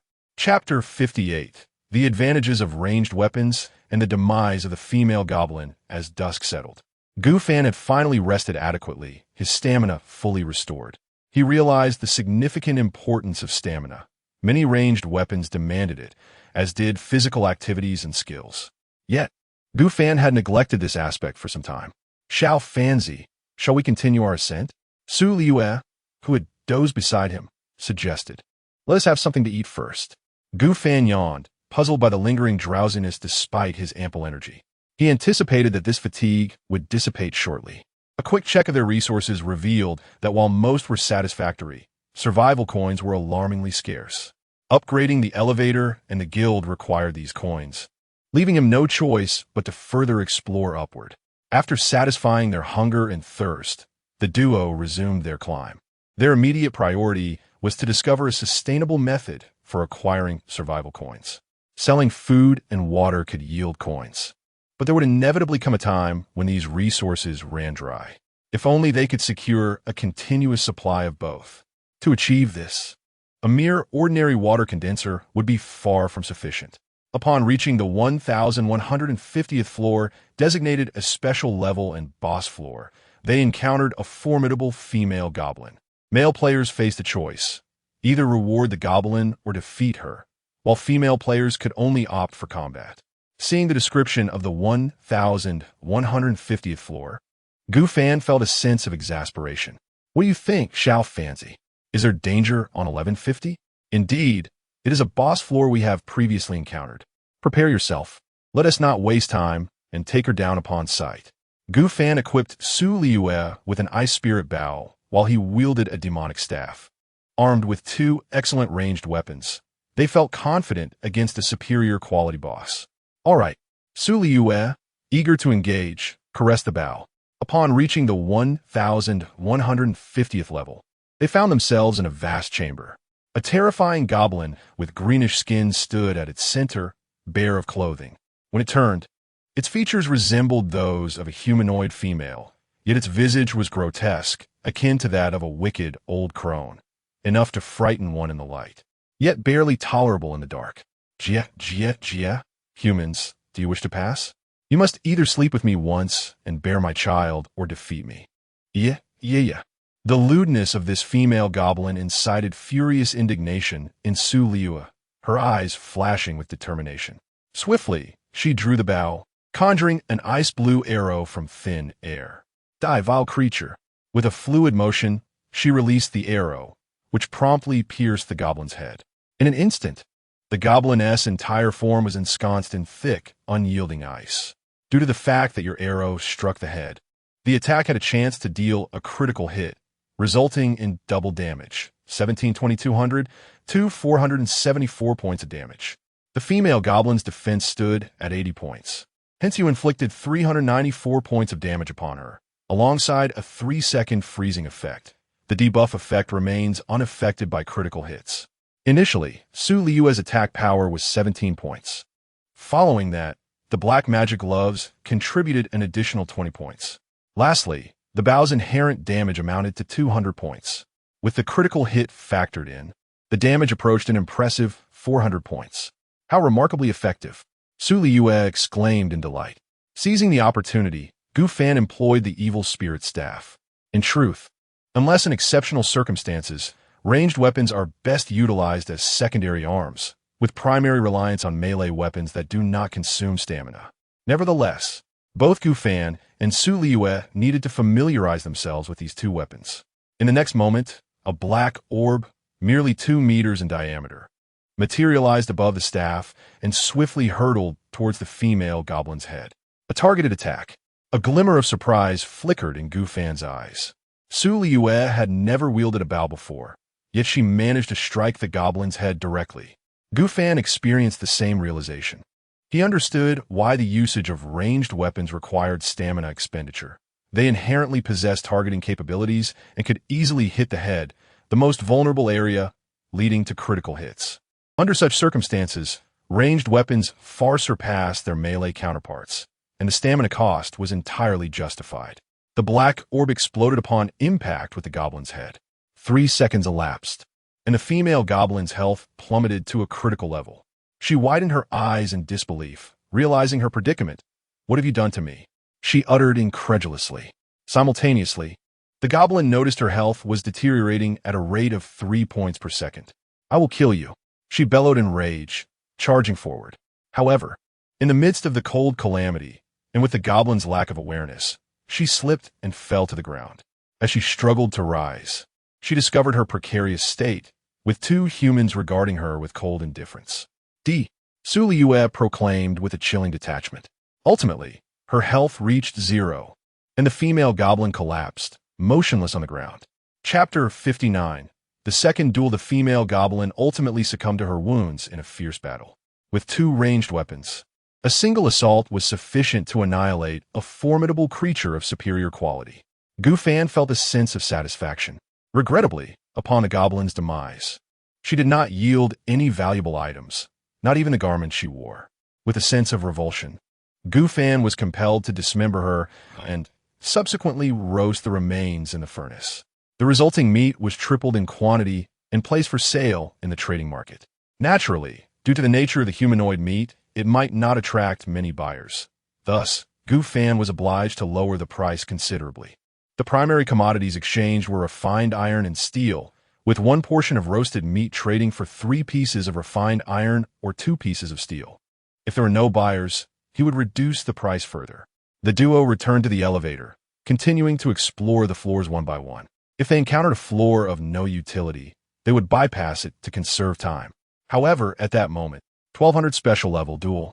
In this duel, both parties must engage in combat until only one team remains in order to unlock the transition from level 1200 to level 1201. Note, due to the rarity of players ascending to this level, those who do must wait 4 hours. If within these 4 hours, any players from levels 1 to 1000 ascend to this floor, a duel will commence. Should no other players ascend to level 1200 after the 4-hour wait, a match will be arranged with other players from the duel levels of 1 to 1000. Gu Fan's expression shifted dramatically. The reason for his change in demeanor was simple. According to his insights, there were indeed players who had reached level 1200. However, due to their scarcity, a waiting period was necessary. This suggested that there were a few players who, like him, had ascended beyond level 1000. How could this be possible? The frigid temperature at level 1200 was a staggering -80 degrees.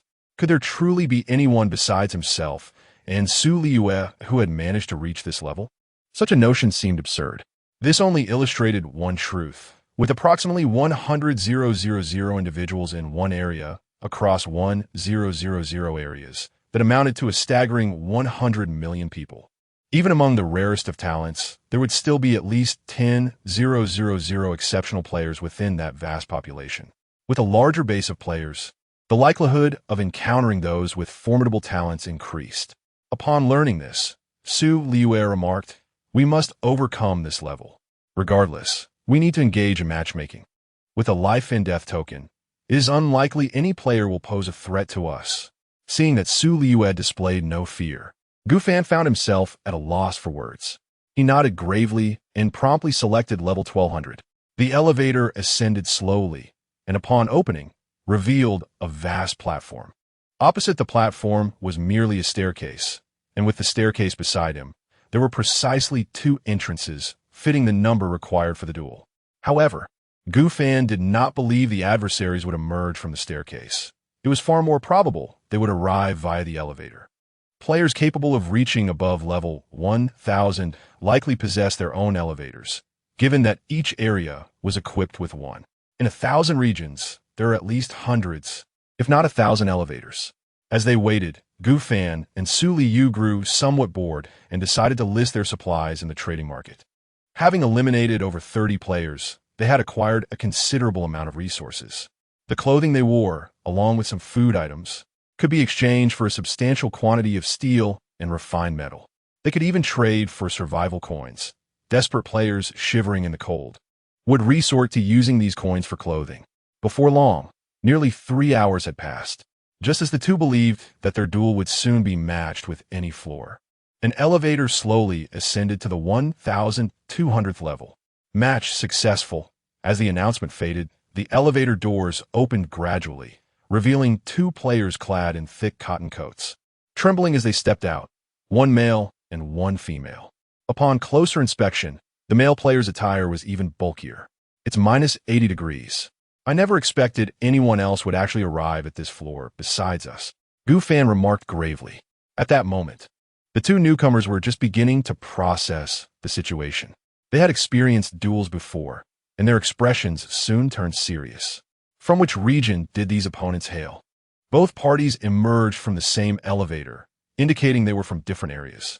Gu Fan remained silent, gripping his evil ghost staff in his left hand and a golden blade in his right, his aura shifting dramatically. Although Gu Fan largely relied on his equipment, his attributes were among the finest in the player community. Liyue was no exception, wielding a delicate axe, and carrying an ice spirit bow on her back. Seeing that the two did not respond, the male player grew impatient. There was no animosity or conflict of interest. This was a pure battle for survival. Moreover, both sides are the top players from their respective regions. Inferno Tiger, the male player announced, and with that he transformed into a colossal tiger, his thick coat vanishing as if he had stowed it away to prevent damage, particularly in the frigid corridor. In the next moment, flames engulfed his entire being. An S-class talent, the Inferno Tiger could wield fire and morph into a fearsome beast, a peak transformation ability. Perhaps due to a sense of superiority, Inferno Tiger began to elaborate on his talent. Gu Fan discreetly cast a spell of insight on him. Player, Liyue. Talent, S-class transformation. Inferno Tiger, transform into a massive Inferno Tiger, wielding fire with immense strength. Health, 856. Attack, 103. Defense, 85. Speed, 53. Liyue swiftly charged toward Gu Fan. Feeling a twinge of anxiety, Gu Fan noted Liyue's remarkable speed of 53. Diamond Might. Gu Fan had no choice but to activate his own power. In an instant, he was infused with strength. Although his speed did not increase, his health tripled, and his attack and defense doubled.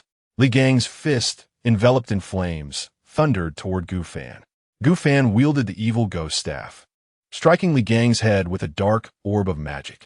Simultaneously, Liyue landed a punch on Gu Fan's skull, sending him hurtling backward. Gu Fan's defensive power, amplified thrice along with his equipment, totaled an impressive 79 points.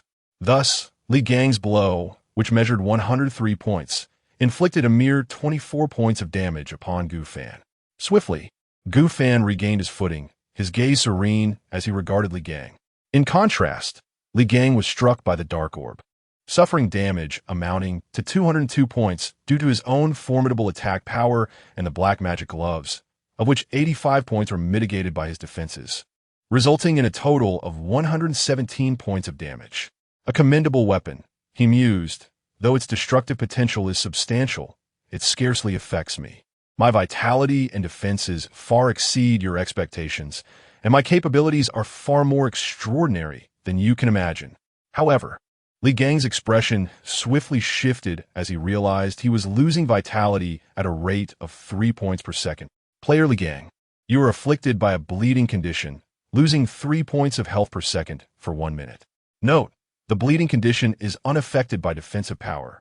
Gu Fan wiped the blood from the corner of his mouth and remarked coldly, everyone believes themselves to be exceptional, do they not? Chapter 60. The showdown of elite regional players. How dare they target Gu Fan? Su Liyue, filled with indignation, was about to rush forward when she found herself intercepted by a female player. Seizing the moment while Yin, who was momentarily bewildered, Gu Fan hurriedly sent Su Liyue the details of the female player. Player, Himimi. Talent, S-class vampire. Gains the physique of a vampire, becomes stronger through blood consumption. Impervious to cold, yet fearful of sunlight. Due to the vampiric nature, healing capabilities are significantly enhanced, restoring 1% of health per second. Health, 532. Attack, 52. Defense, 42. Speed, 35. It dawned on Su Liyue why these two could don thick cotton coats and withstand the terrifying chill. It was due to this. One transformed into a blazing tiger, naturally resistant to the cold, augmented further by the element of fire, easily withstanding low temperatures. The other, a vampire, traditionally averse to heat. Although this vampire's physique appeared somewhat weak, it possessed a formidable ability, strength gained through blood. Furthermore, the capacity to recover 1% of health every second. A truly formidable late-game talent. Little sister, I shall drain every drop of your blood. Himimi gazed at Su Liyue with a sickly expression. Yet, to her dismay, Su Liyue's face bore no signs of panic. Instead, it was cold and unyielding. A fierce glint flickered in her eyes, regardless of how they treated her. Their harm to Gu Fan would result in their dire demise. Himimi was momentarily taken aback, then chuckled, a beauty madly in love. With that, she lunged at Su Liyue, her sharp claws gripping a dagger, faint traces of blood glistening upon it. Su Liyue, Realizing that close combat weapons would be ineffective against the swifter Himimi, stowed her axe away. There was but one recourse, to employ a ranged weapon. She drew her bow and aimed at the advancing Himimi. Himimi hesitated but quickly dodged, only to find the arrow's speed overwhelming. It pierced her chest directly. Thick, solid ice enveloped Himimi. In the very next moment, Liyue retrieved her exquisite axe and charged at Himimi, relentlessly striking at her head. Meanwhile, Gu Fan observed as Li Gang brandished an iron sword, his expression earnest as he regarded Gu Fan. Although the sword offered merely an additional 20 points of attack, it was still advantageous. Thus, Li Gang's attack power soared to 123 points. Gu Fan swung his golden knife towards Li Gang's iron sword. The clash of blade against blade sent both Gu Fan and Li Gang reeling. Gu Fan emerged unscathed, while Li Gang sustained minor damage, quickly mitigated by his defense. Consequently, it was as if neither had been harmed. Li Gang, incredulous, exclaimed, "What on earth is this knife and that staff of yours?" "Quite simple, really. Just well equipped." Gu Fan replied with a chuckle. He never anticipated that the clash between two weapons would yield such a consequence. Moreover, Li Gang discovered numerous fissures adorning his iron sword, undoubtedly inflicted by Gu Fan's golden blade. How could you possess such a formidable weapon? Li Gang's expression shifted, and he swiftly discarded the iron sword in his grasp. A discarded weapon held no merit in his arsenal. Soon, a thought struck him. Was it due to innate talent? As expected, all players who arrived here possessed remarkable gifts. Gu Fan remained silent, steadfastly facing Li Gang with an impassive demeanor. Although Li Gang was a formidable adversary, victory was assured for him. He had an hour's worth of indomitable strength at his disposal. Not to mention, Liyue, that young girl, had already gained the upper hand. "Li Gang, save me." Upon turning, Li Gang discovered his teammate, Himimi, being mercilessly attacked. Checking her health bar, he was alarmed to find it had dwindled to less than 200. Not fearing the cold does not imply that ice cannot ensnare you. Liyue drew her bow and released an arrow, emanating a chilling aura that hurtled toward Himimi's head. A flicker of fear flashed in Li Gang's eyes. How could this be possible? He intended to rescue his teammate, but Gu Fan tapped his staff, reminding him, "Have you forgotten? I am still here." In the next instant, a black magic orb struck Li Gang from behind. Oh, a fireball. Furious, Li Gang opened his mouth to unleash a colossal fireball aimed at Gu Fan. Gu Fan's expression shifted dramatically as he hastily wielded the evil spirit staff. The black magic orb collided with the fireball, unleashing a surge of energy. Gu Fan was propelled against the wall, sustaining considerable damage. Such terrifying power, he mused. However, Himimi had already succumbed to Liyue's arrow. With only 500 health points, she stood no chance against Li Gang. There remained 3 seconds of control. Himimi was forever transformed into an ice statue, her face frozen in a mask of terror. Player Liyue from Zone 100 has slain player Himimi from Zone 99, earning 5 attribute points. Killing players from different zones grants 5 attribute points. No! Li Gang cried out in disbelief, a sense of despair washing over him. A menacing dark staff, combined with 2 strikes and the clash of 2 combatants, had drained at least half of his health. An alarming bow and arrow, coupled with 2 freezing shots in that axe, had directly claimed the life of his teammate. Gu Fan, let us collaborate. Liyue drew her bow once more. She had already fired 3 arrows, depleting 30 points of stamina, a significant toll. Coupled with her recent battle against the female goblin, she now had less than 50 stamina remaining. Fear not. Li Gang, gripped by trepidation, sought to flee, only to find the elevator barred by black gates, leaving him no avenue of escape. How can this be? Am I not the most powerful player in Zone 99? Soon, a blue arrow pierced Li Gang's back, freezing him in an instant. Gu Fan and Liyue wielded their melee weapons, relentlessly striking Li Gang's back. Enveloped in thick ice, Li Gang endured the continuous onslaught from Gu Fan and Liyue. As the ice melted away, he found himself in a state of critical health. Gu Fan hastily brandished the evil spirit staff. "No, please don't kill me," Li Gang pleaded. Unfortunately, what awaited him was a dark magic orb, which struck him squarely. Liyue swung her axe once more, while Gu Fan cleaved with a golden blade. In an instant, Li Gang met his demise. Player Gu Fan from Area 100 has slain player Li Gang from Area 99, earning 5 points in any attribute. Chapter 61. The powerful bread maker listening to the notifications ringing in his ears. Gu Fan's eyes flickered with surprise. Did you also receive those 5 arbitrary attribute points just now? Su Liyue remarked, indeed I did. 5 arbitrary attribute points. And it also mentioned that defeating players from different regions could yield. Gu Fan's expression grew solemn. What's wrong, Xiao Fan? Is this not a good thing? I plan to allocate them all to stamina. It is simply too crucial. He asserted. 10 points in stamina translates to a directed ice energy bow. Gu Fan could not deny this. Yet, he gravely contended, with this rule in effect, there will inevitably be fierce competition between regions. Since we are currently in the 99th region, it implies that as we ascend beyond the 1000th level, we will likely encounter players from adjacent regions, namely the 99th and 100th. Su Liyue remained unfazed. It matters not. Whoever provokes us shall face our wrath.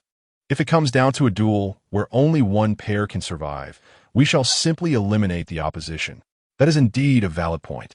Gu Fan jotted down the 2 rules briefly. Subsequently, he allocated the 5 arbitrary attribute points to stamina. He then accessed his current attribute panel. Player, Gu Fan teammate, Su Liyue talent, S-level daily selection. B-level diamond strength health, 165 3-100, affected by diamond strength stamina, 122 attack, 16-220, affected by diamond strength defense, 18-225, affected by diamond strength speed, 24 status, light injury. Fatigue pets, silverback wolf, juvenile, tiger, adult, frog princess, NPC, adult. As less than an hour had passed, the attribute panel still reflected the benefits of diamond strength. The increases in attack and defense were due to the black magic gloves, which contributed 20 and 5 points, respectively. Gu Fan glanced at Su Liyue's panel, which revealed minimal disparity from his own, aside from the black magic gloves and 5 points in stamina. Their ability to swiftly overcome opponents was primarily reliant on their formidable ranged weaponry. Player, Su Liyue, teammate, Gu Fan talent, S-level daily critical hit health, 195-50 stamina, 115 attack, 17-20 defense, 18-10 5 speed, 19 pets. Su Liyue typically donned 2 pieces of equipment, a double-headed monster armor and a black magic glove, which she would only remove during breaks in the elevator. The 2 then proceeded to tally their spoils. Acquired ordinary furnace 1, acquired grilled tiger meat 72, acquired 500 milliliters of water 23, acquired instant noodles 12, acquired swift high heels. Acquired. Their supplies were rather mundane, lacking any remarkable equipment or trump cards. However, the swift high heels proved to be a notable find, as they could enhance speed by 10 points. It is the attire worn by that vampire. Thus Su Liyue donned this ensemble, which includes high-heeled shoes that accentuated her figure, making her appear taller and more slender. However, given the presence of tiger meat, it seems they encountered a tiger in the corridor as well. In addition to that, there were steel and fine iron alongside survival coins. The first 2 resources were scarce, yet there were over 200 survival coins, which Gu Fan graciously accepted. Lastly, there was the elevator. As Gu Fan approached and touched it, a message appeared. Detected that this level 5 elevator is unclaimed. Would you like to disassemble it? Could the elevator truly be disassembled? Moreover, it had reached level 5. At that moment, Gu Fan understood why these 2 were so impoverished. While food and water were not in short supply for the time being, other resources were rather mediocre. Firstly, resources might be within the elevator, accessible only to its owner. Secondly, upgrading the guild and the elevator required a considerable expenditure of resources. And the fact that their elevator had been upgraded to level 5 indicated a significant depletion of resources. Thus, disassembly was... Gu Fan clicked to disassemble, uncertain if he would obtain any materials from the elevator. Disassembly successful. Obtained elevator core 1. Immediately, an iron cube floated in Gu Fan's palm. The elevator core, what could this be? Su Liyue asked with curiosity. Gu Fan shook his head, uncertain. After reaching the 1000th floor, there were too many unknowns. Source stones. Ghost source stones, elevator cores. As pioneers of the 100th area, they had to explore these matters themselves. Other players, however, merely needed to ascend the stairs gradually. The two returned to the elevator. That would suffice for today. Gufan rubbed his somewhat aching head and said, "Once the power of the diamond ends, I will enter a period of weakness. If trouble arises then, it would be disastrous. Better to explore tomorrow." Liyue nodded. "All right, I trust your judgment. I'm a bit fatigued as well." After speaking, she regarded Gufan with a curious gaze. Liyue, what are you staring at?" Gufan, half reclining on the bed, felt a bit uneasy under her scrutiny and asked. Liyue then plopped down into Gufan's embrace, her eyes glimmering with flirtation. "Cough, cough. Brother Gufan, I am quite curious. The effects of the diamond power are so remarkable, I wish to try it myself." Gufan, though he was at a loss for words, Liyue had indeed piqued his curiosity. Glancing at the time, it seemed sufficient. The next morning arrived, marking the final day of the cold calamity. Once today passes, the infinite tower would revert to its normal state. Survival Day 9. Choice 1, Stamina 20. Choice 2, Life 20. Choice 3, Stamina Bread Machine. Stamina Bread Machine produces 10 stamina breads daily. First consumption boosts stamina by 1 point, with a maximum of 50 consumptions per player. Undoubtedly, Gufan would choose the Stamina Bread Machine, although Stamina 20 was also quite significant. However, this Stamina Bread Machine can provide an additional 50 points of stamina for both myself and Liyue, along with the 3 little ones. This means that for the next few days, our diet will solely consist of bread. Nonetheless, this is not the crux of the matter. The commercial value. Gufan's eyes sparkled with realization. He finally had a means to acquire survival coins and resources, such as steel or fine iron over the long term. The resources obtained previously were limited, yet this Stamina Bread Machine is a different story. The bread produced can continuously be placed on the trading market. Each individual can consume up to 50 pieces, allowing at least 50 transactions per player with Gufan, albeit too few, with only 10 available each day. What do you mean by too few? Liyue stirred awake, her eyes still heavy with sleep. Gufan gently kissed her forehead and remarked that it was the day's talent reward. Upon learning of the existence of this machine, Liyue's drowsiness evaporated, and she excitedly suggested, "Xiao Fanzi, shall we go for a critical hit today?" After pondering for a moment, Gufan replied, "No need. We can save that for tomorrow's critical strike. The exquisite treasure chest containing the fruit of life is ripe for a critical hit today. So let's consume this stamina bread first." Gufan had already considered the selling price for the stamina bread. Charging 3 survival coins would surely entice many buyers. At the cost of 3 survival coins for a single attribute point, he doubted that no one would make the exchange, although a higher price might be deemed excessive. He was uncertain about the critical hit effect. If the quantity were to multiply several times, once he, Liyue, and the 3 little ones finished the bread, a steady income of survival coins would be established. Very well, it be so. After making his choice, a bread machine with 10 slots materialized in his hands. Stamina Bread Machine, quality, good quality. Gathers 10 stamina breads daily, condensing at 6 a.m., with a maximum of 50 uses. A marvelous machine. With it, food is no longer a concern, while simultaneously enhancing one's stamina. Gufan placed it in the corner. Indeed, the decision to wait for tomorrow's critical hit was wise, as it required a full day to gather. Chapter 62. The Emergence of the Calamity Instance. With a successful critical hit, the exquisite treasure chest transformed into a refined medium-quality chest. This consumed Liyue's critical hit chances for the day. Gufan promptly opened it, revealing Life Fruits 20, Life Fruit. Consuming it increases health by 20 points. The critical hit effect multiplied nearly 4-fold. The health gain from the Life Fruits doubled, and the quantity also doubled. Alas, the chest was merely of refined medium quality. Had the critical hit effect been superior, the rewards would have undoubtedly exceeded expectations. The two of them, Gufan and Liyue, divided the 20 life fruits between themselves. The effects of the critical treasure chest were indeed remarkable. Increased health by 200 points. Increased health by 200 points. Moreover, this 200-point health increase was not merely equipment, but genuine health points. If Gu Fan utilized the power of a diamond, he could triple this effect. After consuming the life fruits, both Gu Fan and Su Liyue felt their stomachs swell, rendering them unsuitable for strenuous activities. Thus, instead of continuing their exploration, they deemed it wiser to rest for a while in the early morning. Just then, the game system unexpectedly announced, "Today marks the final day of the cold calamity. Starting from 6 a.m. tomorrow, the cold calamity will dissipate and the snow will melt.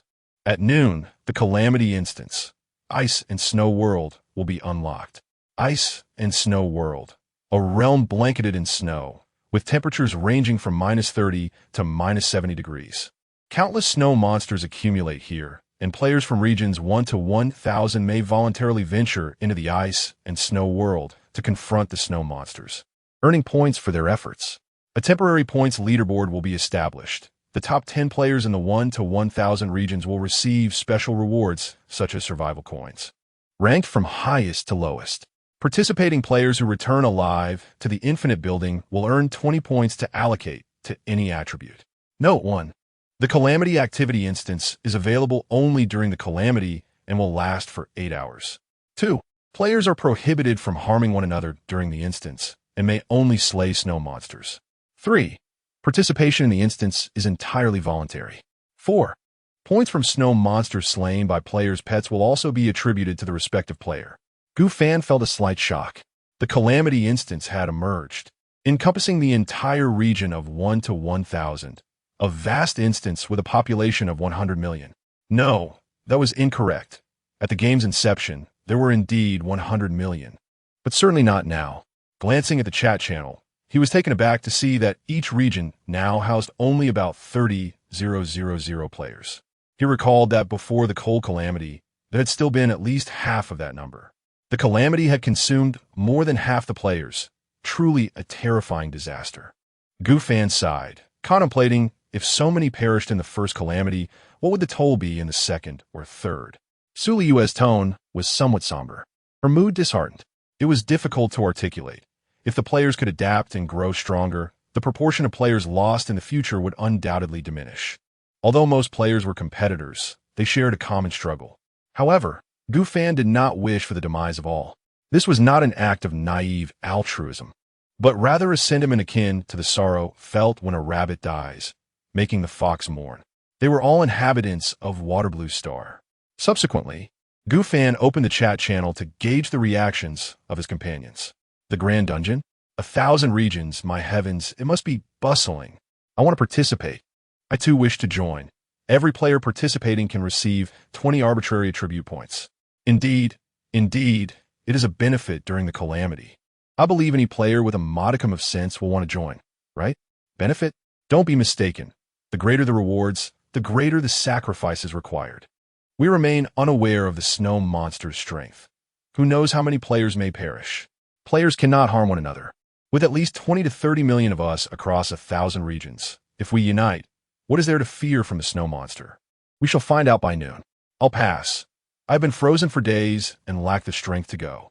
It is far too cold. I witnessed my wife perish from the cold in my arms. It is unbearable. My condolences, brother. Observing the ongoing conversation, Gu Fan realized he had overlooked something. Indeed, the warm winter coats. There were 5 remaining, which should have been sold the previous night. However, it was not too late. The impending Calamity Dungeon featured an outdoor icy realm, while the staircase led indoors. Even with the same temperature, the perceived warmth would undoubtedly differ. Without a doubt, the outdoor temperature of -30 degrees in the icy world could be compared to -50 degrees indoors. Gu Fan quickly sent a message. Dear friends, this is Gu Fan. I have 5 individual warm winter coats available for sale, each capable of withstanding temperatures as low as -30 degrees. Those wishing to purchase may message me privately. I will not accept basic materials or food items, only special items, skill books, and survival coins. The highest bidder shall prevail. What? A single coat can withstand -30 degrees?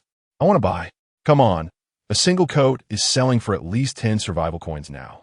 I can barely muster 5 coins. An ordinary player cannot afford a coat. Clearly, these 5 warm winter coats are meant for the wealthy. Gu Fan, dear brother Gu Fan, may I join your guild and follow you? If we're in the same guild, we can meet according to guild rules. I am capable of any task. This audacious remark caught Su Liyue's attention. A flicker of anger flashed in her eyes. Any female who dared to covet Gu Fan would face dire consequences. Heroine, you wretched creature, if I catch you sending such messages to seduce my boyfriend again, I will ensure your demise. Gu Fan could only laugh helplessly at the situation. While some were boasting in the chat channel, Su Liyue was seething with rage. Yet, if the roles were reversed, and someone were to boast about Su Liyue, Gu Fan would undoubtedly feel the same indignation. Contemplating this, he embraced Su Liyue, gently stroking her head and cheek, offering her solace. Su Liyue nestled into Gu Fan's embrace, huffing, "You are mine, Gu Fan. And you are mine, little Liyue." Gu Fan offered a moment of solace before swiftly embracing the woman he cherished while simultaneously assessing the private messages from players eager to negotiate for valuable items. Guoqi, Brother Gu, do you think 30 survival coins would suffice to purchase a warm winter coat? Upon recognizing the sender's avatar and name, Gu Fan was taken aback. For this Guoqi was none other than the esteemed mayor of Yangcheng prior to his transmigration. Guoqi's social standing surpassed even that of Zhao Jiangwen. Given Zhao Jiangwen's previous example, Gu Fan felt compelled to proceed with utmost caution. You are aware of the current price of winter coats. This coat I possess can withstand the frigid temperatures of the icy world, proving to be exceptionally effective. 30 survival coins are certainly inadequate. How about this? I shall offer you 2 skill books in exchange for 2 coats. My wife is feeling quite chilly, and I am rather anxious. Let me take a look. Subsequently, Guoqi sent Gu Fan the details of the skill books. Chapter 63. The transaction of 5 cotton-padded coats, ordinary mid-grade skill, cleansing technique. Consumes 10 stamina to unleash a wave of light that cleanses oneself and others of all grime, restoring oneself and simultaneously recovering 10 health points. Cooldown 5 minutes. Ordinary high-grade skill, shield technique. Consumes 20 stamina to conjure a shield that can withstand 40 points of high damage. Cooldown 20 minutes. Gazing at the descriptions of the 2 skills, Gu Fan fell into silence. Director Gua, are you implying that I should exchange these 2 rather inconsequential skills for 2 warm, cotton-padded coats? How can they be considered inconsequential? With the cleansing technique, one need not bathe, conserving water resources while also restoring health. These skills are of too low a quality. I will only exchange for 1 coat at most. Gu Fan was disinclined to engage in further debate with Director Gua. Had these skills been acquired at the beginning, he would have undoubtedly been thrilled. However, at this juncture, their utility was rather diminished. The shield technique was somewhat useful, while the cleansing technique, setting aside the cleansing aspect, only provided a meager recovery of 10 health points, which was exceedingly scant. Very well, very well. Director Gua felt a pang in his heart, but still exchanged for a warm, cotton-padded coat, for he intended to venture to the snowy realm with the guild members. His wife was struggling to cope with the low temperatures. The sensation outdoors was decidedly more frigid than within the confines of their home. Acquired ordinary mid-grade skill, cleansing technique. Acquired ordinary high-grade skill, shield technique. Su Liyue learned the cleansing technique, while Gu Fan acquired the shield technique. The reason for the absence of critical hits was quite straightforward. There were too many forthcoming opportunities that required critical strikes. The occurrences of critical hits were limited, with only 1 available each day. For instance, skills such as Icebound Earth, as well as 10 cards and 2 formidable pieces of equipment, not to mention the sustainably developing bread machine, all awaited. The shield technique would be of use much later. Thus, it was prudent to utilize them early and enjoy the benefits. Soon, Su Liyue attempted to use the cleansing technique. A pale green wave of light emanated from her hand as she directed it towards herself. Originally, she bore some dirt, having not bathed for several days, particularly after her encounters with Gu Fan. However, the grime swiftly vanished with the cleansing technique. Su Liyue emerged as if she had just bathed, a delicate fragrance enveloping her. Come, Gu Fan, let me give you a bath. Filled with delight, Su Liyue then cast the cleansing technique upon Gu Fan. The remaining 4 cotton-padded coats were exchanged for the following items: 150 survival coins, fireball talismans 2, capable of conjuring a fireball, exquisite mid-grade equipment, Xianbing boots, which enhanced speed by 15 points. When donned, any enemy struck will be frozen for 0.5 seconds if they do not exceed the quality of fine, with a cooldown time of 2 minutes. Gu Fan adorned himself with the Xianbing boots. These boots held considerable value as control-type equipment, though the duration was regrettably brief at only 0.5 seconds. Had it been above 1 or 2 seconds, their quality would assuredly surpass exquisite mid-grade. Nonetheless, 0.5 seconds could still prove significant in battle, especially with a cooldown of merely 2 minutes. However, one point to note is that if one uses the frostbite boots to kick, it will inflict damage based solely on its own attack power, without any enhancement from the weapons in hand, unless one could wield a knife with their foot. Thus, after some bargaining, Gu Fan ultimately traded 2 heavy winter coats for the frostbite boots. His current ensemble includes a black trench coat, black magic gloves, a golden knife, a demon staff, and the frostbite boots. Not to mention that within the entire 100 zones, he is considered an exceptionally affluent entity among all players. What shall we do now? Continue exploring or wait for the dungeon? Liyue inquired. After resting for a while, they decided to explore until 11 o'clock, then descend to meet Xiao Hua and the others. Gu Fan stated that once the dungeon commenced at midnight, they would take Xiao Hua along. However, he pondered whether the points accumulated by Xiao Hua and the others would be credited to him, to her, or shared equally. Xiao Hua, Xiao Huang, and Xiaoyin were both their pets. After some contemplation, Gu Fan mused it would likely be divided equally, but he dismissed the thought, knowing they would find out in due time. They continued to explore the floors beyond level 1200, gathering basic resources on each level. And soon it was 11 o'clock in the morning. They took the elevator back to the 1000th floor to fetch Xiao Hua and the others. "Master, you've come!" Xiao Hua exclaimed joyfully, leaping towards them. Gu Fan and Liyue discreetly stepped back a bit. Ouch! Xiao Hua missed the catch and bumped her head on the ground. Simultaneously, Xiao Huang and Xiao Yin, one large and one small, a tiger and a wolf, approached, wagging their tails excitedly. "Xiao Huang, Xiao Yin, did you miss us?" Liyue affectionately scratched their furry heads. Xiao Hua watched the scene with a mix of envy and melancholy. "Let us proceed to the Cataclysm dungeon." Gu Fan explained the reason for fetching them. At this moment, Xiao Hua regarded the two with suspicion, curiously asking, "Master, why do I feel like your powers have increased significantly?" "Be confident. Cast aside that feeling of uncertainty," Gu Fan chuckled. "Truly the master," Xiao Hua praised. Subsequently, seizing the opportunity with available resources, Gu Fan upgraded the elevator, needing a bit of steel and fine iron. After much contemplation, he resolved to upgrade the guild. Upgrade successful. Guild members 2. Guyu Guild, daily survival coins earned, for coins. Today's guild task: proceed to the Cataclysm dungeon and secure a rank within the top 100 for a reward of 500 fine iron and 200 steel. Guild upgrade requirements: 500 wood, 500 stone, for 100 plastic, 100 units of food, 100 survival coins. Post-upgrade, the guild still earned a meager 4 survival coins daily. Yet the task rewards had significantly increased, although the initial investment seemed somewhat disadvantageous, as upgrading the guild required a substantial amount of survival coins while the daily earnings remained minimal. The benefits would gradually manifest once the guild's level increased. As for the 100 units of food, gathering 100 pieces of roasted meat would suffice, which only amounted to acquiring 33 pieces of raw meat for the duo. Both of us are participating in the disaster instance, and through the guild, we can acquire 1,000 fine iron and 400 steel, which is quite profitable. Gu Fan exclaimed with delight. As noon approached, a notification sound echoed in the ears of all players in the 1 to 1,000 area. "The ice world has been activated. Would you like to join the disaster instance?" Yes, no, Gu Fan and Liyue swiftly clicked yes, and immediately. "Would you like to bring the pet little frog?" "Would you like to bring?" All 3 pets were inquired about. After some contemplation, Gu Fan chose yes for each.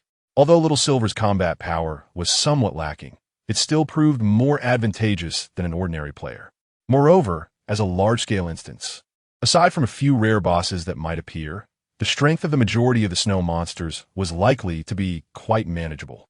If the snow monsters were indeed formidable, this instance would surely claim the lives of many. Selection successful, preparing to teleport to the ice world. Chapter 64. The provocation of the first guild in Area 99 in the Infinite Tower, within the realms of Zones 1 to 1000. An overwhelming majority of players opted to participate in the dungeon, venturing into the snow-laden world. The incentive was alluring. Merely surviving the dungeon would grant them a bounty of 20 attribute points, free of charge. Consequently, nearly all players with a modicum of self-preservation instinct joined in, save for those who remained as helpless as they were at the outset. The chilling winds howled around them as Gu Fan held Su Liyue's hand, surveying their surroundings. Xiao Hua perched atop Xiao Huang's head, while Xiao Yin lay sprawled on Xiao Huang's rear. The air was frigid, akin to iron tempered in ice. Inhaling deeply would undoubtedly pierce the lungs with a sharp, needle-like pain. The ambient temperature was indeed significantly lower than that within the tower. The breath they exhaled crystallized instantly into fine ice shards, coating their eyelashes in a frosty veil. The biting cold, plunging to minus 40 or 50 degrees, swept through the area. Players lacking adequate clothing would find their exposed skin numbed in an instant. The snow had long since lost its fluffy demeanor, now compacted like hardened salt blocks, leaving only shallow impressions beneath their feet, painfully solid against the bones. The entire realm felt as though it had been cast into an eternal ice cellar, time itself frozen, devoid of movement. Fortunately, Gu Fan and Su Liyue were clad in protective gear, rendering the harsh conditions akin to those indoors. The expanse of ice and snow bore a striking resemblance to the previous icy domain they had encountered. Observing the shivering players around them, Su Liyue remarked that this vast world, accommodating millions, surely eclipsed the small world they had previously explored.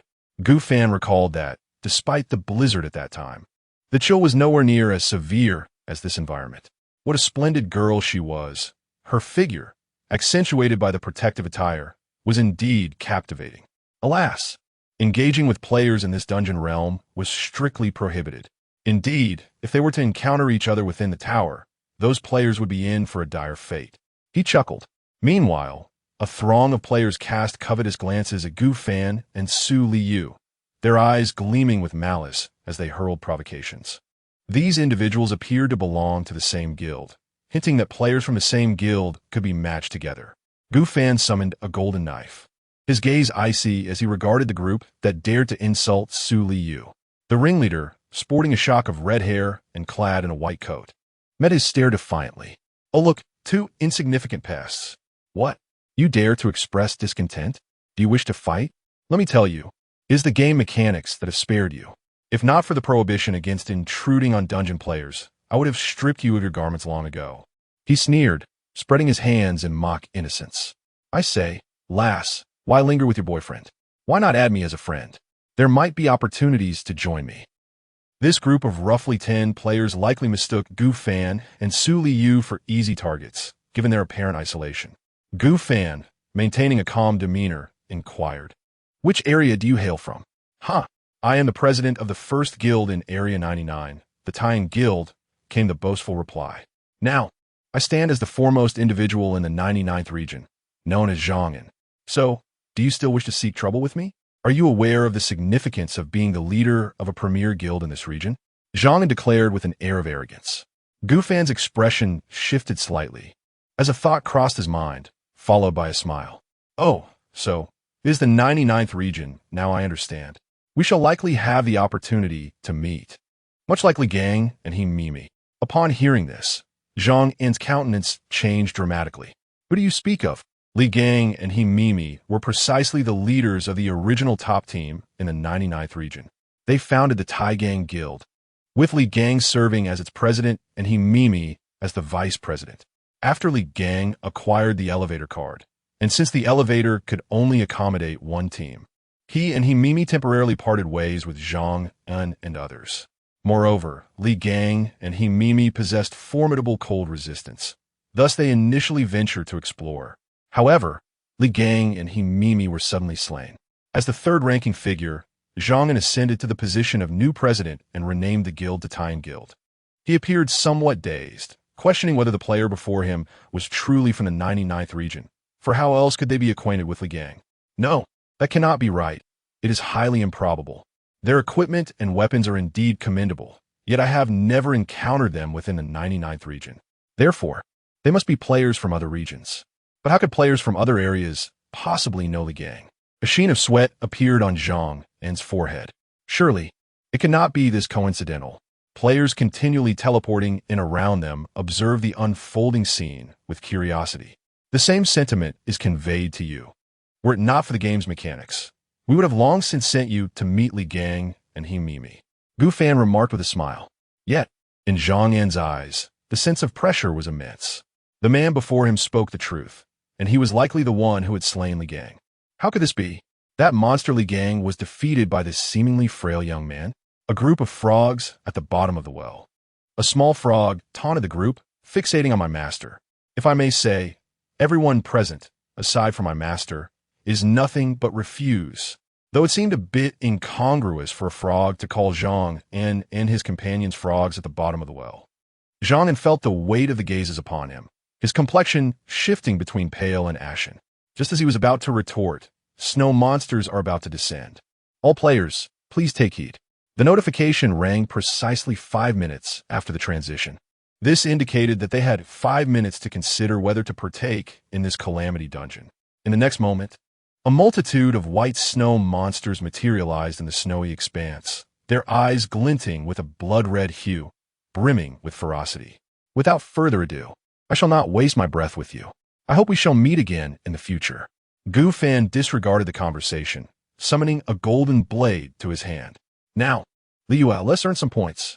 As the words left his lips, Gu Fan swung his blade towards the nearest snow monster. Snow monster, health 125, attack 13, defense 22, speed 8. Utilizing the art of insight, I examined the snow creature, discovering its feeble strength precisely as Gu Fan had surmised. This snow creature was aligned with the majority of players participating in the dungeon. In an instant, the golden blade cleaved the creature in two. Points acquired 1. Su Liyue cast a cold, indifferent glance at Zhang and his companions. Then wielding the exquisite axe, she dispatched 1 snow creature per strike. The little frog was even more impressive, darting about with remarkable speed, delivering swift blows that felled each creature effortlessly. Xiao Huang and Xiao Yin coordinated seamlessly, also easily vanquishing the snow creatures. Zhang En, witnessing this spectacle, felt a chill run down his spine. Were these two truly so formidable? And that toad, he surmised it had not been deceitful. Given its speed and strength, it could likely handle him with ease. Boss, what should we do? One of the younger members inquired anxiously. Let's retreat. Maintain a safe distance from them. Zhang En replied, his face pale with apprehension, regretting his earlier arrogance. Yet, he had not anticipated that such powerful individuals would operate independently without forming a guild. He had mistakenly perceived them as easy targets. Chapter 65. The powerhouses of the 1,000 regions. Zhang En swiftly departed from the scene with a group of subordinates, his expression grim, clearly distressed by his own recklessness that had unwittingly provoked enemies. Meanwhile, Gu Fan and Su Liyue were tirelessly vanquishing snow monsters. Each snow creature fell to Gu Fan's blade, with Su Liyue exhibiting equal prowess. Armed with exquisite weapons, the snow monsters stood no chance against them. Additionally, the trio of little frogs continued to eliminate the snow creatures trailing behind. However, as Gu Fan and Su Liyue's pets, the points gained from the defeated monsters were evenly divided between them. With each snow monster slain, a notification echoed in their ears, indicating an increase of 0.5 points. Though they found the task effortless, the same could not be said for other players, especially for those unassociated with any guild. A horde of snow monsters surrounded them. While they could manage to defeat 1 or 2, they were soon overwhelmed by the relentless onslaught of the remaining creatures. Form up, everyone! Don't wander off! A player shouted, emphasizing the necessity of unity to combat the surrounding snow monsters. The collective strength of many would surely prevail. Hearing his call, players in the vicinity banded together, with each group comprising at least 10 members. However, Gu Fan and Su Liyue's experience was markedly different. They faced the snow monsters with remarkable ease, creating a veritable vacuum around them. Noticing some players attempting to encroach upon their territory, Gu Fan conjured a staff. His voice icy as he declared, Do not approach unless you wish to be caught in the crossfire of my attacks on the snow monsters. Liyue mirrored his stance. Wielding an ice-blue longbow, her gaze fixed coldly upon the intruding players. It was evident they sought to capitalize on the duo's relatively light pressure to snatch the kills for themselves. You lack the strength to engage in any dungeon, she remarked sharply. A hint of disappointment flashed in the eyes of the leading player, who quickly retreated with his followers. Though players were prohibited from attacking one another, they hesitated to risk whether Gu Fan and Liyue might inadvertently affect them. After some time, Gu Fan opened the leaderboard to assess his rank among the millions. First round catastrophe points leaderboard. First, Gu Fan, 100 region, 2,563 points. Second, Liyue, 100 region, 2,453 points. Third, Wang Chun, 520 region, 2,232 points. Fourth, Lin Ziyun, 12 region, 2,153 points. Gazing at the scoreboard, Gu Fan furrowed his brow.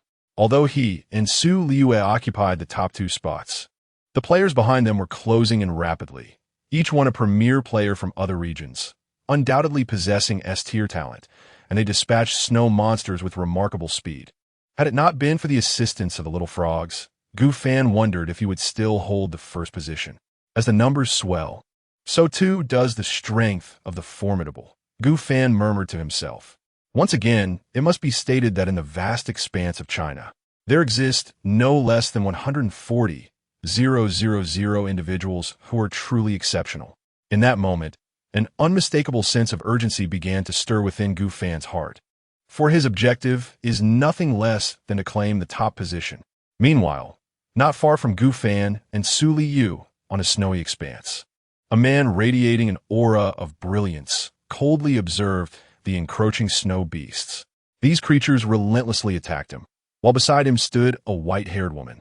Her eyes closed in concentration as she chanted softly. This man was Wang Chun, and the woman, known as Liyue, was his beloved. Together, they formed the elite first team of the 520 zone, and they had already activated the elevator. Wang Chun, they are closing in, Liyue remarked in a detached tone. Her talent was classified as A-grade, specializing in monster aggregation. When utilizing this ability, all creatures within a 10-kilometer radius would gravitate towards her, refraining from attacking as they approached. This meant that Liyue possessed formidable crowd control capabilities and could even detect monsters within the same radius, functioning as a humanoid radar. Her power approaching the intensity of S-grade talents. Yes, I see them, Wang Chun replied, suddenly wielding a gleaming long sword enveloped in golden light. In an instant, he swung the sword, delivering a golden strike that decapitated several snow beasts. This was his talent, S-grade, radiant light.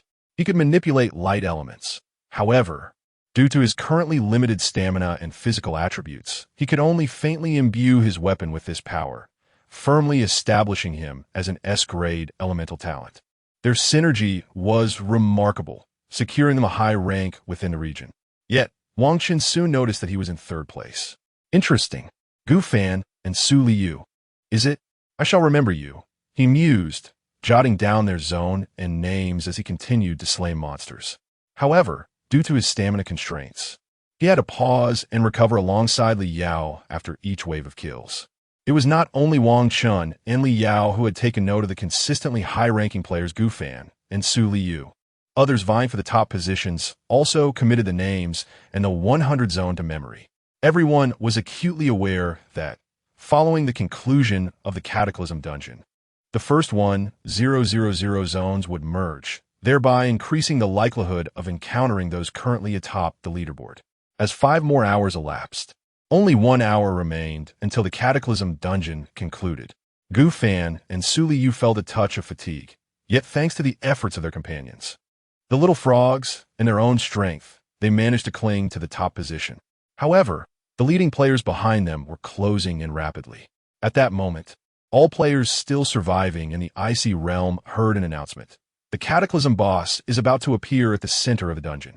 All players will receive guidance to the boss's location, with at least half an hour to either approach or distance themselves. Players who eliminate the boss will be rewarded with 10,000 points, in addition to the items dropped by the boss. Note, The quality of the boss must be at least of superior grade. In the next moment, red arrows appeared before Gu Fan and Su Liyue, guiding them toward the direction of the plague boss.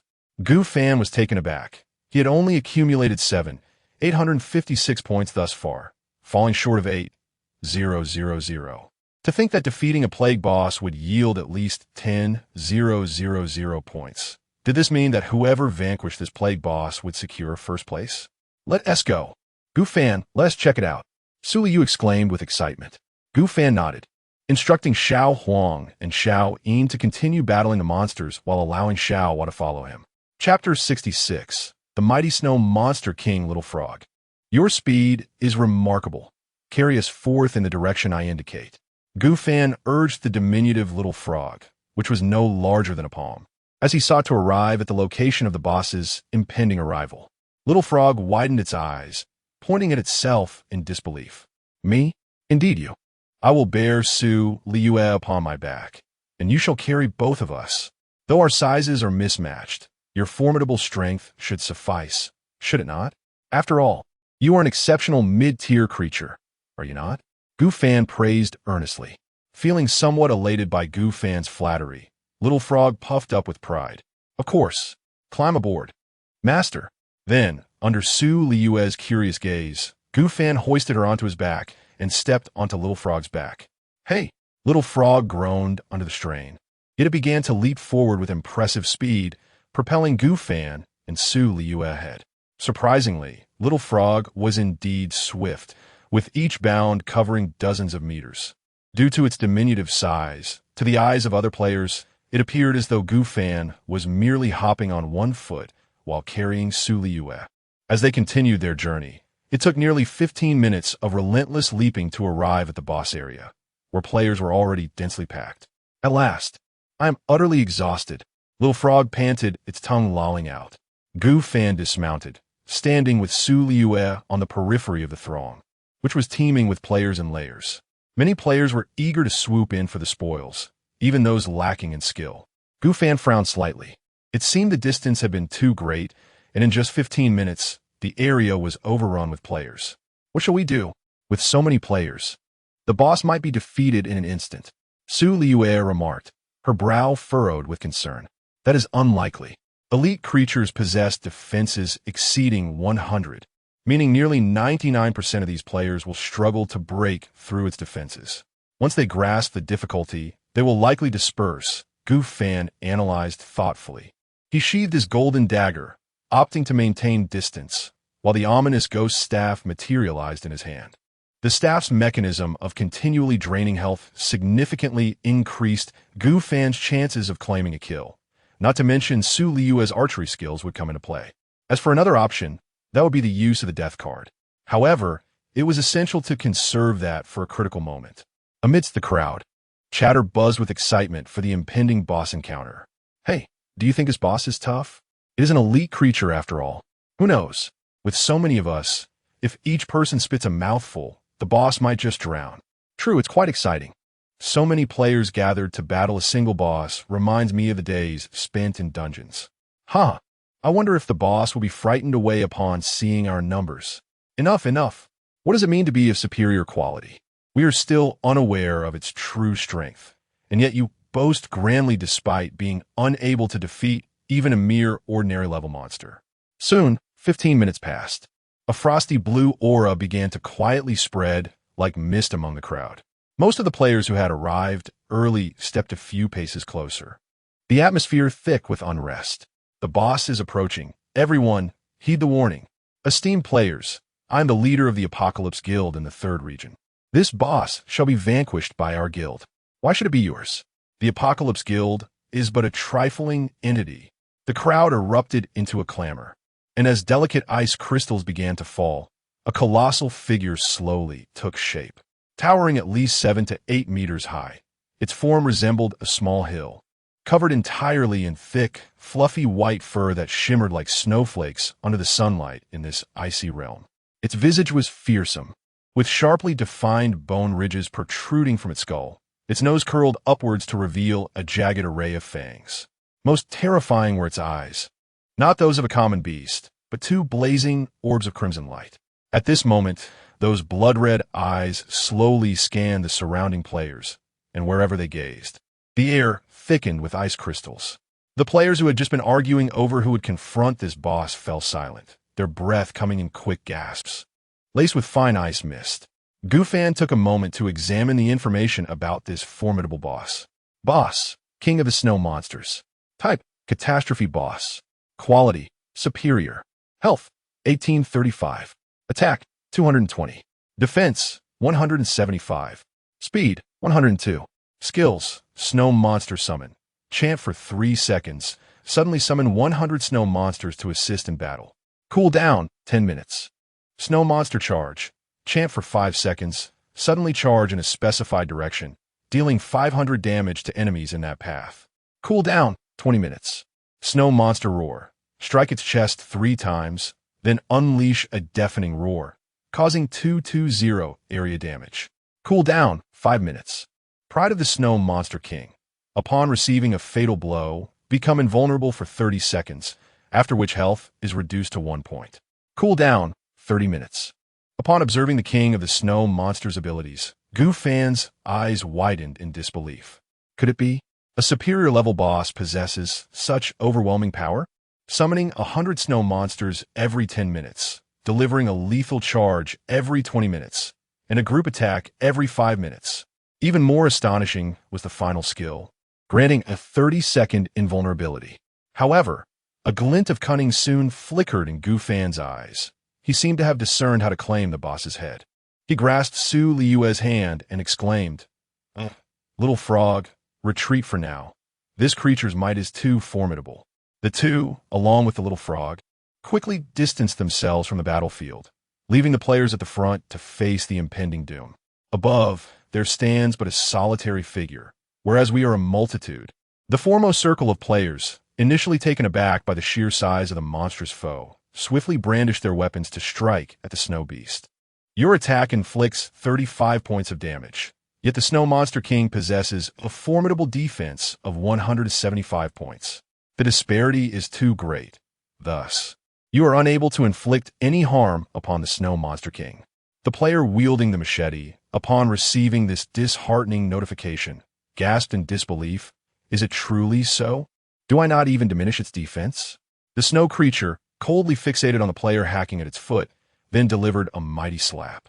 The colossal white claw descended upon the machete-wielding player. You suffered an attack from the Snow Monster King.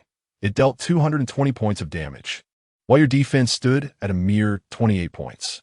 As your defenses and health are drastically inferior to the assault of the Snow Monster King, your health has reached 0. You are on the brink of death. Chapter 67. Various powerful S-class talents. The King of Snow Monsters swiftly dispatched the player who had dared to attack him with a single, forceful strike. Warm blood splattered across the faces of surrounding players, who could hardly believe their eyes. Was a living player truly eliminated in such an instant? Monster, flee. This creature's power is overwhelming. We are no match for it. Do not obstruct my path. Do not trample me. Alas, despite the chaos of their escape, a stampede ensued, resulting in many players being trampled underfoot, leaving the scene in disarray. Moreover, the King of Snow Monsters suddenly struck his chest 3 times, unleashing a thunderous roar that reverberated throughout the vicinity. The deafening sound wave traveled across an area roughly 10 meters in diameter, claiming the lives of dozens of players with a staggering area damage of 220 points. Few could withstand such force. Even those who managed to endure were left in a grievously weakened state. Ordinary players retreat. This boss is beyond your capabilities, commanded a man clad in a green jacket, positioning himself defiantly before the formidable creature. In his hand appeared a vine of emerald hue, adorned with menacing thorns, which he lashed against the King of Snow Monsters. With a pain growl, the King of Snow Monsters shifted his gaze towards the man in the green jacket. Seizing this moment of distraction, many weaker players hastily made their escape. Yet, a handful remained, intrigued by the audacious figure before them. Is he a formidable player? He can actually inflict damage upon this beast. They murmured. Thank goodness for his assistance. Without him, we would surely be doomed. From his concealed position at the back, Gufan observed the scene and cast an insight spell upon the man in the green jacket. Player, Chen Ziyang. Talent, A-class green vine, capable of conjuring and controlling vines while at least doubling his own health. Health, 425. Attack, 45. Defense, 67. Speed, 28. As Gu Fan scrutinized Chen Ziyang's attributes, a look of concern flickered in his eyes. This individual was in grave danger. A mere 2 strikes from the king of snow monsters would suffice to end his life. The king's blood-red eyes fixated menacingly on Chen Ziyang, who was momentarily absorbed in the system notification. The damage inflicted by his recent vine strike had barely registered, amounting to only a few dozen points. How could this be? The creature's defensive capabilities were astonishingly high. In the next moment, the king of snow monsters bent low and began to chant, though it was less a chant and more a cacophony of guttural sounds. After approximately 5 seconds, he lowered his head and charged at Chen Ziyang. No, do not come closer. I was mistaken, please. Chen Ziyang's pupils dilated in terror as he shouted. However, his pleas only served to incite the king of snow monsters further. In an instant, he was sent soaring by the creature's powerful blow. You were attacked by the king of Yeti, who dealt 500 points of damage, while your defense stood at a mere 67 points. As both your defense and health fell short of the Yeti King's onslaught, your health was reduced to 0. No, how could it possibly be 500 points of damage? As Chen Ziyang's thoughts arose, his consciousness swiftly faded away. Death is death, even within the realm of a game. Concurrently, not only Chen Ziyang, but also a dozen players traversing this path met their demise at the hands of the frenzied king of Yeti. TSK, this is the consequence of arrogance. Gu Fan quipped. Did you not see that even he had hidden away? In the meantime, the players were engulfed by a profound fear, desperately fleeing towards safety. Once the weaker players had made their escape, only about 100 players remained at the scene. Notably, Gu Fan even spotted an enemy of his, Zhao Jiangwen. He was lurking in the distance, observing the situation just like Gu Fan. In response, Liyue furrowed her brows and remarked, something feels amiss. How could only a dozen players linger behind? This is a region meant for 1,000, and if a few strong players remained in each area, there should be at least several thousand players.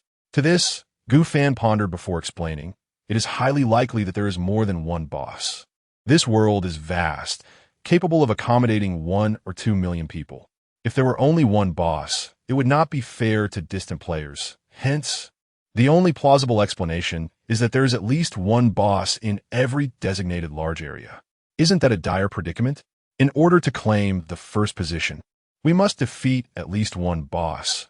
Otherwise, other players will undoubtedly vanquish the remaining bosses. Liyue's concerns were not unfounded.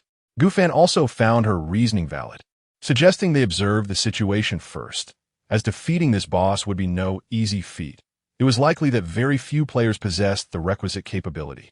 Before long, among the 100 or so players, approximately 6 or 7 leaders commenced their assault on the King of Yeti. Upon closer inspection, Gu Fan noted that these leaders all possessed S-grade talents. They were not alone, as a multitude of A-grade talent players stood by to assist. Among them, one player's talent caught Gu Fan's attention. She sported twin ponytails, her physique unremarkable, petite, and her appearance slightly above average. Yet, this seemingly elementary, school-sized female player possessed the talent known as spatial power, an S-grade talent. This girl was named Luo Xiaoman. According to the description of spatial power, Luo Xiaoman could manipulate spatial energies and boasted an immense storage space. Additionally, she could phase out, rendering her impervious to attacks. The combination of storage space and phasing was undeniably a formidable ability. Gu Fan's eyelids fluttered.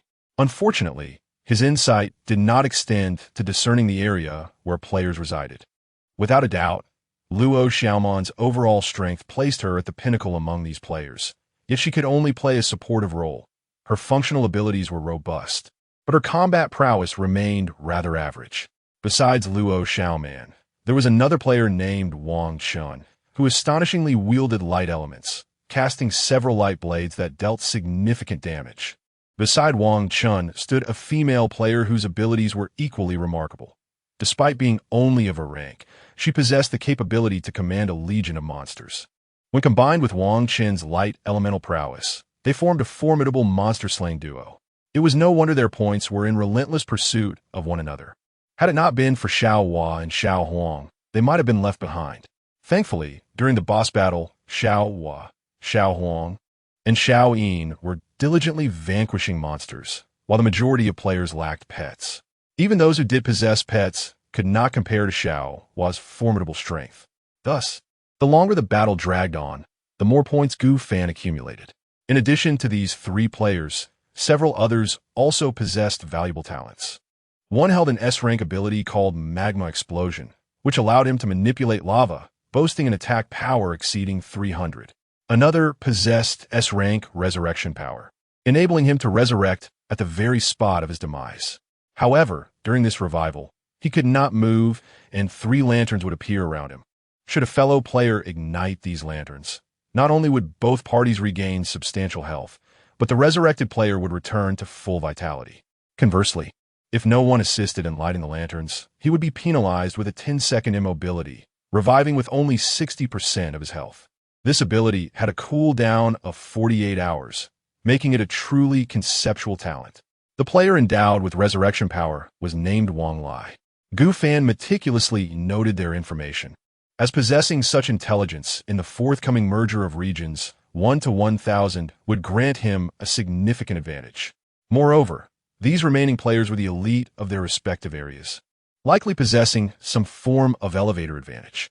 Gu Fan recalled that defeating a player with an elevator would allow him to dismantle it for an elevator core. The utility of the elevator core remained a mystery to him, but it was undoubtedly a precious item. In the entire 1 to 1,000 region, there existed only 1,000 elevator cores. Returning to the battlefield, the king of snow monsters was relentlessly striking a player. This individual was also a key player endowed with S-rank talent. Towering at 5 meters high, he resembled a colossal bear, complete with 2 ears atop his head and a rotund belly, embodying the essence of a true gluttonous giant. A large bruise adorned his body, evidently a consequence of the king of snow monsters' recent assault. His name was Li Daliang, and his talent was aptly named Gluttonous Beast. Chapter 68. United Assault on the Snow Monster King. Before his extraordinary journey, Li Daliang was a weight-loss blogger. Unfortunately, his insatiable appetite led him astray. He often indulged in secret feasts, gradually diminishing from 250 pounds to 200 kilograms. Such a morbidly obese physique would undoubtedly spell doom in a stairway survival scenario. Climbing a mere 10 flights would be a Herculean task. With such weight and knees, ascending stairs was nearly impossible. Yet fate had other plans for Li Daliang. He awakened an S-class talent, the Gluttonous Beast, which not only significantly enhanced his physical attributes, but also allowed him to consume anything. Each morsel he ingested fortified his physique. In dire moments, he could transform into the Gluttonous Beast, resembling a Snorlax, but with distinct differences. Thus, Li Daliang began to consume everything he encountered: wood, stone, steel, while ascending the stairs. Whenever fatigue set in, he would replenish his strength with food, only to resume his ascent. As of now, his life points had surpassed 500. It is noteworthy that Li Gang, in his transformed state, boasted just over 800 life points. In contrast, after his metamorphosis, Li Daliang could reach over 900, surpassing Li Gang by 100 and nearing 1,000. His defense stood at a solid 150, making him a veritable tank. However, apart from life points and defense, his other stats were rather mediocre. His attack, wielding a cleaver, only registered at 28 points, and his speed was dismal at a mere 13 points.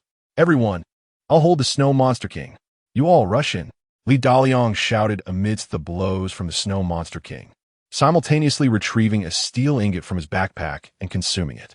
The effects of consuming the same substance diminished with each intake. His earlier consumption of wood and stone had lost efficacy, but steel still proved beneficial, granting an increase of 0.1 life points per ingot. "Rest assured," Wang Chun replied coldly, unleashing a luminous sword. The blade struck the Snow Monster King, leaving a crimson mark upon its hide.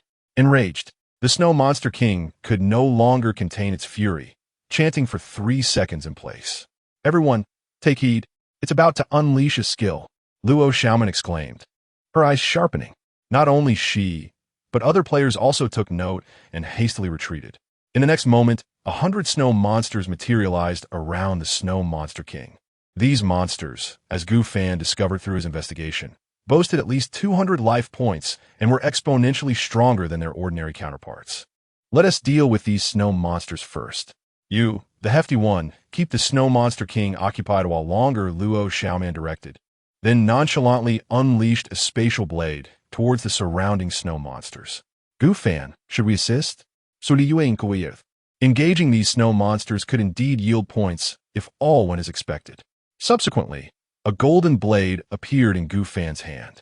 After a brief respite, his stamina had nearly fully recovered. Liyue wielded the exquisite Linglong axe, maneuvering along the periphery, striving to evade the attention of the Snow Monster King while systematically eliminating various summoned little snow monsters. Wang Chun and Luo Xiaoman, among several formidable players, had indeed noticed Gu Fan and Liyue in the fringes, yet they dismissed them as mere scavengers. The nearby snow monsters fell to the melee weapons of Gu Fan and Liyue, while those further away were dispatched using ranged attacks. Brothers, I'm doing my utmost to hold the line. Please come to my aid. Li Daliang ultimately found himself unable to endure any longer. His sluggish speed rendered him unable to evade the onslaught of the Snow Monster King's fists. Observing this, other players hastily joined to share the burden of firepower. In the distance, Zhao Jiangwen brandished a bow, relentlessly shooting arrows at the Snow Monster King. Gu Fan assessed the Snow Monster King's health, noting it had diminished significantly. It was time to employ the Evil Spirit Staff for the finishing blow. However, he became aware of Zhao Jiangwen's gaze lingering nearby. When Gu Fan glanced in Zhao Jiangwen's direction, Zhao Jiangwen smirked at him and Liyue, then made a slicing gesture across his throat, implying they should prepare for their demise. This hypocritical scoundrel dares to threaten us. Liyue's tone brimmed with indignation. He was convinced that within the confines of this constrained dungeon event, Gu Fan would refrain from retaliating against him. Gu Fan shrugged. He felt it was time to seize an opportunity to eliminate Zhao Jiangwen. Otherwise, he would remain lurking like a venomous serpent in the shadows. Moreover, as an S-level developmental talent, Gu Fan recognized that allowing Zhao Jiangwen to persist was unwise. Although he was certain that Zhao Jiangwen could not match his and Liyue's rate of advancement, especially since they had been disparaging him in the chat channel daily. Post-merger, circumstances could shift.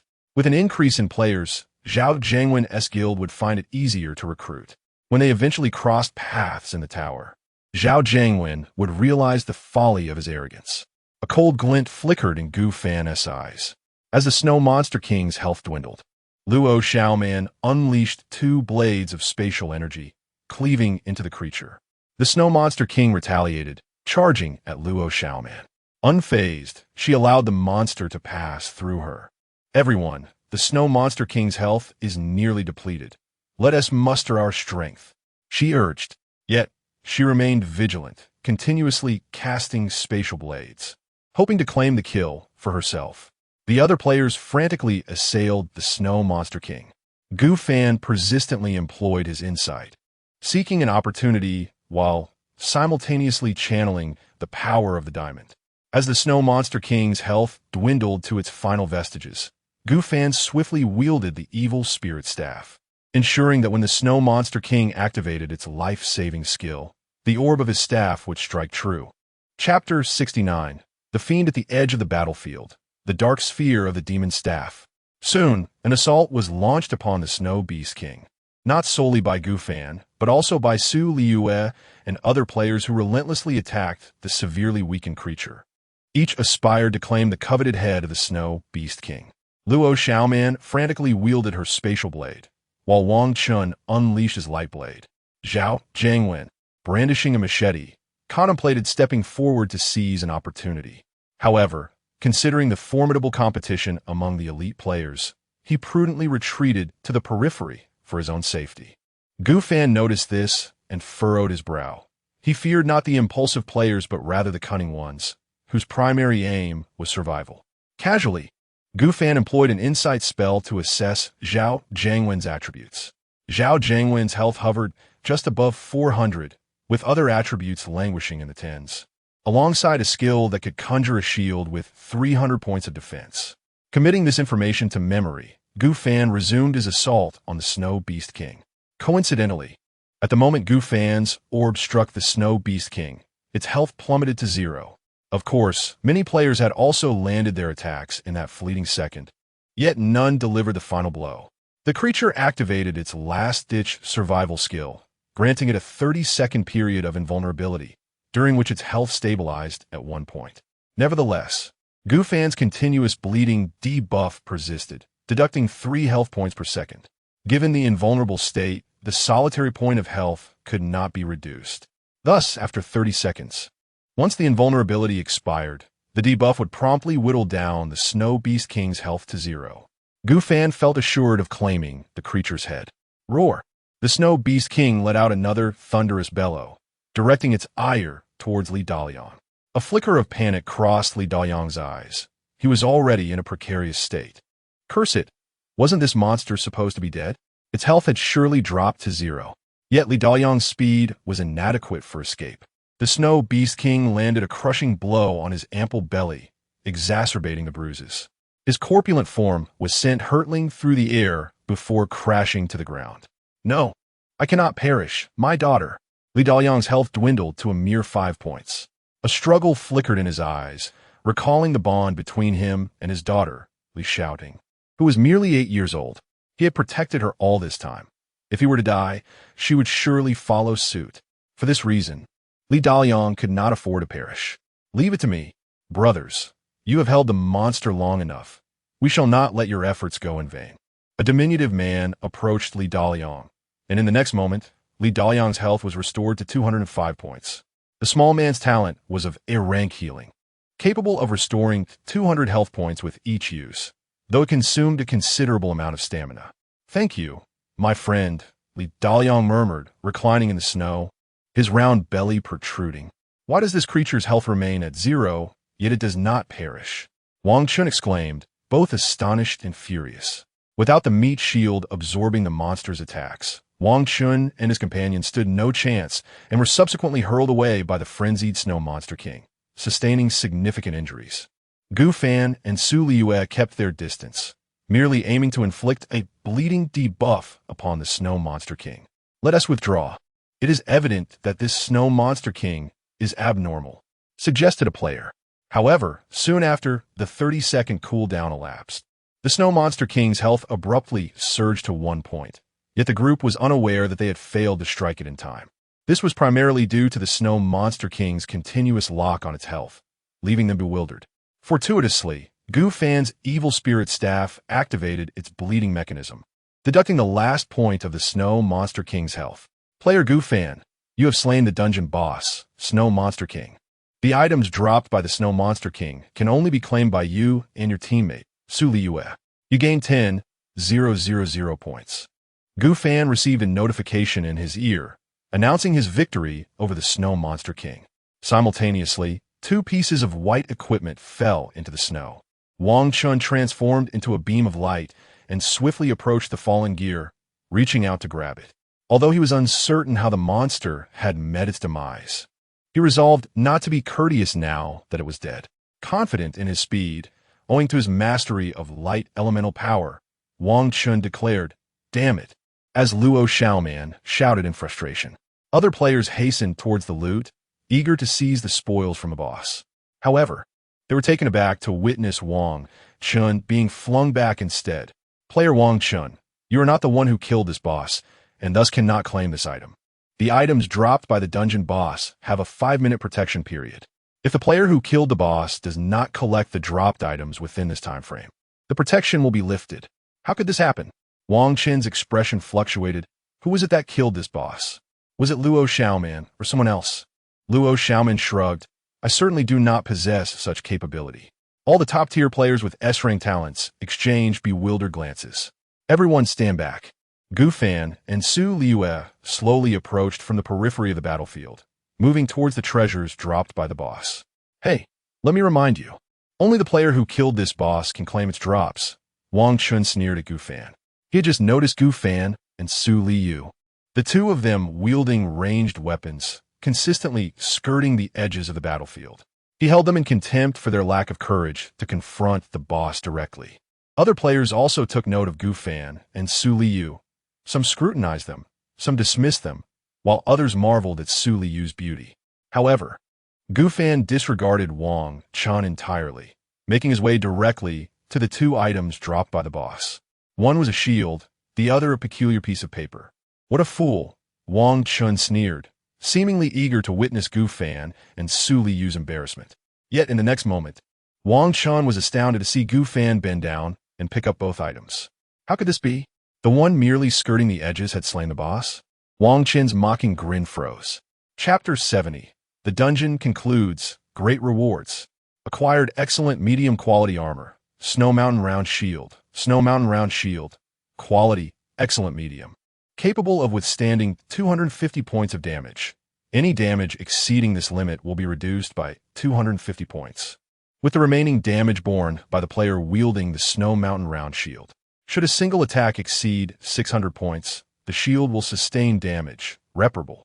And enduring 3 such attacks will result in its complete destruction, irreparable. There is a 20% chance that players attacking the Snow Mountain round shield will be frozen for 3 seconds.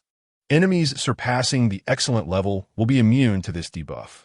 I advise against attacking me, unless you wish to be frozen. Acquired excellent high-quality item, Bloodline Acquisition Elixir.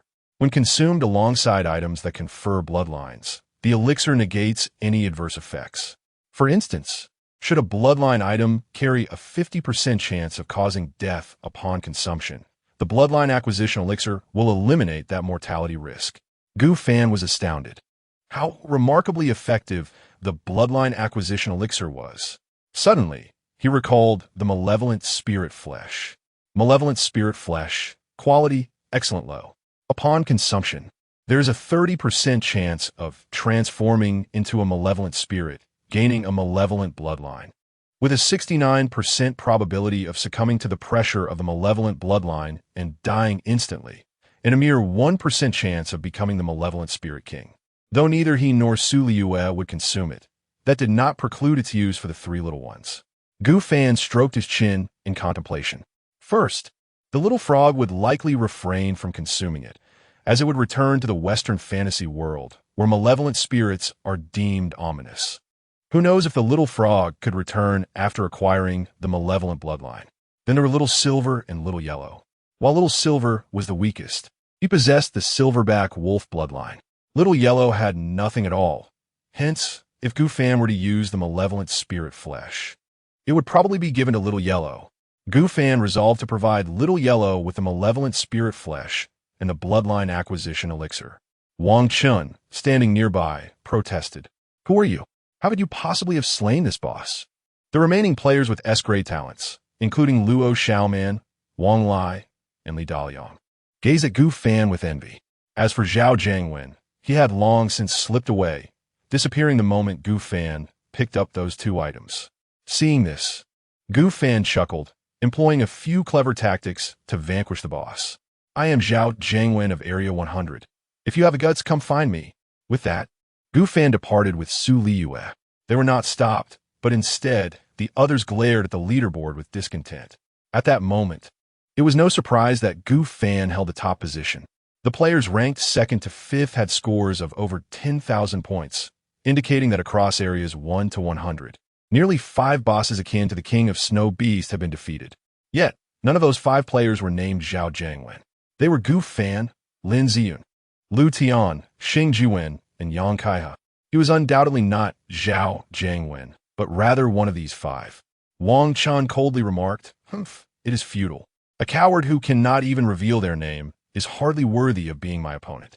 What significance is there in acquiring items through mere luck?" Well then, Wang Chun, there are only about 10 minutes left. Let us continue hunting monsters. If we cannot secure a position in the top 5, surely we can manage the top 10? Liyue Gumfurta. Let's proceed. With that, Wang Chun and Liyue resumed their monster hunting.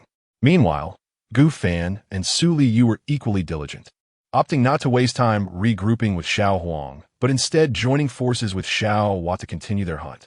In no time, the time was up. Catastrophe instance. Ice World has concluded. Below are the results. Players will soon be transported back to the Infinite Tower in 5 minutes. Remaining time, for minutes 59 seconds. Player Gufan, your score is 18,523 points, placing you in first position. You have earned 1,000 survival coins, 1 random skill book of excellent quality, and 10 encounter vouchers for mobile merchants. Player Liyue, your score is 7,963 points, placing you in 8th position. You have earned 200 survival coins, 1 random skill book of commendable quality, and 2 encounter vouchers for mobile merchants. It has been detected that the combined scores of players Gufan and Liyue rank highest among teams in the 1 to 1,000 score range. Both players are rewarded with the hidden combination title, Twin Swords United. Twin Swords United. Equipping this title will increase health by 100 points and stamina by 100 points. Note, one cannot be over 100 meters apart from another player with the Twin Swords United title, or it will become ineffective. Condition for acquisition. Achieve the highest team score in the first catastrophe instance. We are together, and we shall never be apart. Would you like to equip it? Gufan felt a surge of joy, and both he and Liyue exchanged glances filled with delight. A hidden combination talent? How could one refuse such an opportunity? He promptly chose to equip it. Liyue embraced Gufan, her voice sweetly teasing. Gufan, did you see? The game system says we are together, and we shall never be apart. Indeed, we are together, Gufan replied, his heart warming as he held her close. The acquisition of this title felt akin to a marriage certificate. A kiss, Liyue playfully demanded, nestled in Gufan's embrace. Gufan complied, their lips meeting in a tender kiss as Liyue closed her eyes, welcoming him. The two danced like fish frolicking in water. Nearby, Xiaohua watched curiously for a moment before shaking his head, covering his eyes with a froggy paw. Honestly, I am not Xiaoyin, yet I still have to endure this lovey-dovey display. Wait, Xiaoyin shouldn't have to endure it either. She is a wolf after all. 5 minutes later, the two, along with their 3 companions, returned to the Infinite Tower. The experience from the instance was bountiful for Gufan. First, there was the boss's reward, a piece of armor. He envisioned wielding the Snow Mountain round shield in his left hand and the golden blade in his right. Any adversary attempting to strike him would first be met with the shield, followed by his own defenses, and only then would their attacks begin to deplete his life force. Subsequently, Liyue would take cover behind him, firing arrows with delight. Additionally, there was the Bloodline Enhancement Potion. Oh, Xiao Huang, there is something I must mention. Gufan gently stroked Xiao Huang's head, preparing to have him consume the demon meat. Gufan, won't this demon meat result in a critical hit? Gufan hesitated for a moment. There were numerous items that required critical hits. Yet, if the demon meat yielded a critical hit and synergized well with the Bloodline Enhancement Potion, it might just produce a bloodline of exceptional quality. After some contemplation, Gufan gritted his teeth and decided to take a chance, placing his faith in the demon meat. All right, we shall wait until tomorrow. The bread maker can wait until the day after. That seems to be the only way, Liyue chuckled, covering her mouth. The two of them had amassed a total of 1,200 survival coins. First and foremost, it was time for upgrades, followed by a shopping spree. Once Gufan gathered sufficient materials, he promptly upgraded the elevator. Elevator is currently upgrading. Time remaining for upgrade, 10 hours. The elevator starts at level 5. Each upgrade requires time. An hourglass can be used to shorten the upgrade duration. 1 hourglass reduces time by 10 hours. Checking this will suppress further prompts. Gufan, check the option. The elevator commenced its upgrade, and naturally, the guild could not remain stagnant.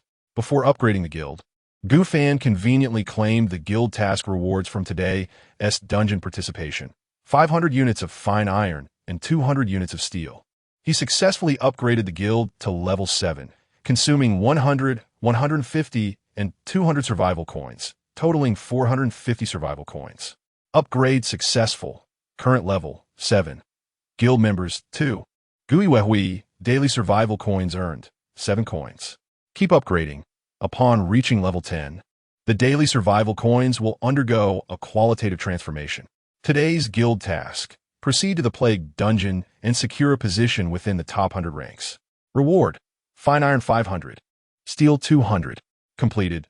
Guild Upgrade Requirements: 100 units of fine iron, 100 units of steel, 300 units of food, 250 survival coins.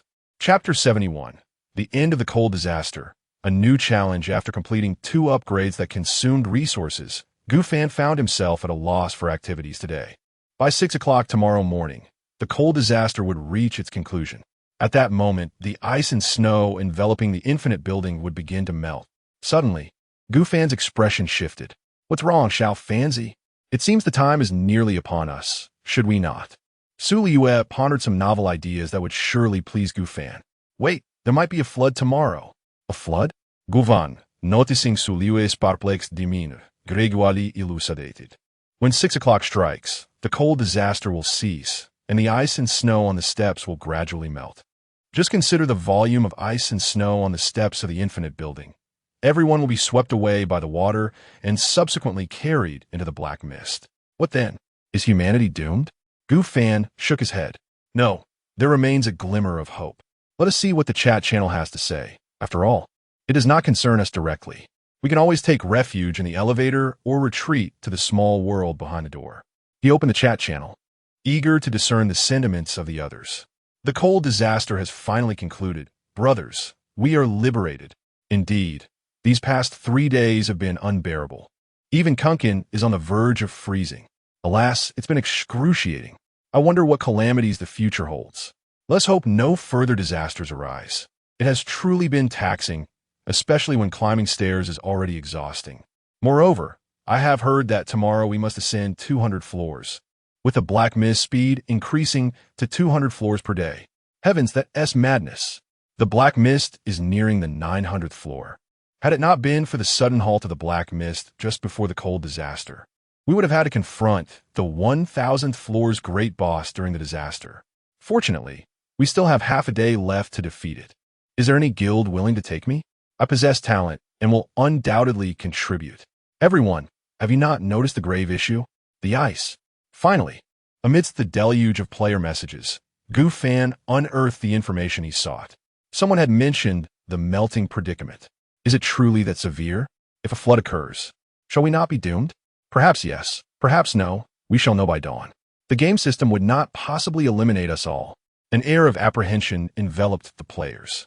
Most found themselves situated between the 900th and 1,000th floors. They merely needed to endure through the night to return to their normal lives. However, 3 formidable challenges awaited them on the morrow. The first was the black mist, advancing at a pace of 200 floors per day, necessitating an ascent to the 1,100th floor. The second was the boss battle at the 1,000th floor, requiring a coordinated team effort, which needed to be organized that very night. Beyond the 1,000th floor, thorough exploration in a well-formed team would be imperative, as the difficulty would undoubtedly escalate. Lastly, there loomed the threat of flooding.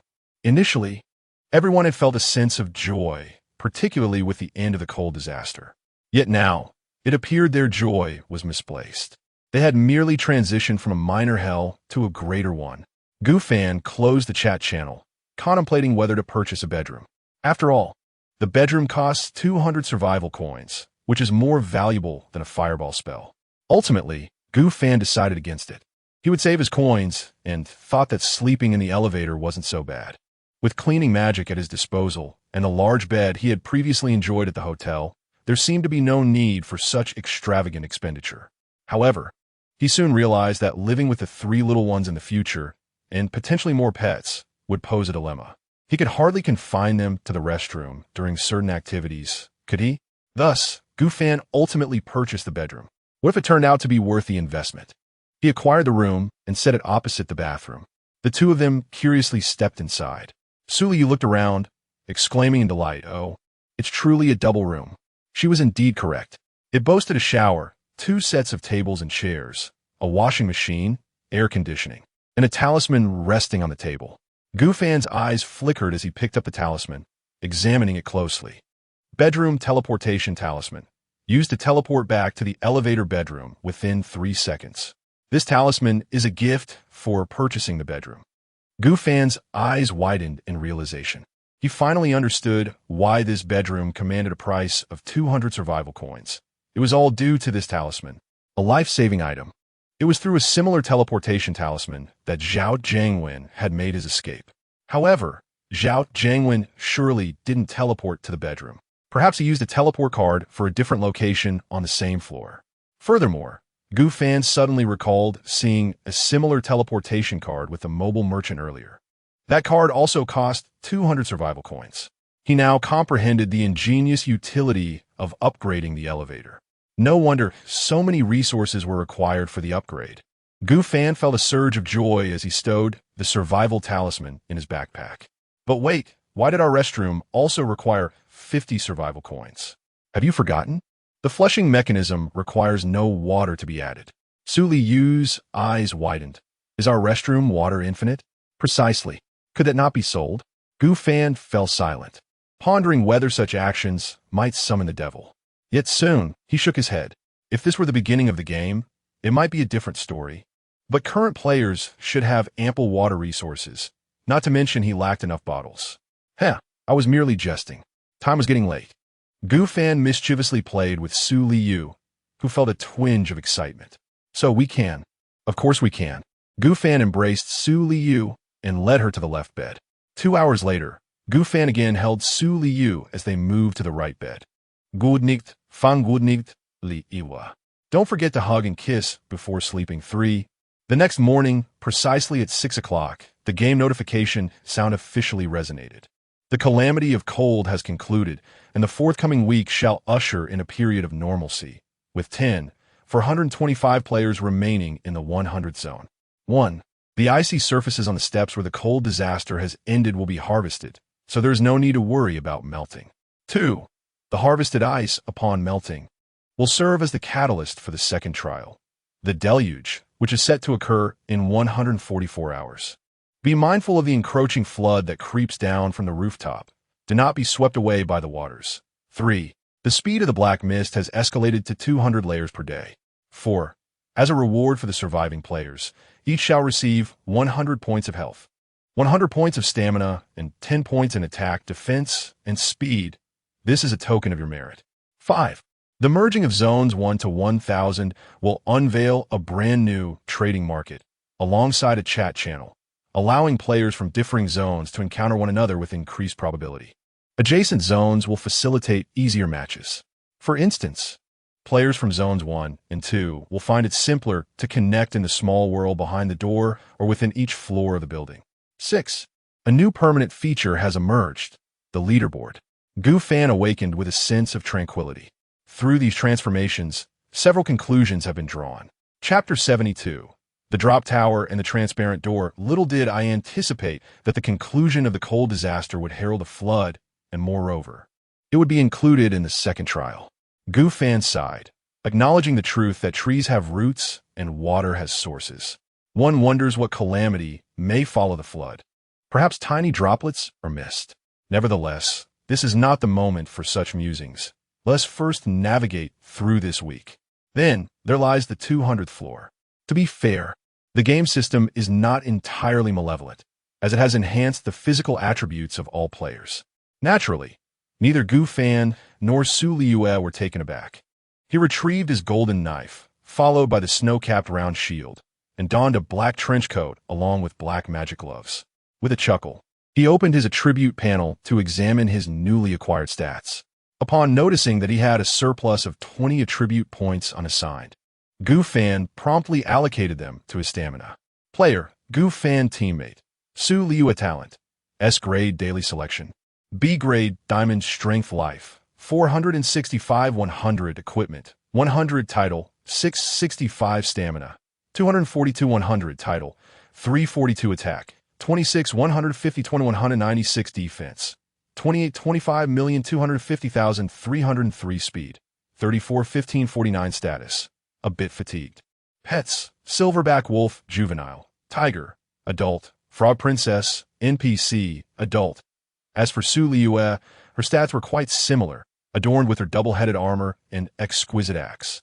Along with her titles: player, Su Liyue, teammate, Gu Fan talent, S-grade, daily critical hit life, 495 5100 equipment, 645 stamina, 235 100 title, 335 attack, 27 20,120,167 defense, 28 10 543 speed, 29 10 39 pets.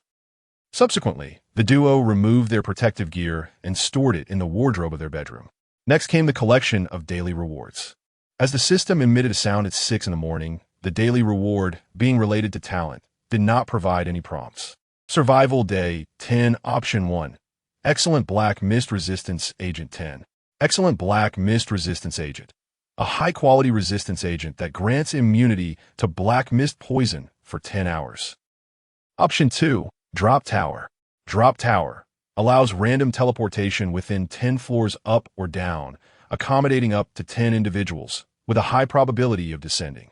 Cooldown, 2 days. Note, while special floors can also be jumped from, your elevator will not accompany you down. Our relationship seems akin to a drop tower. Option 3. Increase life by 1 point. Upon seeing the third option, Gu Fan chose to disregard it. The first and second options were indeed rare finds, not often encountered in the trading market or elsewhere. The Black Mist Resistance Agent. Well, there is an elevator, so there is no immediate need to consider the threat of the Black Mist. Reward 2 also serves as a splendid life-saving feature. Imagine using the jump machine against an unbeatable boss or in challenging game levels, allowing for instant transportation to the later floors. Unfortunately, as the elevator remains stationed on this level, one must regroup and return to this floor. Thus, after weighing the pros and cons, Gu Fan opted for Reward 2. A small model of a building appeared in Gu Fan's hand, approximately 20 centimeters in length. Jump machine. Liyue curiously examined the jump machine and then chuckled, "Gu Fan, it resembles your..." Quite a bit. Gu Fan remained silent. Subsequently, Liyue delivered a critical strike to the evil meat, as the two had originally aimed to target the bread machine. Critical hit successful.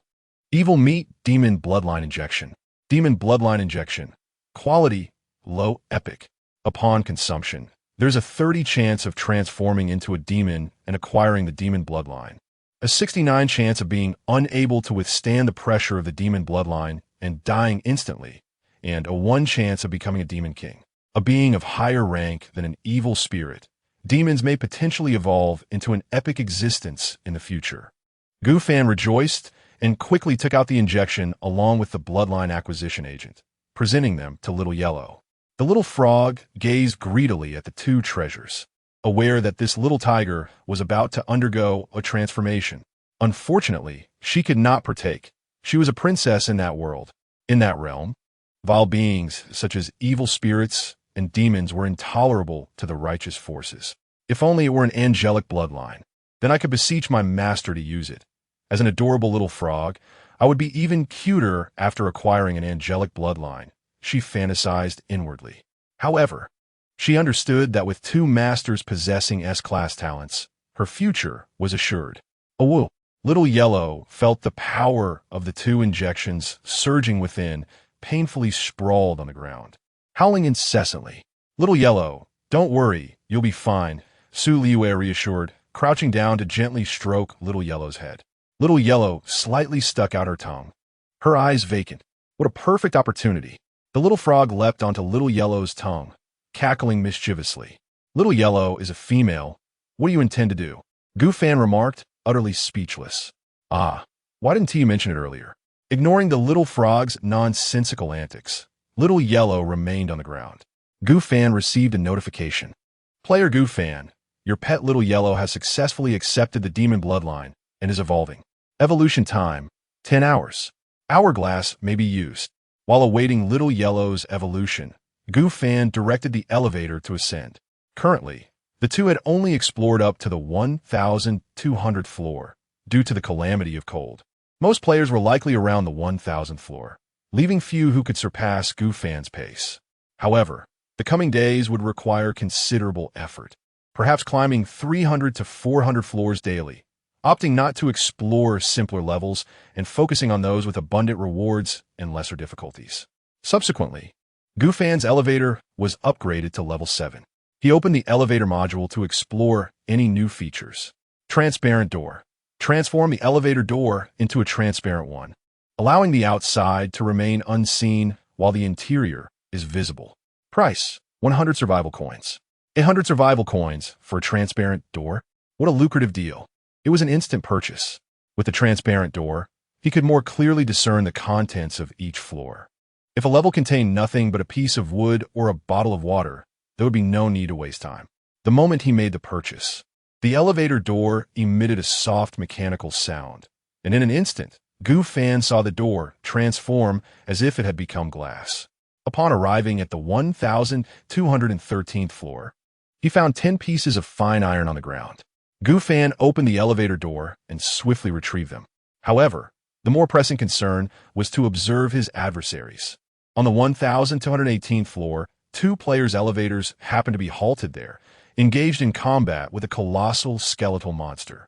Gu Fan chuckled to himself, halting the elevator at the 1,218th floor. "Here we go," Liyue exclaimed with excitement. Chapter 73. The Realm of Light and Shadow. Through the elevator doors, Gu Fan and Liyue observed the environment of the 1,218th floor. It was a vast expanse, dominated by a colossal skeleton at its center, wielding a sword to relentlessly strike two players.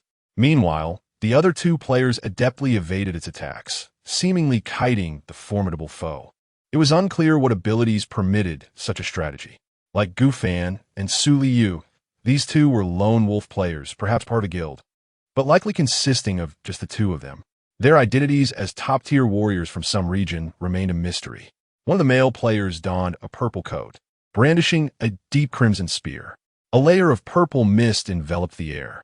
Gu Fan furrowed his brow, keenly inspecting the scene, and soon discerned that the male player was named Liyue, boasting an S-grade talent associated with poisonous gas.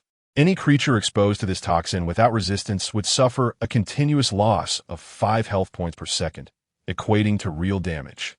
Moreover, as one's physical attributes improved, the damage taken would escalate correspondingly. At this stage, who among the players possessed the capacity to resist such poison? Glancing at the female player, he noted her name, Li Zhanzhan, also an S-grade talent, known for her evasive prowess. Any attack directed at her bore a 50% chance of being dodged.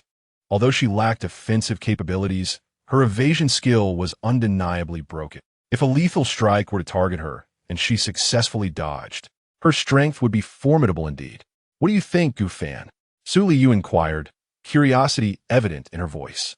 Gu Fan relayed the abilities of both players to her. After a moment of contemplation, Liyue suggested, "Perhaps we should ascend." Gu Fan pondered briefly before deciding it prudent to withdraw. It was not due to an inadequacy of strength, but rather the poison posed a significant challenge. Defeating these two players would not be a simple task. Liyue's attributes were rather average, easily manageable with a few golden knives. However, the toxic mist was a considerable deterrent. Had it not been for that, Gu Fan would have intervened without hesitation. He was uncertain about any means to counteract the poison should he become exposed. More importantly, he had observed that these two players were deftly managing their fight against the giant skeleton, capable of securing victory, as the skeleton was merely a creature of commendable quality. "Let us proceed upward," Gu Fan decided, relieved that he had installed this transparent door. Otherwise, the situation could have become quite troublesome. Sensing the unfamiliar elevator vanish, Liyue exhaled a sigh of relief, thankful for the departure. Should other players have intervened, they could have encountered significant difficulties. The giant skeleton swung its sword once more at Liyue, who hastily evaded to the side. "You think you can escape forever, you rat?" The skeleton growled, its health dwindling. The elevator continued its ascent. Gu Fan clicked on the leaderboard. It appeared to be a newly introduced feature. Overall power ranking, guild ranking. There were 2 rankings in total, one for overall strength and the other for guild capabilities. Among them, comprehensive strength encompasses one's own abilities as well as the nurtured pets. These 2 rankings are further divided into regional rankings, Area 100 and Grand Regional Rankings, Area 1 to 1000. Gu Fan curiously glanced at his position in the Grand Regional Ranking. First place, Gu Fan, Liyue. Second place, Luo Xiaoman, Jin Chengqian. Third place, Lin Ziyun, Lin Zixi. Fourth place, Xing Jiwan Lu Xiaomiao. In the comprehensive strength ranking, Gu Fan recognized some familiar names. Luo Xiaoman, undoubtedly the one endowed with spatial powers, possessed formidable abilities and significant potential. It is worth mentioning that S-class talents vary in degree. For instance, Luo Xiaoman's capabilities evidently surpass those of Li Zhenjun, while Luo Xiaoman can flawlessly replicate Li Zhenjun's abilities. There are certain skills of Luo Xiaoman that Li Zhenjun cannot emulate. Lin Ziyun and Xing Ji were previously seen on the points ranking list. Their ability to vanquish high-grade monsters is undoubtedly due to their own formidable strength. Gu Fan pondered. His advantage seems to lie in his impressive equipment. How could he possibly rank first? Could it be attributed to the little frog and the evolving little yellow? Gu Fan mused quietly. It was likely the reason. Level 1225. There's a door, behind which lies a tainted world known as the Twilight Realm. However, there's no need for concern, as this corrupted world poses no threat to players of the Infinite Tower. The nearest treasure chest is of inferior quality, located in the center of the town. A tainted world? Quite intriguing. Yet why is it called Twilight? Initially apprehensive, Gu Fan felt reassured upon hearing that players would not be affected. The prospect of an inferior quality treasure chest ignited a spark of excitement within him. Let's go take a look. Su Liyue did not oppose Gu Fan's bold idea. They were about to summon the little frog. Wait, the little frog isn't a player. It would be susceptible to the corruption, so perhaps it's best not to bring along. Thus, the little frog and little Silver remained in the elevator. The two donned their equipment, and Gu Fan cautiously opened the door behind them. As he swung the door open, an unexpected whispering sound infiltrated his ears. A cacophony akin to countless slippery tendrils writhing against his eardrums. Gu Fan frowned, attempting to discern recognizable fragments, but it felt as though his mind were ensnared in a searing tangle of chaos. What is this? In an instant, the sound vanished. A flicker of anger flashed in Gu Fan's eyes. Had he been targeted the moment he opened the door? Liyue, did you hear those strange sounds? After a long silence, there was no response. Gu Fan abruptly turned to his side, only to find Su Liyue had vanished. There was no door behind him. Random teleportation? It seemed the insight did not mention that one could be abruptly separated upon entry. His heart filled with unease, but he quickly calmed himself, raising his gaze to assess his surroundings. The sky bore a hue between deep blue and ashen gray, devoid of moon or stars. Beneath his feet lay a layer of rich, dark humus, damp and yielding. Beside him stretched a road leading directly to a quaint town, faint lights flickering in the distance. Soon, he opened a private message and sent a text to Su Liyue. Where are you? Are you all right, Liyue? I don't know. Where exactly am I, Gu Fan? Why have you vanished? Through her words, Gu Fan could sense Su Liyue's mounting panic. I'm not quite sure. What does your surroundings look like? The sky, the ground, and what lies nearby. It seems to be a brilliant starry sky. I'm standing on a patch of grass, with a road beside me, and there's a small town in the vicinity. How could that be? The only similarity is the small town. Everything else is different. At this moment, Su Liyue's perspective diverged entirely from Gu Fan's, as she anxiously surveyed her surroundings. However, unlike him, she stood before grandeur. Did you hear any strange noises just now? Gu Fan pondered for a moment before posing the pivotal question. No, you simply vanished beside me, leaving me quite distressed. That's troublesome. Something must have taken notice of me. We are likely not in the same realm, or perhaps the rules of entering this world dictate that two distinct worlds overlap. Gu Fan found himself at a loss for words. He and Su Liyue were indeed in different worlds, and the situation had turned precarious. What should we do now? Gu Fan, is it dangerous where you are? Su Liyue exclaimed, her voice laced with anxiety. What can we do? We'll take it one step at a time. Fortunately, I still possess a teleportation rune. The teleportation rune in Gu Fan's possession remained effective, though the jumping mechanism no longer functioned. They had entered a new world behind a door. Let us head to the town. The treasure is likely there, and it may hold the key to our predicament. This is merely the first 1,000 layers. If we cannot find a solution, how will other players manage? Gu Fan reassured her. All right, then we shall go together. It felt as though they traversed through different dimensions. Gu Fan and Su Liyue walked along the road. Through Gu Fan's eyes, the road appeared dilapidated and overgrown with weeds. Conversely, through Su Liyue's gaze, the road seemed newly paved, as if recently renovated. Together, they advanced toward the town. Upon reaching its entrance, Gu Fan beheld several humanoid monsters with 4 or 5 eyes, all fixated on him, their crimson eyes glowing with malice. In contrast, Su Liyue observed a few townsfolk clad in simple garments, their curious gazes scrutinizing her sudden appearance. Gu Fan and Su Liyue exchanged critical information. At that moment, he had confirmed that he had entered a tainted realm of this world, while Su Liyue inhabited a separate, normal dimension. Gu Fan, I have finally comprehended why it is referred to as the world of light and darkness. I dwell in the realm of shadows, while you reside in the realm of illumination. You encounter a world that is normal, whereas I have arrived in a tainted existence. Just now, those townsfolk were corrupted, their faces adorned with at least 4 or 5 eyes. Su Liyue did not respond, for she found herself in a predicament. Gu Fan too could utter no more, as these monsters, bearing 4 or 5 eyes, had already charged towards him. Chapter 74. A different world, what do you wish to do? Su Liyue inquired with an impassive expression. Where did this little girl come from? So adorable. Look at that slender waist and that innocent face. How about coming home with your big brother? A seemingly middle-aged townsman, nearing 40, gazed at Su Liyue with veiled intent. The other townsfolk, appearing rather simple-minded, fixated their greedy eyes upon her. Indeed, little girl, what brings you here all alone? These unscrupulous villagers harbored malicious thoughts towards the suddenly appeared Su Liyue. With her pure and exquisite visage, graceful figure, and fair complexion, she was incomparable to the weathered, sunburnt, and coarse-featured women of the village. A few scoundrels, unable to restrain herself, Su Liyue manifested an axe in her hand. Ha, scoundrels! My father is the mayor here, and my wife was abducted from another place. Enough chatter. Soon you shall know true joy. With a single swing, Su Liyue severed the head of the mayor's son, which fell to the ground. Corrupted villager, quality, ordinary superior. Health, 253.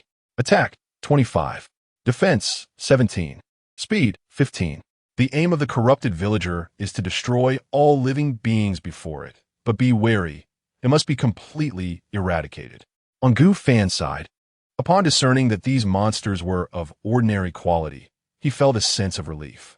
With a snow-capped round shield in his left hand and a golden dagger in his right, he effortlessly dispatched 2 or 3 of the multi-eyed creatures. Yet, in the next moment, Gu Fan's pupils constricted as these 2 monsters rose once more, their vengeful gazes fixed upon him as they slowly advanced. Damn it! How can this be? Gu Fan furrowed his brow, utterly perplexed by the resurrection of these creatures. Immortal? He glanced at the description of the corrupted villager. Must be completely eradicated. Completely eradicated? What could that possibly mean? At that moment, Su Liyue exclaimed, Gu Fan, what should we do? I killed a villager who intended to harm me, yet he has revived. Why is this happening? Gu Fan replied, you should have encountered 4 villagers, right? I have 4 corrupted villagers here, which correspond to your 4 normal villagers. Yes, indeed, there are 4. Su Liyue confirmed. Same here. After slaying 2 corrupted villagers, they stood up again. Gu Fan continued. What shall we do then? Are we not facing a horde of the undead? Su Liyue inquired anxiously. Not quite. I believe I have a solution. Let us attempt to retreat, and then after 5 seconds, we shall slay the first villager who follows you. Gu Fan suggested. All right. Su Liyue, placing her trust in Gu Fan, promptly complied and retreated a short distance. Little girl, why are you running? You thought you could kill me, but did not foresee my revival. This is the power of our radiant village. Enjoy your time with us as my concubine, and I shall take you to experience this mysterious strength. The son of the mayor burst into laughter and charged towards Su Liyue. This was the power of resurrection. All he needed was to marry her to attain immortality. It seemed advantageous from every angle. Kill the first one, right? Gu Fan thought to himself as he counted down. Su Liyue held her breath. Only 3 seconds remained. 3, 2, 1. She swung her exquisite axe at the mayor's son. At nearly the same moment, Gu Fan wielded his golden knife, beheading the first monster that approached. Ha ha ha, little girl. I told you I am immortal. The mayor's son, his head severed, still bore a defiant expression. It is futile. Even if you kill the boss, he will still revive. Our village is cursed, yet also favored by the divine, boasted another villager beside him. Just count to 3, and the boss will come back to life. 3, 2, 1. As the count concluded, the boastful villager's expression froze. Blood trickled from the severed neck to the ground, yet the mayor's son did not rise again.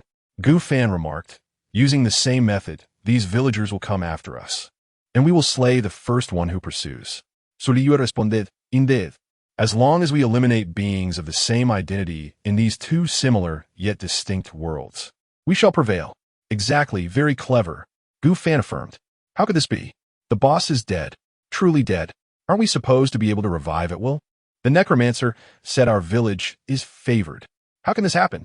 The once arrogant villager was now in utter disarray, stepping back in panic. Chapter 75. The Arrival of Liyue Run.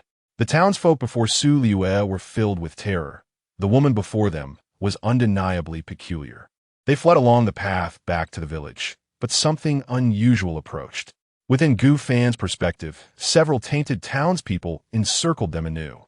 They showed no fear despite the demise of their kind. Gu Fan, how are things on your end? The townsfolk before me have taken flight. How can this be? The contaminated townspeople here have risen again. Su Liyue was bewildered, uncertain of her next course of action. This confusion rendered it impossible to distinguish between the contaminated and the ordinary townsfolk. Observe if the remaining townspeople exhibit any differences, such as their attire or other attributes, and pursue them. With her axe in hand, Su Liyue quickly gave chase. After careful scrutiny, she finally discerned distinct features. One had longer hair, another wore blue clothing, and the tallest stood at nearly 2 meters. Upon relaying this analysis to Gu Fan, he similarly assessed the creature surrounding him. The tallest, the one with the longest hair, and the one clad in tattered blue trousers. Let us first eliminate the tallest. We shall strike him down in 10 seconds. Wait another 10 seconds.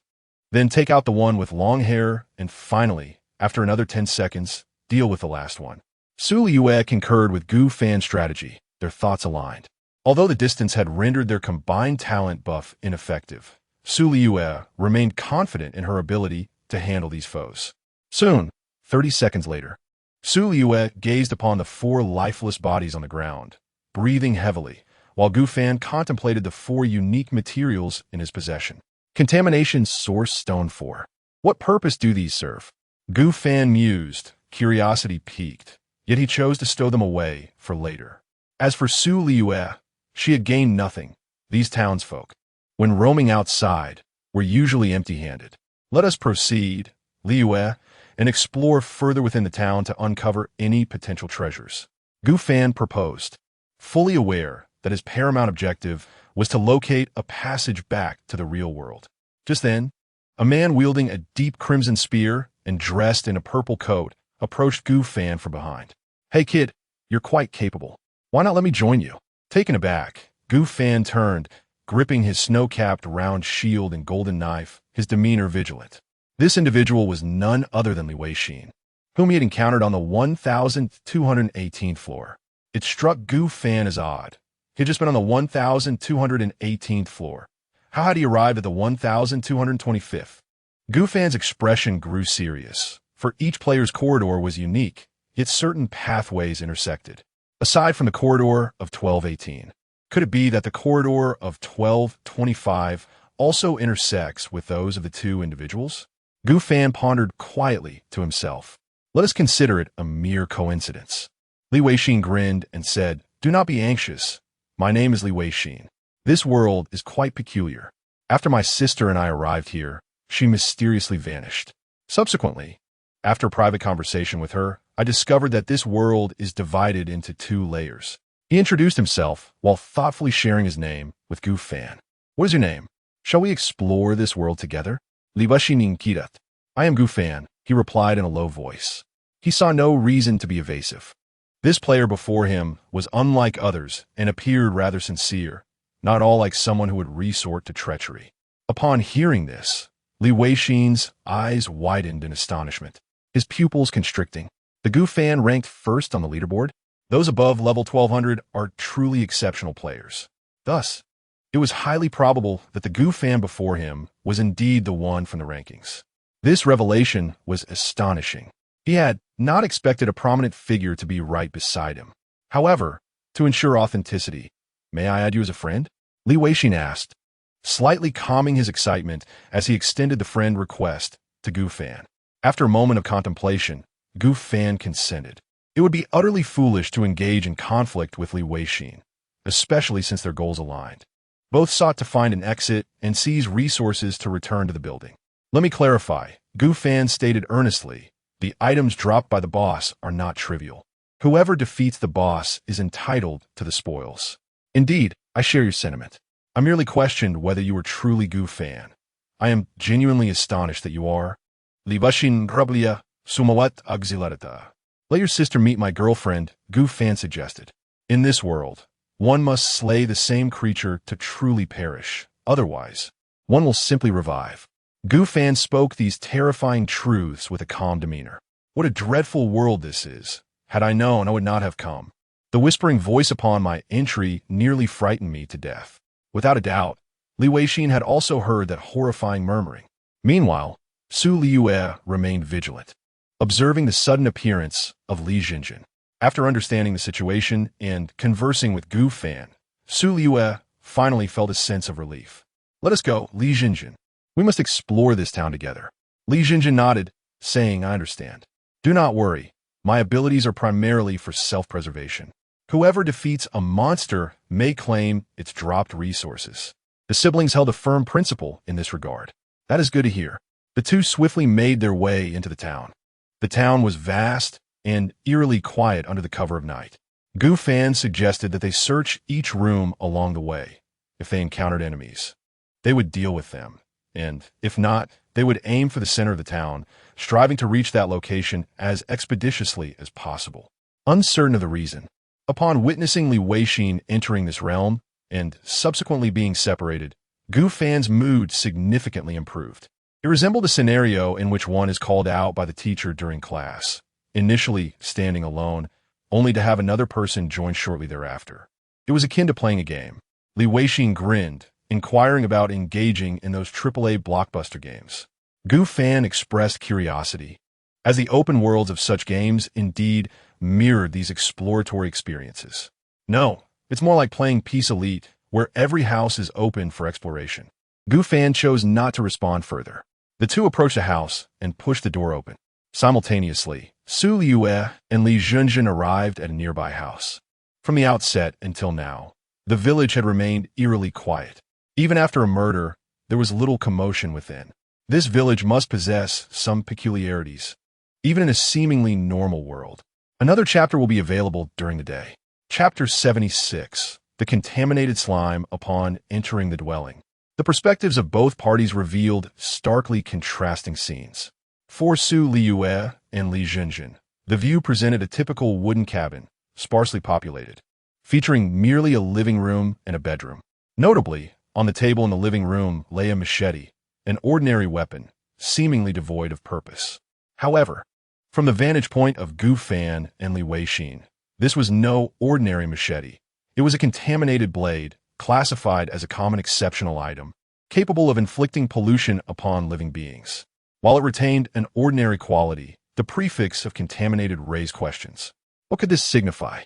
Nevertheless, it was prudent to collect it, for the house exuded an eerie atmosphere, with both the floor and walls in a state of decay. Li Weixin spoke slowly. "Do you desire this weapon?" Gu Fan inquired. "Is a weapon of ordinary caliber worth the trouble, especially one that is already contaminated? Are you not concerned about possible repercussions?" Li Weixin shrugged, showing little interest in the tainted machete. "But what if it proves useful?" Gu Fan retorted. The duo continued their exploration of the room. Aside from machete, everything else appeared tainted. The table, the chairs, the bed, and so forth. They deemed these items unworthy and exited the house. Meanwhile, in two distinct realms, the four continued their quest, uncovering two contaminated machetes, a polluted pickaxe, and a tainted stick. Perhaps inspired by Gu Fan's bounty, Li Weixin collected some contaminated items of his own. Approximately half an hour later, an unknown entity materialized before Gu Fan and Li Weixin.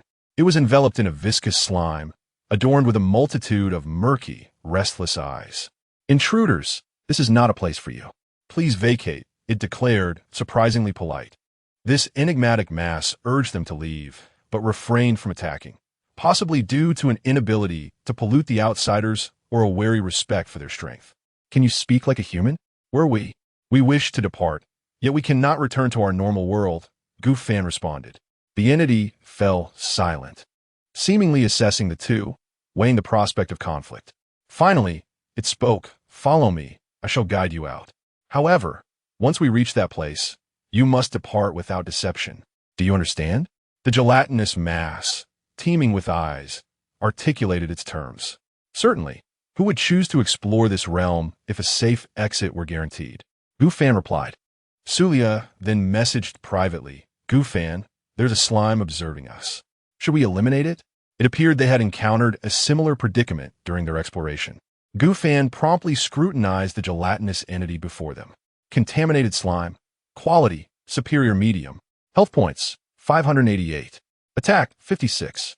Defense, special, immune to physical attacks. Speed, 12. The tainted slime, its actions and consciousness are under the dominion of the Lord. Wait a moment, do you have any means to deal with slimes over there?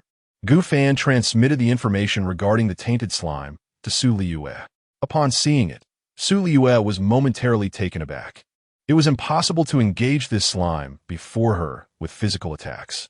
At that moment, the slime did not assault Liyue and Li Jinjin. Instead, it fixated its bean-sized eyes upon the two women. "I have a solution." Li Jinjin produced a canister of toxic gas. "This is my brother's innate ability. Since we cannot inflict physical harm, we shall use poison." "Hold on, let me clarify something first." Liyue sent another message to Gu Fan, indicating that she had a plan. "That's fine, but do not provoke it just yet. We have matters to attend to with the tainted slime. Wait until I require you to eliminate it. Utilize the clean one first." Liyue replied, "Understood," returning to Gu Fan's side. Upon seeing Gu Fan and Li Weixin agreeing with her, the tainted slime remarked, "Then follow me." Shortly, the slime led Gu Fan and Li Weixin onward. For reasons unknown, the slime felt that the two individuals were not ordinary, yet this was also the reason for avoiding conflict. Ultimately, the slime guided the pair to a basement. Gu Fan harbored no concerns regarding the slime potentially harming him, as he possessed the means to ensure his safety and to counter the slime's attacks. Upon reaching the end of the basement, a mirror appeared, radiating a soft white light. The magical mirror that connects the realms of light and darkness. Magic mirror, who is the most handsome slime in the world?" inquired the tainted slime. In the next moment, the mirror emitted a glow. "You may leave now, humans." Li Weixin looked at Gu Fan, his eyes silently questioning whether Gu Fan truly intended to depart. Naturally, Gu Fan had no intention of leaving. "Wait, how can I be certain that this magic mirror is genuine? Can I recite the incantation?" The slime replied, "Of course. All you need to do is ask, Magic Mirror, who is the most handsome human in this world?" After the slime spoke, Gu Fan fell silent. 5 seconds passed, and the luminous connection between the two realms faded. "You may get a try." Gu Fan complied. The mirror indeed radiated light as he asked, "Is the route back the same?" "Indeed, it is the same for your return." "Very well, I shall test it first. If you dare deceive me, I will have my companion slay you." The tainted slime, in a fit of anger, was met with Li Weixin's grin. "Indeed, if he perishes, I will ensure your demise." In that moment, the tainted slime found itself staring into the icy gazes of Li Weixin and Gu Fan. "Damn it, who is truly the strange one here?" The tainted slime mused internally. Gu Fan instructed Liyue to follow the previous route to this basement, while asking Li Jinjin to keep a close watch on the untainted slime. Liyue complied and soon arrived at the basement. Subsequently, Gu Fan recited the incantation once more and approached the enchanted mirror, standing before it. At that moment, Liyue caught sight of Gu Fan's emergence. "Gu Fan," she exclaimed, her voice imbued with delight. "Send me a message saying, 'Gu Fan, my beloved, I adore you, Gu Fan instructed. Why? Su Liyue responded, somewhat bewildered, yet complied nonetheless. Su Liyue, Gu Fan, my beloved, I adore you. The slime did not deceive me, Gu Fan remarked. The reason I asked you to send a message, apart from my desire to hear it, was to ascertain whether this world is indeed the true bright realm. He offered an explanation. Blushing, Su Liyue replied, it's nothing, Gu Fan. If you wish to hear it, I shall call you that every day. Having confirmed that the slime had not misled her, she also established the direction for their return.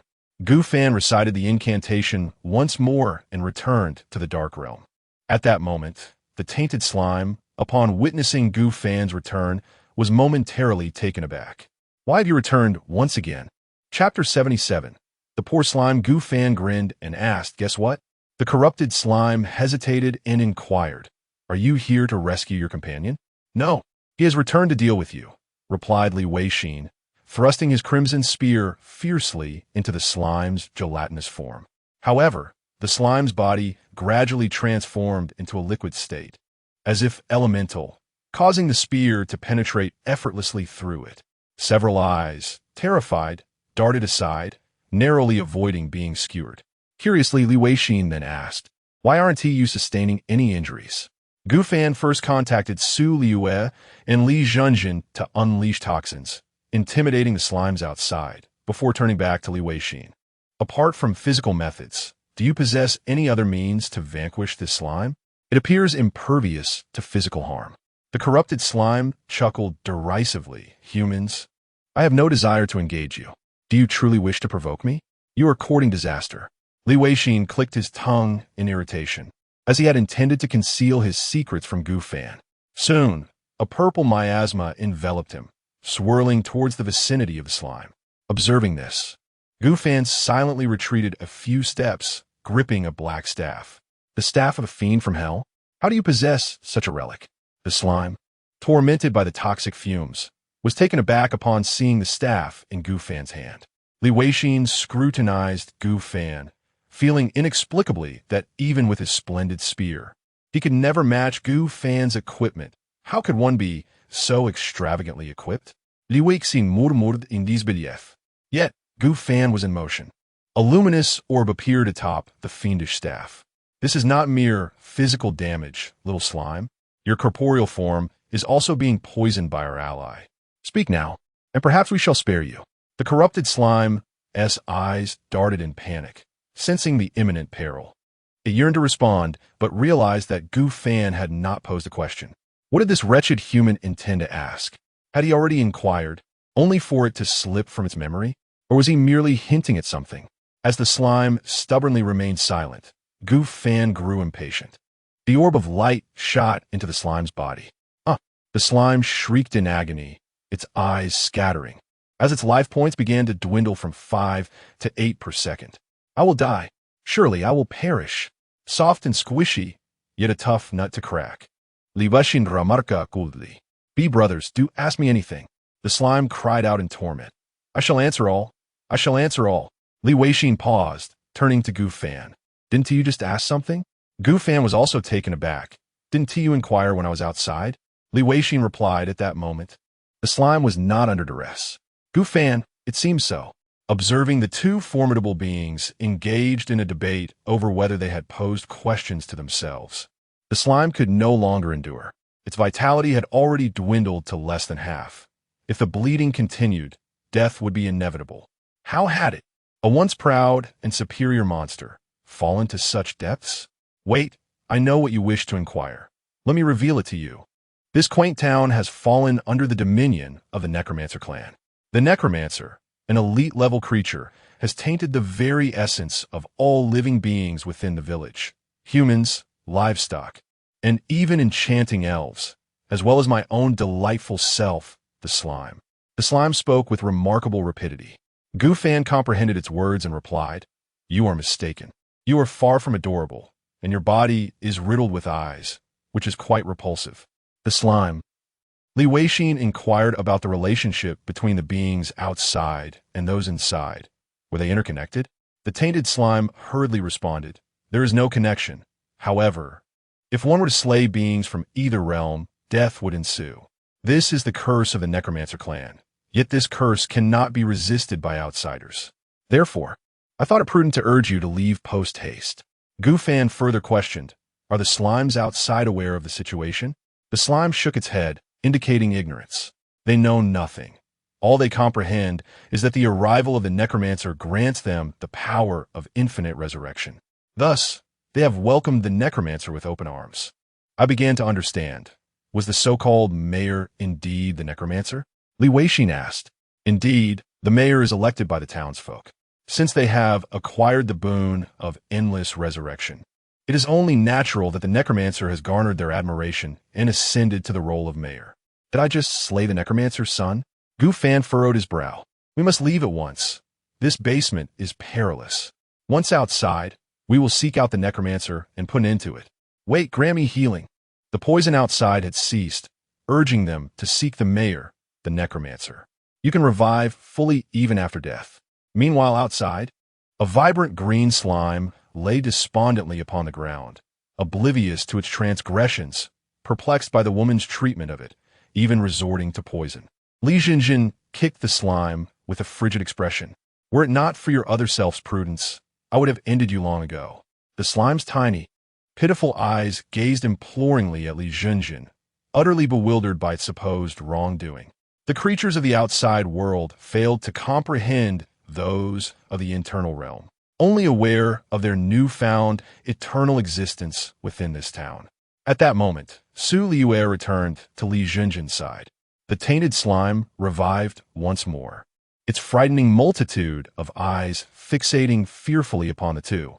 One wielded poison, while the other possessed a terrifying cursed staff that could inflict continuous harm. Could they truly confront the mayor? Hasten, do not hesitate, or I shall end your existence and crush your eyes one by one. Miss Slime, you surely do not wish for your eyes to be shattered, enduring the agony of both poisoning and bleeding. The tainted slime trembled in fear. Gufan declared.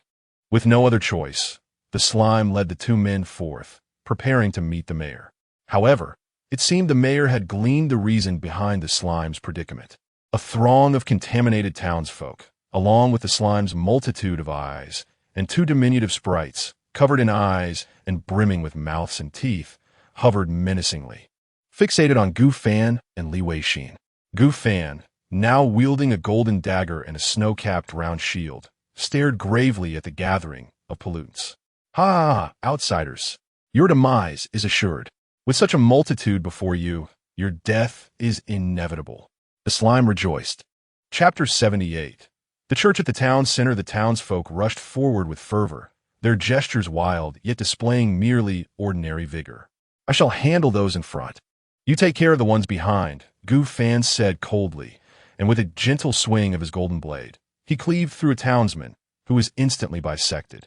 However, mere moments later, the severed individual staggered back to its feet. This is troublesome, with so many townsfolk, coupled with the slimes and two exceptionally skilled fairies. We face a formidable challenge, Gufan remarked gravely. Liyue swung his spear, dispatching one of the townsfolk in an instant. Yet to their dismay, the slain townsman rose once more. Should we retreat? Gufan inquired. No need, Liyue replied. My sister possesses ample and substantial vials of poison, though it might inadvertently affect you and your teammates. We cannot control the vast amounts of toxin. The gas molecules are perpetually in motion. The higher the temperature, the faster they disperse. A small quantity might be manageable, but if it's in abundance, you will inevitably succumb to its effects. Fortunately, my sister has a gas mask. What is she rambling about? Motion and such. Gufan thought. A university student who had long forgotten such peculiar bits of knowledge after the college entrance examination. Nonetheless, he grasped that to simultaneously eliminate the threats from the outside world and the monsters within, a distance must be maintained. I will speak with her. Meanwhile, on the other side, Liyue and Liyue were surrounded by a throng of normal townsfolk, slimes, and two charming little fairies. The fairies cried out, Outsider! You have slain the townsfolk of our village and killed our slimes. What penalty do you deserve? Indeed, the mayor has decreed your arrest. Should you resist, you shall be executed on the spot. Liyue felt a twinge of anxiety and messaged Gu Fan to inform him of the situation. Gu Fan urged her to distance herself as Li Weixin and Li Zhenjin prepared to unleash their toxins. Without hesitation, Su Liyue fled, only to be pursued by one of the fairies. Upon learning which fairy had taken chase, Gu Fan brandished his demon staff and cast a spell, striking the tainted fairy. The creature, bloodied and with jagged teeth, lurched toward Gu Fan. Simultaneously, the siblings unleashed their toxins. Gu Fan and Su Liyue were pursued by the same fairy. With a fierce cry, Gu Fan drew forth his snow mountain shield, and the tainted fairy collided with it, as if lacking any sense. Gu Fan sustained no damage and swiftly struck the corrupted fairy. With each blow, the fairy's health dwindled. Meanwhile, Su Liyue, wielding her exquisite axe, relentlessly hacked at the untainted fairies. Human, you cannot do this. One fairy shrieked as her limbs were severed, her body marred by the blade. Please, spare me. The fairy, realizing she was no match for Su Liyue, gazed up with despairing and pitiful eyes. However, Su Liyue and Gu Fan simultaneously dealt with their adversaries. You have been tainted. I am here to save you. Su Liyue gasped softly. She was no benevolent saint who would spare a beautiful flying sprite merely for its appearance. Not only did she not spare it, but she also inflicted severe wounds. On the other side, Li Weixin and Li Zhenjin were engulfed in a thick cloud of toxic gas. It seemed that both had allocated their attribute points to speed as they darted back and forth, evading the pursuing hordes. Whether tainted or untainted, none could catch up to the agile siblings. What talents they possess! Gu Fan murmured to himself. Li Zhenjin donned a gas mask to shield herself from the noxious fumes. However, she was not entirely unscathed, suffering several strikes from shovels and machetes. A portion of the blows landed on her, while others were deftly avoided, thanks to her passive skill that allowed her to phase out of harm's way with a 50% probability, all without expending any stamina. Come and strike me.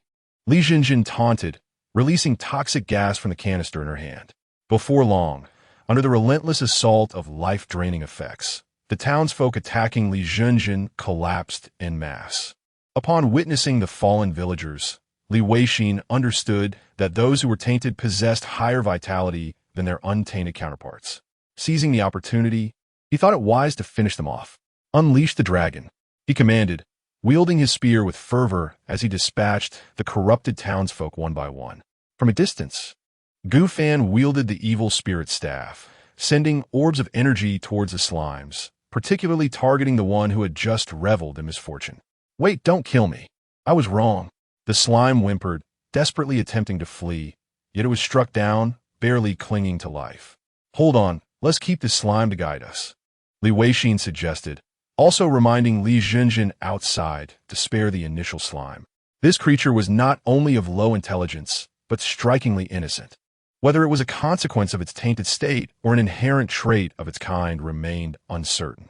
10 minutes later, only the original slime remained. Gu Fan and Li Weixin observed it with calm demeanor, their chilling gazes instilling profound fear within the creature. Who is truly the anomaly here? Pondered the tainted slime internally, trembling against the wall. Follow me, it stammered, leading the two towards the heart of the town. After explaining the situation to Su Liyue and Li Zhenjin, they set off together towards the designated location. Su Liyue, what is your strength? Li Zhenjin ninkidath. It's decent. Why do you ask? Su Liyue diplaith. That is good to know, for my brother has exhausted the contents of my poison canister, and aside from having a slightly enhanced survival capability, I lack any formidable abilities. Thus, you may need to take the lead from here on. Su Liyue remarked, rest assured, as long as the life points do not reach 4 digits, I still have a chance.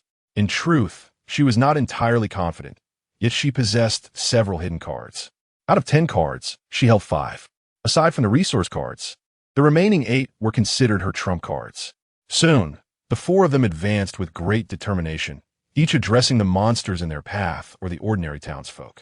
Although the actions of Su Liyue and Li Zhenjin were brutal, resulting in the deaths of living individuals, there was no alternative if they did not eliminate these people.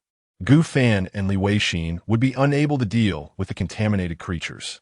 At last, the 4 arrived at a church, which stood at the heart of the town. The unpolluted church appeared quite ordinary, but the contaminated one was an entirely different matter. Chapter 79. The Power of the Dark and Light Necromancer. The two followed, the tainted slime, surveying the contaminated church. At that moment, grayish-green moss clung to the church's mottled stone walls like festering sores. The stained glass windows were covered with a layer of indelible dark yellow slime. The light filtering through was imbued with a nauseating blend of rust and decayed seaweed. The heavy oak doors had rotted to mere fragments, with grayish-purple fleshy vines entwined around the hinges, adorned with countless eyeballs, each the size of those on the slime, twitching restlessly. Had ordinary people ventured here, they would surely have been terrified to death, succumbing to mental corruption, becoming like the tainted townsfolk and the contaminated slime, as well as the elves.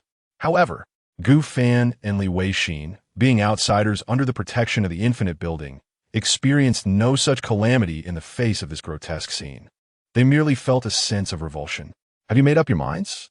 The mayor is a powerful necromancer. If you are willing to join us and voluntarily embrace corruption, there may be room for negotiation. However, if you insist on confronting the mayor, who possesses formidable strength, your demise is inevitable. The slime attempted to persuade them. Gu Fan suddenly wore a peculiar expression and asked, "Slime, you mentioned that beings in the outside world, aside from necromancers, do not recognize their own tainted selves. This implies that slimes in the outside world do not recognize you either. How, then, did your consciousness come to be? Are you the original entity or a bizarre creation?" Although Gu Fan's question was convoluted, the slime understood it without difficulty. Soon, it spoke with an air of malevolence, "Of course. I am an aberration born from creation. Apart from a few similar characteristics, I bear no other relation to the original." "Oh, I see. And what about the necromancers? What is the relationship between the two necromancers?" Gu Fan inquired, voicing his most pressing question. "Ha ha ha. Human, if you wish to enter, then enter. Do not waste your breath with such rhetoric. Do you truly believe me to be foolish?" However, upon noticing the cursed staff in Gu Fan's hand, its demeanor shifted dramatically. "Asking me is futile. I know nothing. I am merely a monster created by the necromancer." Seeing no signs of deceit, Gu Fan sent a message to Su Liyue. "Liyue, we are preparing to head to the church. I will first transfer the ice-based skill to you. If you find yourself no match for the mayor, learn it directly. Remember to utilize all your trump cards. Do you understand?" Su Liyue possessed 2 life cards, ensuring precaution. Gu Fan also provided her with a teleportation talisman.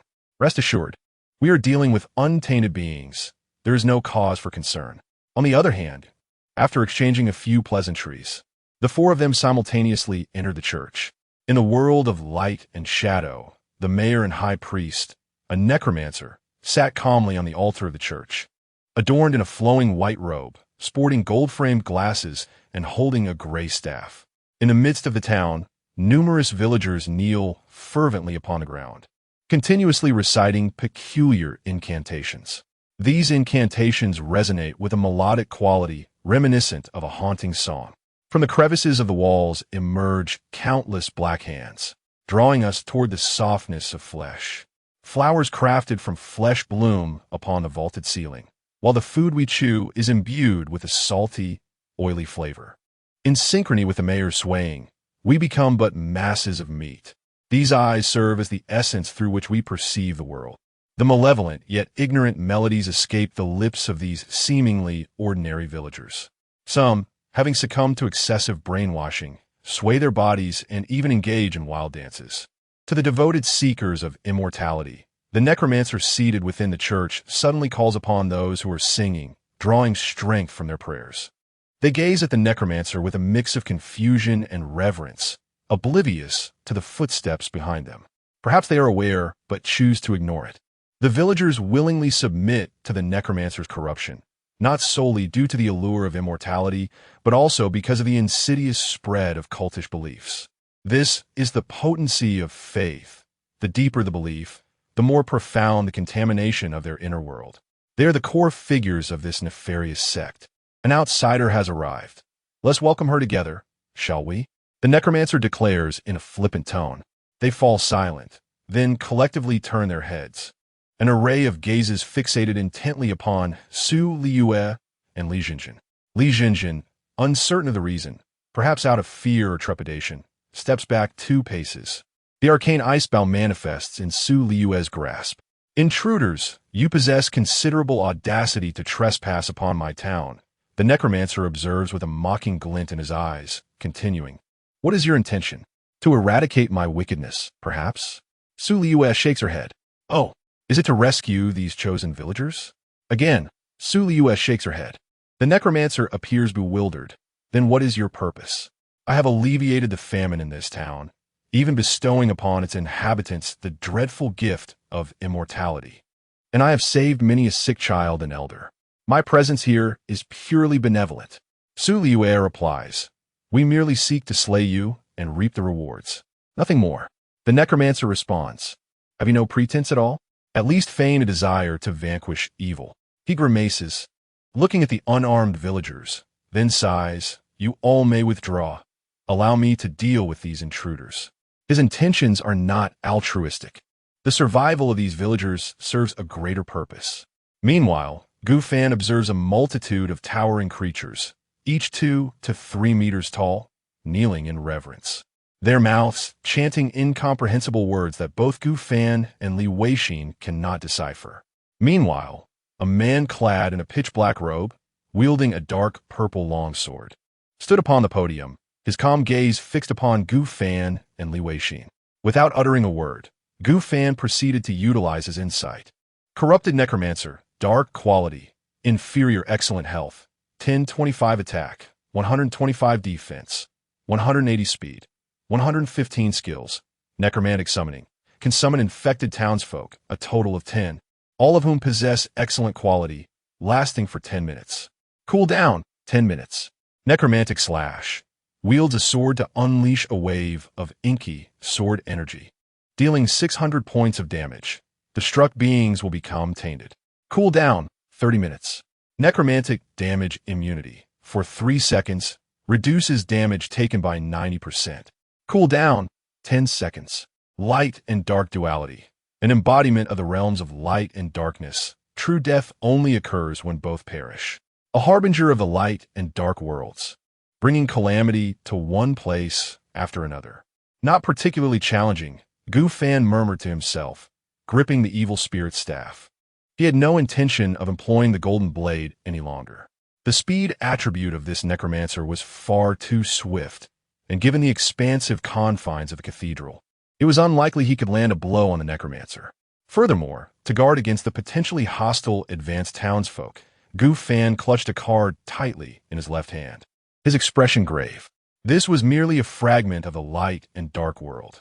Even if you were to slay us, it would not thwart any of his schemes. The necromancer spoke in a tongue incomprehensible to Gu Fan. He shrugged and replied, it matters not. I am here solely to eliminate you and depart. His reaction mirrored that of Su Liyue, solely intent on scavenging resources. I understand now, my little ones, advance and eliminate the 2 of them. As soon as the words left his mouth, the infected townsfolk, towering 2 to 3 meters high, surged forward. Gu Fan sighed, activating a card. The sheer number of these corrupted townsfolk was overwhelming. Should they all attack at once, he and Li Weixin might not withstand the assault. Would you like to use the summoning card to summon a demon from hell? Yes. In the next instant, a terrifying demon, adorned with crimson skin and horned features, slowly materialized before Gu Fan. It gripped a pitch-black staff, its expression unfazed as it surveyed the surroundings. Its furious eyes fixated intently on Gu Fan. I did not anticipate you would play such a trick on me and dare to summon me forth. The other townsfolk, including the necromancer, were momentarily stunned. At this point, the necromancer had already devised an escape plan. Wait, brother, why didn't you mention you had someone? Is this a denizen of hell? However, he reassured himself that as long as the outside world could prevail, it would not pose a significant problem. Gu Fan, somewhat bewildered, looked at the demon and inquired, do you know me? The malevolent spirit spoke with a sense of disdain. You, inherently wicked human, shall be etched in my memory for eternity. You are fully aware of the card's content. Drawing a living card is impossible. Yet you insist on forcing me to draw a dead one. I truly wish to. Cough, cough. It seems you're still alive.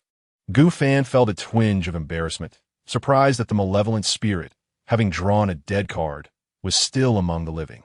Not only was it alive, but it had also summoned itself through the summon card. It was uncertain whether such a downtrodden spirit would be willing to assist him. With a deep sigh, the malevolent spirit slowly replied, "Very well, I cannot divulge the specific rules of the Infinite Tower to you. However, according to the rules of this summon card, I am unable to contravene your wishes for the next hour. Speak, whom shall I eliminate for you? You will assist in dealing with these advanced townsfolk and this nefarious necromancer, Liyue. You shall oversee him while I temporarily return to the outside world to aid Liyue and my sister." Liyue nodded in agreement, understood. Given the necromancer's strength, I too am quite concerned for my sister's safety. Meanwhile, he cast a curious glance at the malevolent spirit, utterly astonished. Gu Fan had casually drawn a summon card, summoning a creature of exceptional quality. This was truly astonishing. Gu Fan was en route to the outside world. If it were merely the necromancer, it would be manageable. However, the advanced townsfolk, each boasting nearly 700 health points with stringent defeat conditions, posed a considerable challenge. After sharing with the malevolent spirit the key points for overcoming the necromancer, Gu Fan returned to the basement mirror and cast a spell to venture outside. Moreover, he was acutely aware that he had no inkling of what might transpire upon the necromancer's demise. Should a catastrophic world collapse ensue, trapping him in a melodramatic twist, it would spell disaster. The malevolent spirit fixed a cold gaze upon the necromancer. "Now, how do you wish to meet your end? When shall it be?" The necromancer, drenched in cold sweat, questioned how such a place could attract the attention of hell. "Are you not concerned about igniting a conflict between two worlds?" The malevolent spirit chuckled. "Do not jest. I am no fool. We are both at the bottom rung of existence. Would the world wage war over you? What significance do you hold?"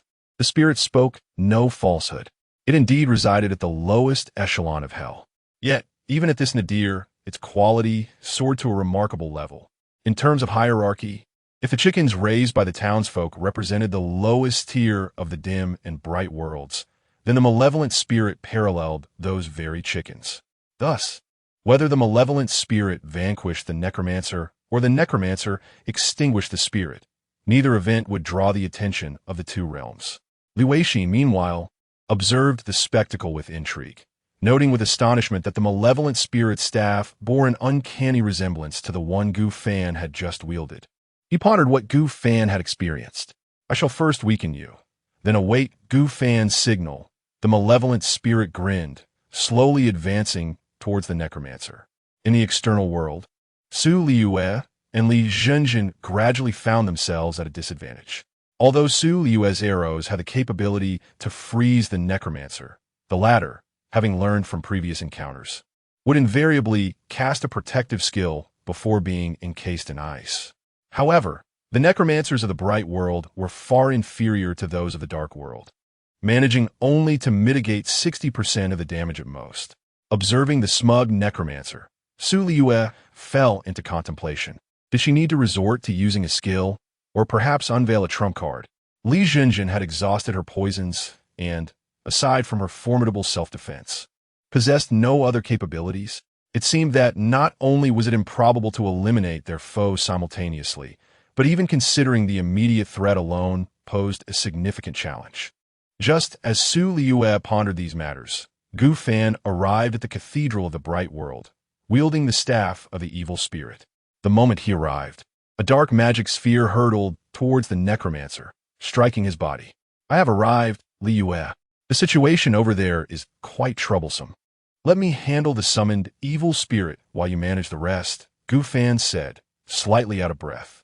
Liyue's spirits lifted at this. "Excellent. Let's fight side by side." Gu Fan briefly assessed the necromancer's skills. Necromancer, light, quality, inferior, excellent. Health, 953. Attack, 123. Defense, 145. Speed, 102. Skills, Necromancer's Shield.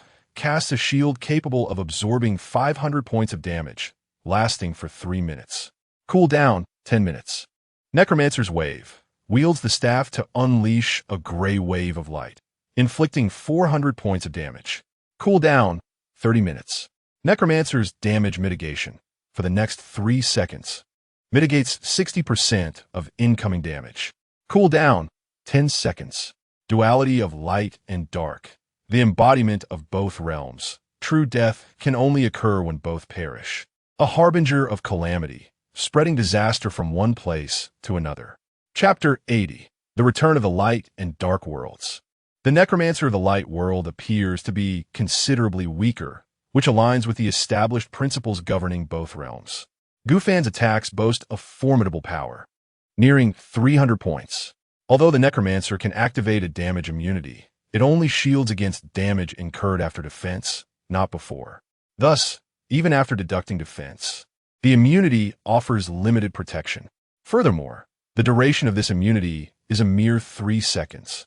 Upon witnessing Gufan's arrival and receiving a direct assault, the Necromancer glared fiercely at the two, particularly at Gufan. The cursed staff siphoned away 3 points of health each second. In the next moment, a gray mist surged around him.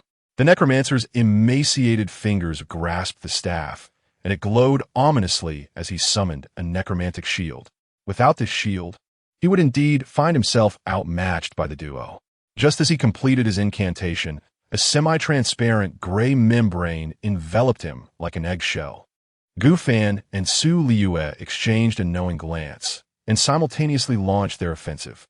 Liyue seized her energy-infused ice bow and swiftly unleashed an arrow, which hummed as it sliced through the air, striking the shield with a resounding thud. The impact sent ripples through the shield. The Necromancer activated his damage immunity once more, but the icy force soon encased him, rapidly freezing his form. Almost concurrently, Gufan's cursed staff ignited with black flames, unleashing shadow orbs that grazed the edges of the shield. Although the 150 points of damage were insufficient to shatter the shield, tendrils of dark energy entwined themselves around it, inflicting a persistent bleeding effect. While the shield could negate damage, it was not impervious to negative effects.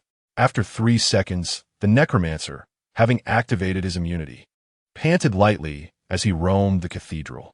Cursing under his breath, he raised his hand, sending forth a murky wave of necromantic energy. Gufan reacted with remarkable agility. However, their speed proved inadequate. Most ranged attacks target specific foes, and the necromantic wave struck Gufan's snow-capped round shield, with residual damage impacting his body, eliciting a pained grunt. It was a testament to the creature's quality, though not as formidable as the previous Ice Monster King. The residual damage was still quite discomforting. With a 30-minute cooldown, he was relieved it was only a single occurrence. Liyue, shaken by the encounter, remained vigilant behind him. The battle continued as both sides exchanged blows. Gufan and Liyue primarily focused on evasion, biding their time until the shield's duration expired. As the shield waned, the relentless bleeding effect began to voraciously drain the Necromancer's health. When the cooldown elapsed, and the Necromancer attempted to summon his shield once again, he was met with another freezing assault from Liyue, forced to witness the relentless barrage of Gufan's shadow orbs. As the last vestiges of the Necromancer's health were extinguished, his form disintegrated into ashes, leaving only the dull, lifeless staff to plummet to the ground. Gufan contacted Liyue, instructing him to inform the demon to seize the opportunity to strike. Simultaneously, the demon effortlessly dispatched the Necromancer within the dark world. After both Necromancers perished, they transformed into blue treasure chests, a chest of exquisite quality. One wonders if such treasures exist within the shadowy realms. Gufan expressed his curiosity, simultaneously recognizing the provenance of the chests. Initially, he had presumed they existed independently, only to discover they were the spoils of vanquishing the Necromancers. Upon realizing that the Necromancers of the Dark World could also yield ethereal items, a smile graced Gufan's face, his satisfaction with the acquisition evident. As for the Necromancer's intentions, whether to corrupt the entire town or, as he claimed, to save it, such matters bore no relevance to Gufan and Liyue. Subsequently, The malevolent spirits continued to assist Gu Fan in dispatching the remaining tainted cultists, cleansing the town entirely. Naturally, there were certain townsfolk beyond Gu Fan's concern. As long as they did not provoke him and sue Liyue, he would leave them be. Libashin Ramarka. I shall bring you the treasures and weapons dropped by the bosses. I contributed little to this grand battle. Thus it is only right they belong to you. Initially, he contemplated hoarding the rewards for himself. Yet after further reflection, he noted that Gu Fan's summoned spirits had not yet dissipated. Li Weixin wished to avoid conflict with Gu Fan and, more critically, with the spirits. The ability to effortlessly vanquish the necromancers of the dark world undoubtedly marked one as a formidable force. However, it was intriguing that such a powerful entity resided among the lowest ranks of hell. This sparked Li Weixin's curiosity about the nature of hell itself. What manner of world could it be? The group returned to the realm of light, then passed through the portal back to the infinite building. Aside from a collection of basic resources, pollution source stones, and an assortment of fundamental tools, they retrieved 4 significant rewards. 2 exquisite low-grade chests dropped by the necromancers.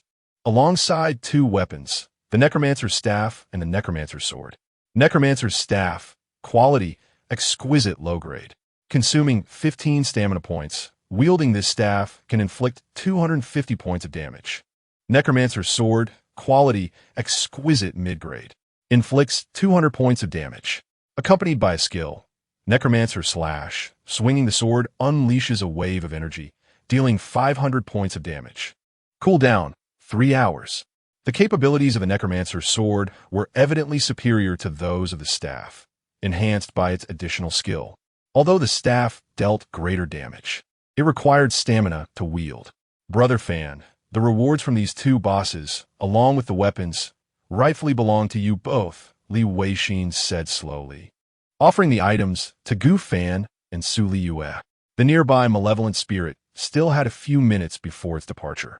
Gu Fan could easily assert his dominance and claim all 4 treasures before returning to the elevator. However, he chose not to. Casting a glance at Li Weixin, Gu Fan spoke deliberately. According to our agreement, indeed, we are the ones who defeated the bosses. However, had you not utilized poison to intercept that rabble before reaching the bosses, the outcome would not have been so effortless. He then handed the staff to Li Weixin.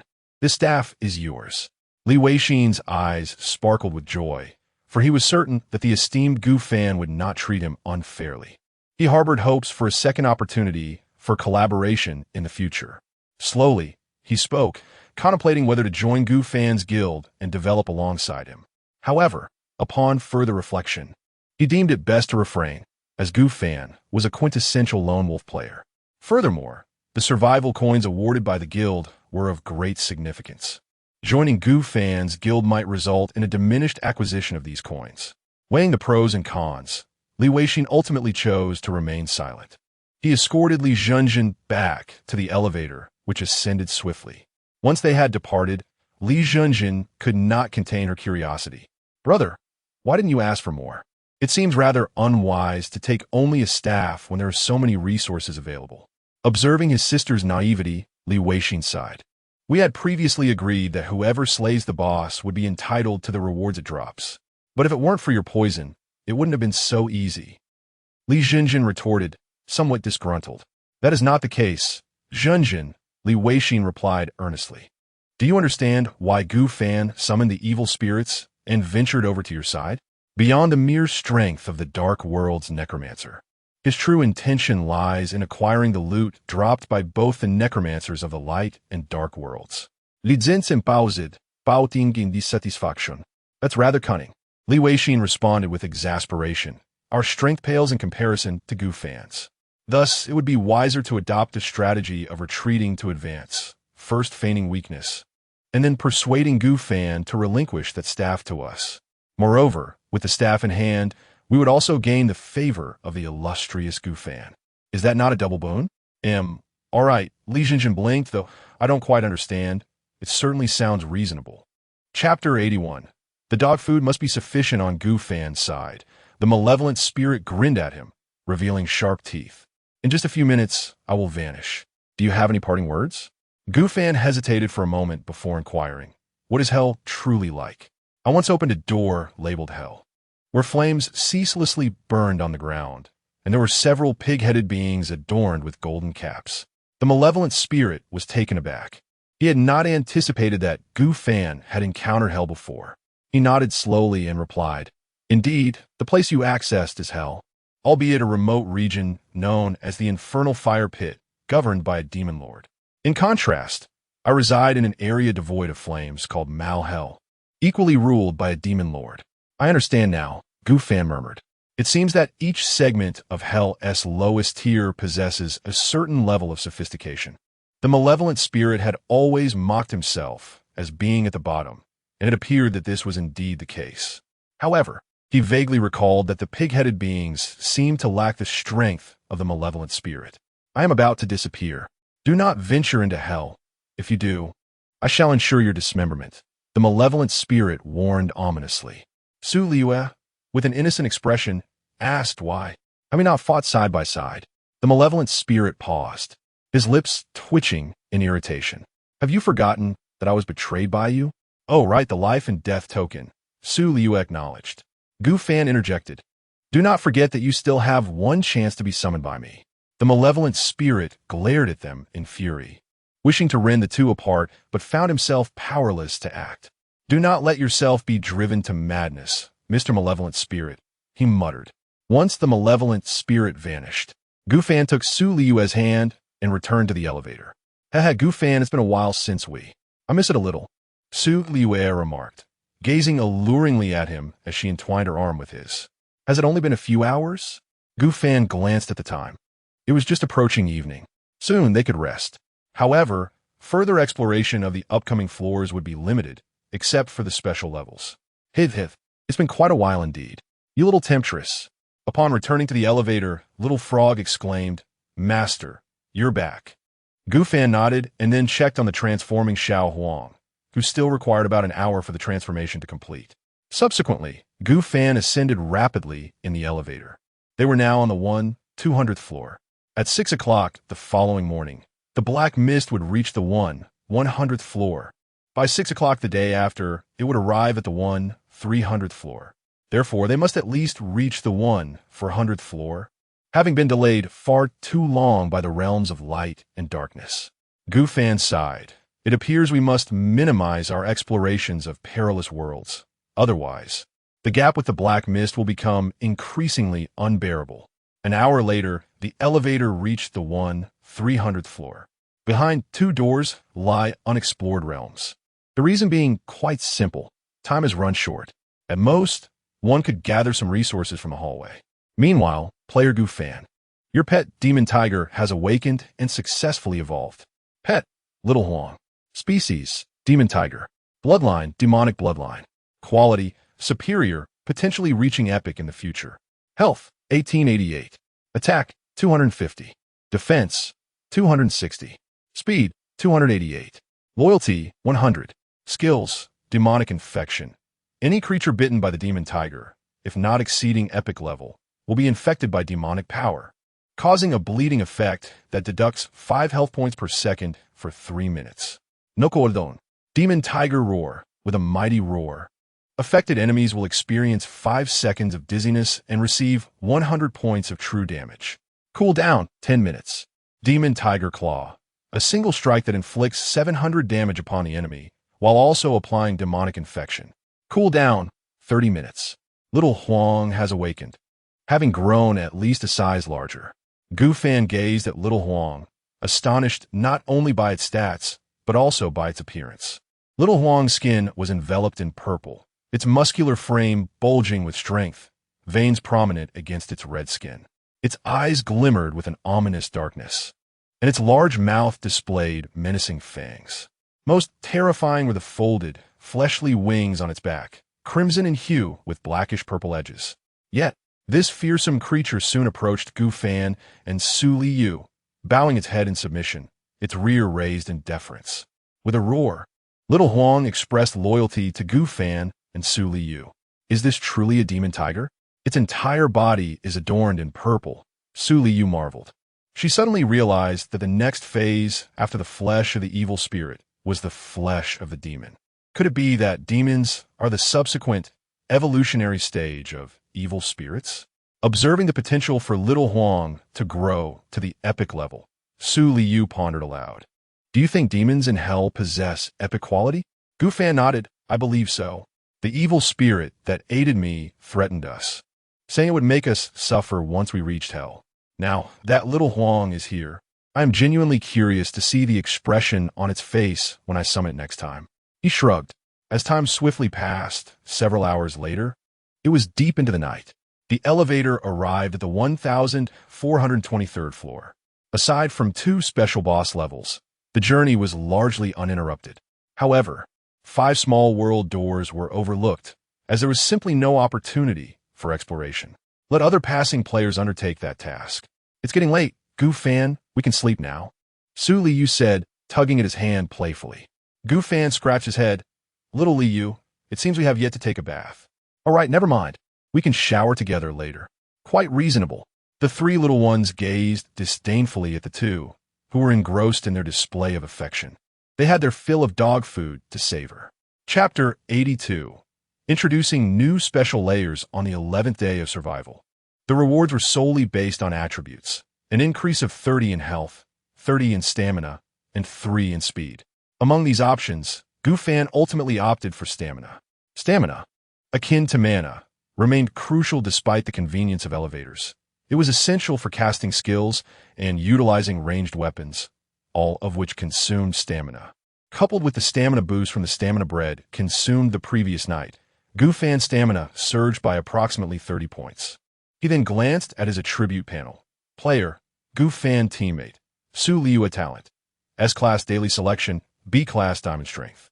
Health, 465 100 equipment, 100 title, 665 stamina, 272 100 title, 372 attack, 26 220 246 defense, 28 25,250,303 speed, 34 15 49 status, full of vitality. Pets, silverback wolf, juvenile, demon tiger, young, frog princess, NPC, adult, with his equipment fully optimized and having exchanged the golden blade for the sword of the undead. Gu Fan's attribute panel had significantly strengthened compared to before. However, he noted that the demon tiger, which had previously been in its adult phase, had reverted to its youthful stage due to the increase in its bloodline. Could it be that the enhancement of lifespan caused this transformation? Gu Fan pondered, somewhat perplexed, yet deemed it a fortunate turn of events. Perhaps when the demon tiger reached adulthood, it could ascend to an epic existence. After Su Liyue awoke, they engaged in discussion but failed to secure a critical hit for weapons or a high-quality treasure chest. Instead, they received a previous bread machine. Cultivating the elevator and the guild required substantial resources. The stamina bread produced by the bread machine was a necessity for all players. In the bustling trading market, selling stamina bread would undoubtedly yield significant profits. Combat served as a means to acquire resources. Currently, Gu Fan remained at the top of the comprehensive combat power rankings, particularly due to the presence of the demon tiger. Stamina bread machine, enhanced stamina bread machine. Enhanced stamina bread machine produces 200 stamina breads daily, with a maximum consumption of 100 per player. The production capacity had astonishingly increased to 200, a staggering 20-fold difference. Su Liyue exclaimed, in 2 or 3 days, our stamina will be fully replenished, allowing us to sell it in the trading market. Gu Fan replied with satisfaction. Selling 200 stamina breads daily will ensure a steady flow of basic resources. Subsequently, before ascending the stairs, Gu Fan opened the chat channel to seek any new intelligence, particularly from the upgraded chat channels of the 1 to 1000 region.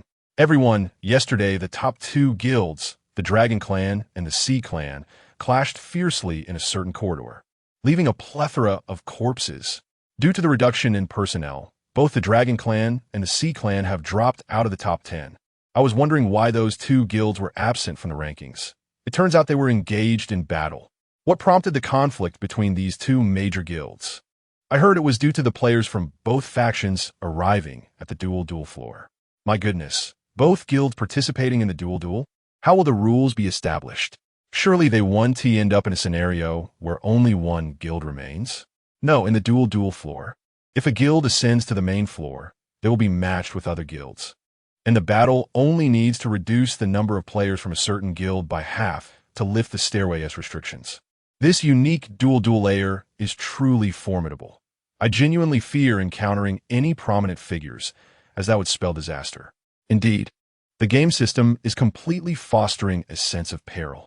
I wonder if you have ever played within the special layers of the game, where one must engage in a terrifying life and death game, only able to escape upon achieving victory.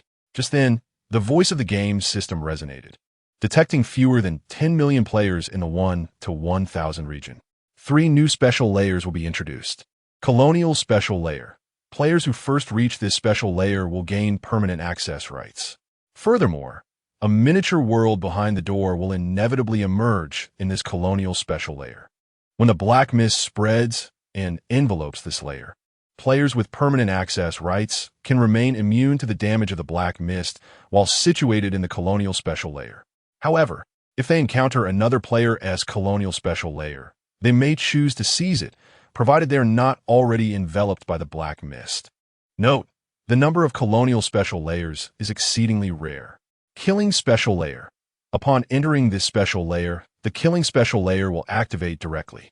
After 10 minutes, a monster will materialize, relentlessly pursuing the player who activated the layer, with the chase lasting for 24 hours. Lingering Special Layer. After experiencing this special layer, players must linger for a certain period before continuing their ascent.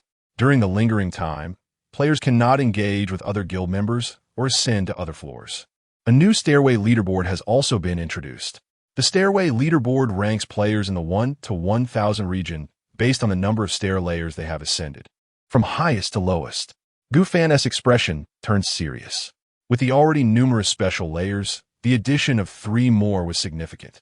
The first, the Colonial Special Layer, could potentially be beneficial for players. Gufan believed that the vast majority of players arriving at the Colonial Special Layer would choose to stay, rather than continue ascending the stairs. Even with the lurking danger of the black mist, becoming the master of the Colonial Special Layer would grant immunity from its effects.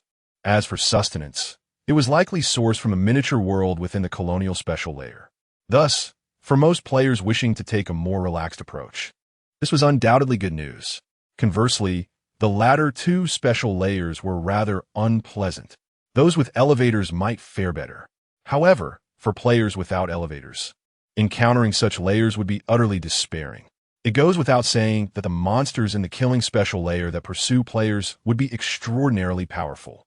Yet, if Gufan were to encounter one, he would be keen to see if the monster chasing him was as formidable as the little yellow one. As for the Lingering Special Layer, it was even more daunting. Imagine ordinary players laboriously climbing the stairs each day, conquering over 200 flights, with the ominous black mist closely pursuing them. Not only is the exploration of the miniature world rendered nearly impossible, but even the act of ascending the stairs becomes an arduous task. Suddenly, the group finds themselves on a peculiar floor, one that restricts access to the levels above and below. Is this not a source of despair? Moreover, if members of the same guild decide to split into several groups, and one group inadvertently steps onto this peculiar floor, they cannot simply reunite with their fellow guildmates from the other groups to escape. They must patiently wait for time to pass before they can continue their ascent. How treacherous!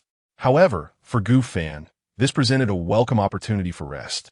In a single day, he could ascend 100 levels amidst the oppressive black mist. Over the course of a week, surpassing 1,000 levels would surely be within reach. Curiously, Gufan then opened the leaderboard. Chapter 83. The Special Layer of Slaughter. Who, pray tell, is the perpetrator of this carnage? Leaderboard, 1 to 1,000 zone. First place, Lu Bingtian, Lu Xiaoyan, Layer, 3586. Second place, Gu Zijian, Jiang Xiaolin, Layer, 1823. Third place, Wang Linji, Wang Xiaoxiao, Layer, 1753. Eighth place, Gufan, Su Liyue, Layer, 1423. Gufan and Su Liyue exchanged glances, their ranks seemingly unproblematic. though being in the 1400s appears formidable. It is merely a stone's throw away from the 1100s, a mere 300 layers apart. Thus, it stands to reason that other players have ascended even higher. Yet, a higher layer does not necessarily equate to prowess. It could well indicate a squandered opportunity to explore myriad small worlds. However, the first-place duo, Lu Bingtian and Lu Xiaoyan, how did they manage to scale beyond 3,000 layers? Climbing over 300 layers in a single day? Gu Fan felt a twitch at the corner of his mouth. Aside from their team, which was in the 3,000s, all others began with the 1,000s. Su Liyue expressed her astonishment. Gu Fan, this is implausible. During the cold calamity, even we dared not surpass 1,200 layers. Could it be that he encountered a fortuitous chance to leap layers? Or perhaps his talent is intrinsically linked to climbing these stairs? Gu Fan nodded in agreement, acknowledging that this was indeed a possibility, a true anomaly. As he scanned the combat power leaderboard, he found no trace of these two names. Thus, it could only mean one thing. Lu Bingtian must possess a singular focus on ascending the stairs. Perhaps his innate ability allows him to traverse these heights without encountering any peril. Wait a moment. Gu Fan scrutinized Lu Bingtian's name and avatar. Realization dawned upon him. He recognized Lu Bingtian as the preeminent sprinter and hurdler from our homeland, China, nay, the entirety of Asia. Lu Xiaoyan was likely his daughter. It was astonishing to find him within the 1 to 1,000 zone. Ah, now it all makes sense. With such innate physical prowess coupled with his talent, ascending to such heights is hardly surprising. At this very moment, on the 3,586th layer, a robust man clad in running shoes and a tank top was swiftly scaling the stairs, carrying a small girl upon his back. His strides were remarkably swift, each step allowing him to ascend 3 to 4 stairs at a time. This man was none other than Lu Bingtian, and his companion, Lu Xiaoyan, was indeed his daughter. Just as Gu Fan had surmised. Daddy, you're amazing. Lu Xiaoyan clapped her hands, beaming with joy. Lu Bingtian chuckled. No, my dear Xiaoyan. It is your remarkable talent that shines. With your S-class ability, there is no danger on this staircase, and we shall continue our ascent unimpeded. During the cold calamity, this building remained untouched, not a hint of chill. Lu Xiaoyan pouted, but without Daddy's S-class talent, granting us infinite stamina, we wouldn't be able to run so swiftly. The father and daughter exchanged mutual praises before resuming their ascent, for they had no intention of exploring the small worlds. Life is exceedingly monotonous, devoid of danger. One merely gathers various resources from the corridors and ascends 300 to 400 flights of stairs each day. In the chat channel, discussions abound regarding the newly emerged special floor and Lu Bingtian, the current leader of the stair rankings. Gu Fan and Su Liyue, while enjoying the banter within the chat, continue to operate the elevator, discerning information from each floor and scavenging for resources.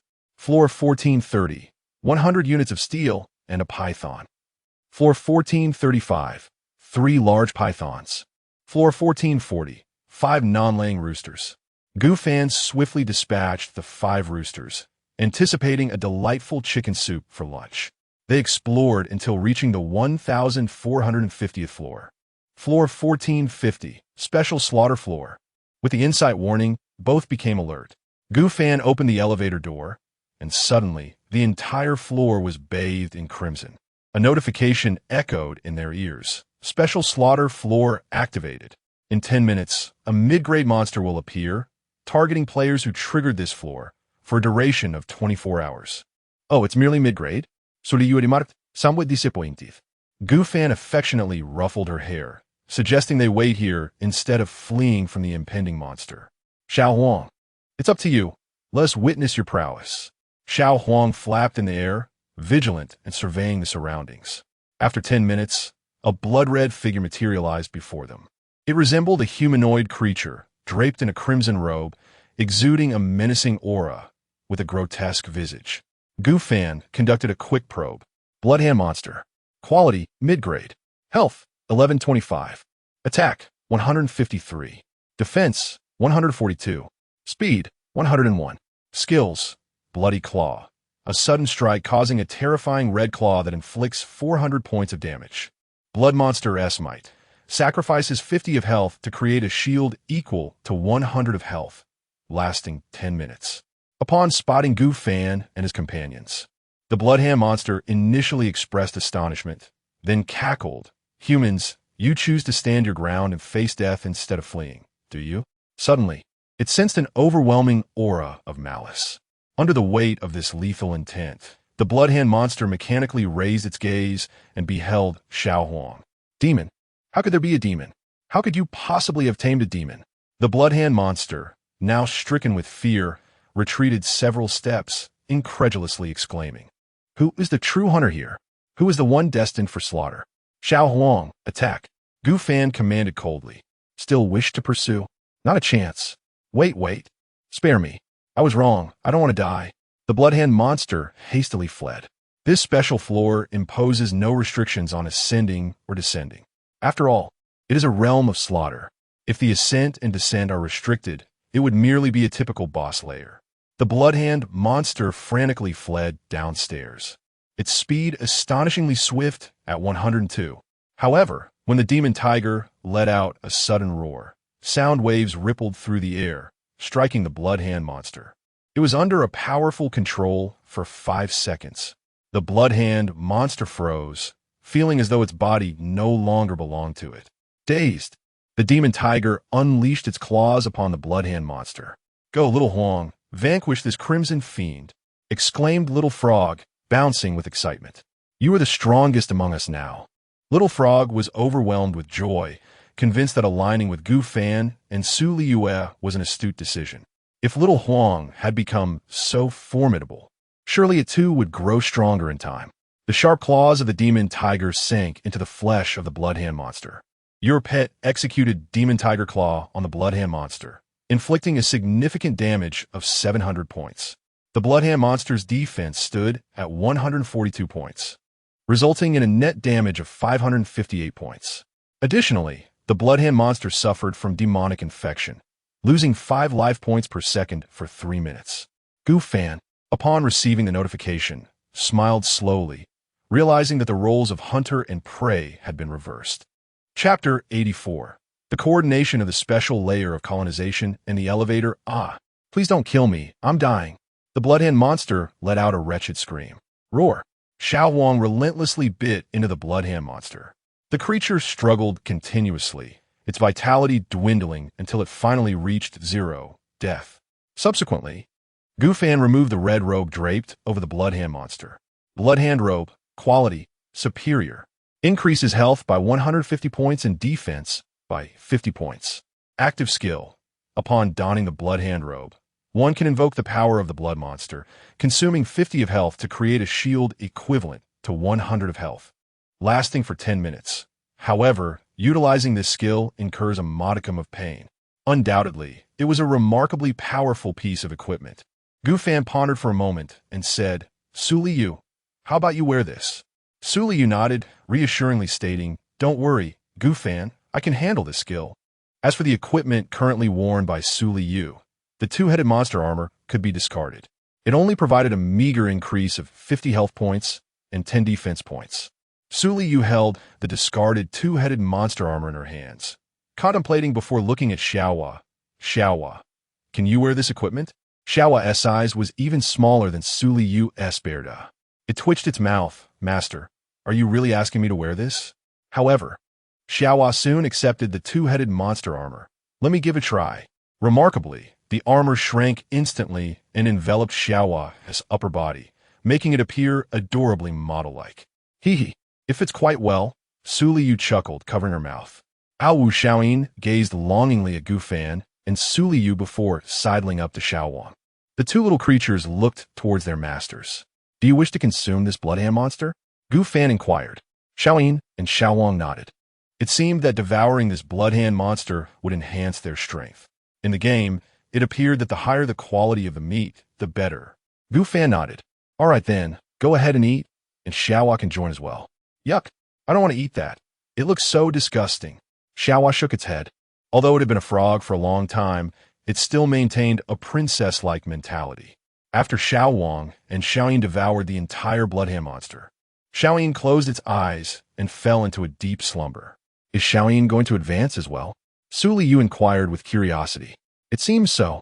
After all, Xiaoyin's current strength is too weak, and it has high potential, so consuming a piece of superior monster meat is highly nutritious for it, Gu Fan speculated.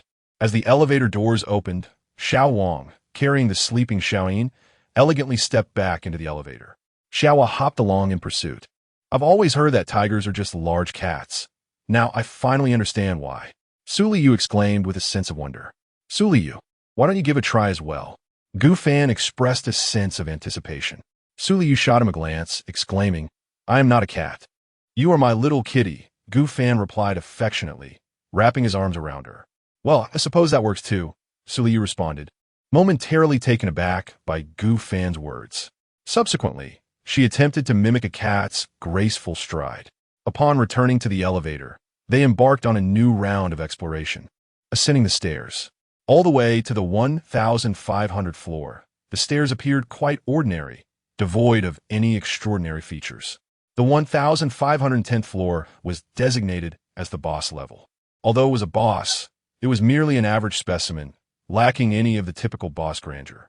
Xiao Huang swiftly dispatched it with a single bite, and after Gu Fan's consent, Xiao Huang consumed it in one gulp. However, if the meat was not humanoid and devoid of toxins, Gu Fan and Su Liyue would certainly consume it first to enhance their vitality before offering any to Xiao Huang. As for other creatures with side effects or humanoid traits that Xiao Huang desired, Gu Fan would allow him to feast upon them. As the formidable demon tiger, Xiao Huang possessed a prodigious appetite. Upon reaching the 1,510th floor, they encountered a special colonization level, behind which lay a miniature world. This world consisted of a solitary island abundant in timber, stone, and various fruits and vegetables, yet was also inhabited by a group of remarkably skilled wild men. Upon detecting that players Gu Fan and Su Liyue possessed an elevator, a notification revealed that players with elevators could teleport directly to the corresponding special colonization level, even if it was shrouded in black mist, and could return to the elevator from this special level. In that moment of discovery, both Gu Fan and Su Liyue were taken aback. It dawned on Gu Fan the true purpose of the special colonization level. Players with elevators could seamlessly access it, bypassing the encumbrance of the black mist. Was this not a generous gift of land? Su Liyue exclaimed with enthusiasm. I now understand the genuine utility of this special level. Players without elevators must develop within this colonization level, unable to ascend or descend when the black mist envelopes the area, thus having to progress within a miniature world. In contrast, players with elevators can thrive in the infinite building while simultaneously managing this colonization level. Therefore, it seems this special colonization level is tailored for players with elevators. Gu Fan nodded in agreement with Su Liyue's astute analysis. Let us seize this colonization level and teach those wild men a lesson. Do we need to eliminate them all? Su Liyue inquired curiously. Gu Fan shook his head, replying, not at all. The presence of wild men indicates the island is sufficiently large, which also implies an abundance of resources. We must focus on our development within the building, rather than squander time gathering resources. Oh, so you mean we should see if we can tame these wild men and have them assist us in resource collection? Brilliant! Upon arriving at the 1,510th floor, the elevator doors opened, revealing Gu Fan, Su Liyue, Xiao Huang, and Xiao Hua, who stepped out with curiosity. Meanwhile, Xiao Yin remained in a state of slumber and evolution. They surveyed the expansive platform before them, arrived at a special colonization layer. This layer is unclaimed. Would you like to occupy it? Note, initial occupation requires 100 survival coins. Elevator players must spend an additional 100 survival coins to establish a portal between the elevator and the special colonization layer. A mere 100 survival coins for a piece of land and an elevator portal seemed like an extraordinary bargain. Gu Fan promptly spent 200 survival coins. Soon after, a unique black door materialized beside the portal of their small world island. Intrigued, Gu Fan opened the door, only to find the elevator belonging to him and Su Liyue. Note, this door is visible and accessible only to players Gu Fan and Su Liyue, providing absolute safety. Thus, even if this layer were to be claimed by other players, they would remain oblivious to and unable to interact with this portal. Gu Fan closed the door, brimming with excitement, and exclaimed, "Let us go explore our island." "Oh yeah," Su Liyue echoed enthusiastically. The wildlings shouted, "Don't come over here. If they could also colonize this island, it would truly belong to them." Xiao Hua declared with fervor, hands on hips. As the door swung open, a damp, briny breeze rushed in. Detected that players have entered this special colonization layer. No mandatory stay time required. No stay time. This meant that Gu Fan and Su Liyue could reside on this island for eternity if they wished. Su Liyue's eyes sparkled as she remarked, "This can be considered our second home. Do you wish to stay here forever?"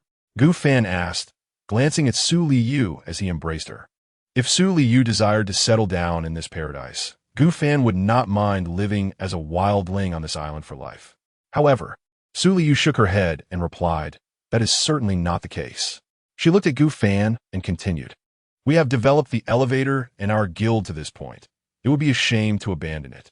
Moreover, as we continue to ascend and explore the world, coupled with our talents, we shall grow increasingly powerful. This can only be considered our secondary refuge. In case of danger, we can seek shelter here." Gu Fan nodded in satisfaction. He gazed at the island, which bore a striking resemblance to the one they had initially explored. Indeed, most islands appeared thus. Towering yet unfamiliar trees dotted the landscape, while numerous coconut palms graced the sandy shores. "Let us venture deeper into the island," Gu Fan suggested, and together with the three little ones, they swiftly made their way inland. The interior of the island was enveloped in dense foliage. Sunlight filtered through the layers of broad leaves, casting dappled patterns upon the humus-laden ground. "It has been so long since I basked in the sun," Su Liyue exclaimed, stretching her arms wide to embrace the warmth on her skin. "This sensation is truly delightful." Vines twist their way up the sturdy trunk, while unknown wildflowers peek through the crevices of the rocks. Occasionally, a few lizards dart through the ferns, startling small birds perched on wild fruits. The humid air is imbued with the fragrance of vegetation and a hint of brine from the sea. In the distance, the faint sound of a stream can be heard. This time, Gu Fan and his companion need not venture to the stream for a bath. With their cleansing skills and bathing facilities, there is no need to cleanse themselves in an obscure little pond. "I seem to sense the presence of other humans," remarked the little frog, twitching its nose. "Roar!" Little Huang also let out a roar towards the direction of the pond. As creatures of instinct, their sense of smell surpassed that of Gu Fan and Su Liyue. "Let us investigate. Perhaps they are wild men," suggested one of them as they approached that direction. At this moment, by the stream, a few ragged wild men, sun-baked and with darkened skin, squatted by the water, drinking. Upon noticing them, Gu Fan called out, "Hey, do you understand Huaxiao language?" Hearing the peculiar shout and the commotion of other beings nearby, the wild men, who had been gulping water, abruptly halted, their throats caught mid-swallow. And a spark of caution ignited in their murky eyes. They sprang to their feet, their water gourds clattering to the ground, bending slightly as their rough soles left deep imprints in the damp earth, fixating their gaze on the suddenly appearing Gu Fan. "Roar!" The leader of the wild men took the initiative, clenching his fist, which resembled a cooking pot, tightly around a bone club, the skull embedded in it gleaming pale in the sunlight. It appeared that this wild man had fashioned some food into a weapon. Yet, Gu Fan merely curled the corners of his lips, nonchalantly responding, "Are you roaring at us?" "Little Huang, show them what a true roar sounds like." As soon as he finished speaking, a massive shadow unfurled behind Gu Fan. Little Huang stepped forward, each stride causing the ground to tremble slightly. With a colossal frame stretching 4 to 5 meters, its purple mane bristled upright. The unique, dark purple patterns of the demon tiger flowed beneath its fur. The ferocity of the king of beasts merged seamlessly with the eerie bloodline of a demon, creating an invisible yet immensely oppressive aura that loomed over the wild men like a mountain pressing down upon them. The wild men, who had previously bared their teeth and claws, instantly froze, their roars caught in their throats, morphing into gasps. "Ah, ah, ah." The hacky wild men were taken aback. Observing the scene, Liyue couldn't help but remark. Soon, after a few breaths, little Huang continued to approach the wild men. Their pupils constricted, and their bodies trembled uncontrollably, a fear stemming from the depths of their bloodline. It was akin to a rabbit encountering a starving wolf or a sheep facing a fierce tiger. There was no need for deliberation. Their subconscious had already informed them that this was an absolute nemesis, a being capable of effortlessly tearing them apart. With a thud, the first wild man's legs buckled, and he knelt in the dirt, his forehead striking the ground heavily, the bone of his weapon echoing a dull thud against the earth. Immediately thereafter, the remaining individuals fell to their knees in succession, some even collapsing flat on the ground, trembling uncontrollably as if they were sifting grain, lacking even the courage to glance up. Is this truly the case? Gu Fan sat astride the small yellow beast, closely followed by Liyue. The two, resembling fierce tigers, encircled the group of wild men. "Take us to your leader," Gu Fan commanded.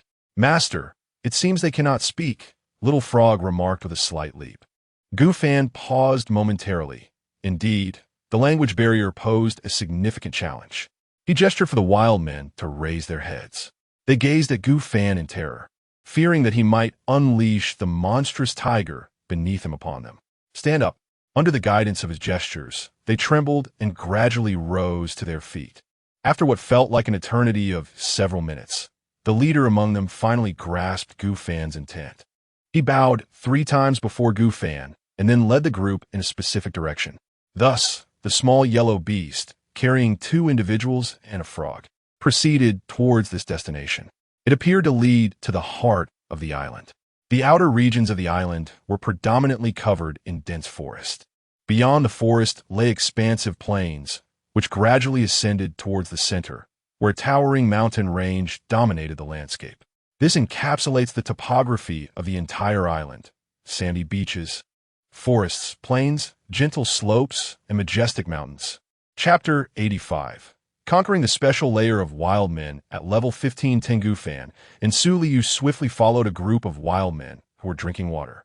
After an hour, they finally arrived at a tribe located on the plain.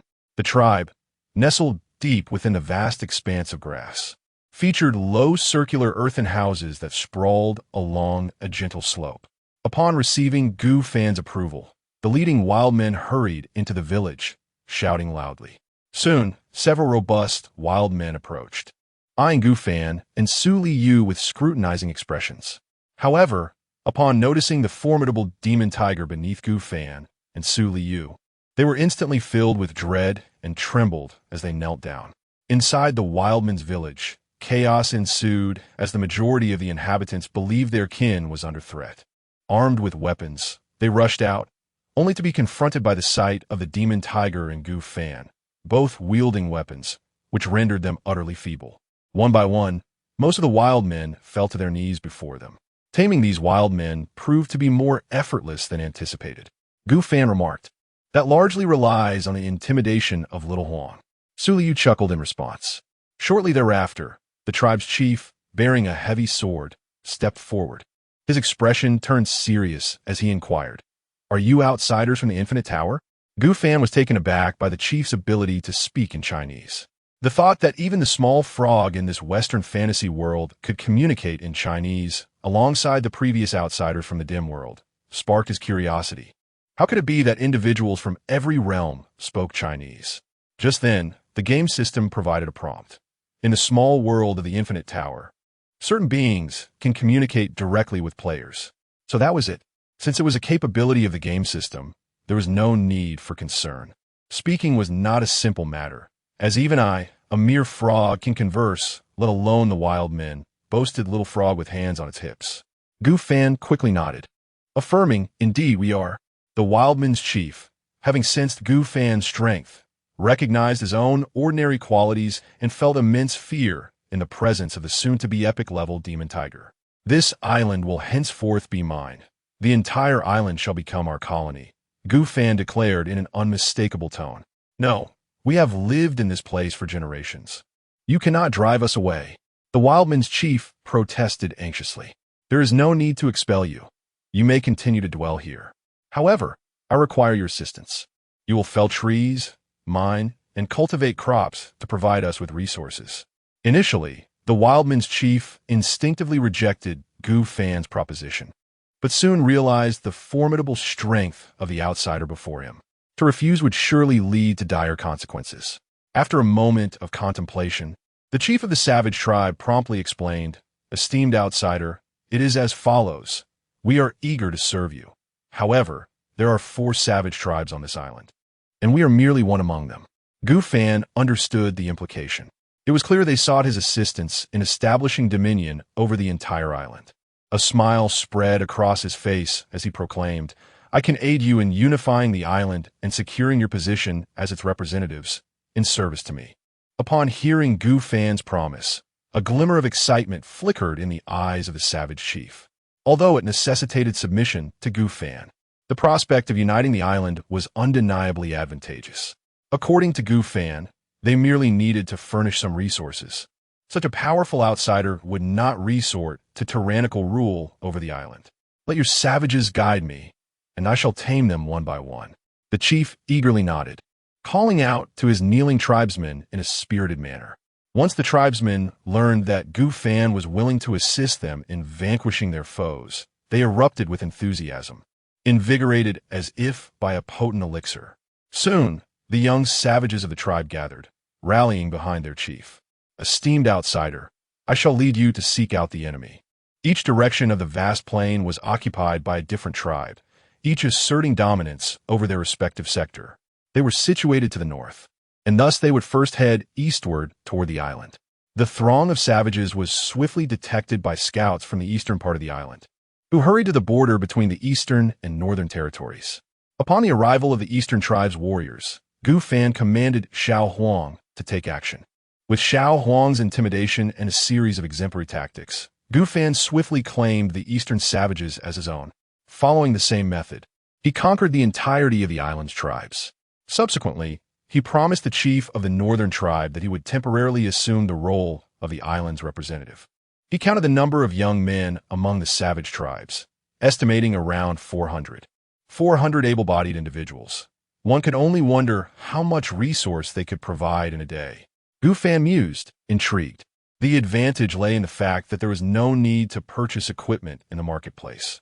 The 4 tribes already possessed a considerable amount of gear, and their roles were clearly defined.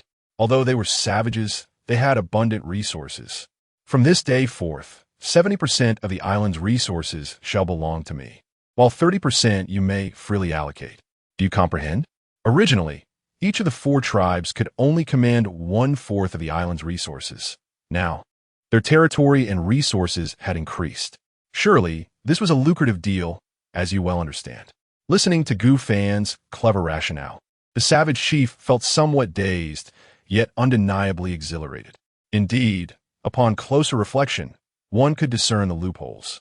Although 30% was an increase of 0.5% over the previous 25, they now had 4 times the number of savages to sustain. Furthermore, after Gu Fan departed, there was always the risk of rebellion. This concern was also raised by Liyue to Gu Fan. Gu Fan nodded, realizing that this special colonial layer could be seamlessly connected to the elevator at any time, allowing him to visit the island every few days. After finalizing everything, Gu Fan collected a significant portion of resources from the island, amounting to tens of thousands of wood, stone, and several thousand refined iron and steel. Once he accumulated enough survival coins, he could utilize these resources to upgrade the elevator and the guild. Unfortunately, these wild inhabitants had no survival coins. After establishing some management over the island, Gu Fan gathered a few seafood delicacies and returned to the Infinite Building. He retrieved the furnace and proceeded to grill some crabs and fish, enjoying a delightful meal with Liyue. Just as they were about to return to the elevator, one descended slowly to the 1510th floor. Upon the doors opening, they were met by 6 or 7 individuals who fell silent upon seeing Gu Fan, Liyue, and the formidable demon tiger beside them. It seems our elevator has inadvertently intruded upon your territory. We shall take our leave immediately," stammered the leader, a man clad in a tank top, as he frantically pressed the elevator buttons, wearing a forced smile. No sooner had he finished speaking than the doors closed, and the elevator ascended once more. Indeed, these individuals fled with remarkable speed. Liyue remarked with a hint of sarcasm. Clearly, before the encroaching black mist, this resource-producing colonial layer was highly sought after. With only 2 days remaining before the black mist enveloped the 1,500th layer, exploration of other small worlds was now off the table.